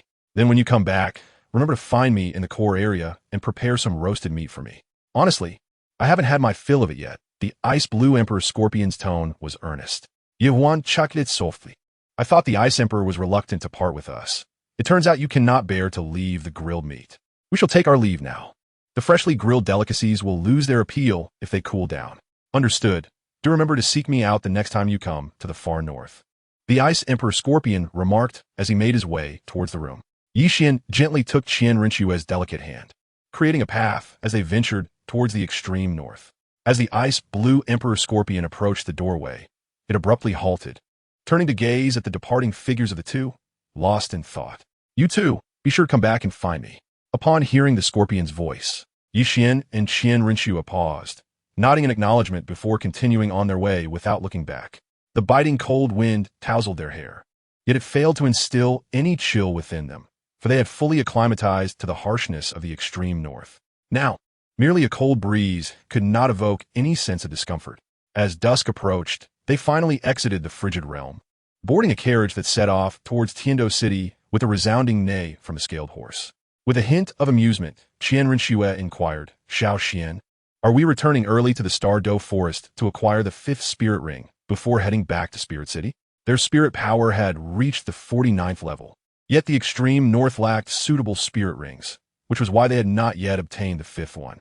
Their teacher had advised them to return to Spirit City before turning 16, and with 6 months remaining until their birthdays. The 3-month carriage journey left ample time for them to secure the 5th spirit ring. Yi Xian reached out to caress her silky golden hair. Perhaps there would be time for a personal reckoning. This thought remained unspoken, as his target was none other than his teacher's first love. He feared that if his teacher, Bibi Dong, were to discover his intentions, it could lead to undesirable complications. Qian Renxue nodded in agreement, recognizing that 3 months was sufficient to find and absorb 2 suitable spirit rings before returning to Spirit City, and with a stroke of luck, they might even have extra time to spare. The carriage traveled swiftly, though its quality was not particularly fine, resulting in a rather jarring ride. Given that meditation and cultivation required tranquility, Yi Xian and Qian Renxue did not engage in spiritual practice, but instead leaned against each other, closing their eyes to rest. After a full 3 months, the carriage finally came to a stop outside Tiando City. Stepping out, they beheld a picturesque landscape, reminiscent of a paradise, and smiles graced their lips. Before them stood the Starfall Pavilion, which Yi Xian had established, now boasting an impressive facade, with 2 formidable spirit masters stationed at the entrance and others patrolling the vicinity. "Ah, it seems Aunt Yi has managed the Starfall Pavilion quite well. I wonder what the current strength of my Starfall Pavilion is." Yi Xian chuckled softly, feeling satisfied as he took Qian Renxue's hand and walked towards the grand entrance. Just as they reached the threshold, they were intercepted by the guarding spirit masters. "This is the Starfall Pavilion stronghold. Unauthorized personnel are not permitted to enter." Qian Renxue let out a soft chuckle upon hearing this, her eyes gleaming with mirth as she gazed at Yi Xian. She remarked, "Indeed, she manages things quite well. Now you, as a hands-off manager, are unable to even enter the front door." Yi Xian felt a tinge of embarrassment. After the establishment of the Starfall Pavilion, he had entrusted everything to Yi Shixue, never once visiting the Starfall Hall himself. This marked his inaugural visit since its completion. He rummaged through his soul-guiding device and retrieved a silver token, adorned on one side with the image of a falling meteor and the characters for Hall Master, while the reverse bore the 3 prominent characters for Starfall Hall. After tossing the token to the Soul Master guarding the entrance, he patiently awaited his fate. The gatekeeper examined the token with meticulous scrutiny, astonishment flickering in his eyes. Currently, the affairs of the Starfall Hall were managed by the Deputy Hall Master, Yi Shixue. The Hall Master, however, was a figure only spoken of in whispers, never seen by anyone. This token unequivocally affirmed Yi Xian's identity. Their shock stemmed from the realization that the Hall Master was remarkably youthful. Nevertheless, their reflexes were swift. They respectfully returned the Hall Master's token to Yi Xian and stepped aside, standing in deference. Chapter 70. The might of the Starfall Hall. Yi Xian gently took hold of Qian Renxue's delicate hand and strode into the Hall of Starfall. The interior of the hall was remarkably spacious, adorned not with ostentatious luxury, but with an ancient charm that evoked a sense of tranquility and harmony at first glance. Numerous individuals were bustling about, engrossed in various tasks, paying no heed to the presence of Yi Xian and Qian Renxue. The two proceeded directly to the study in the rear hall, pushing the door open. Upon hearing the creak of the door, Yi Shixue, who was occupied with her affairs, looked up and was met with the sight of Yi Xian and Qian Renxue entering. Master, Mistress. Yi Shixue promptly rose and bowed respectfully to them. Yes, Aunt Yi. Please enlighten me on the current strength of the Hall of Starfall, Yi Xian said as he settled into the seat previously occupied by Yi Shixue, casually pulling Qian Renxue into his embrace. Qian Renxue merely cast him a sidelong glance, refraining from uttering a word, though she too was curious about the present state of the hall's prowess. Yi Shixue nodded slightly and spoke with a sense of calmness. Your Majesty, our Starfall Pavilion currently comprises approximately 500 individuals. Including myself, we possess 2 titled Douluos, 3 soul Douluos, 7 soul saints, 18 soul emperors, and several dozen soul kings. This constitutes our entire elite fighting force. Furthermore, our Starfall Pavilion has now ascended to stand alongside the 3 great sects, transforming them into the 4 great sections. Upon hearing this, Yi Xian appeared somewhat astonished. His surprise did not stem from the strength of the Starfall Palace, but rather from the revelation that, aside from Yi Shixue, there was indeed another titled Douluo present. Yi Xian inquired with a hint of curiosity, Aunt Yi, who is the other titled Douluo? Could it be that Douluo has joined our Starfall Hall? Master, Douluo has not joined our Starfall Hall. The other titled Douluo in our hall is a free spirit master, the Blazing Douluo, with the martial soul of the Firecat Eagle and a soul power of level 93, specializing in attack, Yi Shixue replied, her brow furrowing at the mention of Douluo, clearly expressing her growing impatience with him. As the day drew to a close, Yi Xian declared, I must meet the elite forces of Starfall Hall tomorrow. Aunt Yi, please make the arrangements. Schwerer, and I shall retire for the night. 3 months of traveling by carriage has left us quite fatigued. With that, he effortlessly lifted Qian Renxue in his arms and strode out of the study. Yes, master, Yi Shixue responded, watching the two depart before heading straight to the front hall to relay Yi Xian's orders. The entire layout of Starfall Hall had been meticulously drawn by Yi Xian himself, and he was quite familiar with the distribution of the rooms. He quickly arrived at his exclusive chamber. The decor of the room was opulent and impeccably clean, clearly maintained by regular tidying. Within the bedroom stood a grand, soft, and comfortable bed. Qian Renxue glanced around the room's arrangement, blinked her eyes, and asked, Xiao Xian, shall we commence our meditation and cultivation now? Constantly training can be exhausting. We should allow ourselves some relaxation as well. A subtle smile curved Yi Xian's lips. Qian Renxue paused, and upon noticing his mischievous grin, she immediately realized what was unfolding, only to find herself lying on the soft, comfortable bed. Her garments were entirely removed, and the delicate veil above them gradually fell, a soft, pained hum escaping from beneath it. The following morning, Yi Xian opened his eyes, glancing at the still, slumbering Qian Renxue beside him. He gently covered her with the blanket. Sensing something amiss, she drowsily rubbed her eyes and murmured, Xiao Xian, do you still want more? Yi Xian reached out to gently pinch her delicate nose. A faint smile gracing his lips as he said, You may rest a while longer.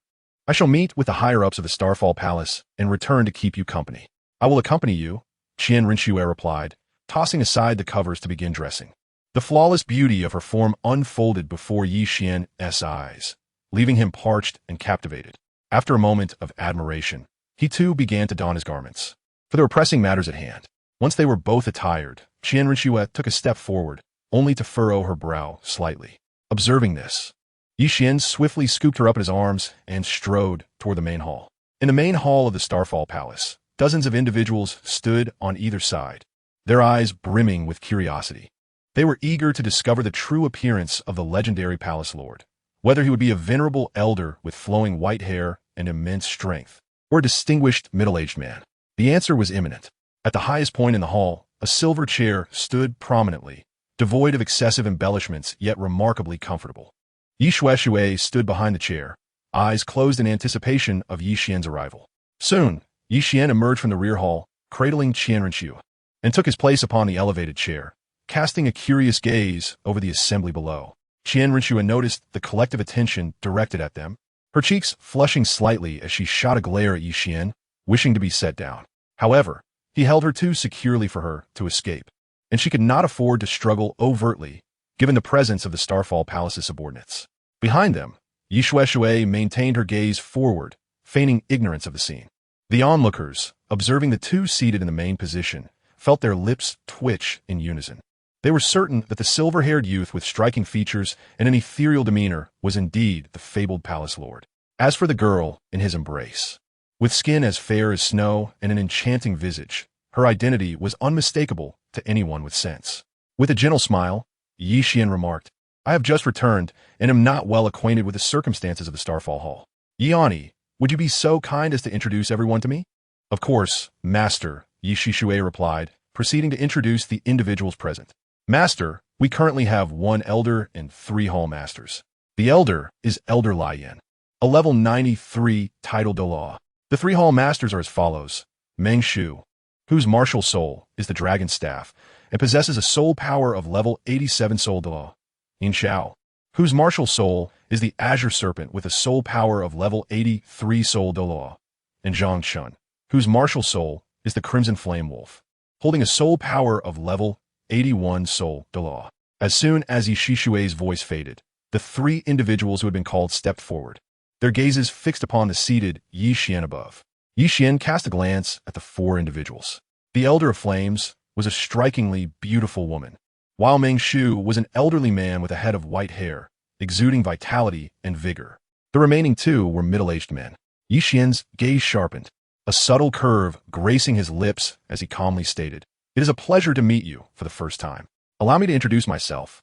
I am Yi Xian, the Lord of the Starfall Palace." Yi Shueshue exuded a subtle aura of authority, her indifferent gaze sweeping over those below, conveying an unspoken message.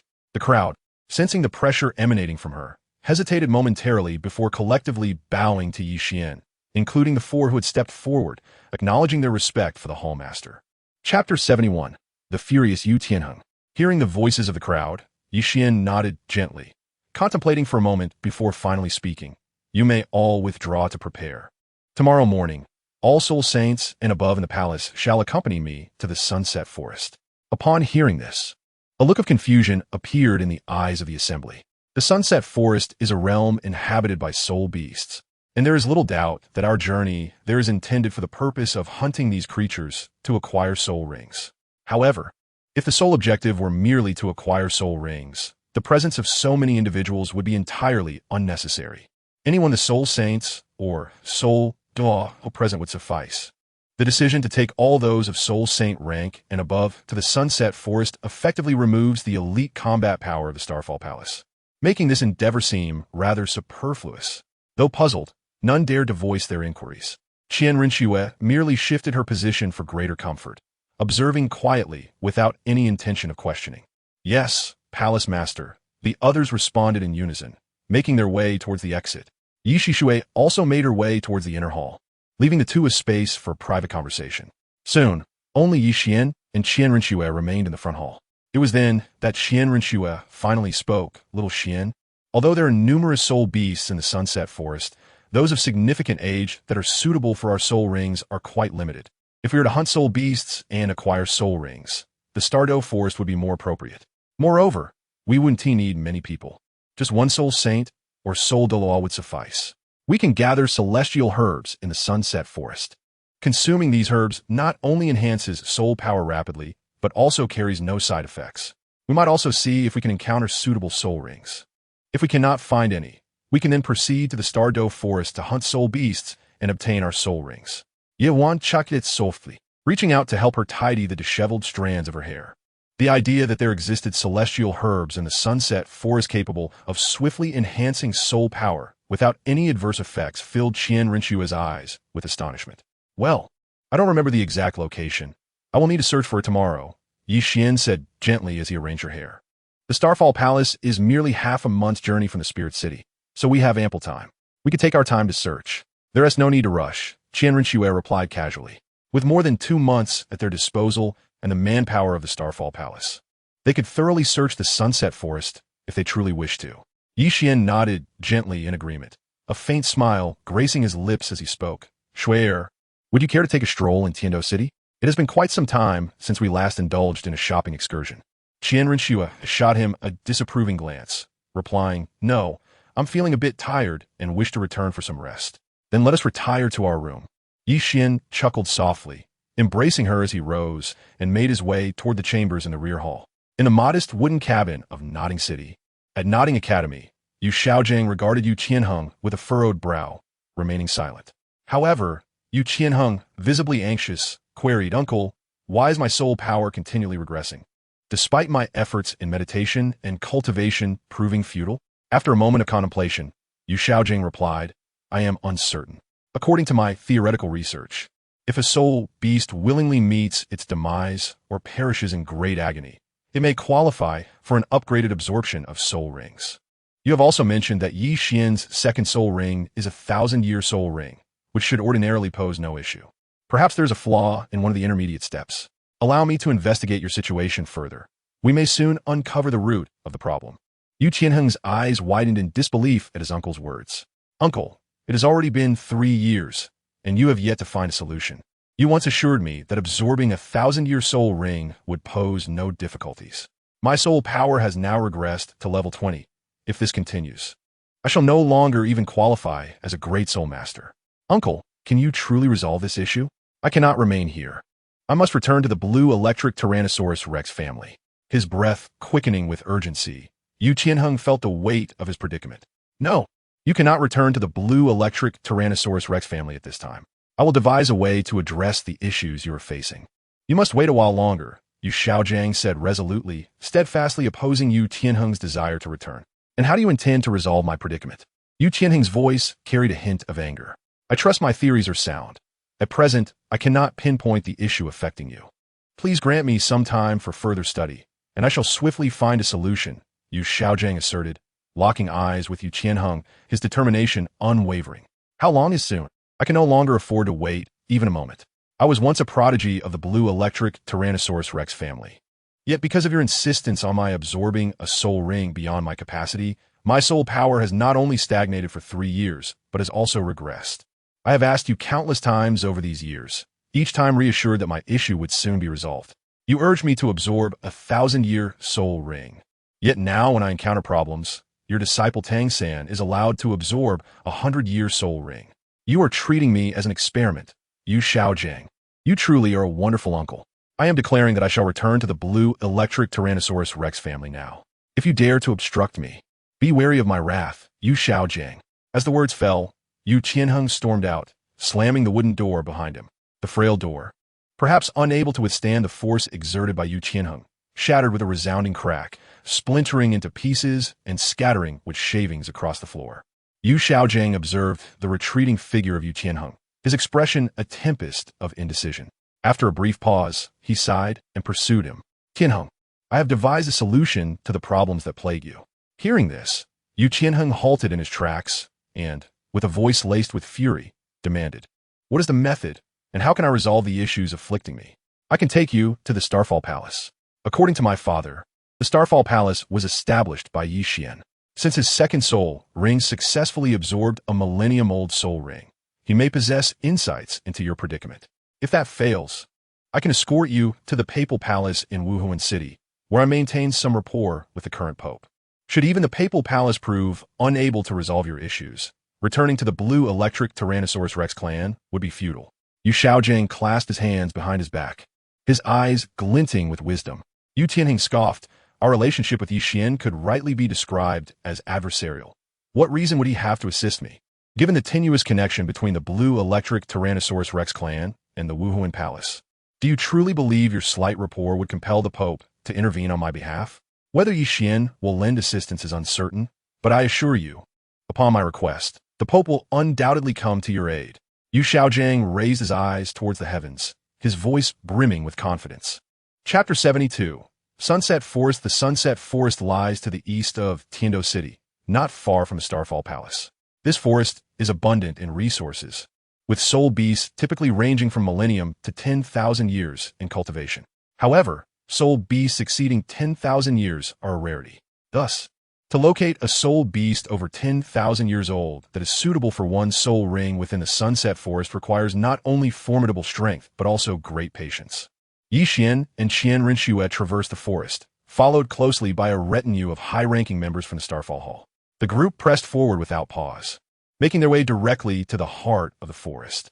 Upon arriving at the center of the Sunset Forest, Yi Xian beheld a magnificent sight, a colossal mountain of ice intertwined with a volcano. His eyes narrowed slightly. He had anticipated a prolonged search, but it was now evident that the eye of ice and fire lay within this very formation. Yi Xian led the group to the imposing face of the ice mountain and volcano. Observing the toxic array surrounding the perimeter, he promptly activated the life domain, enveloping everyone within its protective embrace as they proceeded forward.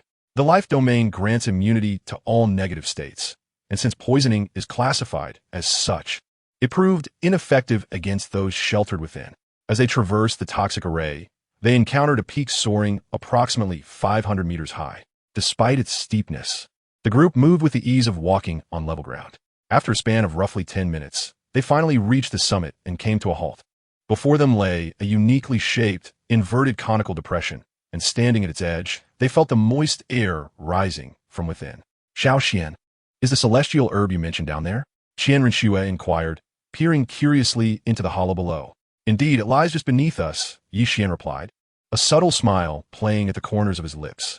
His aspirations extended beyond merely obtaining the celestial herb.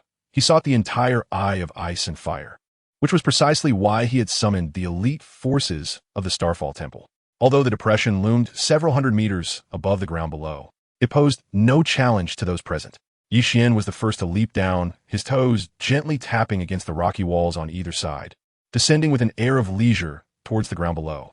Noticing this, Qian Renxue followed suit, releasing her six-winged angel martial spirit midair, her pristine wings fluttering softly as she descended gracefully towards the earth. The remaining companions also followed in their wake, plunging into the valley, employing various methods to reach the ground. As they neared the surface, Yi Xian's body slightly bent. Upon reaching the ground, he delicately tapped his toes against the earth, dissipating the force generated by his descent into the ground. As Yi Xian descended to the ground, he stirred not a speck of dust. Yet beneath his feet, fissures quietly emerged upon the surface. He cast his gaze around and observed that the area was replete with rare medicinal herbs, including the fiery toxin-curing cinnabar lotus, the exquisite snow silkworm found within cordyceps, and a myriad of other exceptional flora. Qian Renxue also landed gracefully, her eyes glimmering at the sight of the extraordinary herbs, though she remained silent. Soon, the senior members of the Starfall Hall, including Yi Shixue, descended with equal poise, their eyes scanning the surroundings incessantly. In the midst of the ice and fire duality, Douluo sensed an intrusion. His eyes narrowed, a fierce glint flashing within them as he strode forward. Upon stepping beyond the confines of the ice and fire duality, he encountered Yi Xian and his companions. Although it had been quite some time since he last beheld Yi Xian, Douluo recognized him instantly, for his distinctive silver hair and silver eyes were decidedly unmistakable. Douluo furrowed his brow and, with a hint of impatience, remarked, "Young man, what brings you here once more?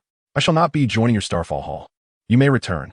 Upon hearing this, Yi Xian chuckled lightly. "Douluo, I am not here to persuade you this time. Then what is your purpose?" Douluo inquired, somewhat perplexed as he regarded Yi Xian. He had assumed Yi Xian's visit was akin to several years prior, aimed at convincing him to join his Starfall Hall. The Eye of Ice and Fire is quite splendid. My Starfall Hall intends to claim it entirely, Yi Xian declared, his gaze turning sharp as he fixed his eyes on Douluo. This place is my medicinal garden. It is not something you can simply take. Do you believe I fear your Starfall Hall? Douluo retorted, releasing his martial spirit and intensely scrutinizing Yi Xian and his companions. The Eye of Ice and Fire has the capacity to suppress the toxins within him, and Douluo was not inclined to relinquish it easily.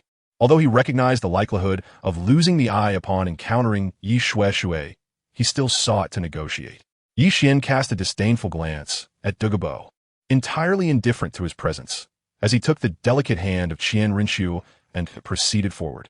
Behind them, Yi Renxue unleashed his second martial soul, the Radiant Phoenix, adorned with 9 soul rings in hues of yellow, purple, black, and crimson, shimmering beneath his feet. The formidable aura characteristic of a limit Douluo was unleashed without reservation, bearing down upon Douluo with palpable pressure. Just as a sense of foreboding began to rise within Douluo, Yi Renxue materialized before him. His fair hand struck directly at Douluo's dantian. Although Douluo attempted to evade, escape was futile. When the hand made contact with his dantian, he felt his soul power entirely sealed, and even his released martial soul was compelled to retract. Yi Renxue paid him no heed and proceeded directly towards Yi Xian and Qian Renxue. Meanwhile, members of the Starfall Palace had subdued Douluo, escorting him deeper into the realm.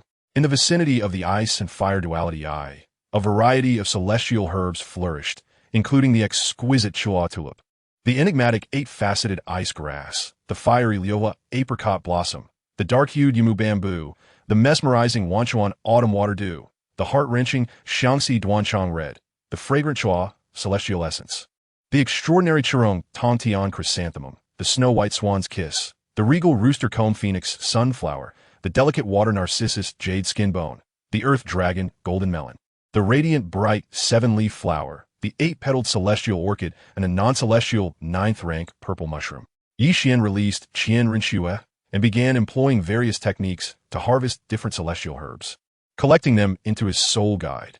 However, when it came to plucking the snow-colored swan's kiss, he displayed an unusual caution.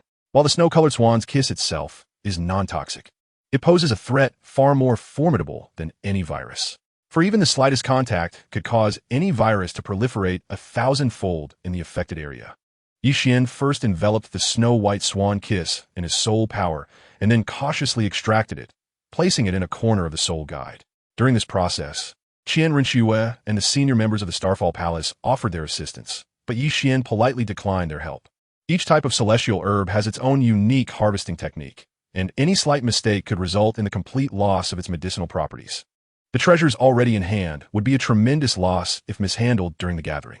Thus, it was far more reassuring to harvest them himself. Although it took longer, he at least ensured that no herb was damaged. Chapter 73. Absorbing the celestial herbs, after approximately 2 hours, Yi Xian finally completed the harvesting of the celestial herbs.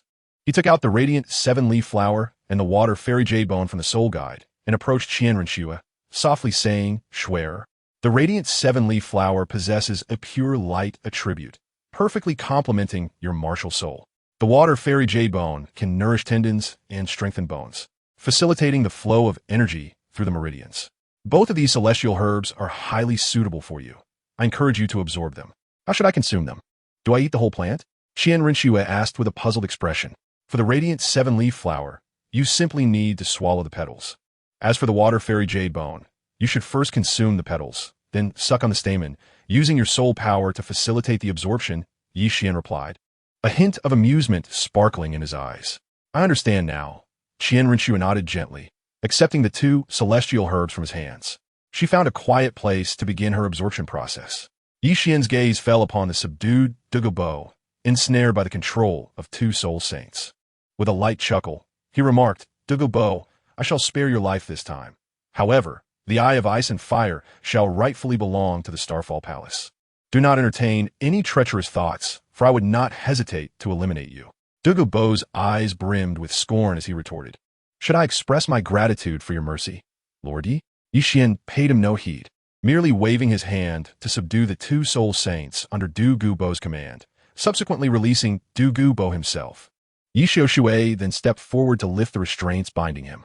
Feeling his soul power coursing freely once more, Douluo cast a lingering glance at Yixian, clasped his hands behind his back, and strode purposefully toward the threshold of the ice and fire duality eye.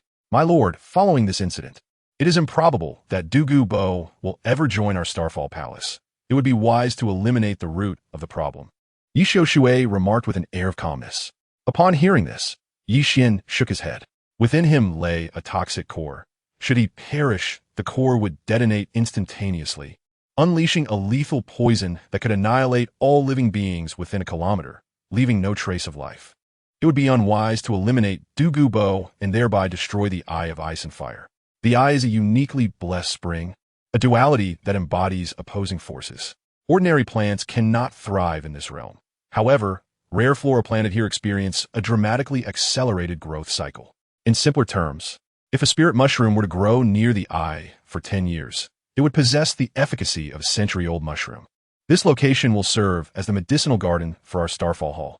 I urge you to arrange for guardians to oversee this area, as it will greatly benefit our long-term development. Yes, my lord, Yixian replied, promptly beginning to organize the matter of sentinels. Yixian sought a tranquil spot and retrieved from his soul-guiding device a seemingly unremarkable celestial herb. This herb, of vibrant emerald green, possessed an unusual feature. At its center, 3 snow-white leaves unfurled, each adorned with droplets of water reminiscent of morning dew. This celestial herb was known as Autumn Water's Gaze, and the droplets within held the power to grant extraordinary vision. He carefully allowed the droplets from Autumn Water's Gaze to fall onto his silver eyes. Upon contact, a refreshing sensation coursed through his gaze, a delightful chill that was immensely soothing.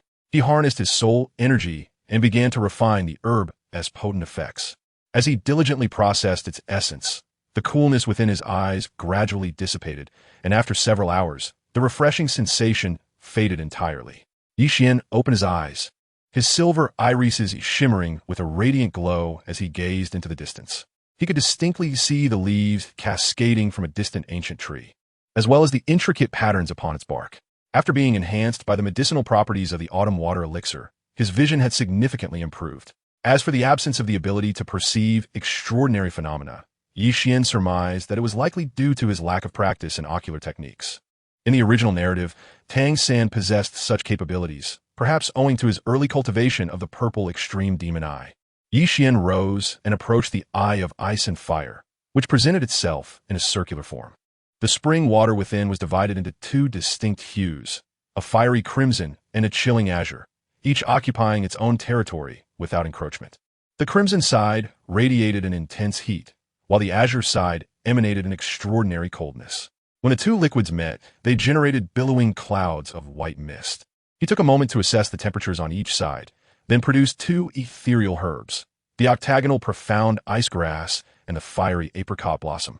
Consuming both simultaneously, he stepped into the Eye of Ice and Fire, channeling his soul power to refine the medicinal essence of the herbs, while also utilizing the dual elements to temper his physique.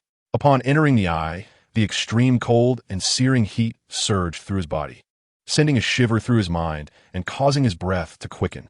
Though the torment of these sensations was far from pleasant, they proved immensely beneficial for his physical refinement.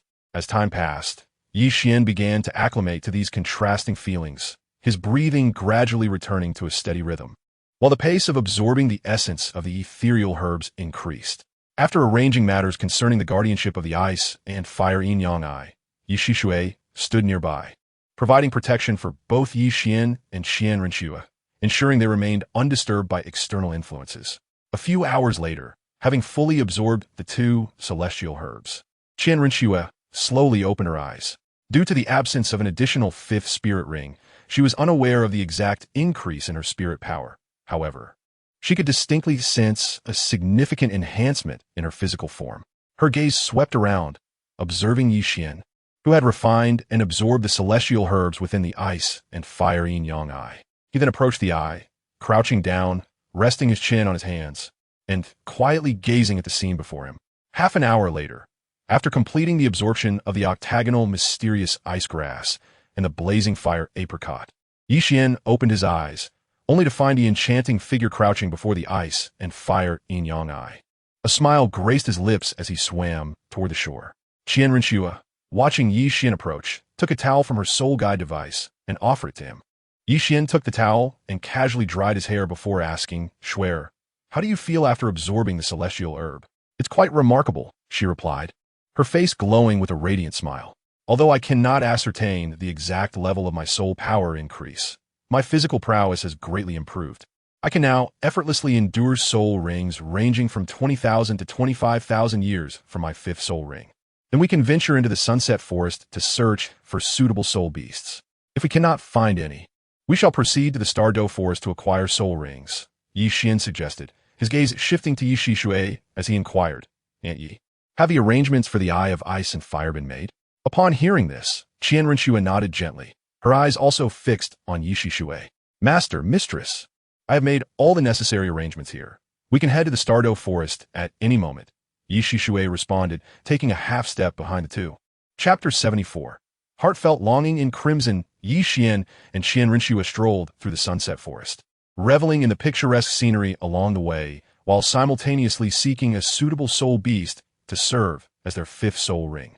Yi Shixue quietly trailed behind them, safeguarding their safety. Yi Xian wore a subtle smile at the corners of his lips.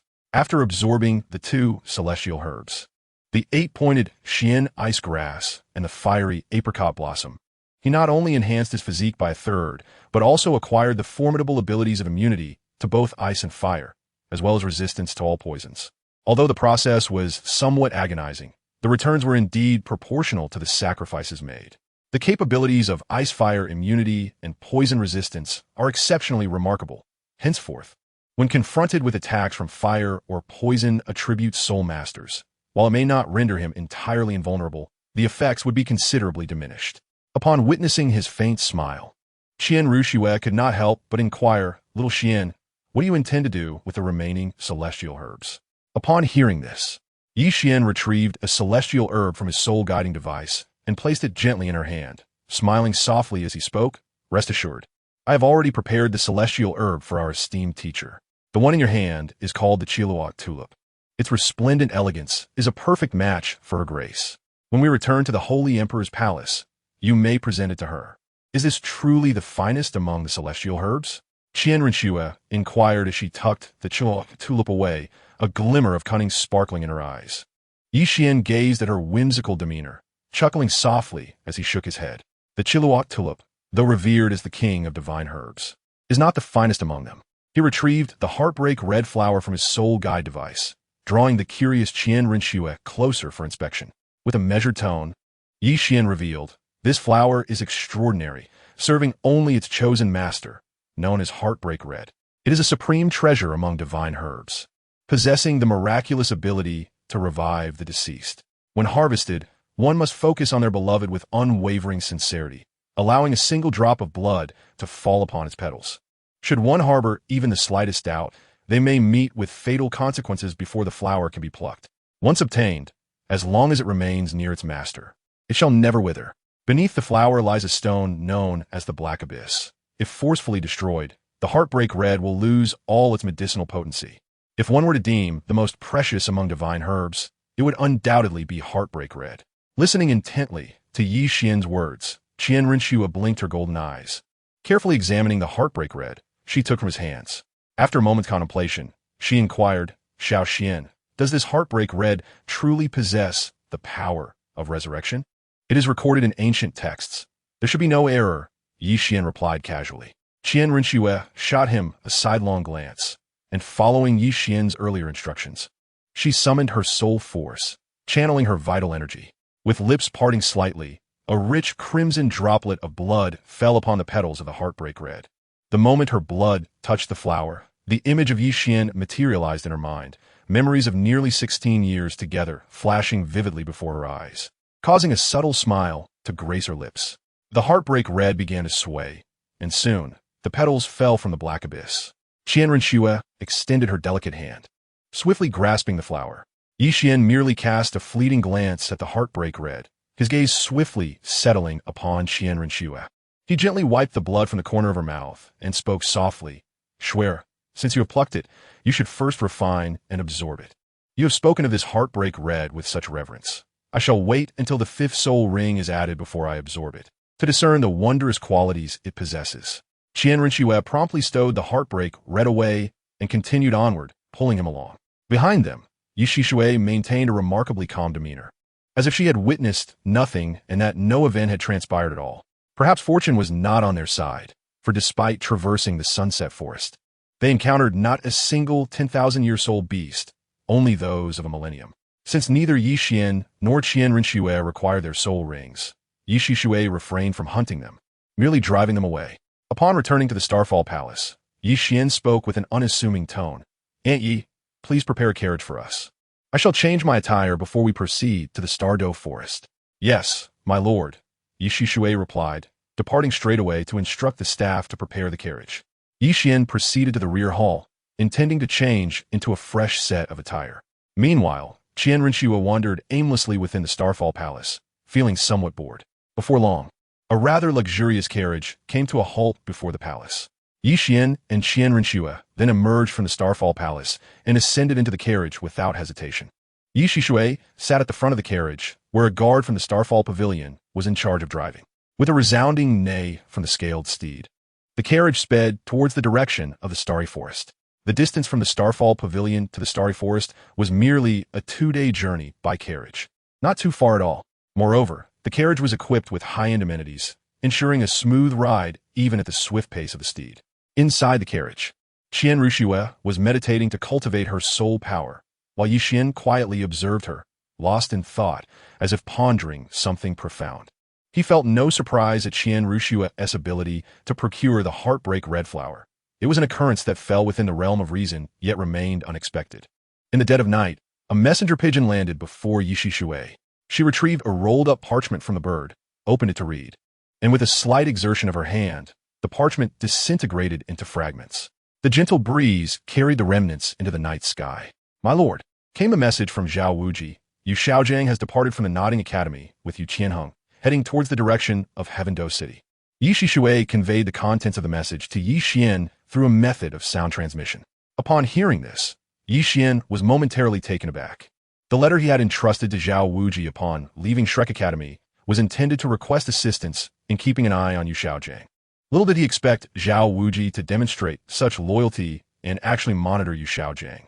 He glanced at Qian Renxue, who was still engrossed in her cultivation, then quietly exited the carriage compartment and proceeded to the front of the carriage, where he seated himself and whispered, "What brings him to Heaven Dou City?"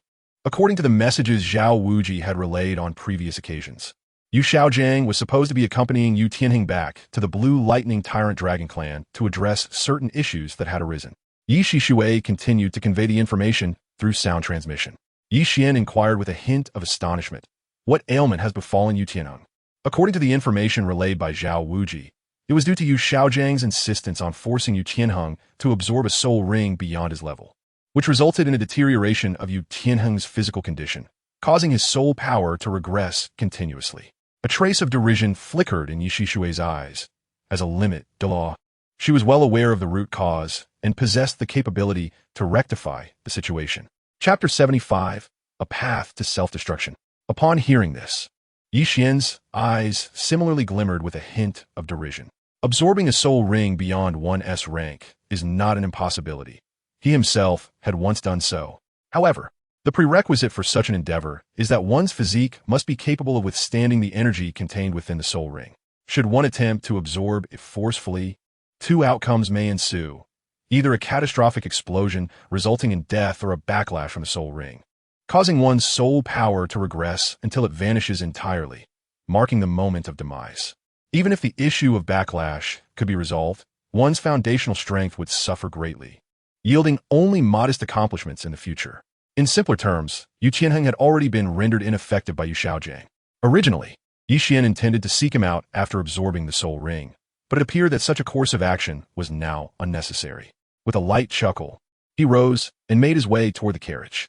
2 days later, the carriage halted before the Star Dou Forest, and Yixin along with Qian Renxue emerged, with Yixishui trailing closely behind them as they proceeded directly into the depths of the forest. As they traversed the Star Dou Forest, Qian Renxue gazed at the towering ancient trees around her and felt the vibrant energy in the air, her lips involuntarily curling into an enchanting smile.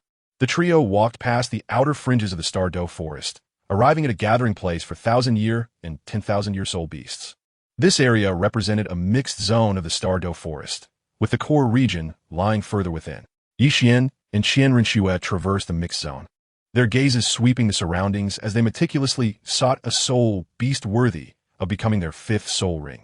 Soon, Qian Renxue's attention was captured by a lion adorned with a delicate golden mane. This magnificent creature was a radiant lion, approximately 24,000 years old, perfectly suited to serve as her soul ring. Qian Renxue pointed towards the radiant lion, her eyes turning towards Yixian, conveying her intentions without the need for words. Upon witnessing this, Yixian smiled softly and gently brushed her delicate nose with his hand, saying, "Aunt Yi, could you kindly handle that radiant lion?" "Yes, my lord," Yixian responded, her figure flickering before she appeared before the luminous lion.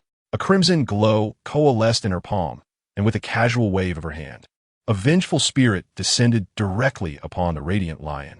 With a thunderous crash, the lion was hurled backward, crashing into an ancient tree, devoid of any opportunity to react. The luminous lion lay on the ground, its limbs trembling feebly, emitting continuous, mournful cries. In the hands of Qian Renxue appeared the Sword of Angels, which she wielded as she approached the radiant lion, aiming directly at its head before plunging the blade downwards. A dark soul ring erupted from the lion's body, and Qian Renxue channeled her soul energy, guiding the black soul ring to envelop herself. Subsequently, she sat cross-legged, commencing the process of absorption. Yixian leaned against an ancient tree, gazing with a semblance of tranquility. Behind him, Yixian quietly took her place, her expression betraying a hint of indifference. Deep within the Star Dou Forest, a sudden roar akin to that of a ferocious tiger echoed, imbued with an insidious aura and a touch of provocation. As the sound reverberated, nearby birds fluttered their wings and took flight, as if a dreadful entity had emerged. Yixian, still resting against the tree, turned his gaze toward the depths of the forest upon hearing the tiger's roar, his silver eyes narrowing slightly. His martial soul was that of the white tiger, and he was but a step away from evolving into the divine beast. Thus, he could naturally sense the underlying challenge in that roar. Yixian could assert with absolute certainty that the provocative roar emanated from him. This conviction stemmed from the innate sense of his white tiger martial soul, which cannot possibly be mistaken. However, his gaze swiftly returned from the depths of the forest, settling once more upon Qian Renxue, disregarding the taunting roar entirely. Yixian paid no heed to the roar echoing through the air.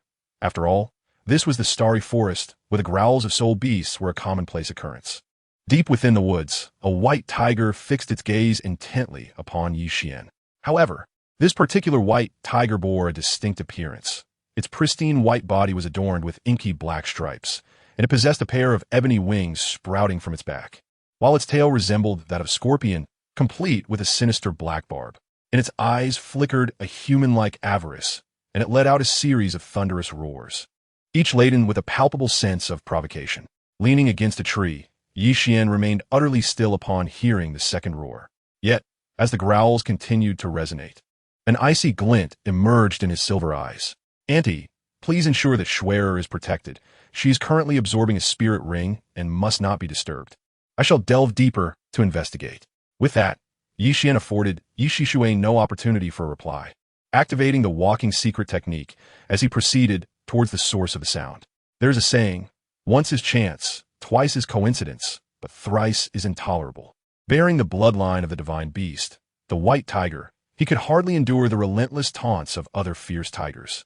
Upon noticing Yixian pursuing it, the white tiger flapped its black wings and took flight toward the secluded area. Each powerful stroke of its wings seemed to manipulate the very fabric of the air, allowing it to match Yixian's full-speed pursuit with astonishing agility. Yixian gazed ahead at the white tiger, which emanated an aura of darkness and malevolence. His eyes narrowed. He recognized this soul beast from ancient texts. This creature was the dark demon evil god tiger, possessing attributes of malevolence, darkness, lightning, wind, time, and space. The dark demon evil god tiger was not only formidable in strength, but also exhibited intelligence that rivaled that of humankind. Moreover, its growth did not stem from personal cultivation. which was exceedingly arduous. It could only enhance its power by devouring the spirit energy of other soul beasts or human soul masters. Yi Xian discerned its motive for leading him here without a second thought. It was undoubtedly akin to the previous evil Saint King, coveting the white tiger bloodline within him. However, Yi Xian remained unfazed, as he too aspired to vanquish the dark demon evil god tiger and claim it as his fifth soul ring. A roar akin to thunder resonated from behind him, and the white tiger martial soul instantly enveloped him, with the four soul rings of yellow, purple, gold, and black shimmering beneath his feet, further augmenting his speed. The greed in the eyes of the dark demon, evil god tiger, was now unmasked. It had decided to retreat to a more secluded location before attempting to confront Yi Xian. As Yi Xian unleashed his martial soul, the evil Saint King within his sea of consciousness also sensed the happenings in the outside world. The eyes of the evil Saint King instantly gleamed with brilliance, for it had bestowed upon Yi Xian an unformed second martial soul.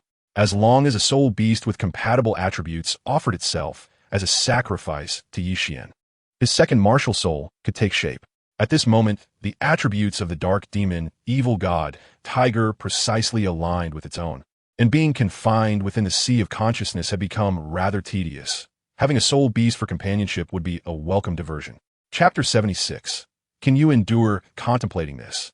The corners of the evil Saint King's mouth curled into a sinister smile, while others may remain oblivious to the true nature of the dark demon, evil god tiger. The evil Saint King was acutely aware of its intricacies. Young one, hasten and pursue it. You must not let it escape. I possess a method to compel it to offer itself as a sacrifice, thereby becoming your second martial soul. The voice of the evil Saint King resonated with palpable excitement. Hearing the voice, Yi Xian was momentarily taken aback. Back in the mystical canyon, that deity had indeed proclaimed that as long as a soul beast with attributes akin to the evil Sacred King offered itself as a sacrifice, one could forge a second martial soul.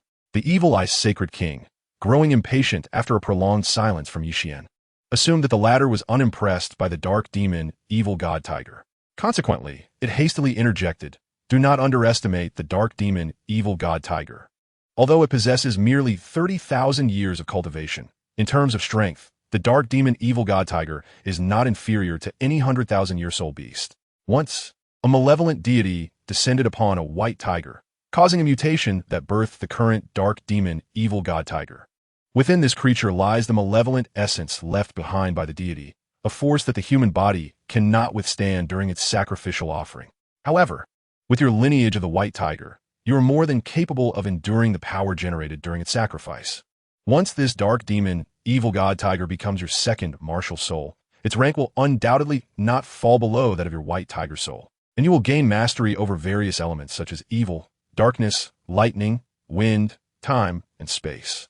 Unless your martial soul evolves into the divine beast, the white tiger, the quality of your martial soul shall not surpass that of the dark demon, evil god tiger. As Yi Xian listened to the voice of the evil Saint King, he felt a hint of helplessness within his heart as he pondered. Do you possess a method to compel the dark demon, evil god tiger, to offer a sacrifice on my behalf? The evil Saint King replied with a sinister chuckle. Ah, this is quite simple. As long as your body can make contact with him for 3 seconds, the rest shall be entrusted to me. The Saint King opened his gaping maw, appearing exceedingly pleased. Yi Xian remained silent, his eyes slightly wary as he gazed at the dark demon, evil god tiger. He had just heard the sacred king of the evil eyes assert that the strength of the dark demon, evil god tiger was on par with that of any 10,000-year soul beast. Should he fall victim to a surprise attack from the dark demon, evil god tiger, he would not only face severe injury, but perhaps even death. Yi Xian pursued the dark demon, evil god tiger, to a secluded and tranquil valley. The wings of the dark demon, evil god tiger, ceased their fluttering and gradually descended to the ground. Turning around, its eyes gleamed with an insatiable greed.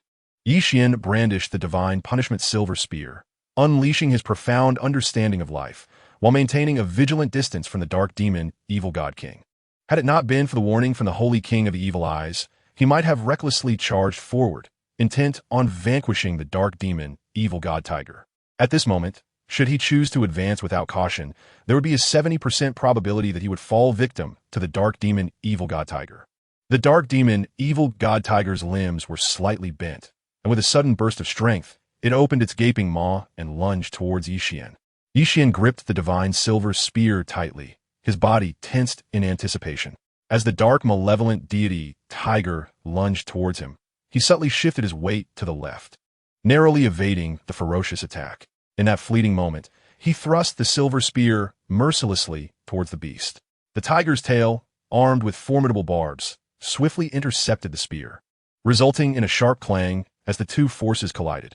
In Yixian's hand, purple lightning crackled, coursing along the divine punishment silver spear, spreading forth like the sinister shadow demon tiger.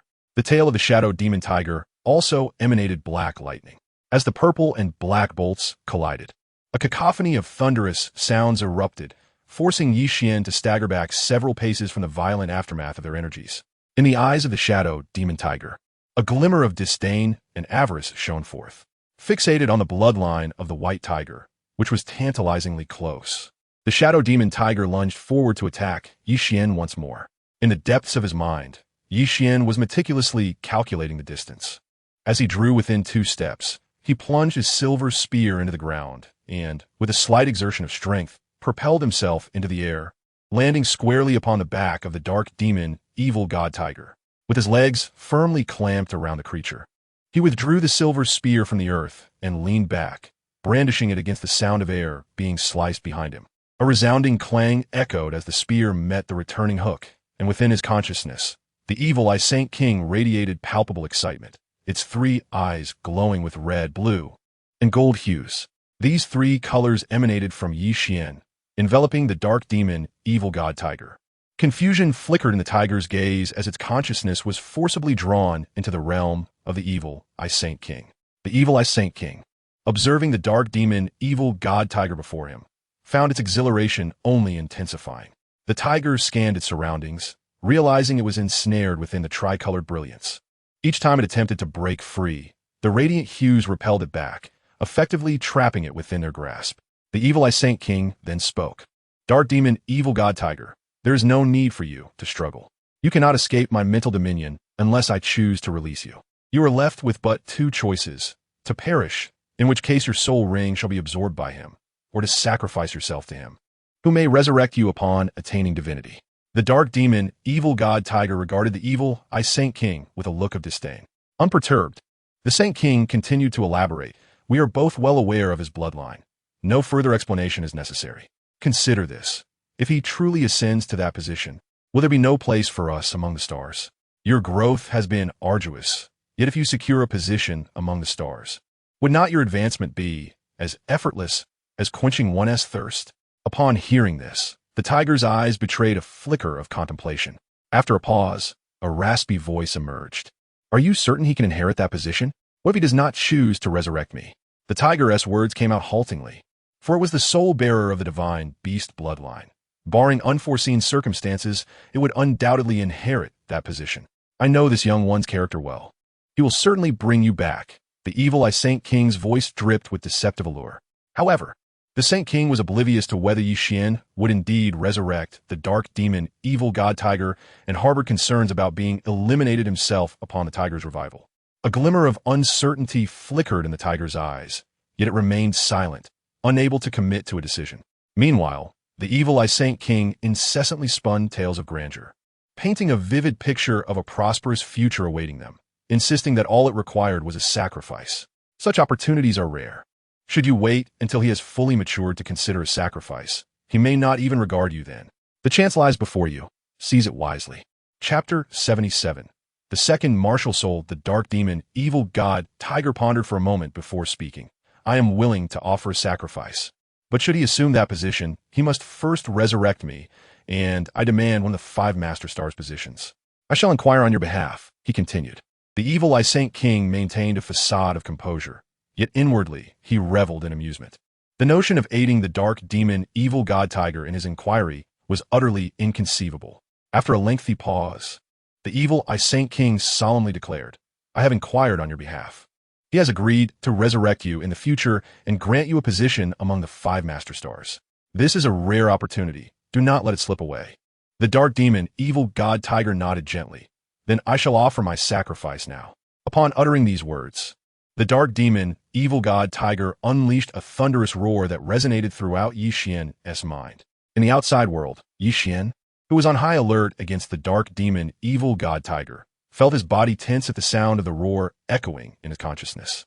He gripped the divine punishment silver spear tightly, ready to respond to any signs of aggression from the dark demon evil god tiger. Before Yixian's gaze, the body of the dark demon evil god tiger radiated a purplish-black glow, creating a domain of the same hue around him. This scene was all too familiar to Yixian. It was the spectacle of a soul beast offering a sacrifice. A continuous stream of purplish-black energy surged into Yixian's body, gradually forming a black soul ring beneath his feet, while a shadow of the second martial soul began to emerge behind him. Yixian felt as though his body was filled with boundless energy, which brought him immense agony. The voice of the evil Saint King echoed in his consciousness, instructing him, "Young one, the process of forming the second martial soul is exceedingly painful. You must endure. Although the power of the dark demon evil god tiger is immense, your physique can withstand it without any issue. You simply need to persevere through the suffering that arises in your body." Yixian's urgent crown of pain was accompanied by beads of sweat rolling down his forehead. He felt an all-encompassing agony, as if the very bones within him had been crushed by an overwhelming force, leaving him in a state of excruciating torment. He had no time to heed the words of the malevolent-eyed Holy King. Time slipped away, and the sensation of pain not only failed to wane but intensified. Yet, the ethereal shadow of his second martial spirit grew increasingly vivid behind him. After approximately 2 hours, the intensity of the pain began to gradually subside, and a purplish-black radiance flickered from his back. 2 ferocious roars of a tiger resonated behind him. The first was emitted by his innate white tiger martial spirit, while the second echoed from his newly formed second martial spirit, the dark demon evil god tiger. At this juncture, Yixian had attained the status of a soul king at level 52, and he had acquired his 5th soul skill. The dark demon evil void slash conjured a crescent-shaped energy attack capable of locking onto opponents and inflicting substantial energy damage. Due to the voluntary sacrifice of the dark demon evil god tiger, it also bestowed upon Yixian a 30,000-year-old soul bone, specifically from the left leg. This soul bone granted the skill of spatial movement, enabling him to traverse through space freely, with soul power consumption determined by the distance traveled. The greater the distance, the more soul power was expended. Yixian gradually rose to his feet and began to retrace his steps. His most significant gain today was the acquisition of the second martial soul, the dark demon evil god tiger. Furthermore, he possessed knowledge on how to address the issues surrounding dual martial souls, the backlash of soul rings, and the techniques for seamless transitions between martial souls. However, he had no intention of attaching a soul ring to his second martial soul, nor did he plan to reveal its existence just yet. A purplish-black radiance shimmered upon Yixian's left leg, as if an invisible force had torn open a fissure in the very fabric of space before him. Without a moment's hesitation, he stepped boldly into the breach. Yixian gazed at the sudden rift in space beside her, instantly becoming vigilant. However, upon sensing Yixian's aura, her wariness dissipated entirely, and an expression of indifference re-emerged on her face. Yixian emerged from the rift in space, casually leaning against an ancient tree, his gaze fixed upon the figure of Qian Renxue ahead. At that moment, Qian Renxue held the elusive herb, Heartbreak Red, in her hands, clearly having completed the absorption of the soul ring and now engaged in the assimilation of the celestial herb, Heartbreak Red. Ye wan inuited, aontye. How long has Schwer been absorbing the celestial herb? The master and mistress have been engaged in the absorption of the celestial herb for nearly an hour now. It is anticipated that she will complete the process shortly, Yixian replied, her tone somewhat indifferent. Upon hearing this, Yixian gently nodded, his gaze upon Qian Renxue filled with mirth. He couldn't help but wonder what transformations would occur once Schwer fully absorbed the Heartbreak Red. While observing Qian Renxue, he also contemplated the spatial mobility skill embedded within the bone of his left leg.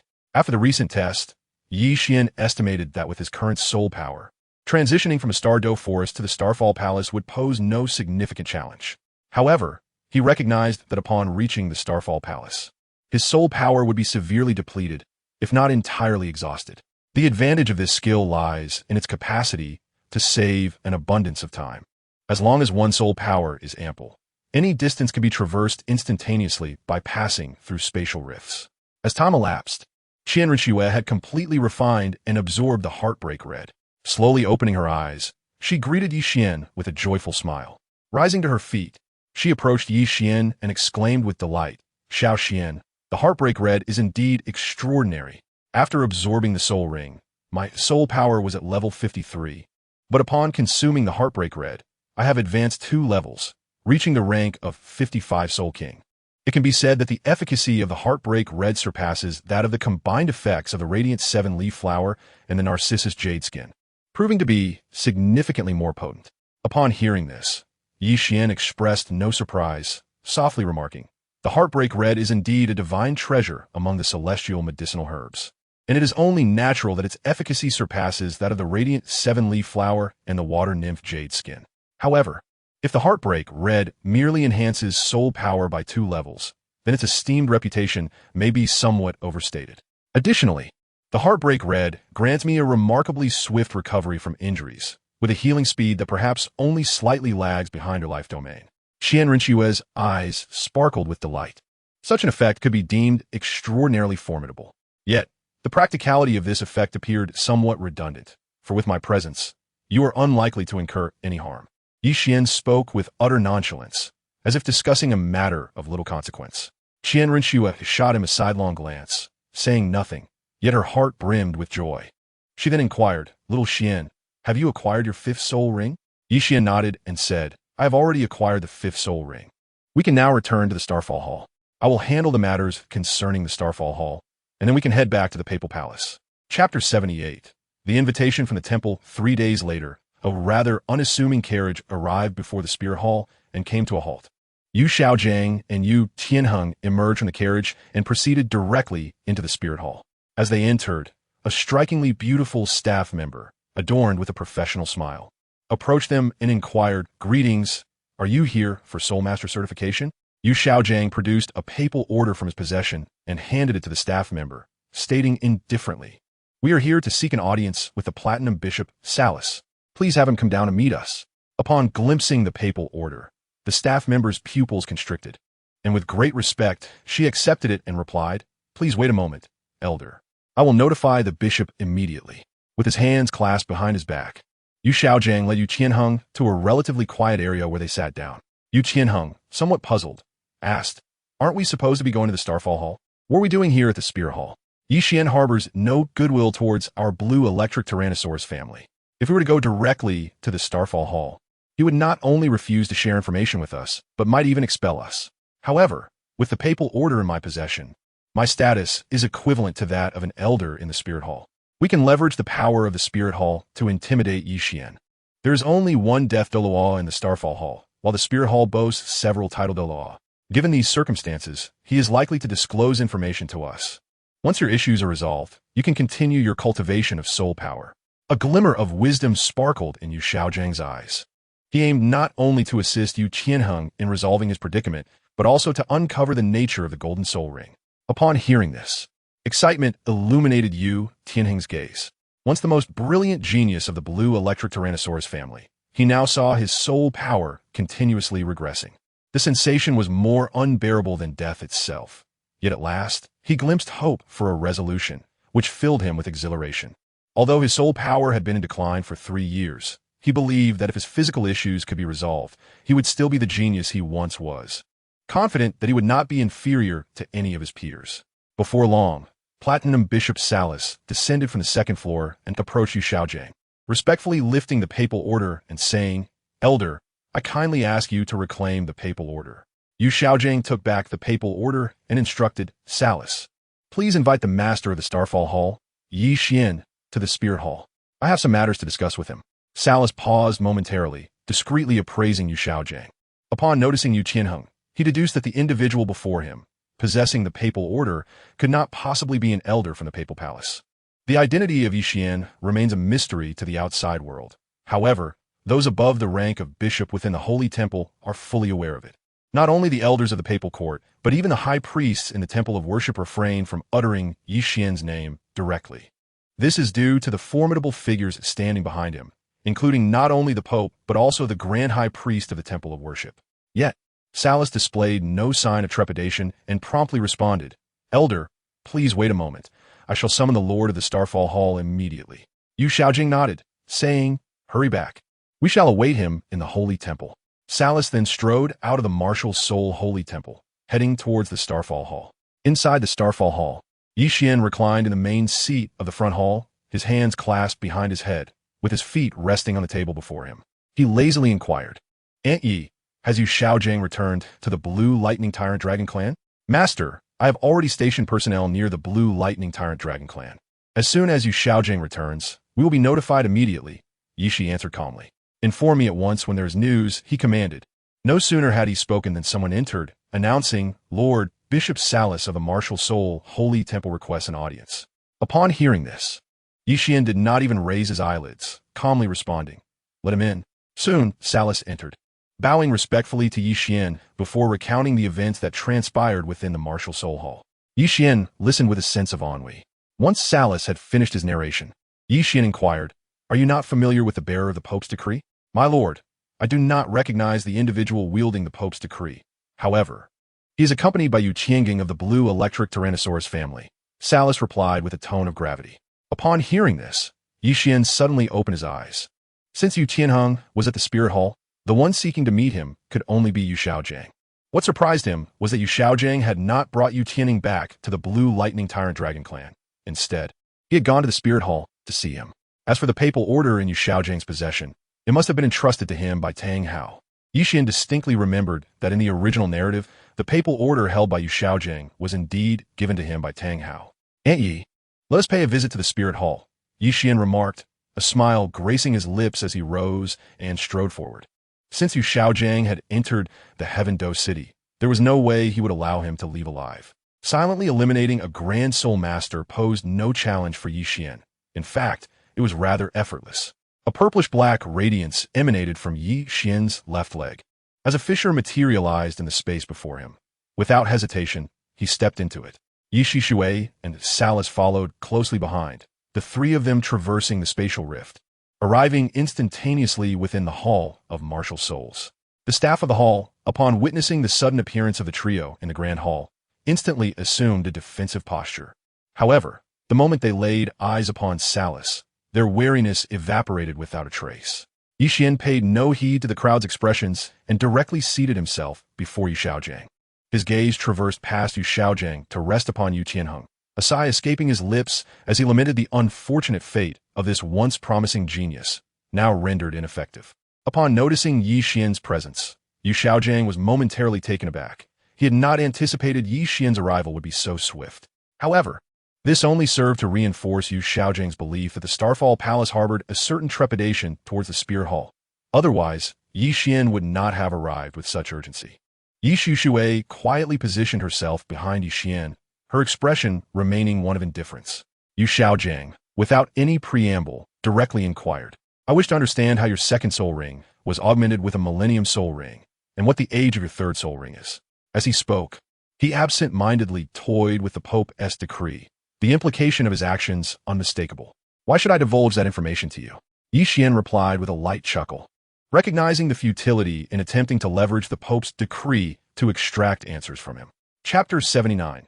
The hatred of Yu Tianheng. Yu Xiaojing ceased his fidgeting with the decree, his gaze settling on Yi Xian as he stated flatly, Lord Yi, this is not your Starfall Hall, but rather the Spirit Hall. You ought to ponder this carefully. Offending the Spirit Hall is hardly a prudent decision. Are you threatening me? Yi Xian's eyes sparkled with mockery. To wield the Spirit Hall as a means of intimidation against him was nothing short of absurd. Beside them, Salas nearly burst into laughter. Having never before witnessed someone attempt to intimidate the heir of the Spirit Hall with the very institution itself, you might want to reconsider your position. Lest you find yourself unable to leave the Spirit Hall today. Yu Xiaojing's eyes narrowed, his tone growing ominous. Then by all means, test it and see if I can indeed leave the Spirit Hall today, Yi Xian retorted, casting him a sidelong glance, seemingly unperturbed. Meanwhile, Yu Tianheng, unable to contain himself any longer, interjected with urgency. Yi Xian, 3 years ago, after I absorbed the Millennium Soul Ring beyond my rank, my soul power began to regress. Do you have any insight into the issue plaguing me?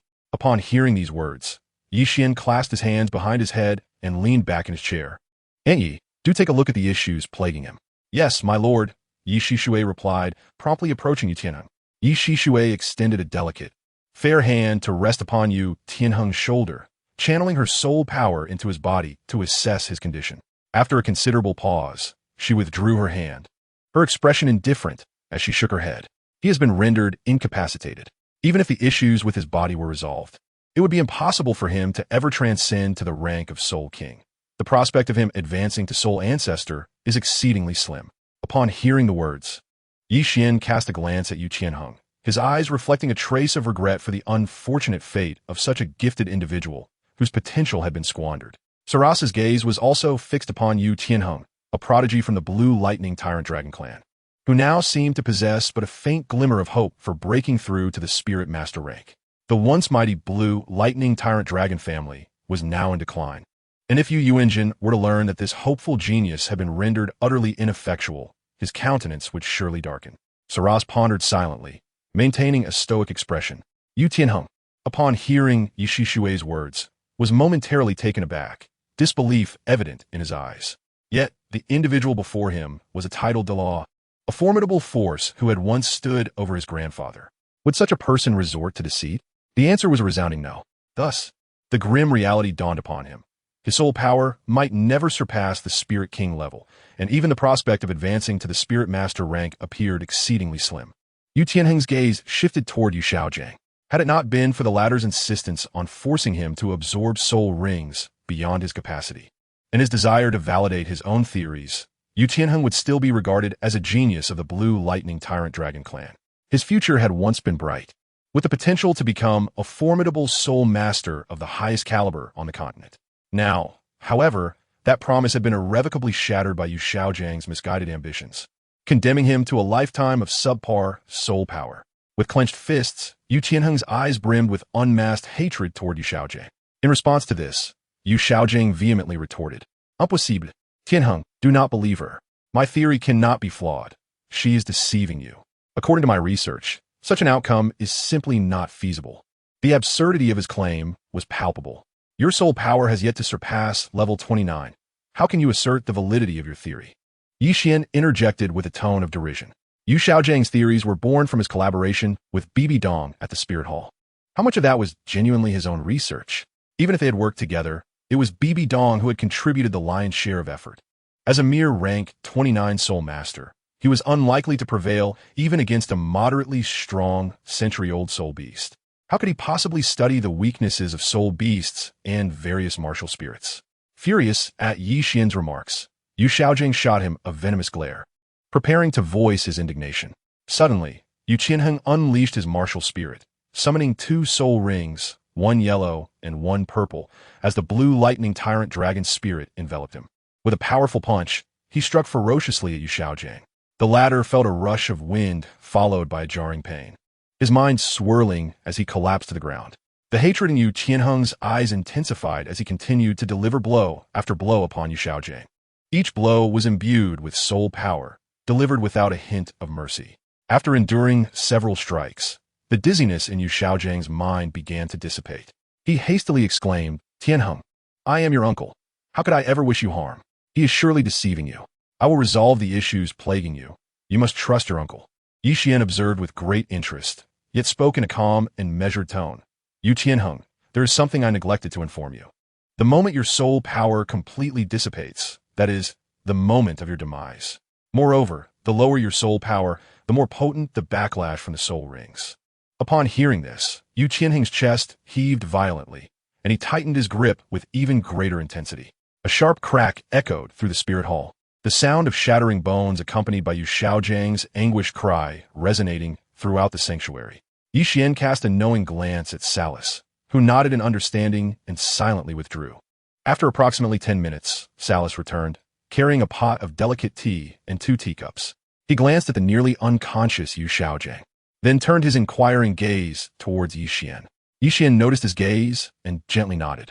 Saras, upon witnessing this, placed the teacup on the table and then loudly reprimanded. "Yu Tianheng, how dare you strike an elder of the Wuhuan Temple? Seize him." No sooner had he spoken than a Wuhuan Temple staff member stepped forward and pulled the enraged Yu Tianheng away. In the struggle, Yu Tianheng managed to deliver a fierce kick to Yu Xiaojang, Saras took a couple of steps forward to assist Yu Xiaojing, saying, "Elder, are you all right? My subordinate has acted ineffectively. Please punish him." Yu Xiaojing felt excruciating pain coursing through his body, a constant ringing in his ears, bruises marring his face, and blood trickling from his mouth, with several teeth knocked out. The persistent ringing made it difficult for him to comprehend what Saras was saying. Shaking his slightly dizzy head, his blurred vision gradually became clearer. Chapter 80. A grave mistake. While all eyes were on Yu Xiaojing and Yu Tianheng, Yi Xian picked up the teapot and poured a cup of clear tea. As he set the pot down, a medicinal herb unexpectedly appeared in his hand. With a surge of soul power, the herb was instantaneously transformed into powder, cascading into the teacup. This entire process transpired in the blink of an eye, unnoticed by anyone except for Yi Shixue, who stood behind him. The tea remained remarkably clear, with an enticing aroma wafting through the air. After being restrained by the staff, Yu Tianheng's hatred intensified rather than diminished, yet he refrained from further violence. Once free, he strode purposefully towards the exit of the Wuhuan Holy Temple. Yu Xiaojing, watching Yu Tianheng's departure, was about to speak, but the pain from his facial wounds caused him to gasp in distress. Yi Xian slowly rose, picked up the cup of fragrant tea, and approached Yu Xiaojing with a gentle smile. "Yu Xiaojing," he remarked, "it would be prudent for you to attend to your own matters before seeking me out. The tea from the spirit hall is quite delightful. You should give it a try." Yi Xian placed the fragrant tea into Yu Xiaojing's hands and strode directly towards the entrance of the spirit hall. Yi Shixue followed closely behind, remaining silent. Yu Xiaojing, without further contemplation, consumed the tea in one swift motion. The rich aroma confirmed its quality, yet he had no intention of savoring it at that moment. He turned to Salas and requested, "Please find me a quiet room. I wish to rest." Upon hearing this, Salas promptly instructed the staff, "Quickly arrange a room for the elder, ensuring he has a peaceful place to recuperate."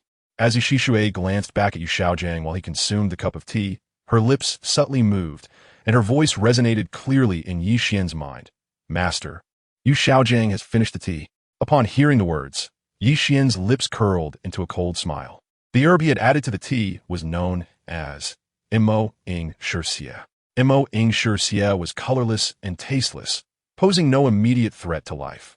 However, when its effects manifested, it would drive a person to madness, with the onset occurring unpredictably, lasting anywhere from 1 to 2 hours.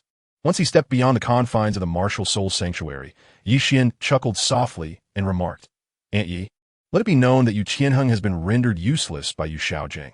It would be best if the entire soul master community were made aware." "Yes, my lord," replied Yi Shixue indifferently, not inquiring further, for she understood a fundamental truth. To kill was less effective than to strike at the heart. In the Blue Lightning Tyrant Dragon Clan's hall, Yu Yuanjin beamed upon seeing Yu Tianheng return, his countenance radiating vitality. With a gentle smile, Yu Yuanjin inquired, "Tianheng, how has your training with your uncle progressed? Your soul power should be nearing the threshold of a soul honor, approaching 30, yes?" Upon hearing this, Yu Tianheng knelt before his grandfather, exclaiming, "Grandfather, I fear I may never surpass the 50th level of Soul King. I implore you to take charge of this matter." Yu Yuanjin, taken aback, shook his head and responded, "Tianheng, with your talent, it is entirely possible for you to reach the rank of title Douluo. How could you settle for being a mere Soul King?" Yu Tianheng recounted the entire ordeal in detail. After listening intently, Yu Yuanjin rose and approached Yu Tianheng, placing his hand on his shoulder, allowing his soul power to flow through, meticulously assessing his condition. After a prolonged silence, Yu Yuanjin stepped back, a bitter smile gracing his lips as he slowly said, "Tianheng, I will ensure that he provides you an explanation, and I will also assist you with your physical issues." Hearing this, despair flickered in Yu Tianheng's eyes. Where once a glimmer of hope resided, now there was none.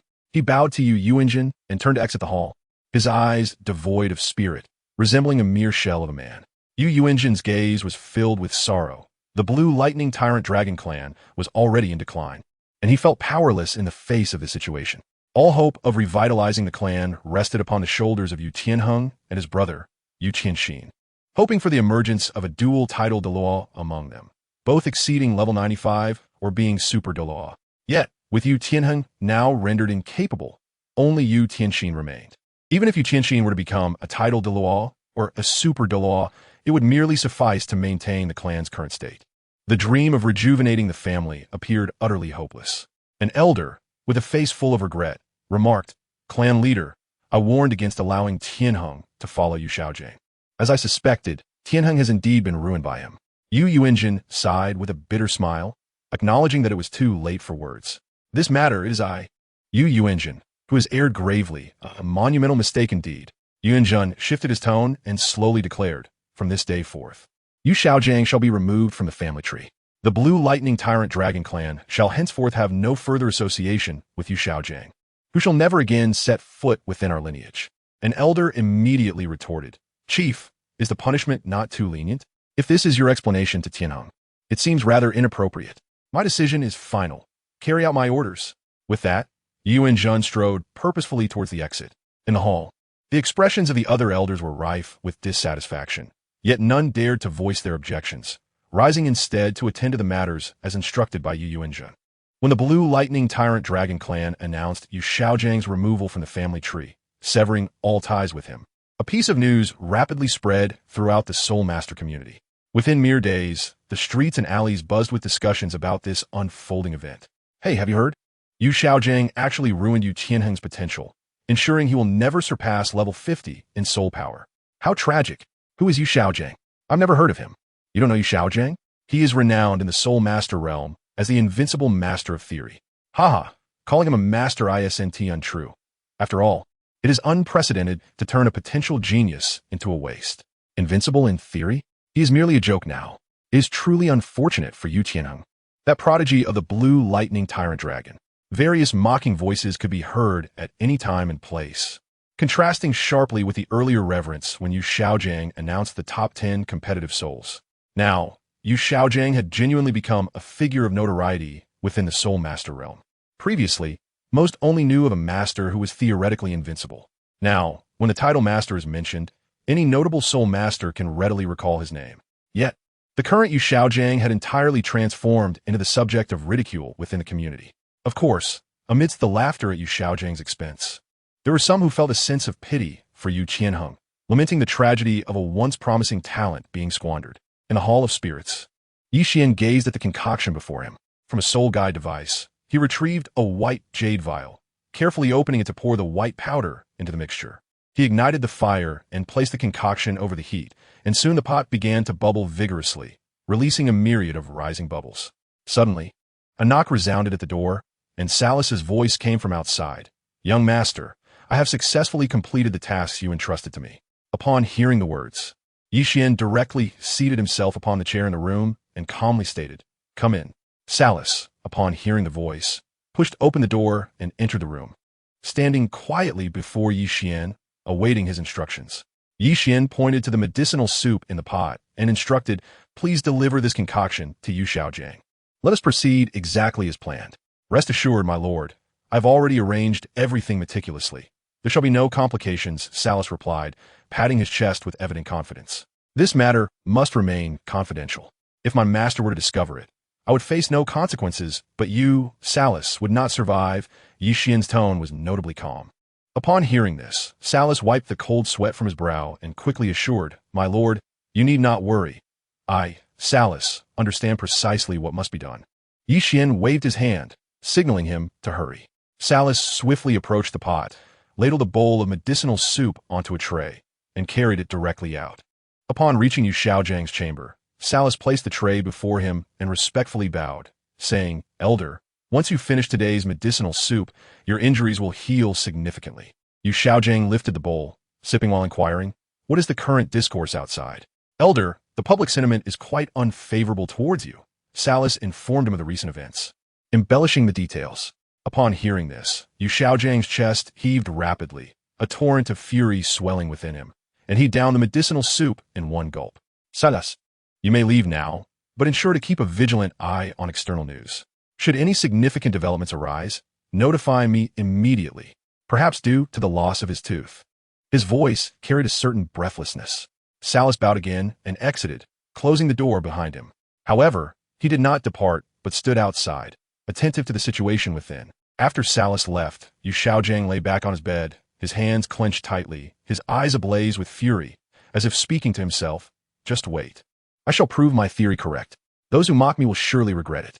As the words left his lips, Yu Xiaojing sensed an unsettling change.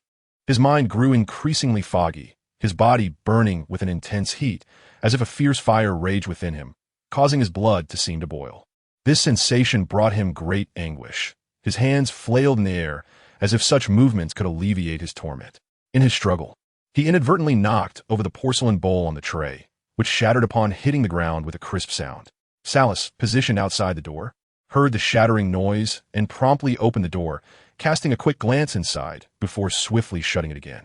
He hurried to the adjacent room, where he knocked thrice on the door. With a creak, the door swung open, revealing several ordinary-looking women clad in audacious attire. Salas addressed them sternly. Have you all remembered the tasks I assigned? Complete them, and the promised rewards will be delivered without fail. Rest assured, esteemed bishop. We shall execute your commands flawlessly, the women replied in unison, standing by, awaiting Salas's further instructions. Satisfied, Salas nodded and led them to the door of Yu Xiaojing's chamber.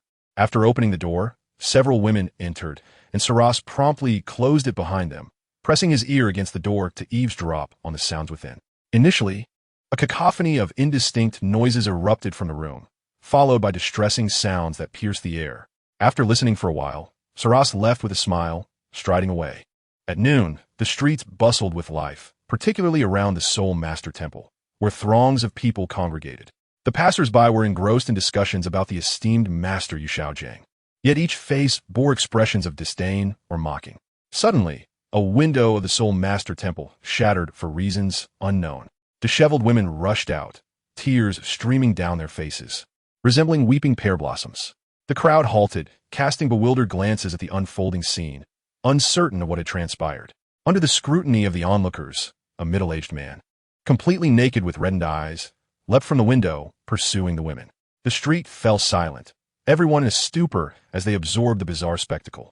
A ripping sound resonated, accompanied by the women's screams echoing through the streets. The crowd was jolted from their trance, chaos erupting as shouts filled the air.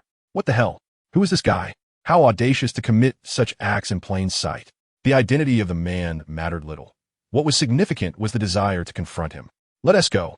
We'll take him down. Today we act for justice. Women and children, step aside to avoid harm. The crowd surged towards the naked man, a burly youth delivering a powerful kick that sent him sprawling and rescued the disheveled woman. Before the man could rise, he was encircled by the mob, who unleashed a barrage of fists and kicks upon him, their shouts and the din of chaos reverberating. How dare you shout? Brothers, let us finish him. Dude, your strikes are brutal. You're going to end his lineage. This scoundrel deserves no mercy. Hit him hard. I agree. I'll land a few kicks myself. I despise people like him. Saras stood before the Soul Master Temple, observing Yu Xiaojing being pummeled by the enraged crowd. He stroked his chin, contemplating whether to intervene, deciding it best to wait. As long as the man lived, there was hope. Chapter 82. Report to the Pope as Yu Xiaojing began to struggle for breath. Saras sensed it was time to intervene. He adjusted his attire and strode confidently towards the crowd. Upon reaching them, he raised his voice, exclaiming, "You possess remarkable audacity to engage in such brawls before the Soul Master Temple. It is a blatant disregard for its sanctity." As the crowd heard the somewhat imposing voice of Salas, they ceased their activities, their eyes reflecting a mixture of respect and seriousness.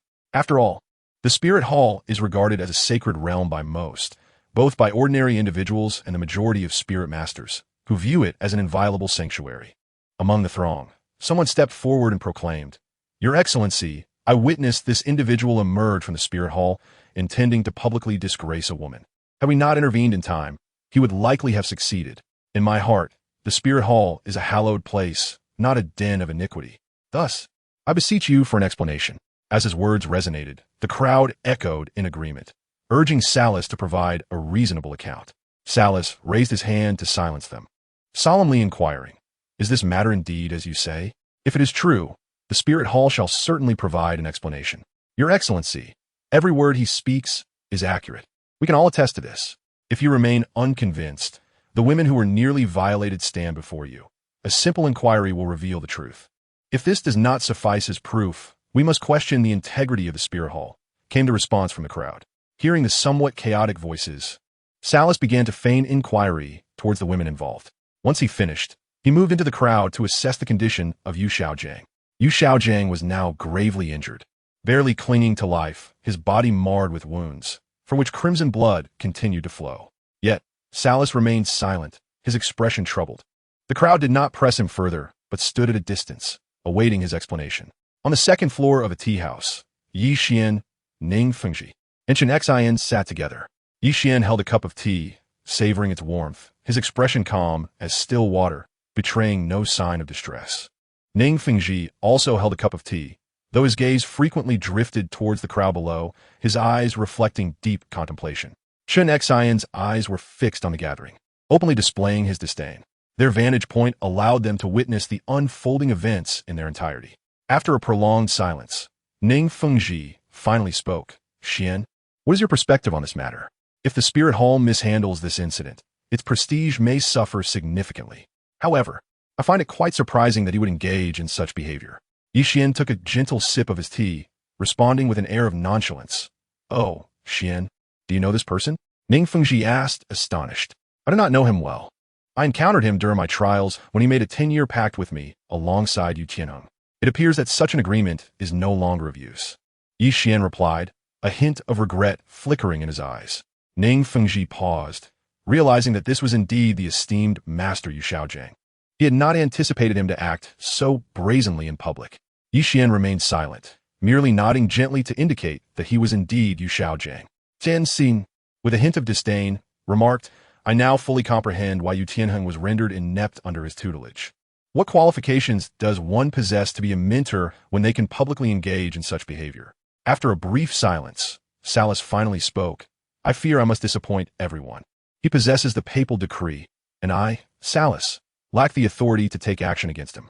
However, I shall report this matter to His Holiness the Pope, who will personally adjudicate.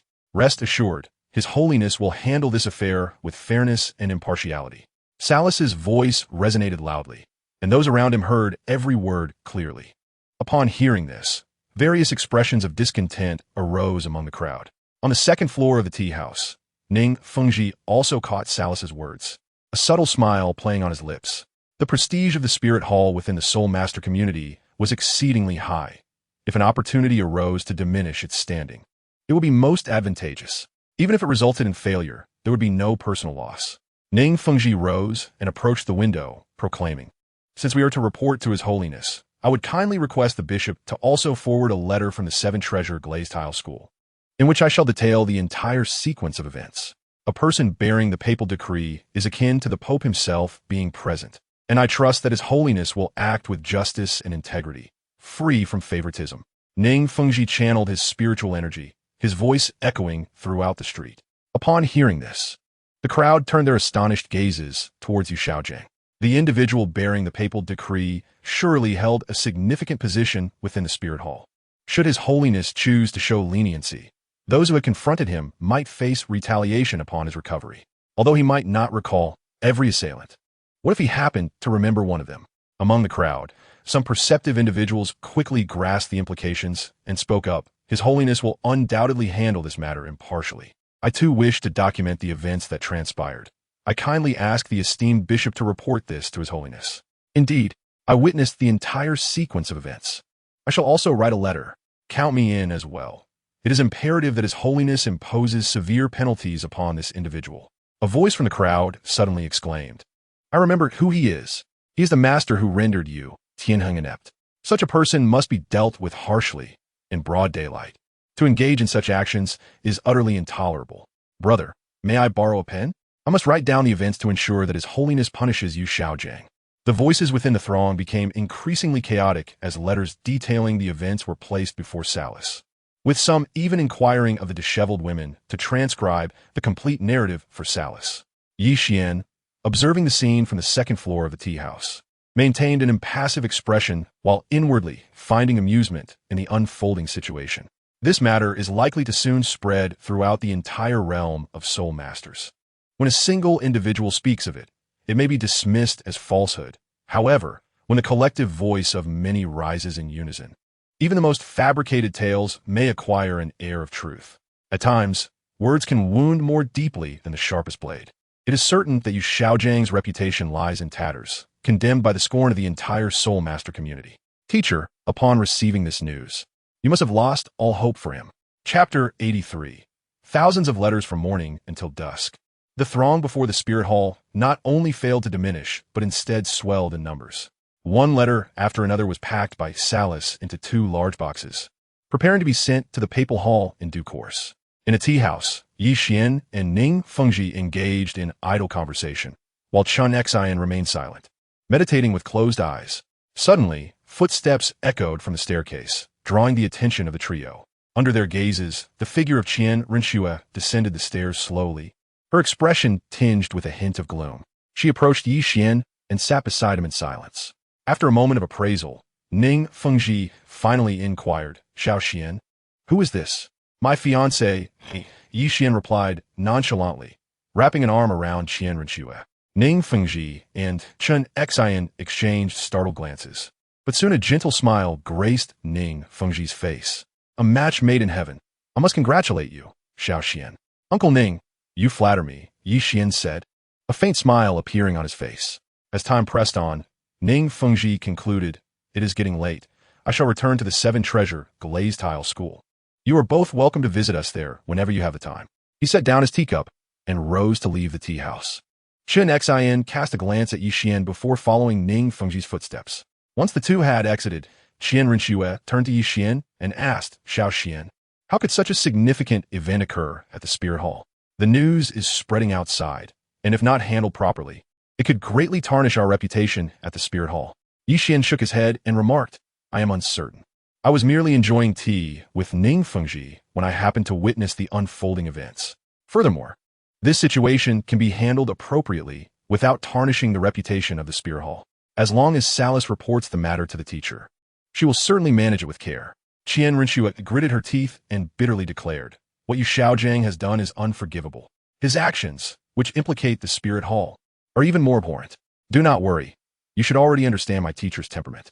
Yu Xiaojiang will undoubtedly not survive this." Yi Xian smiled inwardly and silently added, "Teacher, if you cannot bear to take action, then I shall intervene myself."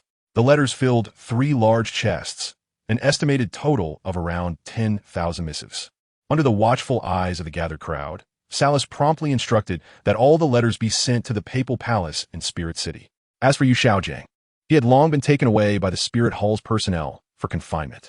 In a modest wooden cabin at the Blue Lightning Academy, a woman sat with a slightly pale visage, yet possessing exquisite features.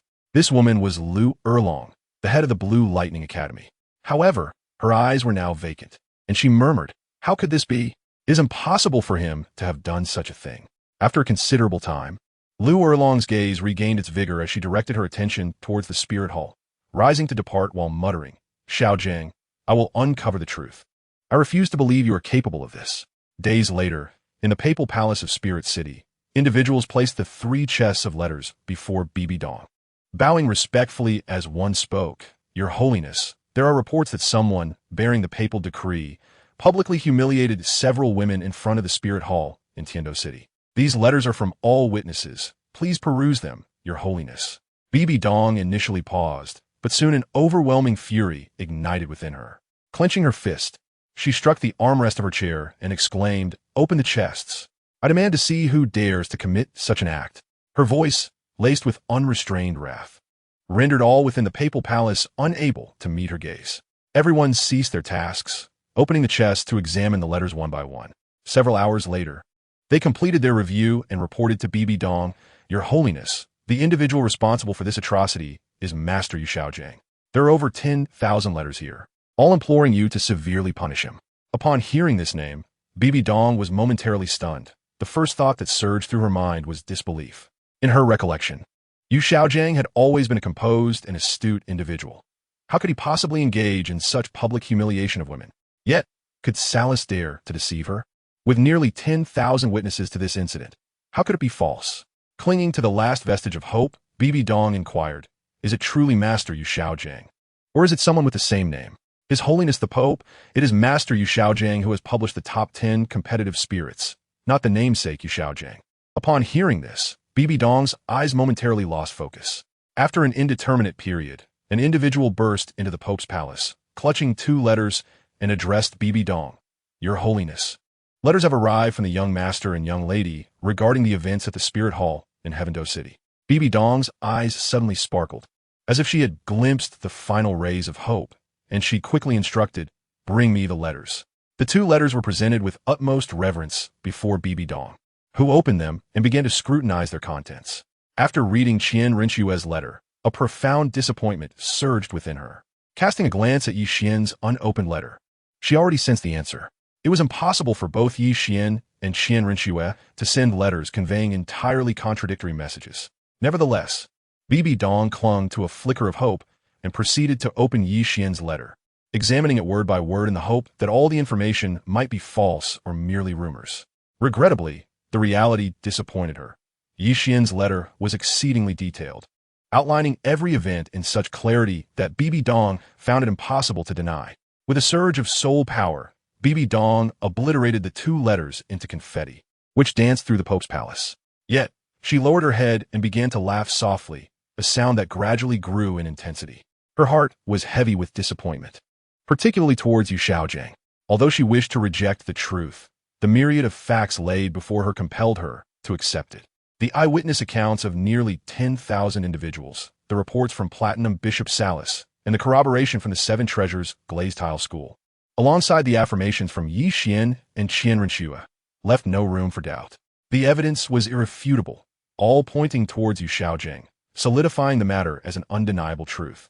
Chapter 84. The first encounter with Tang San within Bibi Dong's heart. The image of Yu Xiaojing crumbled to dust, and her laughter echoed throughout the Pope's palace. Her laughter carried a hint of lightness, as though a weighty burden had silently slipped away from her heart. This long-lost sensation of ease was something Bibi Dong had not experienced in quite some time. The memory of what had previously brought her relief had become inconsequential. Let the past drift away with the wind. She had borne too much for far too long, and the fatigue was overwhelming. In the Pope's palace, only Bibi Dong's laughter resonated, while the others stood in silence, uncertain of the reason behind her mirth, yet none dared to inquire. After a considerable time, Bibi Dong stifled her laughter, cast her gaze upon those below, and spoke. "Yueguan, Hume, you 2 shall proceed to the Spirit Hall in Haotian Dou City to handle this matter with impartiality." "Yes, your holiness." Yu Guan and Gui may exchange a nod and strode out of the papal hall, heading towards the direction of Haotian Dou City. The tale of Yu Xiaojing had already spread throughout the world of soul masters, albeit in various versions, with dozens circulating in just a few short days. Despite the discrepancies in each narrative, a common thread ran through them all. Yu Xiaojing was depicted as irredeemably sinful, a figure of unparalleled malevolence, utterly condemned by the heavens. Rumors can be fearsome, for one can never ascertain how the words spoken will morph in the mouths of others. Through the process of oral transmission, such gossip can transform into a weapon more incisive than any blade. This verbal weaponry not only has the power to slay, but can also wound the heart, ensnaring even one's closest friends and family in its web of deception. Yu Xiaojing now found himself ensnared in such a predicament. In the eyes of the soul master community, a staggering 99% would display disdain and contempt upon hearing his name. If the evil soul masters were the public enemies of the soul master realm, then Yu Xiaojing had become its pariah. Not only Yu Xiaojing, but also his relatives and the Blue Lightning Tyrant Dragon clan had suffered considerable repercussions. After several days of travel, Yu Guan and Gui may finally arrive before the Hall of Martial Spirits. They entered the hall and sought out the Platinum Bishop Salas, inquiring about Yu Xiaojing's whereabouts. Salas, bowing respectfully, responded, "Esteemed elders, Yu Xiaojing is currently in custody. However, he seems to have succumbed to the weight of his predicament and has lost his sanity." Lost his sanity? Yuan chuckled lightly. With evidence both testimonial and material at hand, what does his madness matter? Can it obstruct our pursuit of justice? Gui mai spoke inagraviton. Instruct the staff to prepare for a public interrogation of Yu Xiaojing before the Hall of Martial Spirits tomorrow. Indeed, elders, Salas replied, promptly departing to ensure the necessary arrangements were made. Yu Guan and Gui may exchange smiles. The interrogation of Yu Xiaojing was merely a formality, with irrefutable evidence established. Even if Yu Xiaojing were not mad, he would find himself at a loss for words, unable to absolve himself of the crimes attributed to him. Thanks to the deliberate publicity orchestrated by the Hall of Martial Spirits, within half a day, the entire populace of Haotian Dou City was aware of the forthcoming public interrogation of Yu Xiaojing by the elders of the Papal Hall. On the following morning, As dawn broke, individuals began emerging from their homes, making their way towards the Hall of Martial Spirits. In no time, the hall was besieged by a throng of spectators. At around 8 in the morning, Yu Xiaojing was escorted out by officials. Additional staff members brought forth several chairs, arranging them neatly before the entrance of the hall. Yu Guan and Gue Mei emerged from the crowd, taking their seats, closing their eyes to gather their thoughts as they awaited the arrival of others. Yu Xiaojing was restrained by the staff of the two individuals, unable to move an inch despite his desperate struggles. Soon, Ning Fengji and Qin Xin from the Seven Treasure Glazed Tile School arrived in the arena, taking their seats directly on the left side. Yi Xian, Qian Renxue, and Yi Shishui emerged from the crowd, taking their seats on the chairs to the right of the arena. The presence of Yu Guan and Gue Mei at the main seats was not due to their elevated status, but rather because they represented Pope Bibi Dong. Upon noticing that everyone had gathered, Yu Guan spoke forth. Bring forth the witnesses and evidence. I, as an elder, have inquiries to make. Should the matter prove true, I assure you that I shall not act with bias, but will handle this affair with utmost impartiality. Upon hearing his words, the assembly chimed in, Esteemed elder, is there still a need for witnesses and evidence? Everyone present can attest that this is no mere fabrication. Gue Mei, acknowledging the crowd's response with a slight nod, addressed Yu Xiaojing in a voice that was somewhat hoarse. You possess the Pope's decree, yet you committed the heinous act of publicly humiliating a woman before the Spirit Hall. What further words do you have to say? Yu Xiaojing continued to struggle, shouting and behaving like a madman, yet he refrained from responding to Gue Mei's inquiry. After a prolonged silence, Yu Guan and Gue Mei declared, Yu Xiaojing, as you have no further words to offer, I hereby announce the revocation of your Pope's decree and your public execution before the Spirit Hall. Just as their words resonated through the crowd, a youthful voice, somewhat immature, interrupted, Wait, esteemed elders, the matter has yet to be thoroughly investigated. My teacher would never commit such an act, since the Spirit Hall prides itself on fairness and justice. I implore you to conduct a meticulous investigation before reaching a conclusion. The assembly turned their gazes toward the source of the voice, revealing a boy of approximately 10 years, whose features bore a striking resemblance to his companion. Beside him stood a similarly aged girl, charming and adorned in a pink gown. Though her attention remained fixated on Yi Xian, murmuring repeatedly, Mother's spirit bone is on him.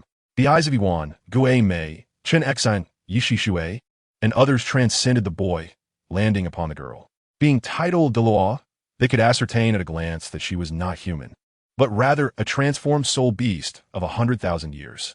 Yi Shishui softly remarked, My lord, my lady, that is a soul beast that is transformed over 100,000 years.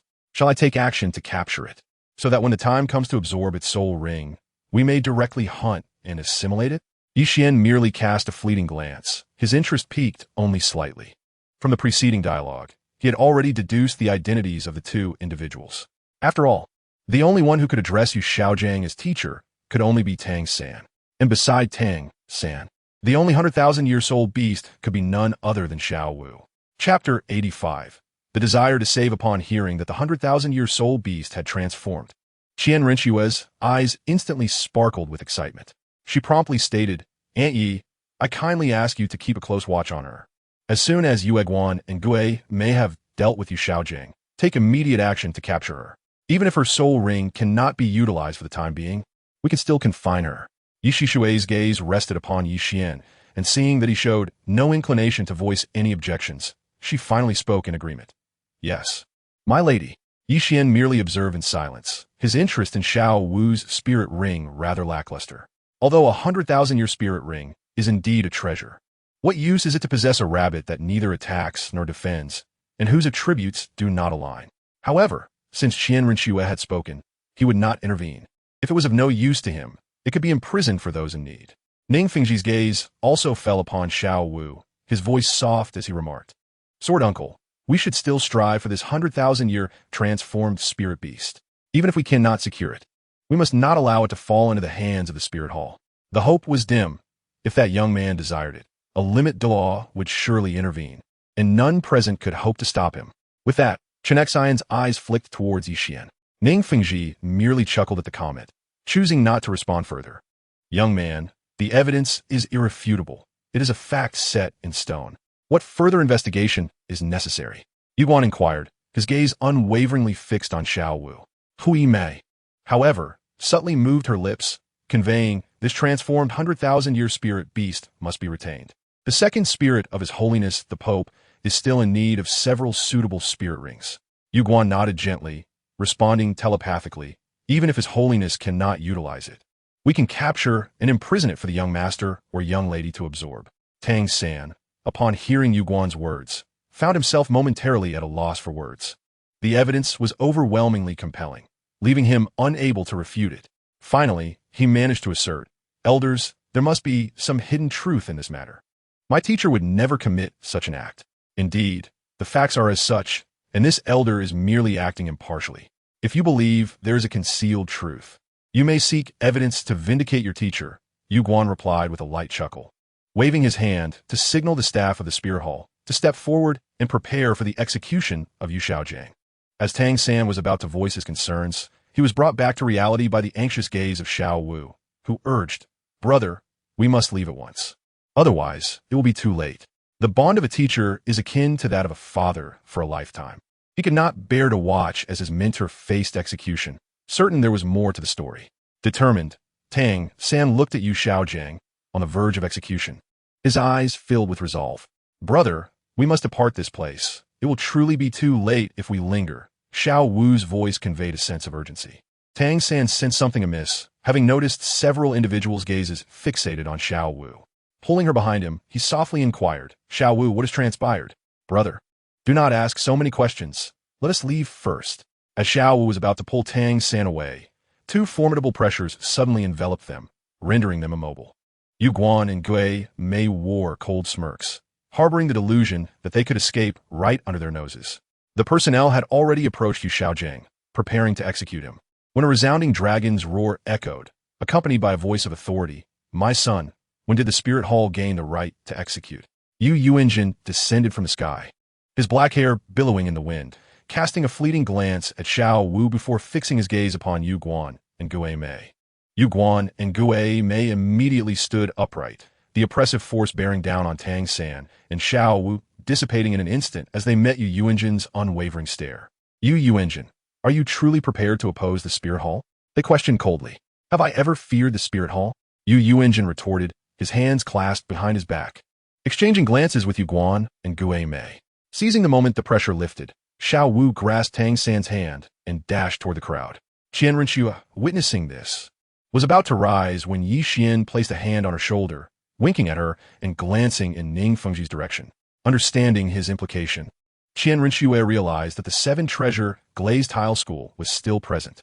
100,000-year spirit ring was exceedingly precious, and Ning Fengji would undoubtedly be tempted. If he were swayed, it would be impossible to allow that transformed 100,000-year spirit beast to slip away unnoticed. Ning Fengji observed Yi Xian's stance, noting their lack of intention to intervene, and softly instructed, "Sword Master, block their path." Qian Renxue nodded slightly, as 9 spirit rings of yellow, purple, and black rose beneath him, brandishing the 7-killing sword. He unleashed a pressure even more potent than that of Yu Guan and Gui Mei upon Tang San and Xiao Wu. They had scarcely taken a few steps when they felt as if an immense mountain pressed down upon them, leaving them utterly unable to move.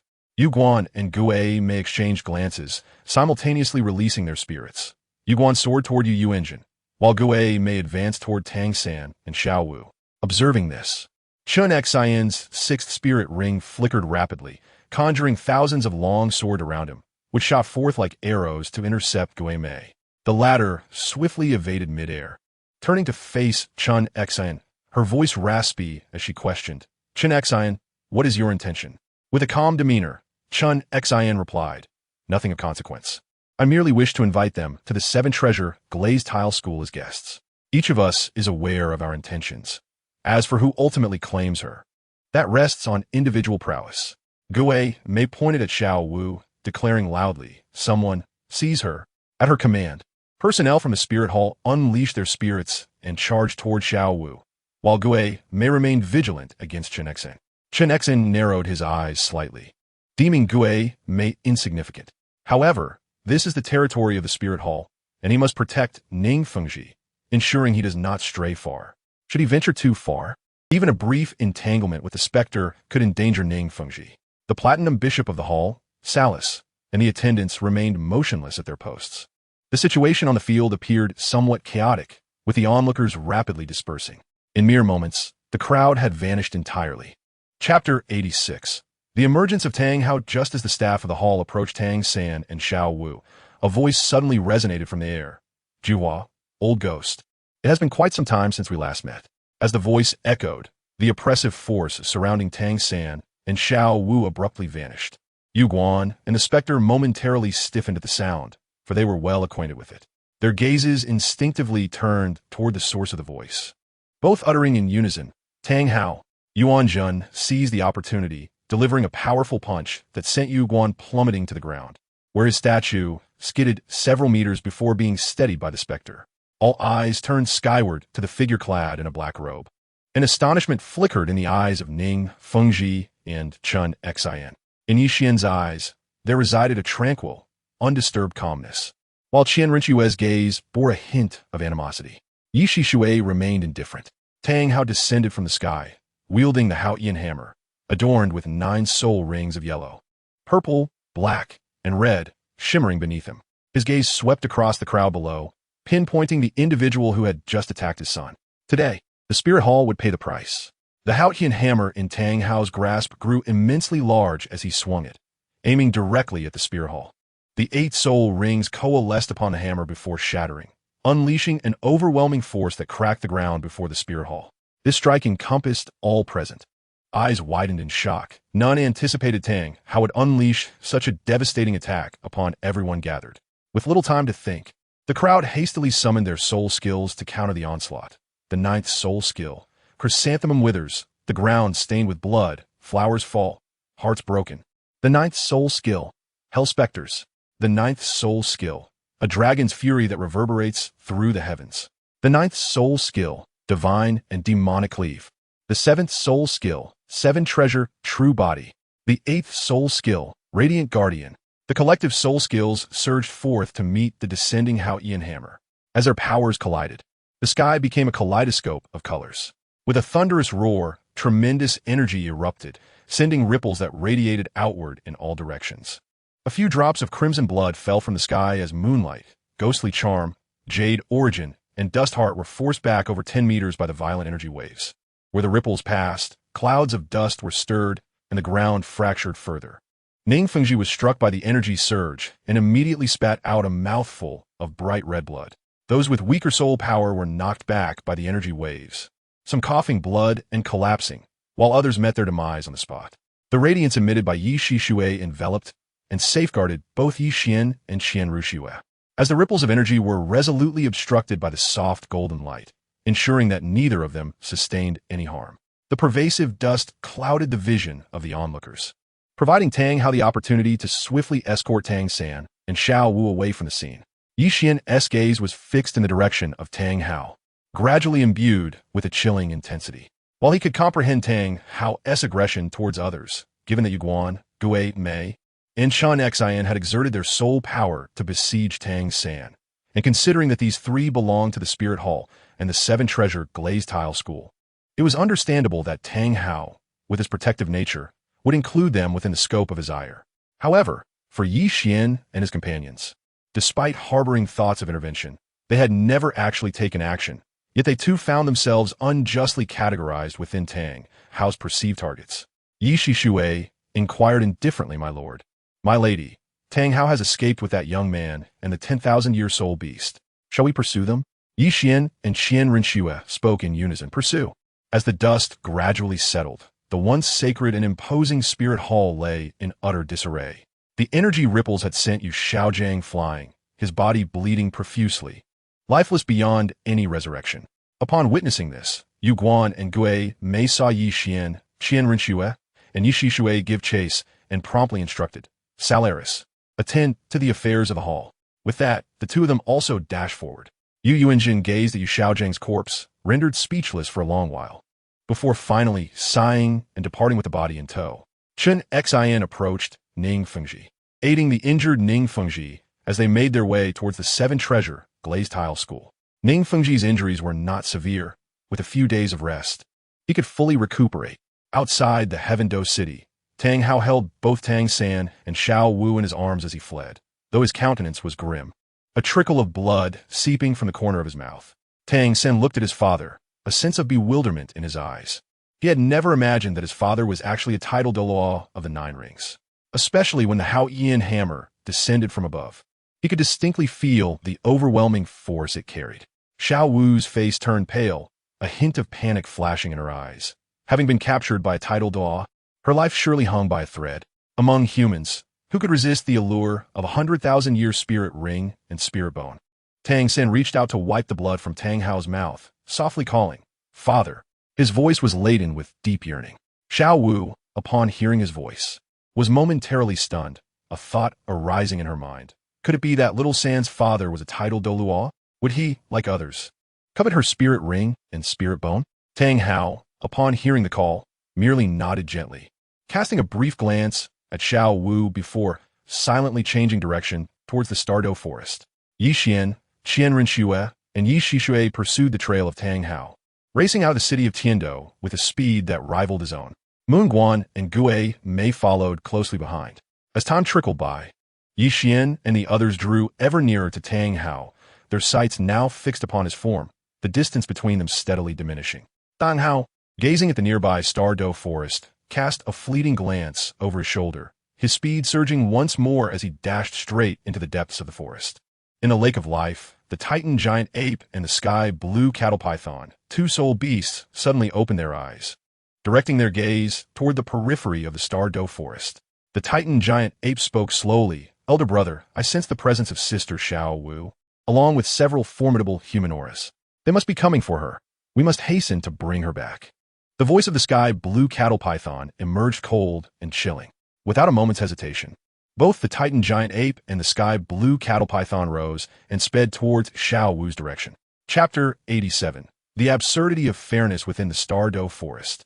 Yi Shixue beheld Tang Hao ahead, manifesting a brilliant red light in her hand as a vengeful spirit surged forth, launching itself directly at him. Hearing the roar approaching from behind, Tang Hao swiftly set down Tang San and Xiao Wu, wielding the Haotian hammer to strike at the incoming spirit. The moment the Haotian hammer collided with the vengeful spirit, it erupted in a violent explosion of energy, propelling Tang Hao backward, his form retreating over 10 meters before he regained his footing. His grip on the Haotian hammer left his hand tingling, and a surge of reversed blood welled up within his chest, rising to his throat and imparting a sweet taste. Nonetheless, he forcefully suppressed the influx of blood. Tang San, concerned, approached with Xiao Wu and inquired, "Father, are you all right?" "I'm fine." Tang Hao waved his hand dismissively, yet his gaze remained fixed ahead, with a grave expression illuminating his features. The figures of Yi Xian, Qian Renxue, and Yi Shixue gradually approached from the front, coming to a halt not far from Tang Hao. Yi Xian gazed at Tang Hao and the others before him, calmly stating, "Aunt Yi, I entrust Tang Hao to you. We shall handle the rest." "Understood, my lord," responded Yi Shixue, lightly tapping her toes against the ground as she approached Tang Hao. Observing this, Tang Hao nudged Tang San and Xiao Wu, urging Xiao San, "Follow her." With that, Tang Hao charged directly at Yi Shixue, the Haotian hammer in his grasp descending mercilessly. Without a moment's hesitation, Xiao Wu grasped Tang San's hand and began to flee deeper into the Star Dou Forest. Tang San cast a brief glance at his father before following Xiao Wu in flight. Given the current circumstances, remaining behind would only serve as a burden. After all, his father was a 9-ring title Douluo, and even if he could not prevail, he ought to be able to escape. Yi Xian and Qian Renxue exchanged a subtle laugh as they observed Tang San and Xiao Wu, who seemed to be fleeing into the depths. If they wished to escape, they ought to inquire whether the others were in agreement. On Yi Xian's left leg, a shimmering dark purple radiance flickered, and before him appeared a spatial rift. He stepped directly into it, his figure vanishing instantaneously from the spot. Meanwhile, Qian Renxue activated the secret art of walking words, hastening her pursuit towards Tang San and Xiao Wu.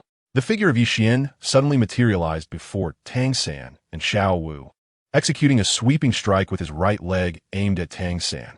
Sensing the fierce gust of wind approaching, Tang San instinctively pushed Xiao Wu away, his body leaning backward in a precarious maneuver to narrowly evade the blow. In an instant, Tang San's silhouette flickered, creating a safe distance between himself and Yi Xian. He summoned his martial soul, blue silvergrass, as two yellow soul rings rose beneath his feet. Concealed within his left hand, several glimmering concealed weapons emerged silently.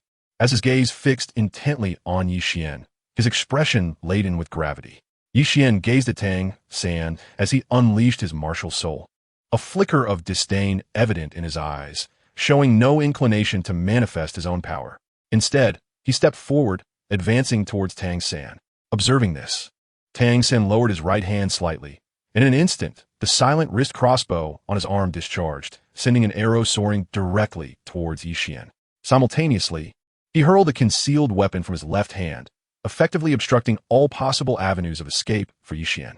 Yi Xian glanced at the incoming projectile, extending two fingers to deftly grasp the arrow that flew towards him. Channeling the secret of movement, he took a single step and instantly appeared before Tang San. Before Tang San could react, Yi Xian's right fist tightened into a ball and swiftly struck his body.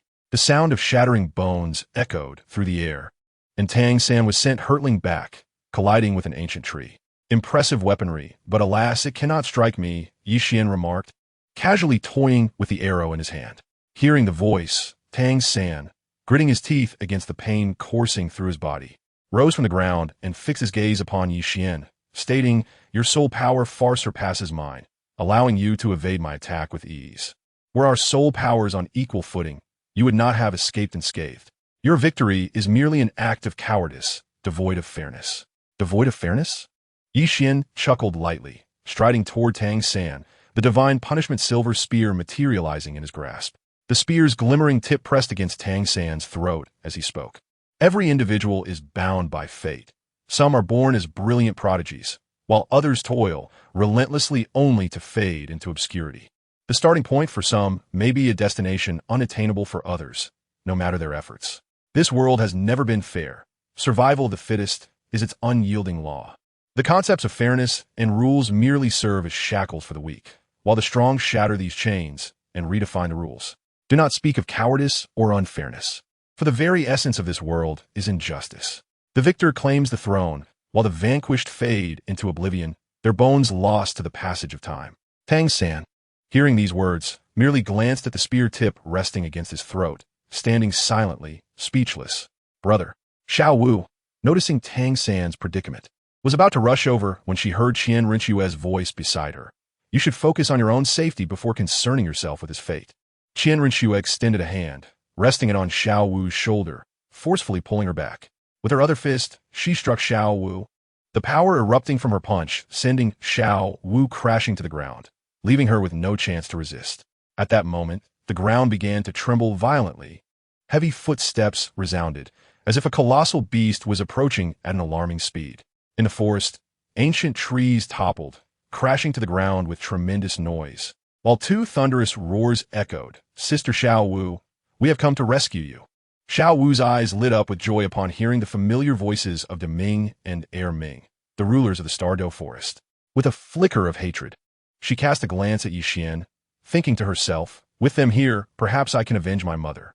Yi Xian and QianRenxue turned their gazes towards the source of the sound. Under their watchful eyes, the immense figures of the azure bull python and the titan giant ape materialized before them. The azure bull python and the titan giant ape charged directly toward Xiao Wu. The thick tail of the azure bull python lashed out at QianRenxue, who swiftly activated her movement technique to evade.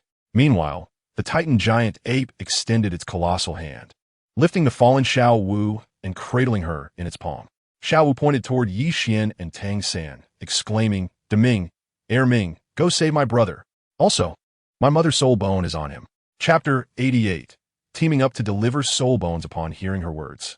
The azure bull python and the titan giant ape shifted their gaze to Yi Xian, their lantern-sized eyes filled with an icy malice. The titan giant ape's enormous hand descended with an unstoppable force, the oncoming gust of wind ruffling the hair of both Yi Xian and Tang San. Yi Xian took a step forward, and under the enhancement of the secret art of movement, his figure swiftly evaded the attack range of the titan giant ape. With a flick of his fingers, the arrow he had been toying with shot forth at an astonishing speed towards Tang San. Tang San's gaze was fixated on the palm of the titan giant ape, completely oblivious to the arrow hurtling towards him. He intended to utilize the shadow flicker to escape the Titan giant ape's assault, but as soon as he moved, an excruciating pain surged through his body, rendering him incapable of executing the technique. This slight movement caused the arrow, originally aimed at his heart, to deviate slightly and embed itself directly into his chest. Tang Sen felt a darkness envelop him, and he lost consciousness, collapsing to the ground. Brother, Yaming, stop. You've made a mistake. That's my brother. Please stop. Xiao Wu's anxious voice echoed amidst the Titan giant ape-esque grasp. The Titan giant ape's palm quickly retracted, lifting Tang San's body and presenting it before Xiao Wu. Yet its gaze remained fixed upon Yi Xian. Xiao Wu stared at Tang San before her eyes filled with a dazed expression. The arrow had completely penetrated Tang San's chest, with crimson blood continuously flowing out, staining his robe. After a moment, Xiao Wu directed a gaze filled with hatred towards Yi Xian, her voice dripping with animosity as she commanded, Deming, Ming, help me kill him. Let us settle both new and old scores together. Upon hearing this, Yi Xian let out a light chuckle. Although he could not triumph over the sky blue bull python or the Titan giant ape at this moment, he was certain they could not hinder his departure.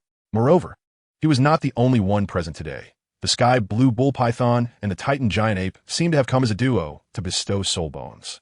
Qian Renxue approached Yi Xian, her gaze directed at Xiao Wu, brimming with derision. Though the 200,000-year soul beasts were formidable, they paled in comparison to a limit Douluo. Upon hearing the commotion, the sky blue bull python and the Titan giant ape did not immediately strike. Instead, their attention was drawn to the sky, as if they were observing something. A blinding light ascended into the air, casting its brilliance upon the ground. Even in daylight, the intensity of the light compelled one to shield their eyes. The sound of a heavy object crashing to the ground resonated, and as the light faded, the earth lay riddled with numerous fissures, revealing Tang Hao's body nestled within. However, a gaping wound marred Tang Hao's chest, from which crimson blood flowed incessantly. He was beyond the brink of death. Yi Xian's figure descended from the heavens, his gaze icy as he glanced at the azure bull python and the Titan giant ape. He strode directly to Yi Xian, and with a solemn voice, proclaimed, My lord, Tang Hao has perished. Yi Xian gazed at the resplendent bright phoenix martial soul behind Yi Shixue and said with a gentle smile, Aunt Yi, we are within the Star Dou Forest. There is no need to conceal your identity. Understood, master. Replied Yi Jishui. As she retracted her bright phoenix martial soul and unleashed her primary martial soul, the blood soul demon king. The soul rings beneath her feet transformed into a striking array of 9 rings, 6 black and 3 red. Aunt Yi, I leave the sky blue bull python to you. I shall confront the Titan giant ape. Today, I shall claim all their soul rings and soul bones. As soon as he finished speaking, Yi Xian summoned his white tiger martial soul, 5 soul rings, yellow, purple, black, and black, rising beneath him, with the divine punishment silver spear spinning in his grasp. He pointed its tip towards the Titan giant ape and charged forward with determination. Yi Shixue did not hesitate. She took a step forward, making her way directly towards the direction of the azure bull python. Qian Renxue cast a glance at Tang Hao's lifeless body, and the 6-winged angel martial soul unfurled from her back. Beneath her, 5 soul rings, yellow, purple, and black, emerged as the angel's sword materialized in her grasp. She swiftly followed Yi Xian's assault against the Titan giant ape. The Titan giant ape regarded the approaching duo, one hand slightly curved, sheltering Xiao Wu and Tang San within its grasp, while the other formed a fist, aimed to strike at Yi Xian. The domain of life radiated from Yi Xian's body, expanding outward to envelop the Titan giant ape and the azure bull python, gradually siphoning their vitality. Purple lightning surged from his hand, coiling around the silver spear as he channeled his entire strength to pierce forward against the descending fist. The silver spear in Yi Xian's hand collided with the massive fist of the Titan giant ape, the spear's tip effortlessly piercing through the flesh of the beast. With a resounding clang, it struck against the creature's bones, finally coming to a halt. The electricity coursing through the spear spread within the Titan giant ape's arm, provoking an immense pain that elicited an enraged roar from the colossal beast. Yi Xian was also sent reeling by the colossal force of the Titan great ape, his feet skidding across the ground for several dozen meters before he finally steadied himself with the silver spear in hand. Shaking off his slightly numb hands, he chuckled inwardly. realizing that it was indeed unwise to compare strength with the Titan great ape. Suddenly, a radiant golden light erupted from Qian Renxue's body as she unleashed her angelic domain, enveloping both the azure bull python and the Titan great ape, while the angel's sword in her grasp ignited with golden flames, cleaving towards the Titan great ape. The Titan great ape leapt high into the air, swinging its injured palm to strike at Qian Renxue. However, she had no intention of confronting it head-on. As she evaded the Titan great ape's attack, the angel's sword ruthlessly slashed at the creature's arm. The sword sliced through the Titan great ape's skin, causing droplets of crimson blood to bloom like flowers. Having struck successfully, Qian Renxue promptly retreated, maintaining a safe distance from the Titan great ape. In stark contrast, the azure bull python was faring much worse. Its massive serpentine body was continuously battered by Yishishue, with scales shattering under the onslaught. Its anguished cries echoing throughout the Star Dou Forest. The slow field, centered around the azure bull python, was unleashed, yet under the influence of the life domain. It failed to impede anyone's mobility, proving utterly ineffective. Thanks to the restorative effects of the life domain, Yi Xian felt no pain in his hands. He once again grasped the divine punishment silver spear, resuming his assault on the Titan great ape, but this time he opted not to engage in a direct confrontation. Recognizing that he could not match the Titan great ape in strength, he decided to compensate with speed. As Yi Xian activated the secret of the journey, he wielded his silver spear, creating a myriad of spear shadows to evade the Titan giant ape's assault. With a decisive thrust, the silver spear pierced through, inflicting pain upon the Titan, though it was far from lethal. Yi Xian's intention was to stall the Titan giant ape, awaiting the arrival of Yishishue, or to draw upon the domain of life to drain the Titan's vitality. Chapter 89. I recommend this book. Those interested may take a look at Evolution Begins with Containment by Su Su the Fox. For fans of the fan fiction genre and mystery, this series provides an engaging introduction. Even those unfamiliar with the series will find detailed explanations, eliminating confusion. The narrative's entry point is quite commendable, with a gradual build-up of the early plot. It features thrilling twists that lead to explosive climaxes. As the story progresses, the pacing intensifies, bringing forth exhilarating moments. Both the protagonist and antagonist possess keen intellect and a grounded worldview, devoid of overly sanctimonious tendencies. I would rate it 4 stars for reading recommendation. Friend can check out its synopsis. Chapter 90. The Azure Bull Python. As its life force was continuously siphoned away, dark clouds loomed over both the azure bull python and the Titan giant ape. At this rate, not only would vengeance be unattainable, but survival itself remained uncertain. Protected within the Titan giant ape's grasp, Xiao Wu gazed at the increasingly feeble Tang San. Hearing the anguished cries of the azure bull python and the furious roars of the Titan giant ape, an ominous shadow enveloped her heart. Scales shattered from the azure bull python's body, with blood pouring forth from its wounds. Observing the dire situation around him, a resolute glint emerged in his eyes. Disregarding Yishishue's onslaught, he used his massive tail to strike at Yi Xian and Qian Renxue, bellowing, Ming, take Xiao Wu and flee. I will hold them off. Brother, we leave together.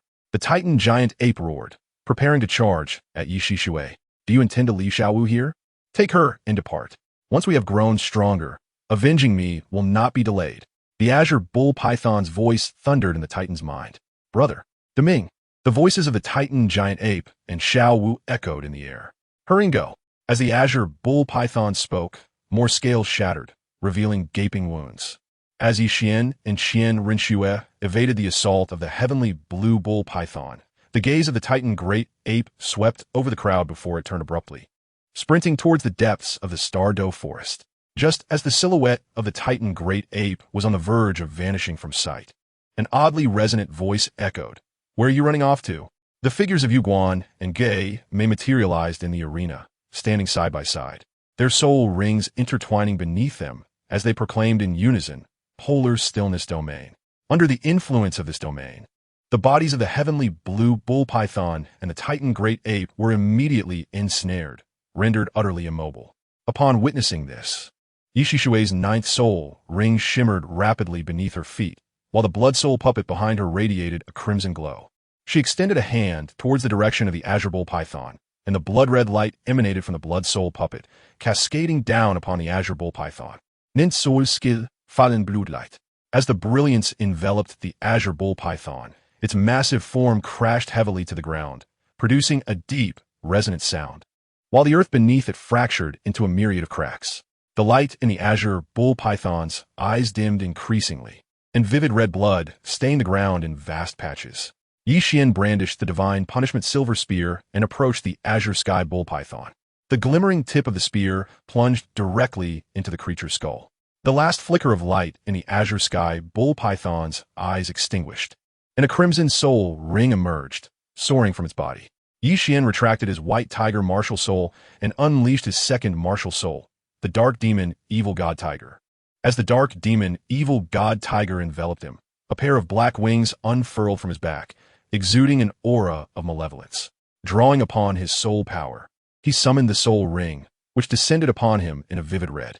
Yi Xian then sat cross-legged on the ground, beginning the process of refining and absorbing the 100,000-year soul ring. Qian Renxue observed Yi Xian's martial soul with a hint of surprise in her eyes. Though this expression quickly faded, a smile graced her lips as she approached Tang Hao's lifeless body, extracting 3 soul bones from him and placing them into her soul guide device.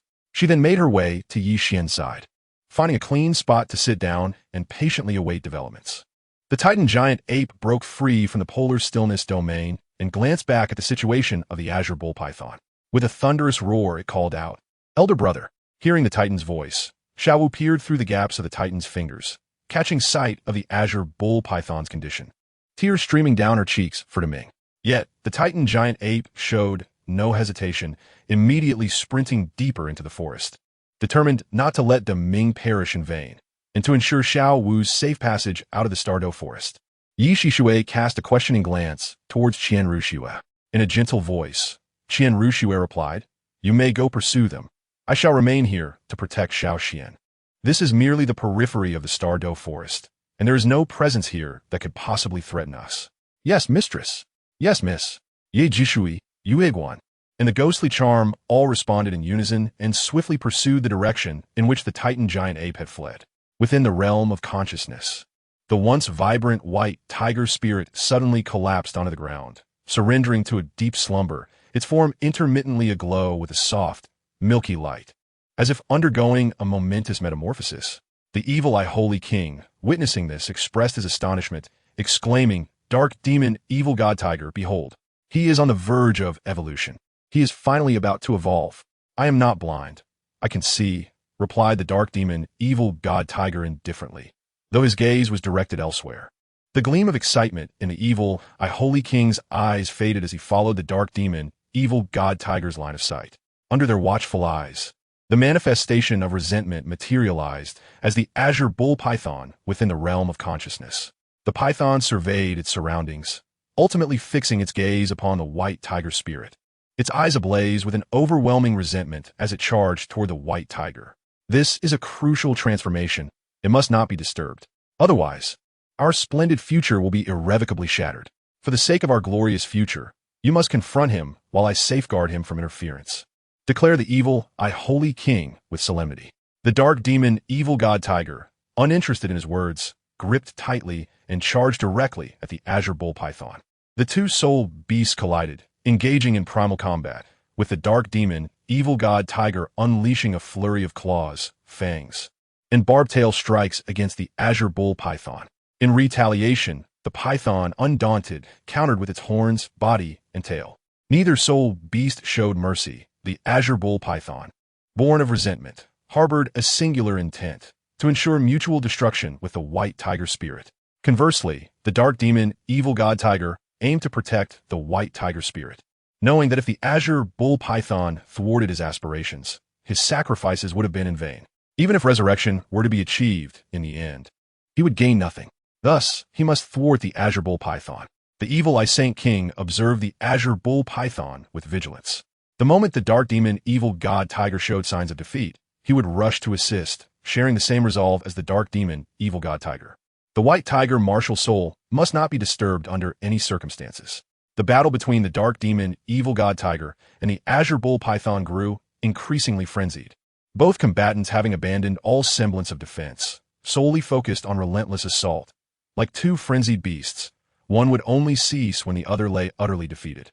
Perhaps due to the overwhelming resentment of the azure bull python, the scales of victory had begun to tip in its favor, while the dark demon, evil god, tiger, gradually found itself at a disadvantage. Chapter 91. Evolution of the martial soul as time passed. The dark demon, evil god tiger was utterly suppressed by the azure bull python, its body ensnared and rendered immobile. Witnessing this, the evil Saint King hesitated not a moment. He lunged forward to rescue the dark demon, evil god tiger, launching a counterattack against the azure bull python. The radiance emanating from the white tiger martial soul intensified, and the bloodline within became fervently heated, a pair of pristine wings gradually sprouting from its back. As the wings grew at an accelerating pace, once they ceased to expand, the white tiger's tightly shut eyes suddenly opened, the intense brilliance surrounding its form dissipating entirely. The white tiger's gaze fell upon the azure bull python, unleashing a roar that resonated with the majesty of a king, a sound that charged towards the azure bull python.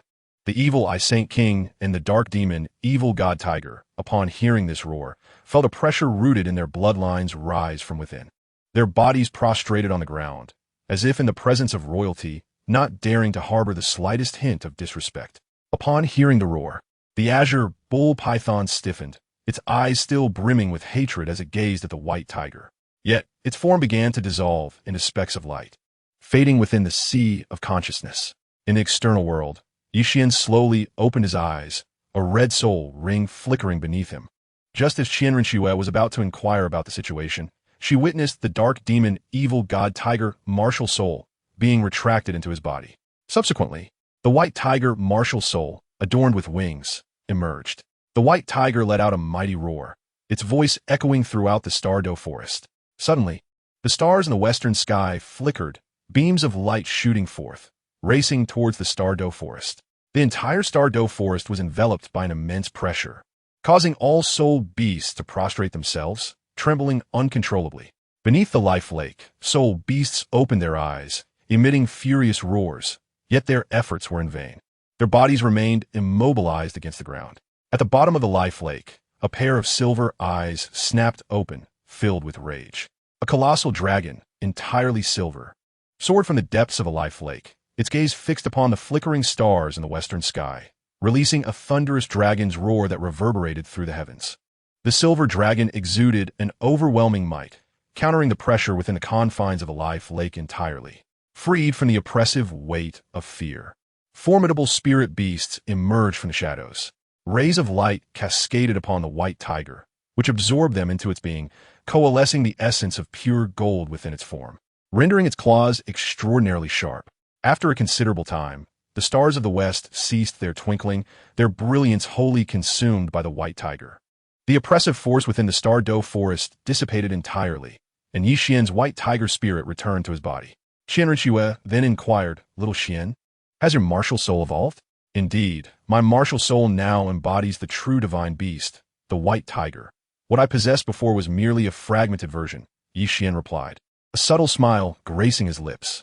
Qian Renxue nodded gently and retrieved 3 soul bones from her soul guide, placing them in Yixian's hands. With a soft smile, she remarked, "These 3 soul bones belong to Tang Hao, with the right leg bone being 100,000 years. Little Qian, examine these soul bones and see if any are suitable for you to absorb." Yixian gazed upon the 3 soul bones before him. Despite their remarkably high quality, none were suitable for his absorption. What he currently lacked were the right arm bone, the torso bone, and the skull bone. Among these 3 soul bones, although one was indeed a right arm bone, its age rendered it unworthy of his consideration. Lacking an appropriate option for absorption, he decided to store them for the time being, intending to bestow them as rewards upon his subordinates in the future. Yixian carefully placed the soul bones into his soul guide device and drew forth the divine punishment silver spear from atop the head of the azure bull python. With the spear, he meticulously searched within the azure bull python's body for the presence of any soul bones. Soon, the tip of the spear seemed to encounter something solid, emitting a faint chime. With a deft flick, a soul bone soared from the interior of the azure bull python, and Yixian reached out to catch it. Upon closer inspection, he discovered it to be a right arm bone. However, he had no intention of absorbing it at present. Instead, he placed this soul bone into the soul guide device. Yixian sheathed the divine punishment silver spear and spoke, "Schwerer, Let us first ascertain the situation with Aunt Yi. She nodded in agreement, confident that, barring any unforeseen circumstances, they would undoubtedly succeed in subduing the Titan giant ape. Qian Renxue responded affirmatively and followed Yi Xian into the depths of the Star Dou Forest. Ye Yuan Similit Kunojin. He was well aware of the unexpected event referred to by Qian Renxue. Moments ago, a dragon's roar had echoed from the depths of the starry forest, and both he and Qian Renxue had heard it distinctly, based on Yi Xian's own conjecture. The oppressive aura emanating from the celestial bodies had likely awakened the true sovereign of the starry forest. However, it remained uncertain whether the entity that had stirred was the beast god Emperor Tian or the soul beast sovereign Gu Yuna. Yi Shishui Yuguan and Gei may refrain from delivering a fatal blow to the Titan great ape, uncertain of when Yi Xian would complete the absorption of the soul rings. Instead, they relentlessly launched attacks to impede the Titan great ape's escape. Meanwhile, the Titan great ape, with blood-red eyes and numerous wounds streaming crimson blood, steadfastly shielded Xiao Wu in his grasp, determined to protect her from harm. Just as Yi Shishui prepared to continue her assault on the Titan great ape, she seemed to sense something amiss. Her hand, originally aimed at the Titan great ape, suddenly redirected towards her rear. In that very space, a dragon claw materialized, meeting Yi Shishui's hand in a collision that forced her to stagger backward, a look of grave concern manifesting in her eyes for the first time. Emerging from the shadows was a middle-aged man clad in black, whose gaze swept over the three present before finally settling on the Titan great ape. He spoke, "Go to the Lake of Life. I will hold them off for you." Upon hearing the voice, the Titan great ape hesitated not a moment and sprinted towards the direction of the Lake of Life. As Yi Shishui prepared to pursue, the middle-aged man stepped forward, blocking her path. A chilling, murderous intent flickered in Yi Shishui's eyes as she declared, "You seek death." With that, she engaged in a fierce battle with the middle-aged man, while Yu Guan and Gue Mei hastened toward the direction of the Titan great ape. However, their path was obstructed by a colossal bear, its body adorned with dark golden fur. The bear's arms were exceptionally thick, ending in razor-sharp, dark golden claws. The bear's ferocious attacks were directed at Yu Guan and Gue Mei, who boldly confronted it. Yet, their strikes inflicted minimal damage upon the bear, while the bear's assaults caused significant harm to them. Gradually, Yu Guan and Gue Mei found themselves at a disadvantage. Yu Guan, unable to evade in time, sustained a wound on his arm, vibrant crimson blood oozing from the injury and staining the ground. Chapter 92. Stealth attack skills after the colossal bear sent Yu Guan and Gue Mei flying. Its gaze fixated on Yi Shishui. It stealthily circled to her left, positioning itself behind her to observe quietly, biding its time for the perfect moment to strike. Yi Shishui and the middle-aged man's prowess were closely matched, resulting in a fiercely contested battle where no victor could be discerned in the short term. At that moment, the giant bear's eyes gleamed with intensity as it seized the opportunity presented by the middle-aged man's assault, extending its colossal claws to strike at Yi Shishui. As Yi Shishui raised her hand to fend off the attack from the middle-aged man, she sensed a fierce wind rushing towards her from behind. Without a moment's thought, her body instinctively pivoted to evade the impending strike, but it was already too late. A sharp sound echoed as the pale purple fabric of her clothing was torn, and droplets of crimson splattered through the air. 3 gashes appeared on her back, blood streaming from the wounds, staining her delicate attire. The intense pain radiating from her back caused her brows to furrow slightly. She immediately withdrew from the fray, her expression reflecting the gravity of the situation as she observed the middle-aged man and the massive bear. The man's gaze revealed no intention of further aggression. Instead, he turned decisively and spoke, "Xiong-jun, we may take our leave." "Emperor Tian, are we departing just like this?" Xiong-jun's voice carried a hint of confusion. After a moment of silence, noticing that Emperor Tian remained unresponsive, Xiong-jun glanced at Yi Shishui and followed in Emperor Tian's wake as they exited together. Yu Guan and Gue Mei approached, supporting each other, and inquired earnestly, "Senior Death God, what shall we do now?" "Leave." Ye Jishui Utterit Surksinki. Turning sharply to head in the opposite direction, Yu Guan and Gue Mei exchanged a glance before trailing closely behind her, retracing their steps. Yi Xian and Qian Renxue were diligently pursuing the traces of battle along the path, advancing deeper into the forest. Suddenly, the figures of Yi Shishui and others came into their view. Under their watchful gaze, Yu Guan and Gue Mei emerged, leaning on each other, clearly bearing significant injuries. Behind Yi Shixue, blood dripped continuously to the ground. Yi Xian approached Yi Shixue and, invoking the realm of life, aided the three in their recovery. He inquired, "Aunt Yi, what has caused your injuries?" "It was my failure to act decisively that allowed the Titan Great Ape to be rescued by two soul beasts named Ditian and Xiongjun. My wounds were inflicted by a surprise attack from Xiongjun, and Ditian's strength is comparable to my own," Yi Shixue replied with an air of composure. Yet the clenched fists betrayed the turmoil that lay beneath her tranquil facade.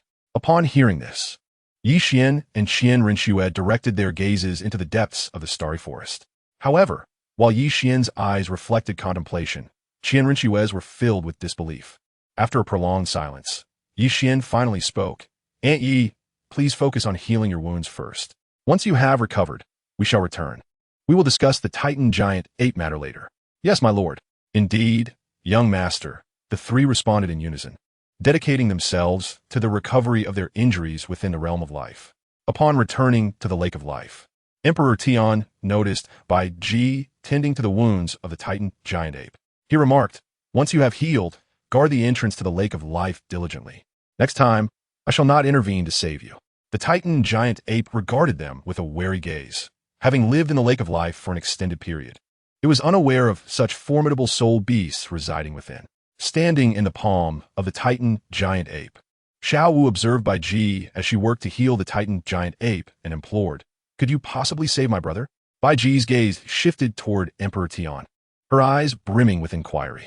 Emperor Tian merely cast a fleeting glance at Tang San, chuckling softly, "I might consider saving a soul beast, but saving a human does not pique my interest." With that, his figure vanished from sight. After Bai Ji completed the healing of the Titan Giant Ape, she too departed, showing no intention of rescuing Tang San.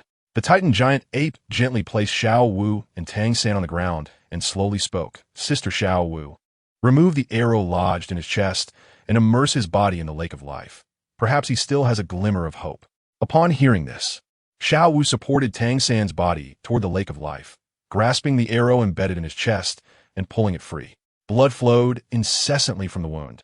Yet under the restorative influence of the Lake of Life, Tang San's injuries began to mend, albeit at an exceedingly slow pace. Having completed this task, Xiao Wu's gaze shifted toward the forest periphery. Her eyes reddened, and her fists clenched tightly, as if flames of vengeance were fiercely igniting within.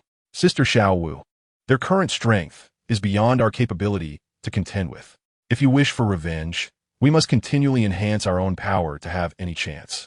The Titan Giant Ape's voice was tinged with sorrow. "I will not allow Deming to perish in vain.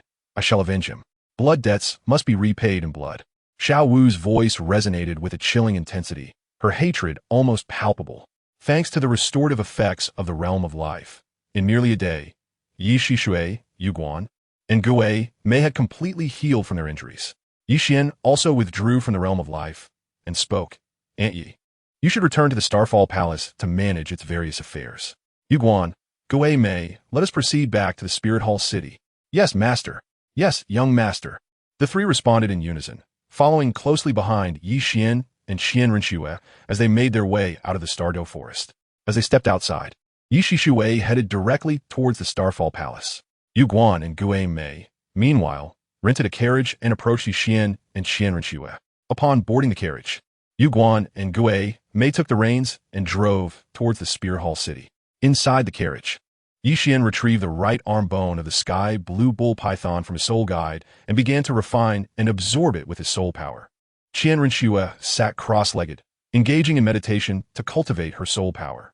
Due to Yi Xian's martial spirit evolution and bloodline enhancement, his soul power had become remarkably pure, allowing him to absorb the soul bone at an astonishing rate. However, this purity also meant that his future cultivation speed would be relatively slow. Yet, with each level gained, the enhancement to his strength would be tremendous. Ding! A notification sounded. Check-in location. Angel's Secret Realm. Check-in time. 3 hours. Completion reward. All soul ring ages increased by 100 years. Ding! Please proceed to the check-in location promptly. As Yi Xian absorbed the soul bone, the system notification echoed in his mind, causing a momentary disruption in his focus, but he quickly calmed himself. Refining a soul bone required undivided attention. Otherwise, The consequences could be dire. Truthfully, had the system not chimed in, he might have nearly forgotten about its existence. Chapter 93. The Return several days later. The carriage entered the Spirit Hall city. Qian Renxue lifted the curtain of the carriage, gazing at the bustling streets filled with a continuous flow of people. Her eyes filled with nostalgia. Soon, the carriage stopped in front of the Pope's palace. Yi Xian and Qian Renxue disembarked and proceeded directly into the palace, heading towards the pavilion at the center of the lake. Without any delay, they arrived at the pavilion, where a lavish spread of delicacies awaited them. Bibi Dong and Hu Laina were already seated, neither having touched their chopsticks. Hearing the footsteps behind her, Bibi Dong turned to see Yi Xian and Qian Renxue approaching. Despite nearly 6 years of separation, she recognized them instantly. A smile graced Bibi Dong's lips as she remarked with a gentle tone, "So, have you both had your fill of adventures on the continent? Finally willing to return?" Yi Xian and Qian Renxue sat at the dining table. Yi Xian stretched languidly and replied, "Teacher, to be honest, we haven't truly had our fill of fun. If it weren't for the time constraint, we could have enjoyed another 2 years on the continent." Hearing this, Bibi Dong reached out and playfully tapped Yi Xian on the head, chiding him with a smile. "Do not be so cheeky with me." Yi Xian smiled lightly, showing no concern as he picked up his chopsticks and began to savor the exquisite dishes before him. Qian Renxue retrieved the celestial herb, the Qiluo tulip, from her soul-guiding device and placed it in front of Bibi Dong, saying, "Mother, this is the Qiluo tulip. Consuming it can enhance one's soul power without any adverse effects." "Bibi Dong, how should I take it?" she inquired with a smile as she accepted the herb. Qian Renxue was momentarily taken aback by the question, glancing at Yi Xian, who was immersed in enjoying his meal. Maintaining her composure, she discreetly summoned a faint golden soul power, pinching the soft flesh at Yi Xian's waist. Yi Xian winced in pain, gazing at the Qiluo tulip held by Bibi Dong. He hastily spoke, "Teacher, the Qiluo tulip is not to be taken lightly. One must gently inhale the flower's stamen, allowing its essence to gradually permeate the body, before cultivating one's soul power slowly, ensuring the medicinal effects spread throughout every limb and sinew." Bibi Dong cast a knowing glance at the two, a hint of amusement in her eyes. She tucked the Qiluo tulip away. After all, with her soul power, she was well aware of what had transpired. "Now, let's eat. If we delay any longer, the food will grow cold. In the meantime, share your experiences from your trials."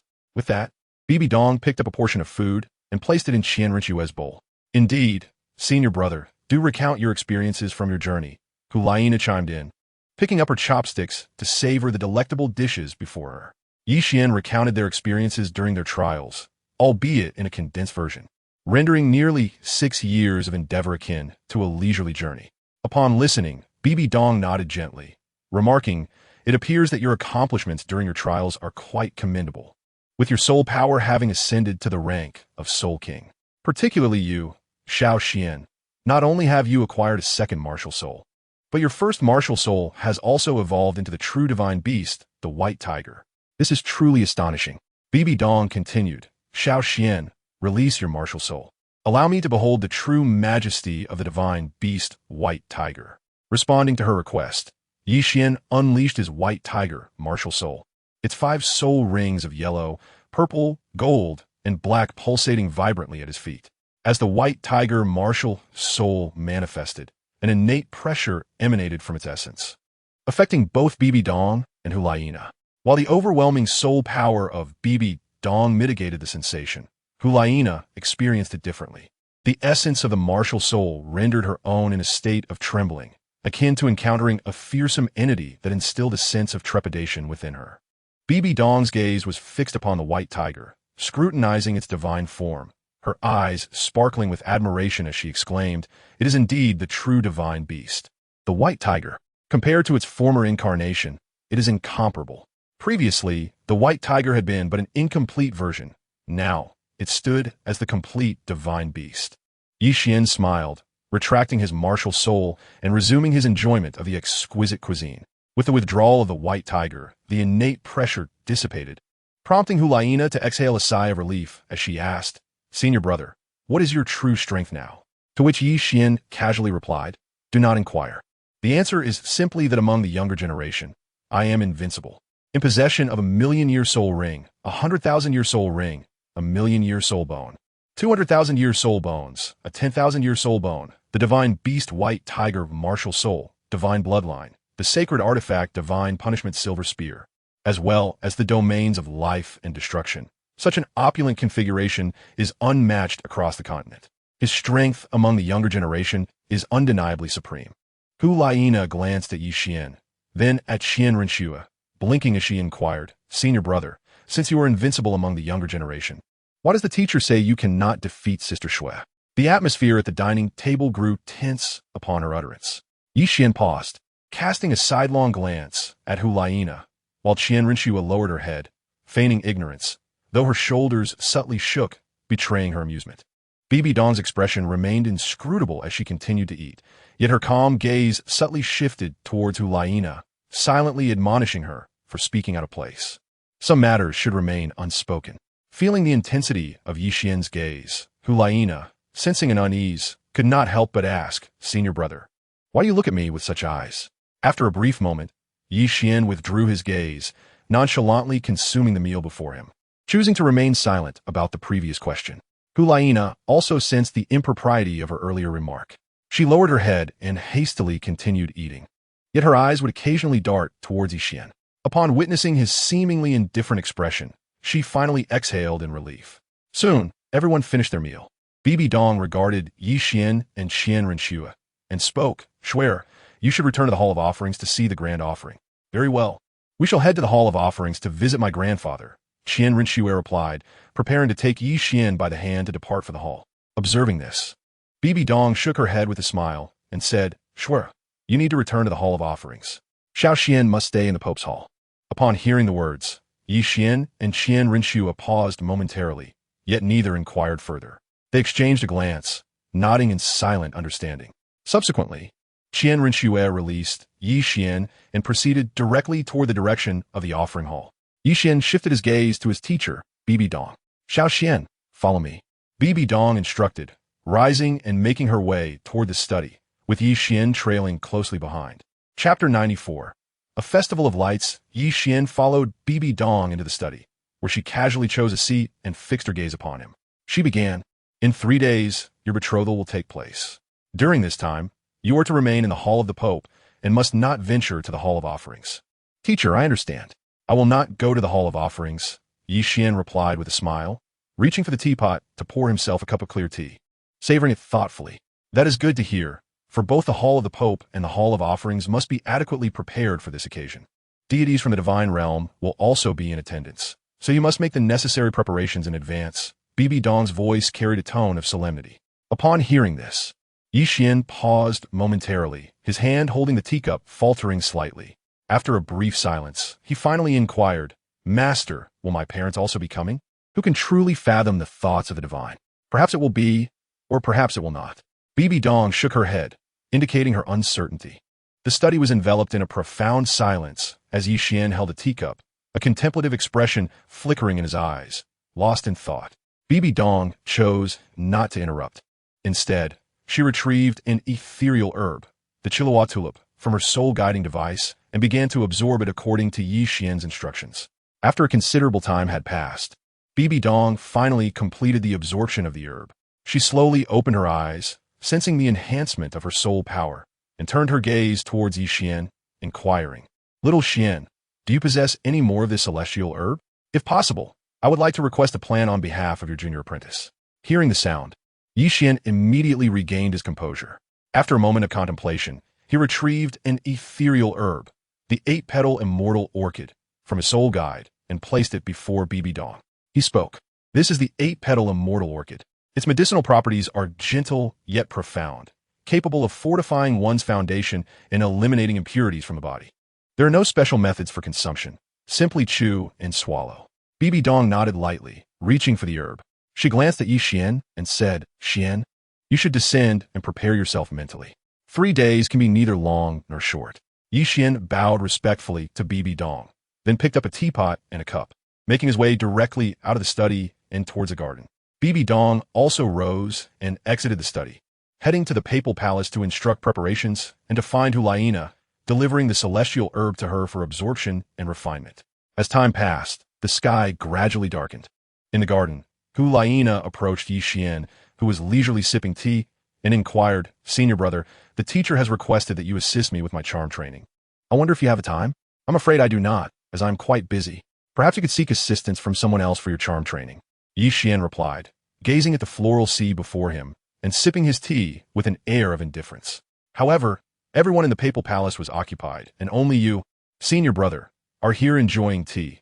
Besides, it was the teacher who sent me to find you, senior brother, Hu Laina remarked, observing his relaxed demeanor and dismissive attitude, a trio of dark lines appearing on her forehead. "Very well, then you may begin," she conceded. Yi Xian set down his teacup, his gaze shifting to Hu Laina, his eyes reflecting a complete lack of enthusiasm. Hu Laina, in response, activated her martial spirit, the enchanting fox. As 3 soul rings of yellow and purple emerged beneath her feet, and a fluffy foxtail appeared at her rear, exuding an alluring charm. Her 3rd soul skill flickered rapidly, unleashing an invisible wave of spiritual energy that surged from Yi Xian's eyes into the sea of consciousness. Yi Xian did not resist, allowing Hu Laina's spiritual power to enter his sea of consciousness. Suddenly, the scene before him transformed, revealing a lavish chamber. He found himself reclining on a bed, the door wide open, as an array of stunningly beautiful women, clad in daring attire, entered the room. This sight felt strikingly familiar. It reminded him of his experience in the Misty Canyon at the Genius Training Camp, where he too had entered a dreamlike state, albeit one that felt far too real. He recalled the moment when Qian Renxue had entered the illusion, wielding the Sword of Angels. Abruptly, he snapped back to reality, the scene around him shattering like glass, and his consciousness returned to his physical form. The vividness of that earlier illusion was astonishing. Even the sensation of pain was acutely precise.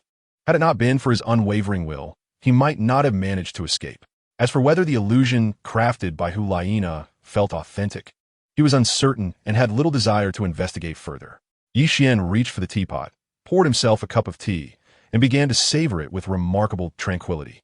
Hu Laina gazed at the awakened Yi Xian, momentarily taken aback. The illusion had commenced and concluded in scarcely 2 seconds, and he had not even employed his soul power. It was astonishing how swiftly he had emerged. With a sense of incredulity, Hu Laina inquired, "Senior brother, how did you escape the illusion? Or is it that my illusion lacks any allure?" "Your illusion is indeed impressive, yet for someone of my unwavering will, akin to solid rock, it holds little sway." With that, Yi Xian rose and made his way towards his room. Hu Laina, contemplating for a moment, also departed from the garden without hesitation. Yi Xian returned to his chamber, casting his gaze over the arrangement within. Despite the near 6-year absence, the room remained untouched, not a speck of dust to be found. Even the furnishings had not shifted an inch. The following morning, the entire papal hall and the sanctuary were abuzz with activity. The maidservants busied themselves, some diligently cleaning every nook and cranny, while others gathered an array of vibrant items to display and drape.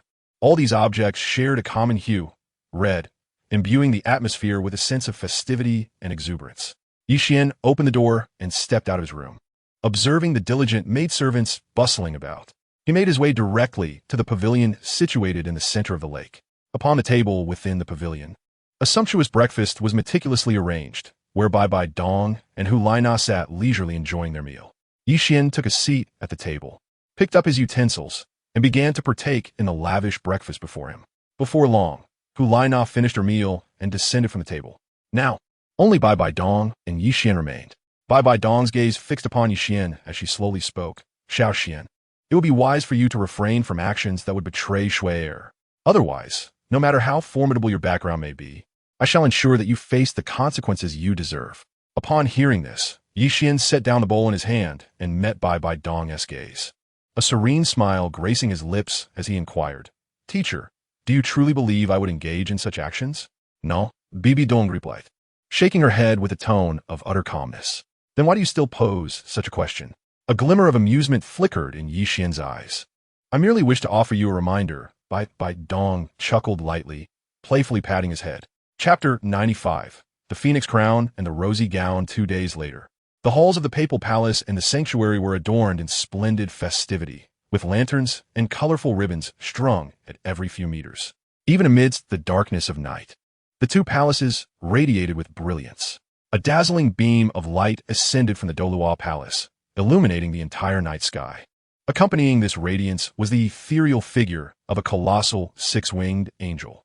This apparition emanated a sense of the divine, the luminous, and the noble, evoking an instinctual urge for reverence in those who beheld it.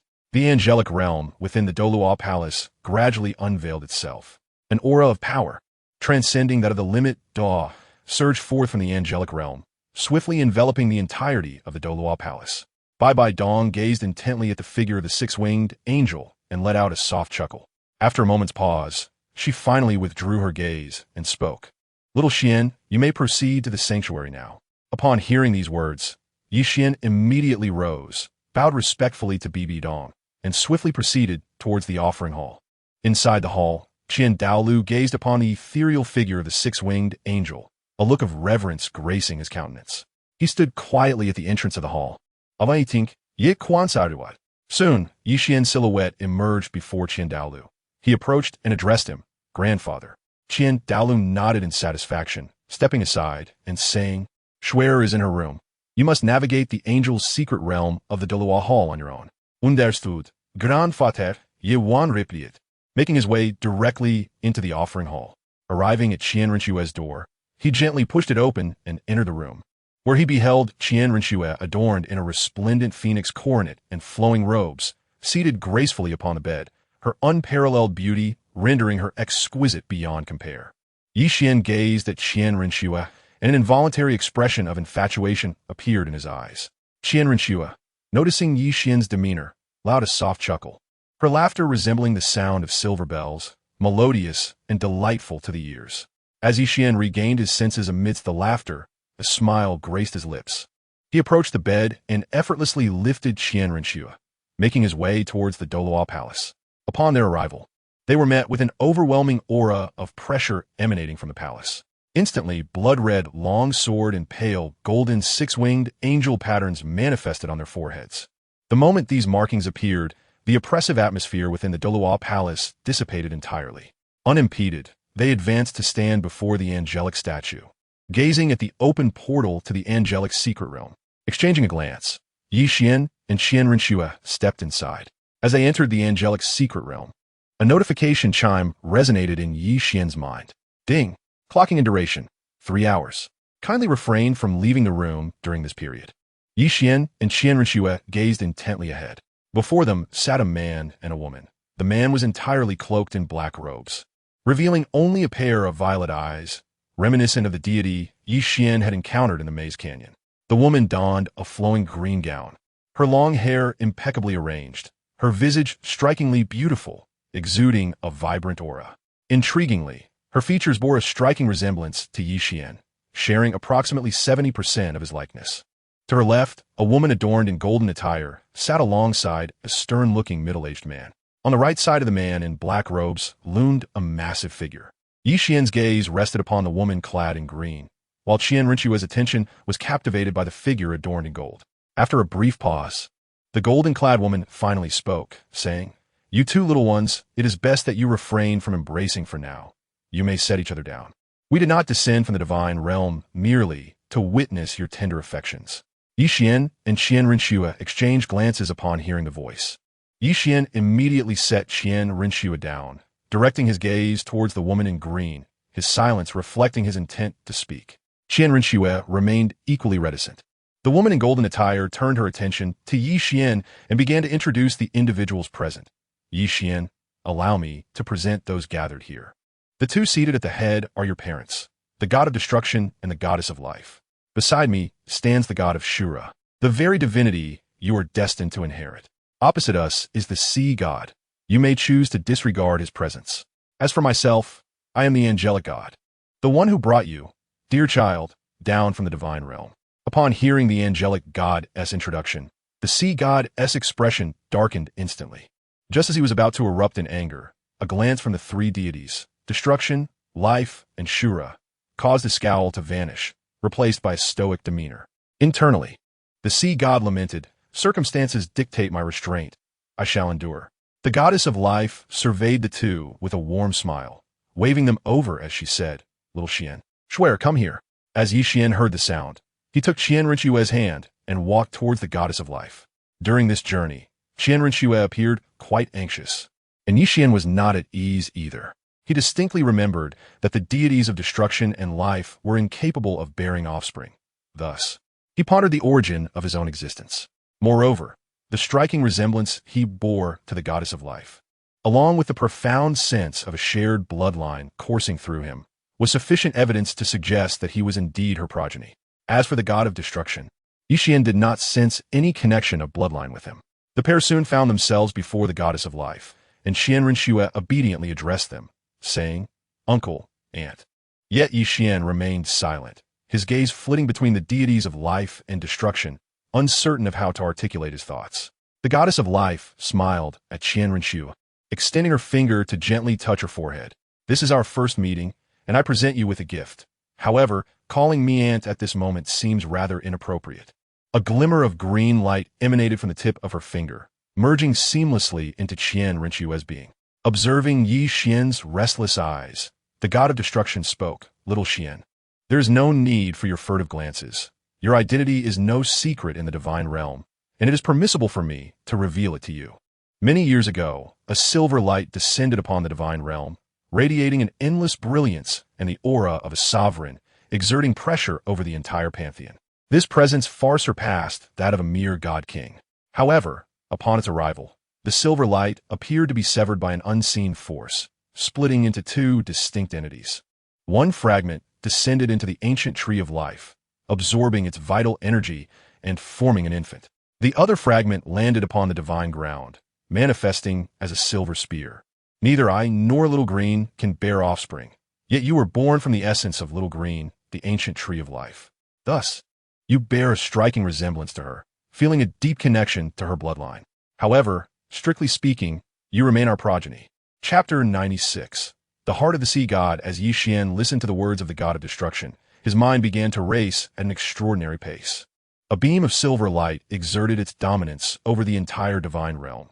However, just as it was about to descend upon the realm, it appeared to be severed by some unseen force. The silver light split into two, giving rise to both himself and the divine punishment silver spear. This was the reason why, upon awakening his martial soul, he manifested an incomplete divine beast, the white tiger. The silver light, capable of overwhelming the entire divine realm, would have been manageable had it been his own doing. Yet, if it were indeed cleaved by someone or something else, what kind of formidable power would be required to achieve such a feat? Nevertheless, Yixian quickly reined in his thoughts.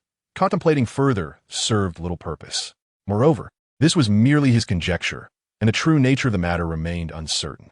Yixian bowed respectfully before the two figures of destruction and life, addressing them with heartfelt reverence. "Father, Mother." Upon hearing his voice, the goddess of life's smile grew even warmer. She withdrew her finger, which had been resting against Qian Renxue's forehead, and helped Yixian to his feet, her eyes scanning him with keen interest. Qian Renxue, sensing the changes within her body, displayed a look of astonished delight. The blessing from the goddess of life endowed the recipient with formidable self-healing abilities. Though Qian Renxue had already acquired rapid recovery skills after absorbing the Heartbreak Red, such capabilities pale in comparison to those bestowed by the goddess of life. The gaze of the god of destruction fell upon Qian Renxue, and a seed, radiating the essence of life, appeared in his hand. He spoke, "It is only fitting that I do not arrive empty-handed for our first meeting. This seed of life is for you. Upon absorption, it will greatly benefit you." "Thank you, Uncle," Qian Renxue replied, extending her hand with utmost grace to accept the seed of life from the god of destruction. Observing the exchange, the Shura god interjected, "Yi Xian, as my successor, today is indeed a momentous occasion for you, and I shall not be stingy. I gift each of you a divine soul ring. When you require a soul ring upgrade, you may venture to the city of slaughter to obtain it, thereby completing your first assessment." The angel god smiled, adding, "I too shall contribute a modest gift." With a graceful gesture, the angel god summoned two marriage contracts that soared from the statue, landing before Yi Xian and Qian Renxue, transforming into two delicate, golden rings. By infusing your soul power into these rings, a protective barrier will form, capable of withstanding any attack equivalent to your soul power. You shall find them most useful in your current endeavors. The gentle voice of the angel god resonated through the secret realm. Yi Xian and Qian Renxue each grasped the rings before them, adorning their fingers, and turned to face the god of destruction and the angel god, bowing in unison as they expressed their gratitude. Thank you, esteemed elders. The gaze of the sea god traversed the divine presences of destruction, life, angel, and Azura before settling upon Yi Xian and Qian Renxue. A smile graced the ancient visage of the sea god as he spoke.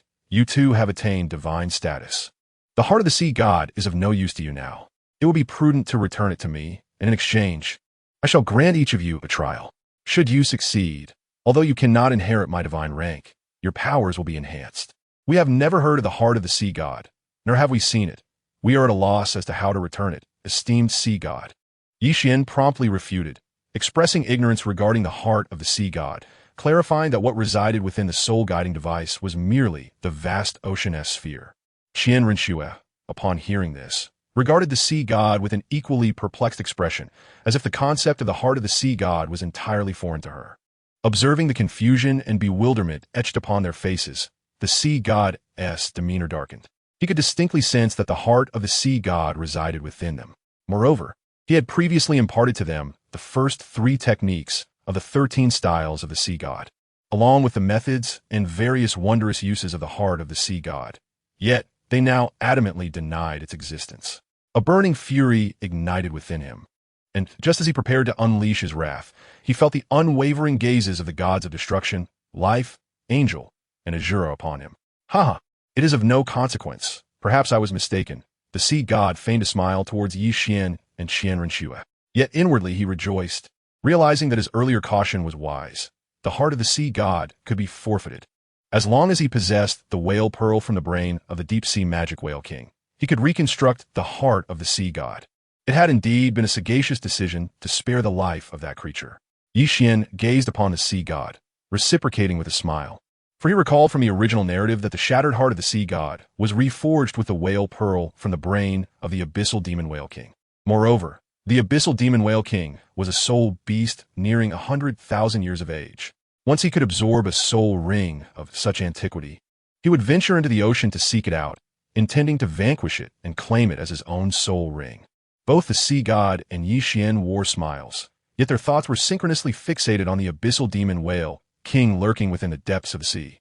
The goddess of life withdrew her gaze from the sea god, extending her hand to draw Yi Xian and Qian Renxue closer, engaging them in amiable conversation. The god of destruction cast a warning glance at the sea god, cautioning him against any underhanded maneuvers. He then diverted his attention from the sea god, quietly listening to the dialogue among the 3. The angel god also shifted his focus away from the sea god, beginning to meditate. Meanwhile, the god of Shura closed his eyes, internally calculating the passage of time. Observing their averted gazes, the sea god felt his previously rigid demeanor relax somewhat, releasing a long sigh of relief within. After a prolonged moment, the god of Shura rose and declared, "The time has come. We must return to the divine realm. Goddess of life, if you have matters to discuss, it will be prudent to wait until these 2 young ones inherit their divine positions and enter the divine realm." Upon hearing this, the goddess of life cast a discontented glance at the god of Shura, then gently reached out to stroke Yi Xian's hair, softly saying, "The divine realm has its own regulations, and now that the time has arrived, we must depart. Little Qian, I shall await you in the divine realm." Yi Xian and Qian Renxue gazed upon the benevolent smile of the goddess of life, gently nodding as they replied, "Mother, we understand." In their line of sight, the figures of the 5 deities gradually faded away. Concurrently, a notification chime resonated in Yi Xian's mind. Ding! Congratulations, host, for successfully checking in. Reward: an increase of 100 years to all soul ring durations. As the notification concluded, Yi Xian released his martial soul, and 5 soul rings, purple, gold, and black, rose beneath his feet. Qian Renxue, witnessing the soul rings at Yi Xian's feet, widened her eyes in astonishment. She distinctly remembered that Yi Xian's first soul ring was 900 years old, yet had suddenly transformed into a 1,000-year soul ring. Contemplating the words of the goddess of life regarding the divine realm's regulations, she began to speculate internally. Meanwhile, Yi Xian retracted his martial soul, lifted Qian Renxue into his arms, and proceeded towards the entrance of the angelic secret realm. Yi Xian's first soul ring has a duration of 900 years. Yet under the enhancement of a century's worth of soul ring longevity, it remarkably transforms into a 1,000-year soul ring. Chapter 97. A clash of wits outside. A flurry of maidens busily attend to their duties. Some carry an array of delectable dishes, while others bear fruits and pastries. A few hold exquisite, vibrantly colored beverages, each gracefully balancing various items as they hasten to enter the Pope's hall. Qian Renxue had just exited the angelic secret realm when it swiftly sealed behind them. Without a glance back, they proceeded directly toward the direction of the papal hall. At that moment, the grand doors of the papal hall had been shut to the outside world, forbidding any entry through the main entrance. The sole access to the papal hall was through the back door of the pavilion at the heart of the lake. Qian and Qian Renxue entered the papal hall through the back door, making their way directly to a room. Qian reached out and opened the door, stepping inside with purpose. In the center of the room stood a dining table, elegantly adorned with an assortment of exquisite dishes, fruits, pastries, and beverages. On either side of the table sat two individuals. To the left were Douluo and Genie, while to the right were Bibi Dong and Huliana. However, the atmosphere in the room was somewhat tense, as Douluo and Bibi Dong exchanged glances that hinted at an underlying conflict. Genie's gaze was fixed upon Bibi Dong, his eyes reflecting discontent. Huliana appeared visibly upset, casting looks towards Douluo and Genie, yet her presence was seemingly disregarded by both. Due to Bibi Dong's persistent efforts over the years to undermine the power of the worship hall, the clergy harbored considerable dissatisfaction towards her, resulting in a strained relationship between the worship hall and the papal hall. After Qian and Qian Renxue took their seats, they began to cultivate a more harmonious atmosphere within the room. Through their persistent efforts, the ambience gradually improved, and smiles began to adorn the faces of the gathered company. After a considerable time, Douluo's gaze fell upon the two, and he remarked with a gentle smile, "Qian Renxue, you are no longer young. It is time to consider your future. The six-winged angel and the divine beast white tiger are both divine-level martial souls. If they cannot be passed down, it would be a great pity. Having lived for over a century, I truly hope to witness a great-grandson or great-granddaughter in my lifetime. I wonder if this wish of mine will ever come to fruition." Upon hearing his words, Qian Renxue was momentarily taken aback, then lowered her head, a faint blush coloring her exquisite features as she focused on the delicacies in her bowl. Qian cleared his throat twice and spoke, "Grandfather, we are still quite young, and this is indeed the prime age for cultivation. Perhaps it would be wiser to wait another 2 years before making any decisions. So just a few days ago, I wonder who it was that leisurely sipped tea in the garden every day, showing no inclination towards cultivation whatsoever." Douluo gazed intently at Qian as he spoke. Qian merely smiled, using his chopsticks to serve dishes to Qian Renxue, as if he were not the subject of conversation, his demeanor remarkably natural. Bibi Dong gazed at the phoenix crown and ceremonial robe adorning Qian Renxue, her eyes drifting slightly into a reverie. After a moment, she chuckled self-deprecatingly, retracting her gaze from Qian Renxue to savor the exquisite cuisine before her, yet a fleeting glimmer of desolation flickered in her eyes. Huliana happened to catch that brief spark of emotion in Bibi Dong's eyes. She directed her gaze towards the spot where Bibi Dong had been looking. Her eyes passed over Qian Renxue, landing squarely on Douluo, a hint of hostility surfacing within her. Those old geezers always bully my teacher. It surely cannot be my beautiful teacher's fault. The blame lies squarely with those old men. I must grow stronger quickly, so I can assist my teacher," Huliana silently resolved, lowering her head to devour the delicacies before her, her expression betraying a hint of indignation. The gathered individuals, aware of the unmasked scrutiny, easily sensed the tension. Douluo and the golden crocodile paid no heed to Huliana's gaze. Bibi Dong shot a puzzled glance at Huliana, but did not dwell on it. Qian Renxue lifted her eyes to Huliana, her brows furrowing slightly in discontent, though her expression swiftly returned to normalcy. "Yvonne maintained a confronted," pretending as if nothing had transpired. As the wine flowed and the dishes were savored, Douluo and the golden crocodile exchanged amused glances at Qian and Qian Renxue before stepping out of the room, heading towards the offering hall. Bibi Dong's gaze followed them, and she spoke, "Had time not been so pressing and your identities necessitated secrecy, your wedding could have been conducted with greater grandeur, rather than this hasty conclusion. Moreover, although you are now married, you must not slack in your cultivation." With that, Bibi Dong took Huliana and exited the room, leaving Qian and Qian Renxue to share a silent exchange. Yixian glanced at the darkened sky outside, a mischievous smile playing upon his lips. He reached out and effortlessly lifted Qian Renxue into his arms, making his way towards his chamber. Casually, he remarked, "Everyone has departed, Schwer. It is time for us to return to our room and attend to some important matters." Upon hearing this, Qian Renxue merely shot him a disapproving look, allowing him to carry her as they proceeded towards the room. As they exited the papal hall, the night enveloped them, yet under the soft glow of lanterns. The surroundings appeared anything but dark. Instead, they radiated a warm brightness. Upon their return to the chamber, they discovered it had been tastefully redecorated. The walls were adorned with vibrant red decorations, and the bedding had been replaced with equally festive red linens, creating an atmosphere of celebration. Yixian gently laid Qian Renxue upon the bed, captivated by her unparalleled beauty. He pressed his lips against her vividly crimson ones, as garments slowly slipped away, and the room was enveloped in darkness. The following morning, in the pavilion at the center of the lake, Hulaina was enjoying her breakfast when she inquired, "Teacher, should we not wait for our senior brothers to join us?" "Do not wait for them. After you finish your breakfast, my dear Laina, proceed to the Soul Master Academy.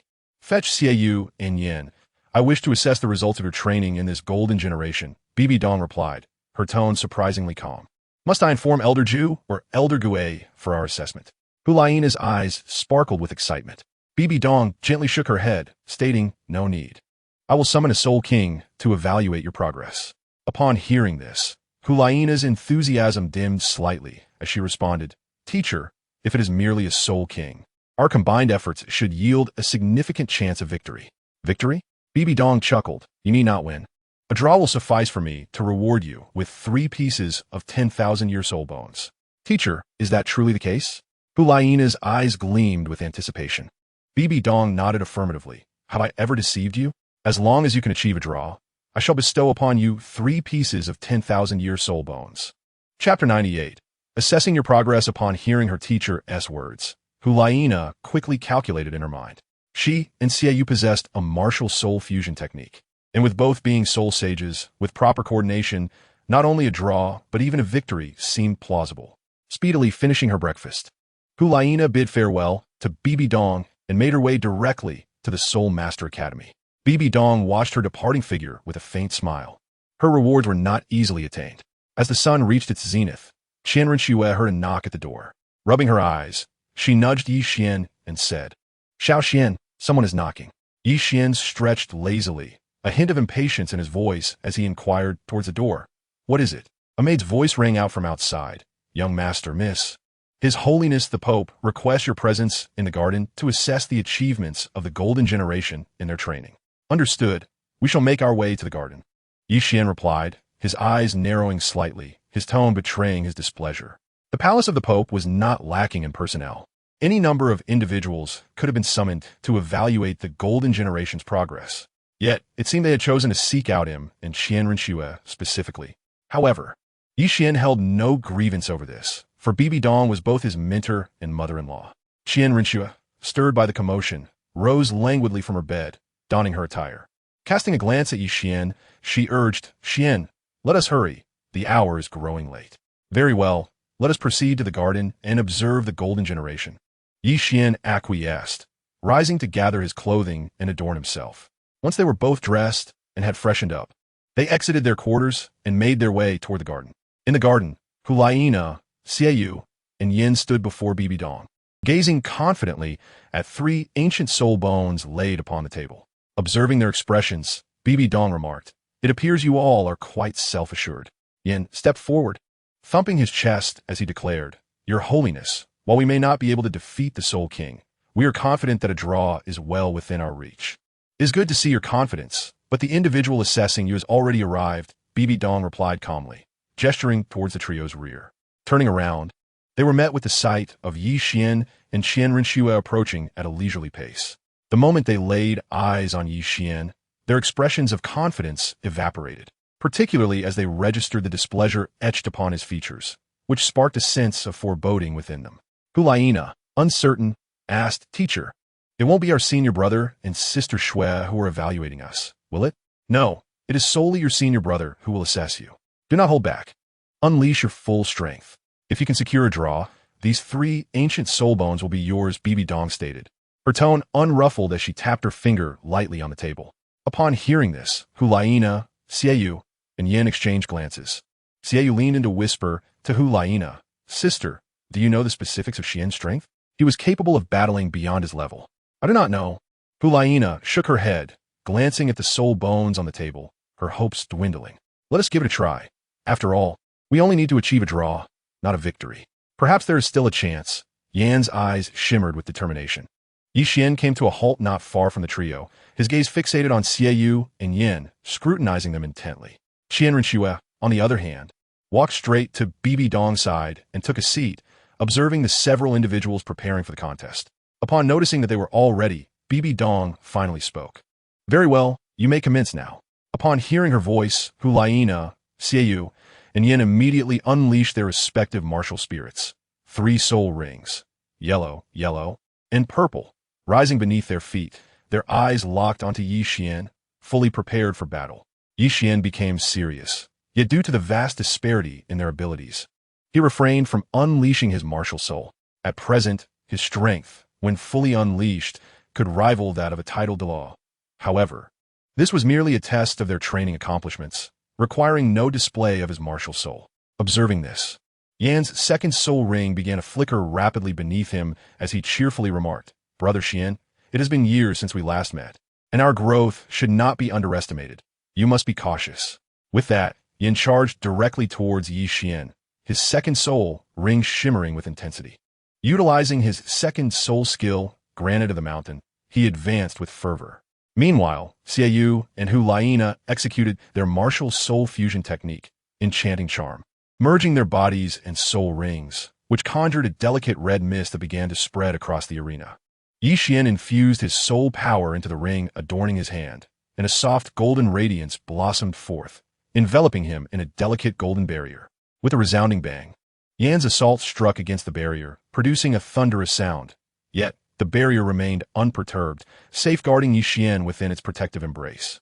A faint crimson mist shrouded Yi Xian's figure, while the enchanting figure wielded a crescent blade, relentlessly slashing at the golden light. Each strike resonated with a clear chime, yet the defense of the barrier remained unbroken. Bibi Dong, observing the scene obscured by the red mist, focused her gaze on the ring adorning Yi Xian's hand and inquired, "Shuer, what is the ring that little Xian possesses? How can it withstand their assaults? It was bestowed upon us by the angelic deity during our time in the angelic secret realm.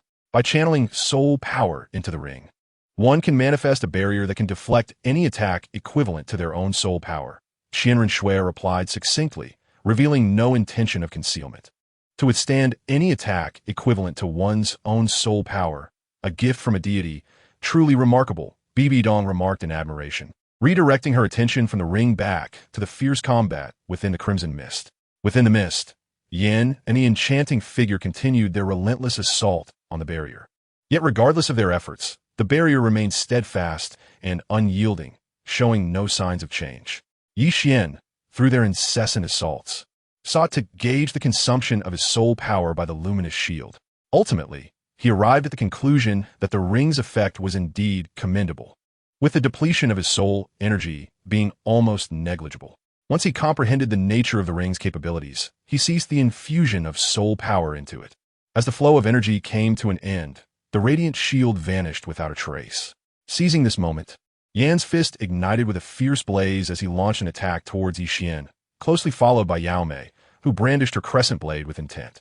Yi Xian gazed at the approaching punch from Yan, as a silvery radiance enveloped his hand. He unleashed a punch of his own to meet Yan's strike. The two fists collided. However, as Yi Xian did not exert his full strength, Yan merely staggered back a few steps. After deftly evading the seductive assault, a subtle smile graced the corners of Yi Xian's lips as he remarked, "Now, it is my turn to launch an attack." Chapter 99. The Two Great Killers, Supplementary Update.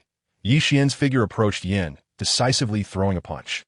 The third soul ring beneath Yan's feet flickered rapidly as he conjured a blazing inferno in his hand, meeting Yi Xian's strike with a punch of his own. The two fists collided, sending Yan's body flying backward, crashing into the garden. Aside from a slight ache, he felt no significant harm. Rising from the ground, he prudently retracted his martial soul, withdrawing from the battle to observe quietly from the sidelines. Seeing this, the enchanting Yao Mei raised her moonblade, which glimmered with a faint red hue as a surge of soul power enveloped it, directing a fierce assault towards Yixian. Is this a self-created soul skill? Yixian squinted slightly, secretly activating the word's secret technique. As the moon blade descended, he merely sidestepped, evading Yao Mei's attack with ease.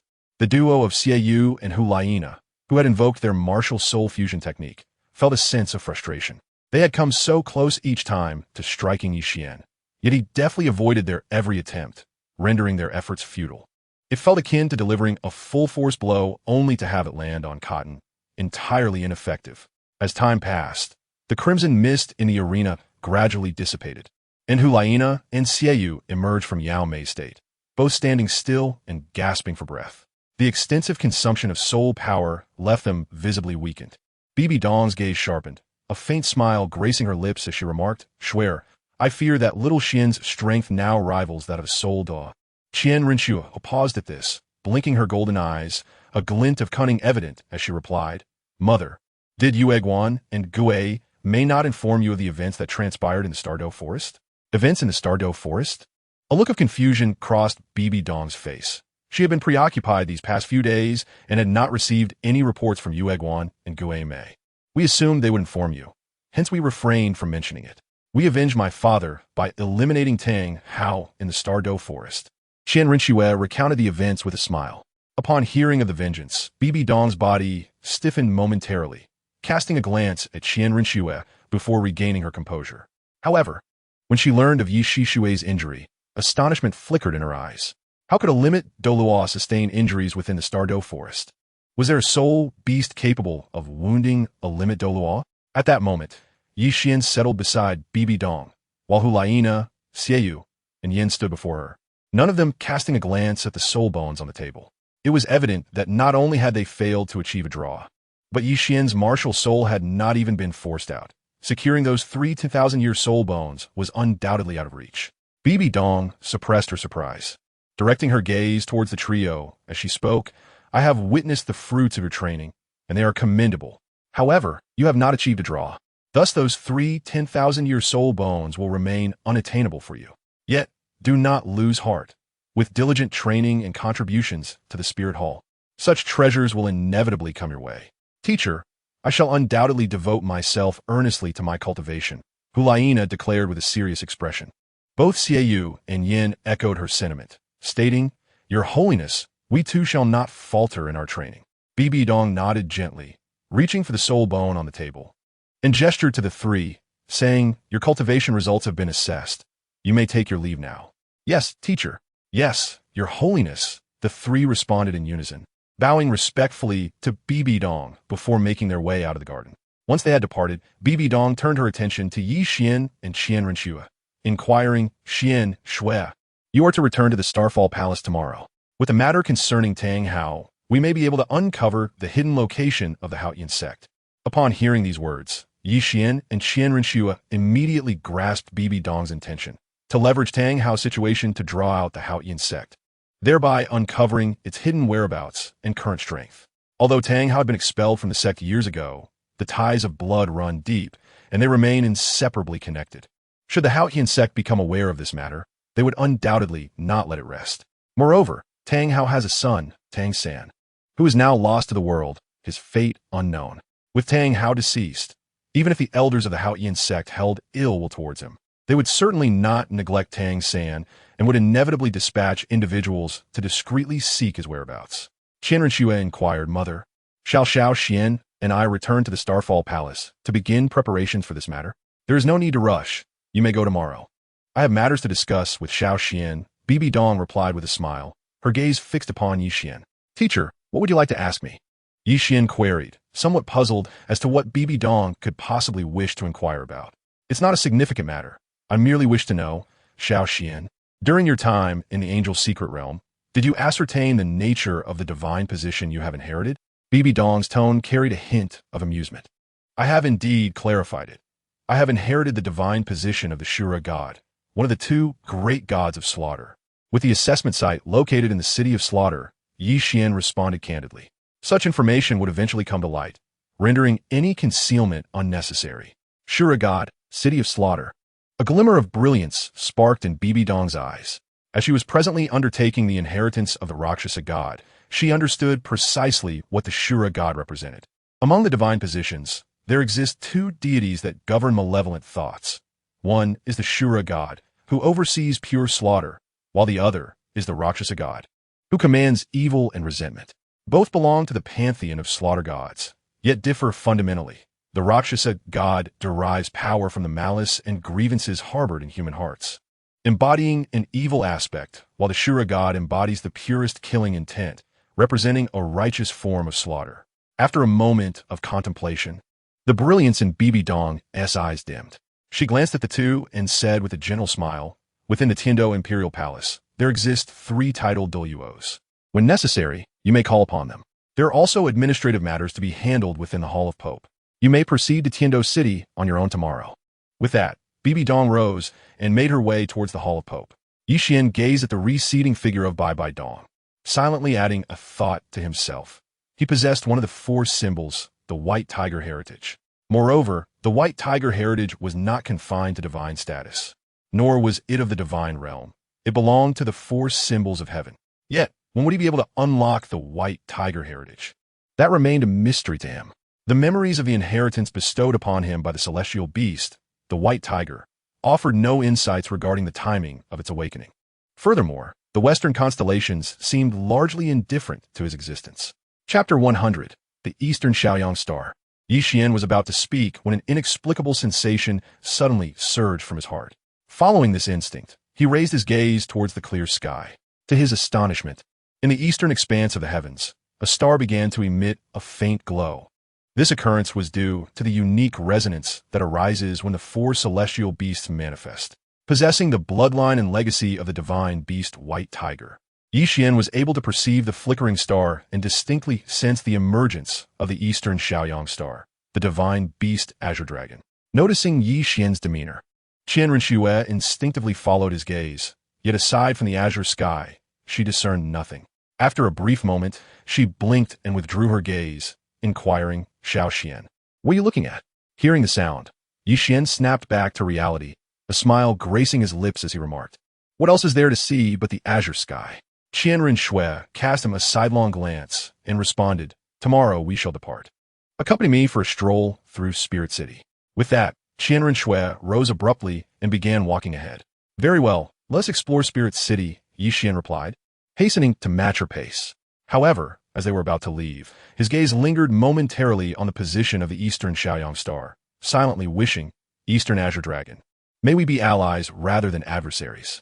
Yixian and Qian Renxue emerged from the papal hall, strolling through the bustling streets, surrounded by the lively throngs of people and the vibrant calls of vendors, which instantly lifted their spirits. However, they did not indulge in any purchases. Instead, they leisurely wandered, savoring the picturesque scenery along their path. As time passed, the sun gradually dipped towards the horizon, and the sky darkened slowly. They meandered from day into evening before returning to the papal hall to rest.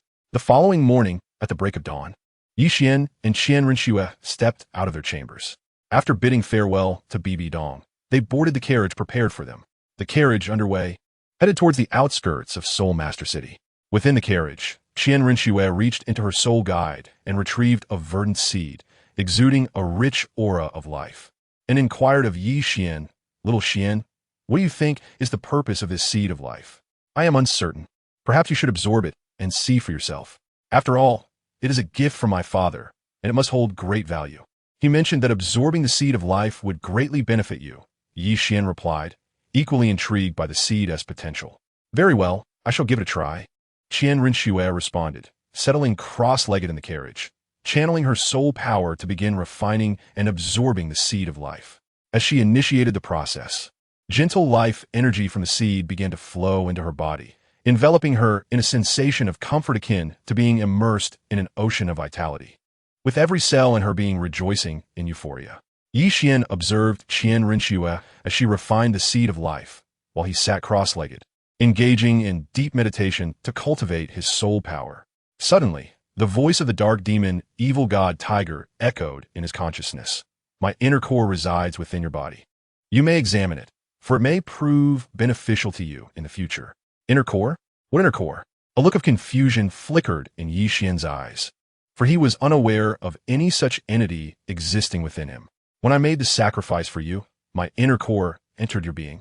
It is merely concealed by the power of the evil god, which is why you have yet to perceive it. My inner core lies within your dantian. Tread carefully, for it harbors the essence of the evil god. And do not forget the promise you made to me. The somewhat haughty voice of the dark demon evil god tiger resonated in his mind, revealing that had it not been for the evolution of Yi Xian's martial soul, he would not have disclosed the presence of his inner core within him. Upon hearing the words, Yi Xian's gaze became increasingly perplexed. Did I ever promise you anything? When did I unknowingly agree to such a thing? Yet, he dismissed his thoughts and instead focused his spiritual energy to meticulously sense his own body. To his astonishment, he discovered a completely black pearl in his dantian, radiating an enchanting blend of azure and cerulean hues. Moreover, this pearl appeared to be no mere inanimate object. On the contrary, it exuded a vibrant essence, pulsating with formidable energy coursing within. Yi Xian inquired within the sea of consciousness, dark demon, evil god tiger. What purpose does this inner core serve, and how should it be utilized? However, silence enveloped the sea of consciousness. After a prolonged pause, the voice of the dark demon, evil god tiger resonated within.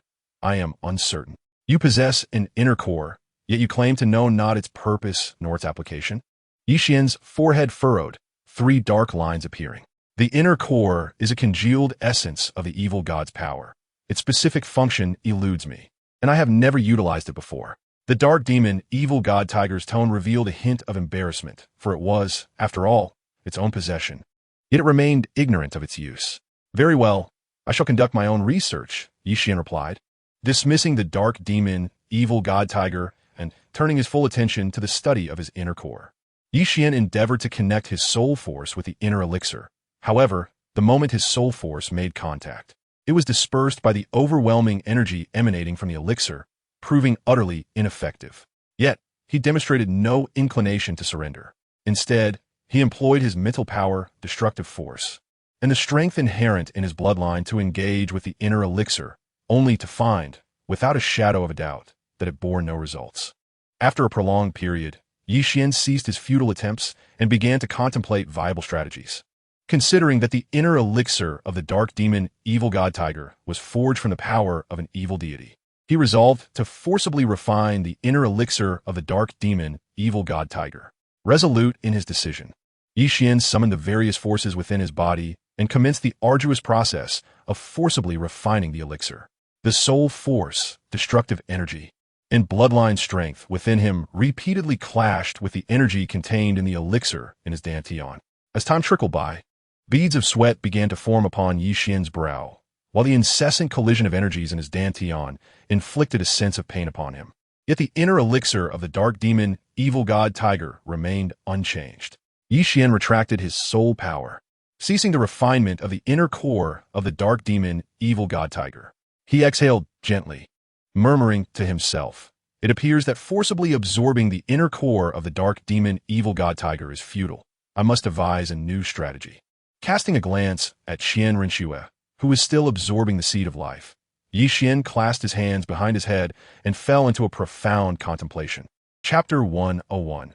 Evolution of the Martial Soul. Yi Xian pondered for an extended period, finding himself devoid of any leads. He decided to set aside the matter of the inner elixir. There would be ample time to delve into it later, for the inner elixir resided within him and would not escape. He once again settled into a meditative position to cultivate his spiritual energy. Days later, while engrossed in his meditation, Yi Xian suddenly opened his eyes, directing his gaze towards Qian Renxue. To his astonishment, 5 soul rings of yellow, purple, and black emerged around her, while behind her, the 6-winged angel spirit manifested. However, this 6-winged angel appeared somewhat altered. A soft golden glow continuously coalesced behind the 6-winged angel, gradually giving rise to a pair of pristine wings, the growth of which was remarkably swift, almost perceivable to the naked eye. Yi Xian's eyes widened momentarily in surprise, but he quickly regained his composure. He reached out to lift the curtain of the carriage and discovered the surroundings were remarkably tranquil. Positioned merely half an hour away from Starfall Palace, he instructed, Let's pause the carriage here for a brief respite before proceeding to the Starfall Palace. Understood. Young master, the driver replied, bringing the carriage to a halt. Once the carriage stopped, Yixian glanced at Qian Renxue, who was in the process of evolving her spirit. He disembarked and surveyed the surroundings, leaning against the carriage as he awaited the unfolding events.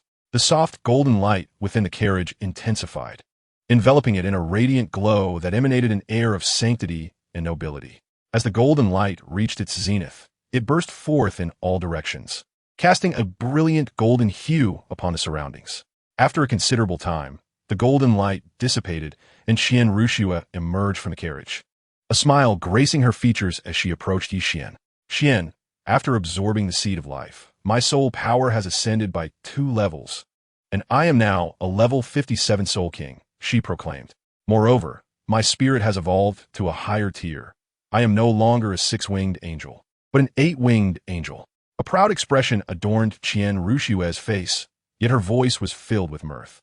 Yixian gazed at her proud demeanor, a smile gracing his lips as he reached out to gently pinch her delicate nose. I see it clearly, he remarked.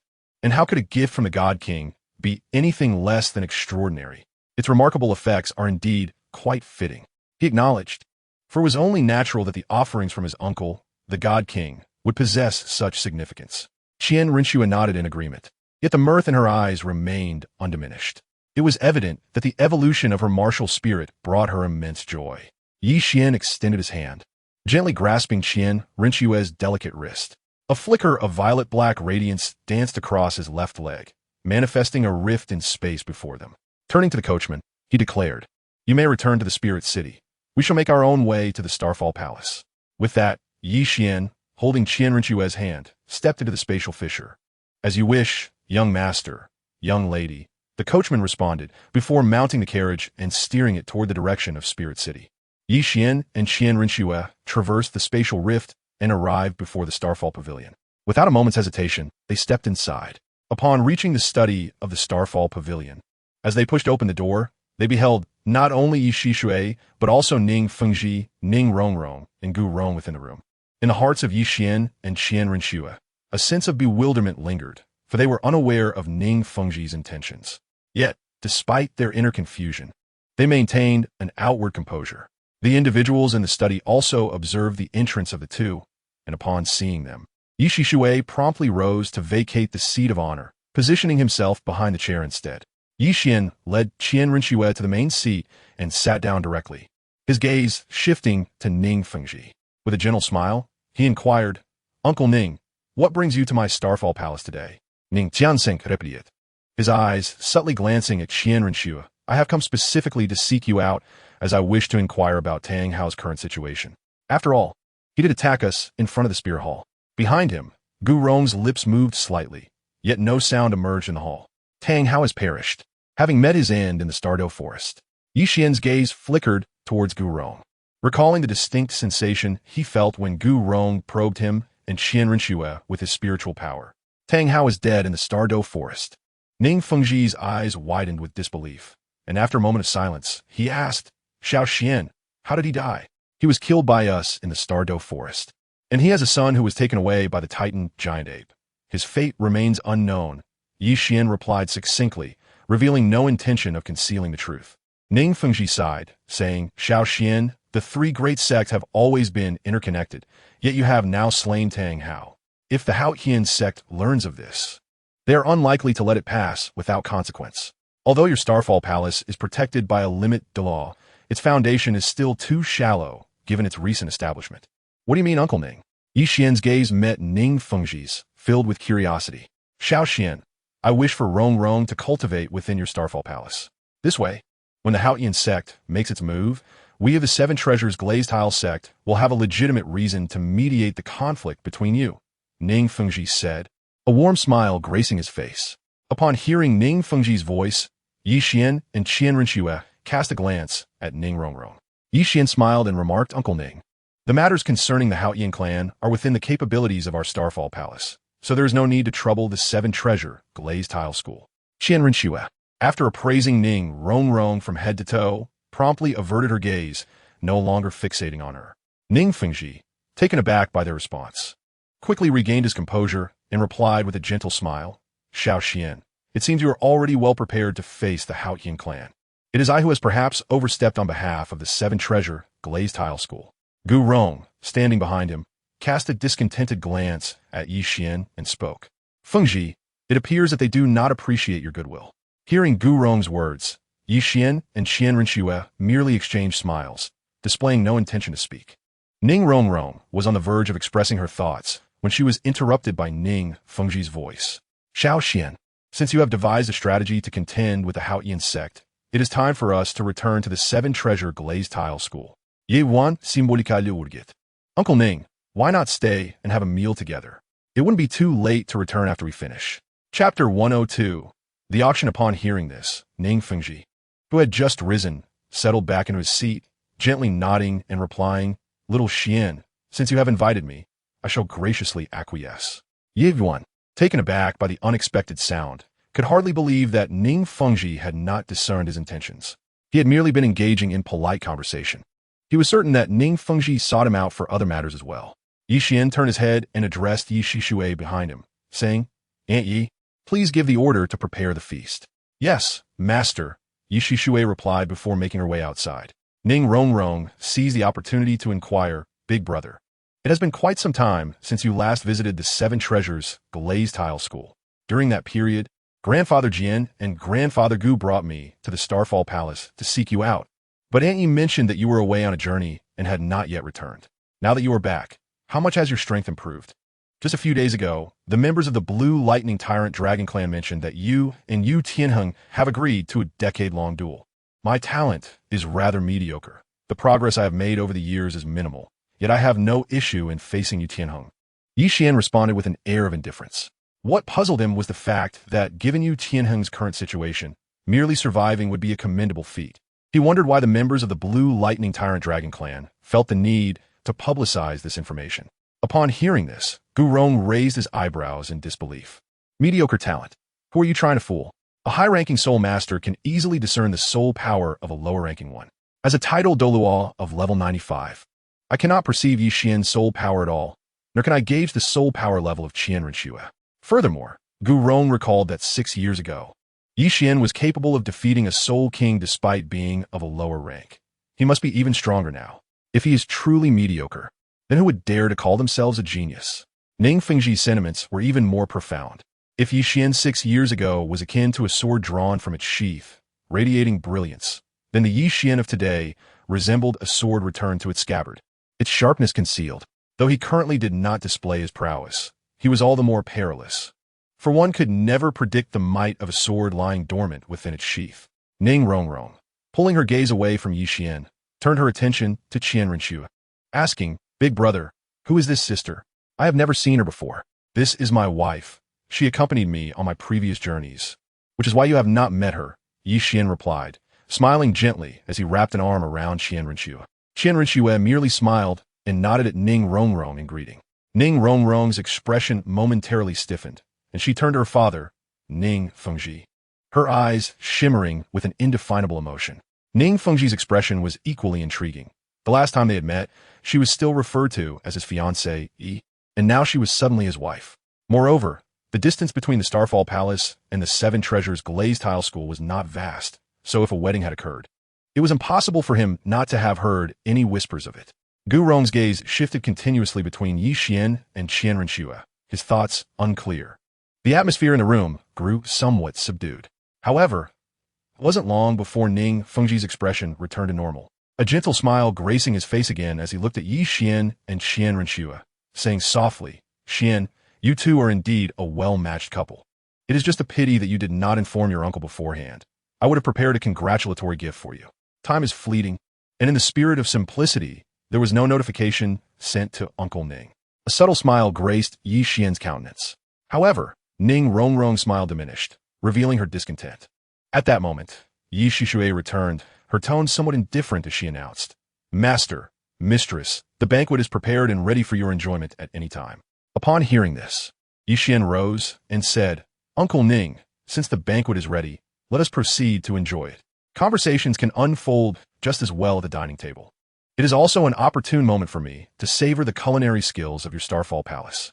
Ning Fengji stood up and walked alongside Yi Xian as they exited the study. Ning Rongrong, skillfully leading the way, headed towards the banquet hall.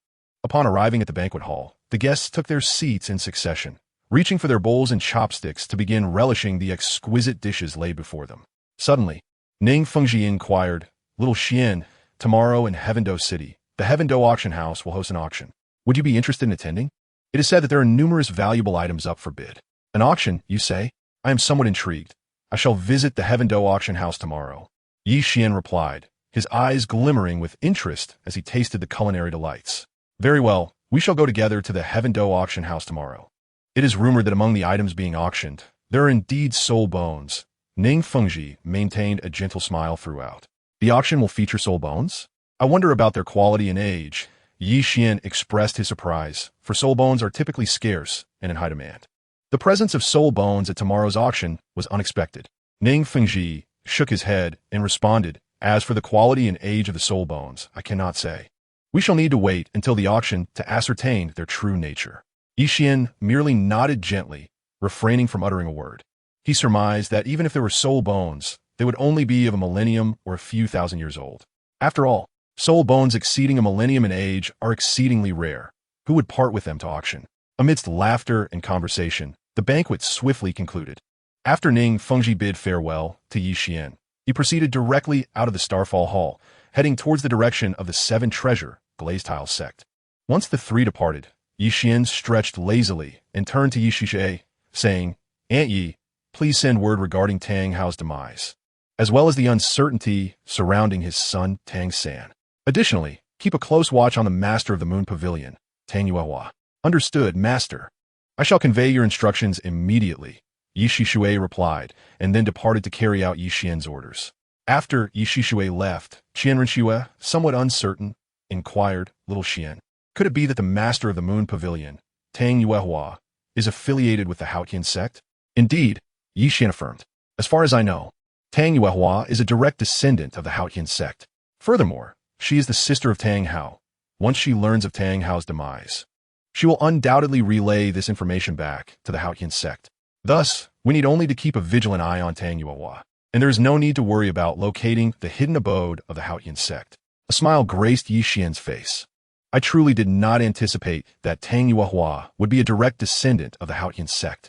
Qian Renxue's gaze shifted towards the Moon Pavilion, her lips curling into a delightful arc. Chapter 103. The Green Jade Phoenix. In the early morning, Yi Xian and Qian Renxue emerged from their chamber, arriving at the front hall of the Starfall Hall. Just as Yi Xiang was about to accompany the two to the Tiandou auction house, he heard Yi Xian's voice. "Aunt Yi, we are merely heading to the auction house in Tiandou City. There is no need for you to accompany us. Allow Elder Lai Yin to accompany us instead.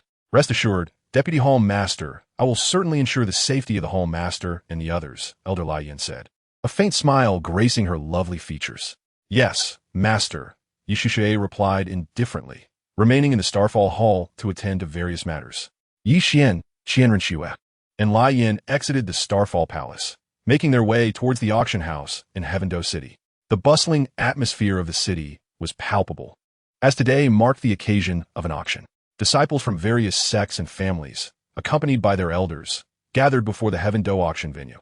Ning Fengji and Gu Rong from the Seven Treasure Glazed Tile Sect stood quietly at the entrance, patiently awaiting their arrival. Upon spotting Yi Xian and his companions, Ning Fengji promptly waved to them, signaling for them to come over. Yi Xian and Qian Renxue, accompanied by others, approached alongside Ning Fengji, making their way towards the Tiandou auction house, while Gu Rong and Lai Yin trailed them by a half-step. The entrance to the auction house was semicircular, adorned by two strikingly beautiful staff members clad in alluring attire. Each time a guest entered, the staff would present a mask, a measure to safeguard the privacy and security of the patrons. Naturally, those possessing formidable strength, untroubled by the fear of robbery upon exiting the auction house, could opt to forego the mask. For instance, Yi Xian, Qian Renxue, and Ning Fengji chose to enter without masks, proceeding directly inside. The interior of the auction house bore resemblance to the central area of the Great Fighting Soul Arena, featuring a circular stage at its core, surrounded by concentric rows of seats arranged in a radiating pattern. The venue was divided into 5 distinct zones, each identified by a specific color: red, black, purple, yellow, and white. Each hue corresponded to different tiers of bidders. The red zone required 1,000,000 gold soul coins and was reserved for individuals of considerable status and influence. The black zone served as a standard VIP area, permitting entry with simply 1,000,000 gold soul coins. The purple zone demanded an entry fee of 500,000 gold soul coins, while the yellow zone required 100,000. Lastly, the white zone, the outermost and most expansive area, was designated for ordinary guests. As Yixian, Qian Renxue, and Ning Fengji took their seats in the crimson area, a group of attractive staff members, clad in revealing attire, approached with trays of tea and pastries. However, these attendants appeared somewhat dull, their eyes devoid of spark, and their expressions bore the hallmark of a professional smile. Ning Fengji reached out to grasp a cup of tea, directing his gaze toward Yixian as he spoke. These attendants are intrinsically linked to the auction house, bound by their very existence. They are not merely staff. They are integral to the auction itself. Should someone be willing to pay, they can be bought and sold. The two great empires and the Spirit Hall have explicitly prohibited the trade of people and slavery.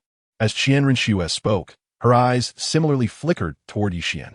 Yixian noticed the gazes of the two individuals and leisurely picked up a pastry to savor. Meanwhile, he silently scoffed at their scrutiny, pondering the irrelevance of their dealings in human and slave trafficking to his own affairs, as he had no intentions of participating.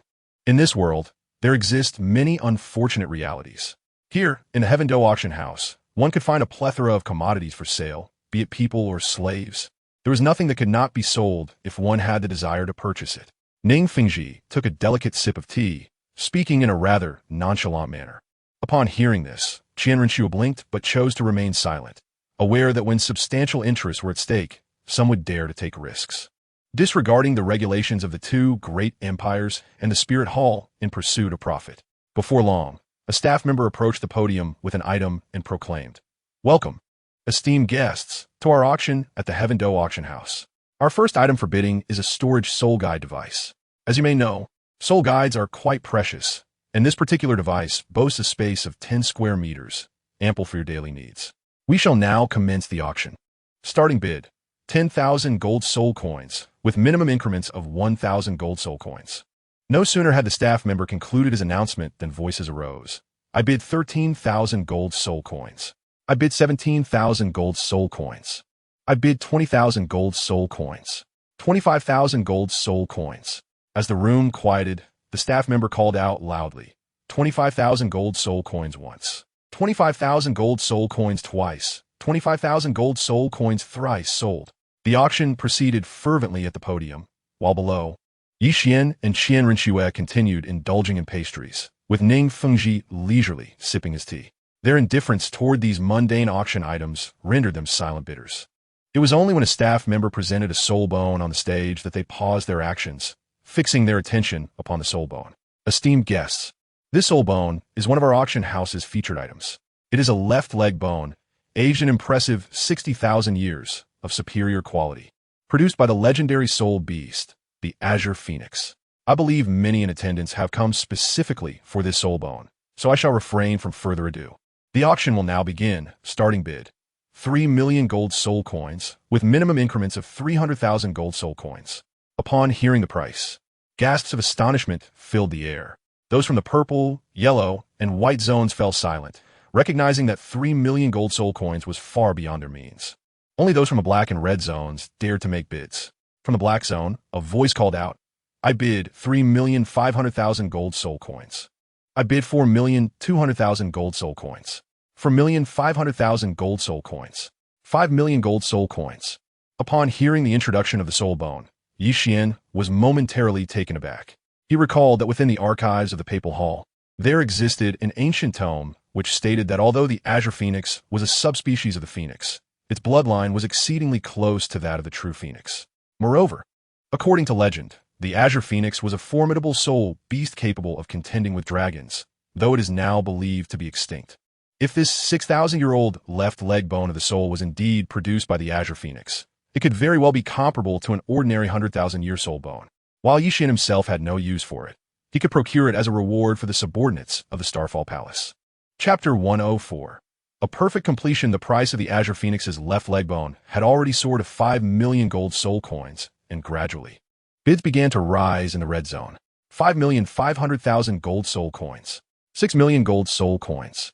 6,300,000 gold soul coins. Ning Fengji set down his teacup and entered the bidding with 7 million gold soul coins. 8 million gold soul coins. Yi Xian, with his hands clasped behind his head, allowed his voice to float out calmly. Upon hearing his words, Ning Fengji glanced at Yi Xian, contemplated for a moment, and displayed a gentle smile, refraining from further bidding. 8,500,000 gold soul coins. 9,200,000 gold soul coins. 10 million gold soul coins. The prices continued to ascend. For soul bones are highly valued, yet rare in the continent, and encountering one of such exceptional quality, others would surely not relinquish it easily. Yi Xian listened as the prices soared within the venue and declared 30 million gold soul coins. At the utterance of this figure, an immediate hush fell over the crowd. The sum of 30 million gold soul coins was exceedingly steep. Indeed, among those present, only a handful could muster such a fortune. 30 million gold soul coins once. 30 million gold soul coins twice. 30 million gold soul coins thrice sold. As the final word echoed, a staff member approached with a tray, carrying the soul bone away. Now, we invite you to behold our final auction item, one that I believe will captivate all the gentlemen in attendance. Upon hearing this announcement, the crowd turned their eyes toward the podium, curious to discover what this last item might be. Under the collective gaze of the audience, several staff members wheeled forward an iron cage, draped in crimson fabric, obscuring its contents from view. When the staff members lifted the red cloth, the sight revealed a young girl, shackled by chains. Her form was curled, rendering her features indistinct, yet her physique was near perfection. Notably, atop her head rested a pair of snow-white, fluffy ears, and a pristine tail protruded from her rear. Indeed, none had misjudged the scene. This was a being whose body had undergone a transformation during the martial spirit phase, possessing a unique manifestation of her martial spirit. Judging by her appearance, one could surmise that her martial spirit bore resemblance to that of a feline. Imagine the joy of having such a pet cat. It would be an extraordinary delight. The auction commenced with a starting bid of 100,000 gold soul coins, with increments no less than 1,000 gold soul coins. As the staff member spoke, she leaned closer to the cage, and a flicker of coldness flashed in the girl's eyes. She extended her hand, her sharp claws glinting with a chilling light, and lunged at the staff member. A piercing scream erupted from the staff member's lips, and droplets of crimson spattered across the venue, marking his face with 3 deep gashes. Fuming, the staff member kicked the cage and retreated hastily from its vicinity, while the girl fixed him with a gaze of unspoken hatred, remaining silent. Laughter erupted among the spectators, and the bidding commenced in earnest. 150,000 gold soul coins. 180,000 gold soul coins. 110,000 gold soul coins. 123,000 gold soul coins. Yi Xian scrutinized the young girl before him, and he was now certain that her martial soul was not that of a cat, but rather a tiger. Yet, due to the peculiar mutation that occurred during the awakening of her martial soul, he could not discern its exact nature.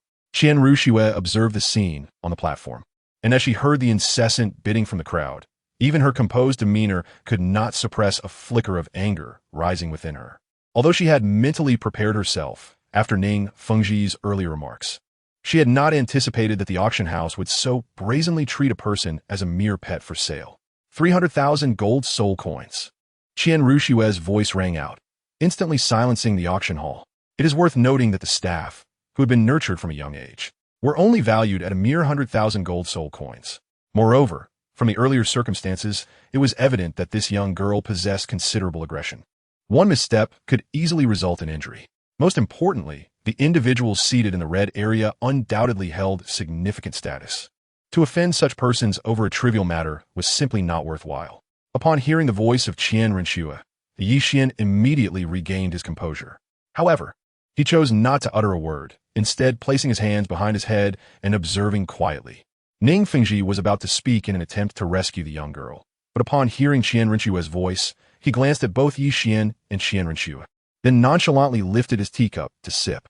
The staff members surveyed the room, and upon confirming that no one was willing to raise the bid, they announced 300,000 gold soul coins for the first time, 300,000 gold soul coins for the second time, 300,000 gold soul coins for the third time sold. The auction had reached a successful conclusion, and the esteemed guests who purchased items would soon be escorted by staff to finalize their payments and claim their acquisitions. As soon as the announcement was made, a staff member from the Red Zone approached Yi Xian, Qian Renxue, and Lai Yin, bowing deeply before gesturing for them to follow. The three stood and followed the staff member forward.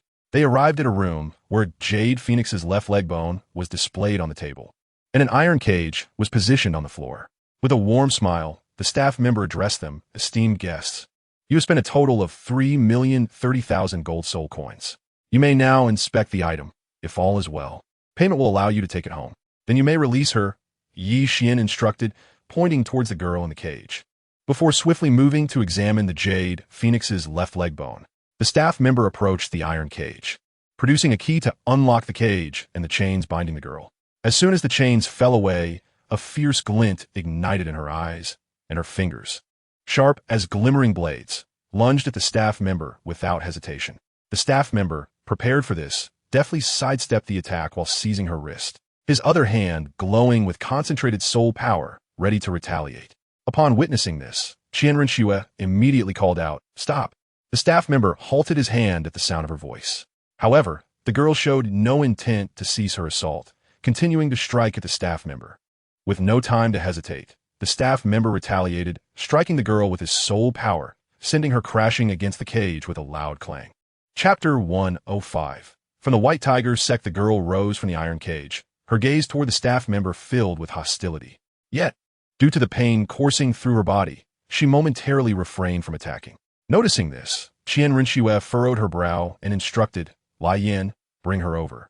Lai Yin nodded lightly, stepping forward to assist the girl, guiding her out of the cage and to Qian Renxue's side. The girl scrutinized them with wary eyes, her hands gradually clenching into fists, poised to strike at any moment.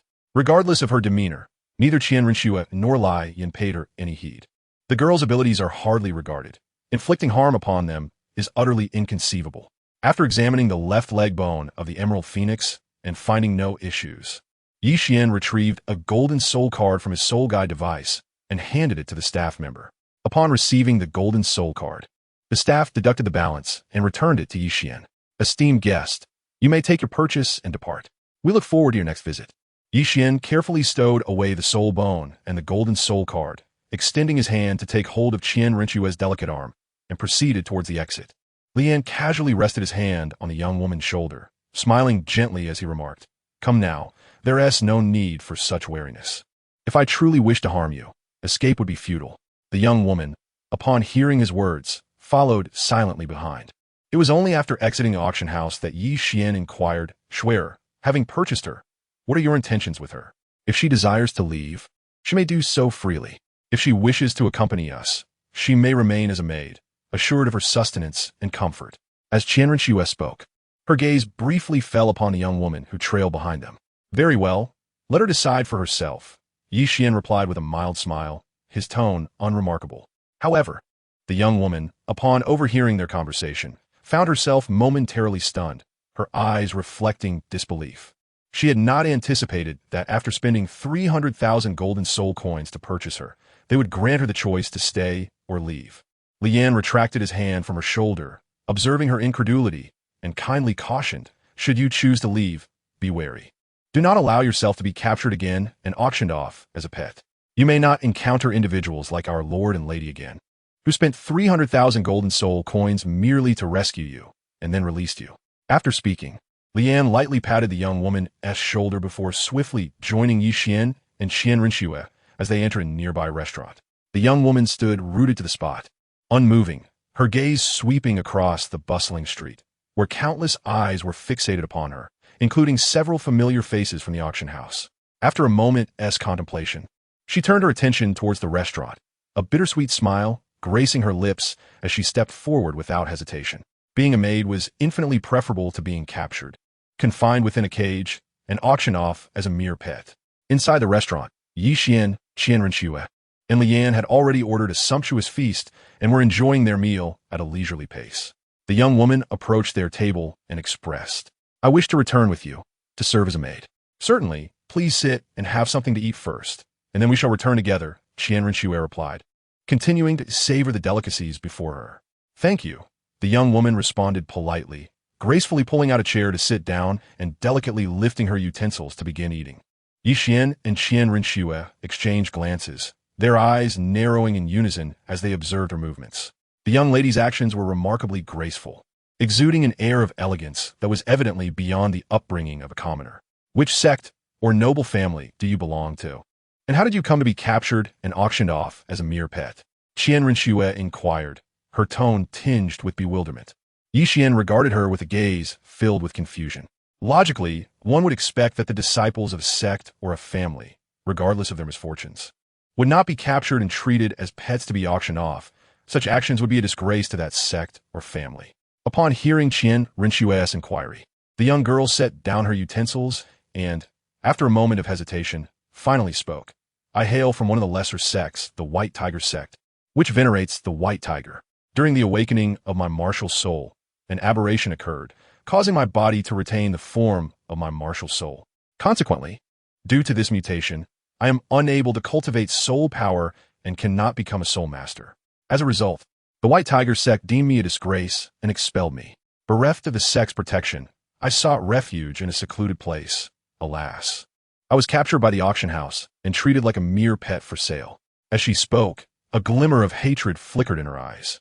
Upon hearing this, Yixian merely nodded, choosing to disregard the matters concerning the White Tiger sect and the auction house, as they bore no relevance to him. His principle was simple. He would concern himself solely with those dear to him, while the affairs of others were of no consequence. His guiding philosophy had always been, tend to one's own doorstep and do not meddle in the frost upon others' roofs. Qian Renxue then resumed her meal and inquired, "What is your name?" "I'm called Bai Fangyu," the girl replied succinctly. "Bai Fangyu, a lovely name. You shall remain by my side as a maid.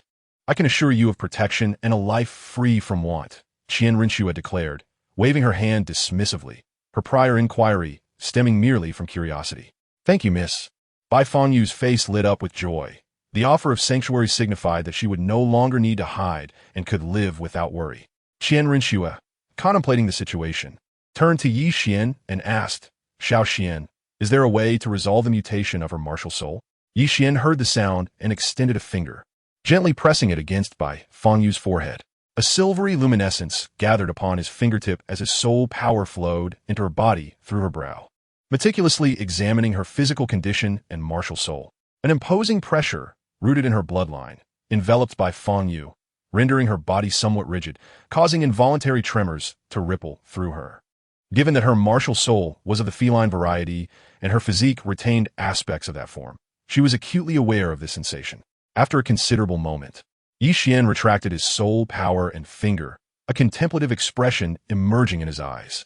As he withdrew his energy, the bloodline-derived pressure dissipated, and Bai Fangyu gazed at him with a glimmer of hope. Chapter 106. A brush with death. The gazes of Qian Renxue and Lai Yan were likewise fixed upon Yixian. His failure to immediately refuse suggested that a solution to Bai Fangyu's martial soul anomaly might indeed exist. The dining table fell into a hushed silence, as Qian Renxue, Lai Yan, and Bai Fangyu remained mute, quietly awaiting Yixian's response. Yixian noticed the gazes of the three individuals and began to speak. After her martial soul underwent a mutation, her body retained certain aspects of its form. While the cultivation of the soul master herself has been rendered futile, this kind of mutation is exceedingly rare and, thus, the method I have conceived is merely a theoretical hypothesis, unverified and untested. To resolve the issue of her martial soul's mutation, the resources and rare treasures required would amount to a staggering sum, with a failure rate soaring to 99%. Should this endeavor be undertaken, the peril she would face would be akin to standing on the precipice of a bottomless abyss, a situation that could be aptly described as one of near certain death. Even if, by some stroke of luck, success were to be achieved, I remain uncertain whether unforeseen complications might arise. Upon hearing this, Qian Renxue weighed the pros and cons in her heart. While she felt a measure of sympathy for Bai Fangyu and wished to assist her, the exorbitant cost and high degree of danger rendered her hesitant. It is essential to acknowledge that the Starfall Palace has clandestinely harnessed the wealth and resources of the Tiando Empire for its development. If the Seven Treasures glazed sect boasts riches that rival nations, then the Starfall Palace surpasses it in both wealth and resources, bolstered by the continuous influx of various resources from the Tiando Empire. Nonetheless, even with such backing, Yi Xian still spoke of the required resources and rare treasures as a horrific figure. This indicates that the expenditure would undoubtedly be significant, potentially crippling the Starfall Palace in the process. Moreover, Bai Fengyu's age has long surpassed the optimal period for cultivation. If such an immense amount of resources merely yields a 99% chance of failure, coupled with the uncertainty of unforeseen accidents and various other factors, the conclusion is stark, a grievous loss rather than any profit. It appears that she is destined to live as an ordinary maid henceforth. Qian Renxue smiled, her tone remarkably calm. Lai Yin cast a wistful glance at Bai Fengyu, though she refrained from speaking. Compared to the harrowing risks associated with resolving the mutation of her martial soul, living a life free from want is indeed a commendable existence. I wish to try. Even if it means undergoing an experiment, I am willing. May I? Bai Fengyu's voice was barely audible, though she was aware that her question might seem foolish. Yet, if the chance to become a true soul master existed, no matter how slim, she yearned to seize it. You may wish to, but I cannot. The resources and rare treasures required are exorbitant. It is best to live well. There is no need to choose a path fraught with peril. Yi Xian spoke with an unembellished calmness. To resolve her issue, it would suffice to advance her martial soul by a single level. Yet such an evolution is far from simple. Two straightforward and safe methods exist: the seed of life that Qian Renxue absorbed previously, or a celestial herb that perfectly aligns with her martial soul's attributes. Aside from these two methods, the only remaining option is to harness the sinister energy contained within the dark demon god tiger's inner core, combined with an abundance of rare and precious materials to neutralize it. This may allow her martial soul to evolve to a higher level. However, it is worth noting that Yi Xian does not possess the seed of life or any celestial herbs compatible with her martial soul attributes. Even if he did, it would be inconceivable for him to offer them to her. Furthermore, the sinister energy from the dark demon god tiger's inner core, even when neutralized with a plethora of rare resources, is far beyond her capacity to endure. After all, the energy of a deity is on an entirely different plane compared to that generated by extraordinary treasures. Yi Xian's mention of a slim chance of survival pertains solely to Bai Fengyu's tiger-type martial soul. Otherwise, the outcome would be fatal, with no prospect of success. Additionally, Yi Xian remains uncertain about the precise effects of the dark demon god tiger's inner core. What if unforeseen complications arise? Coupled with the necessity of expending a significant amount of rare resources, the endeavor seems wholly unworthy. Upon hearing Yi Xian's words, Bai Feng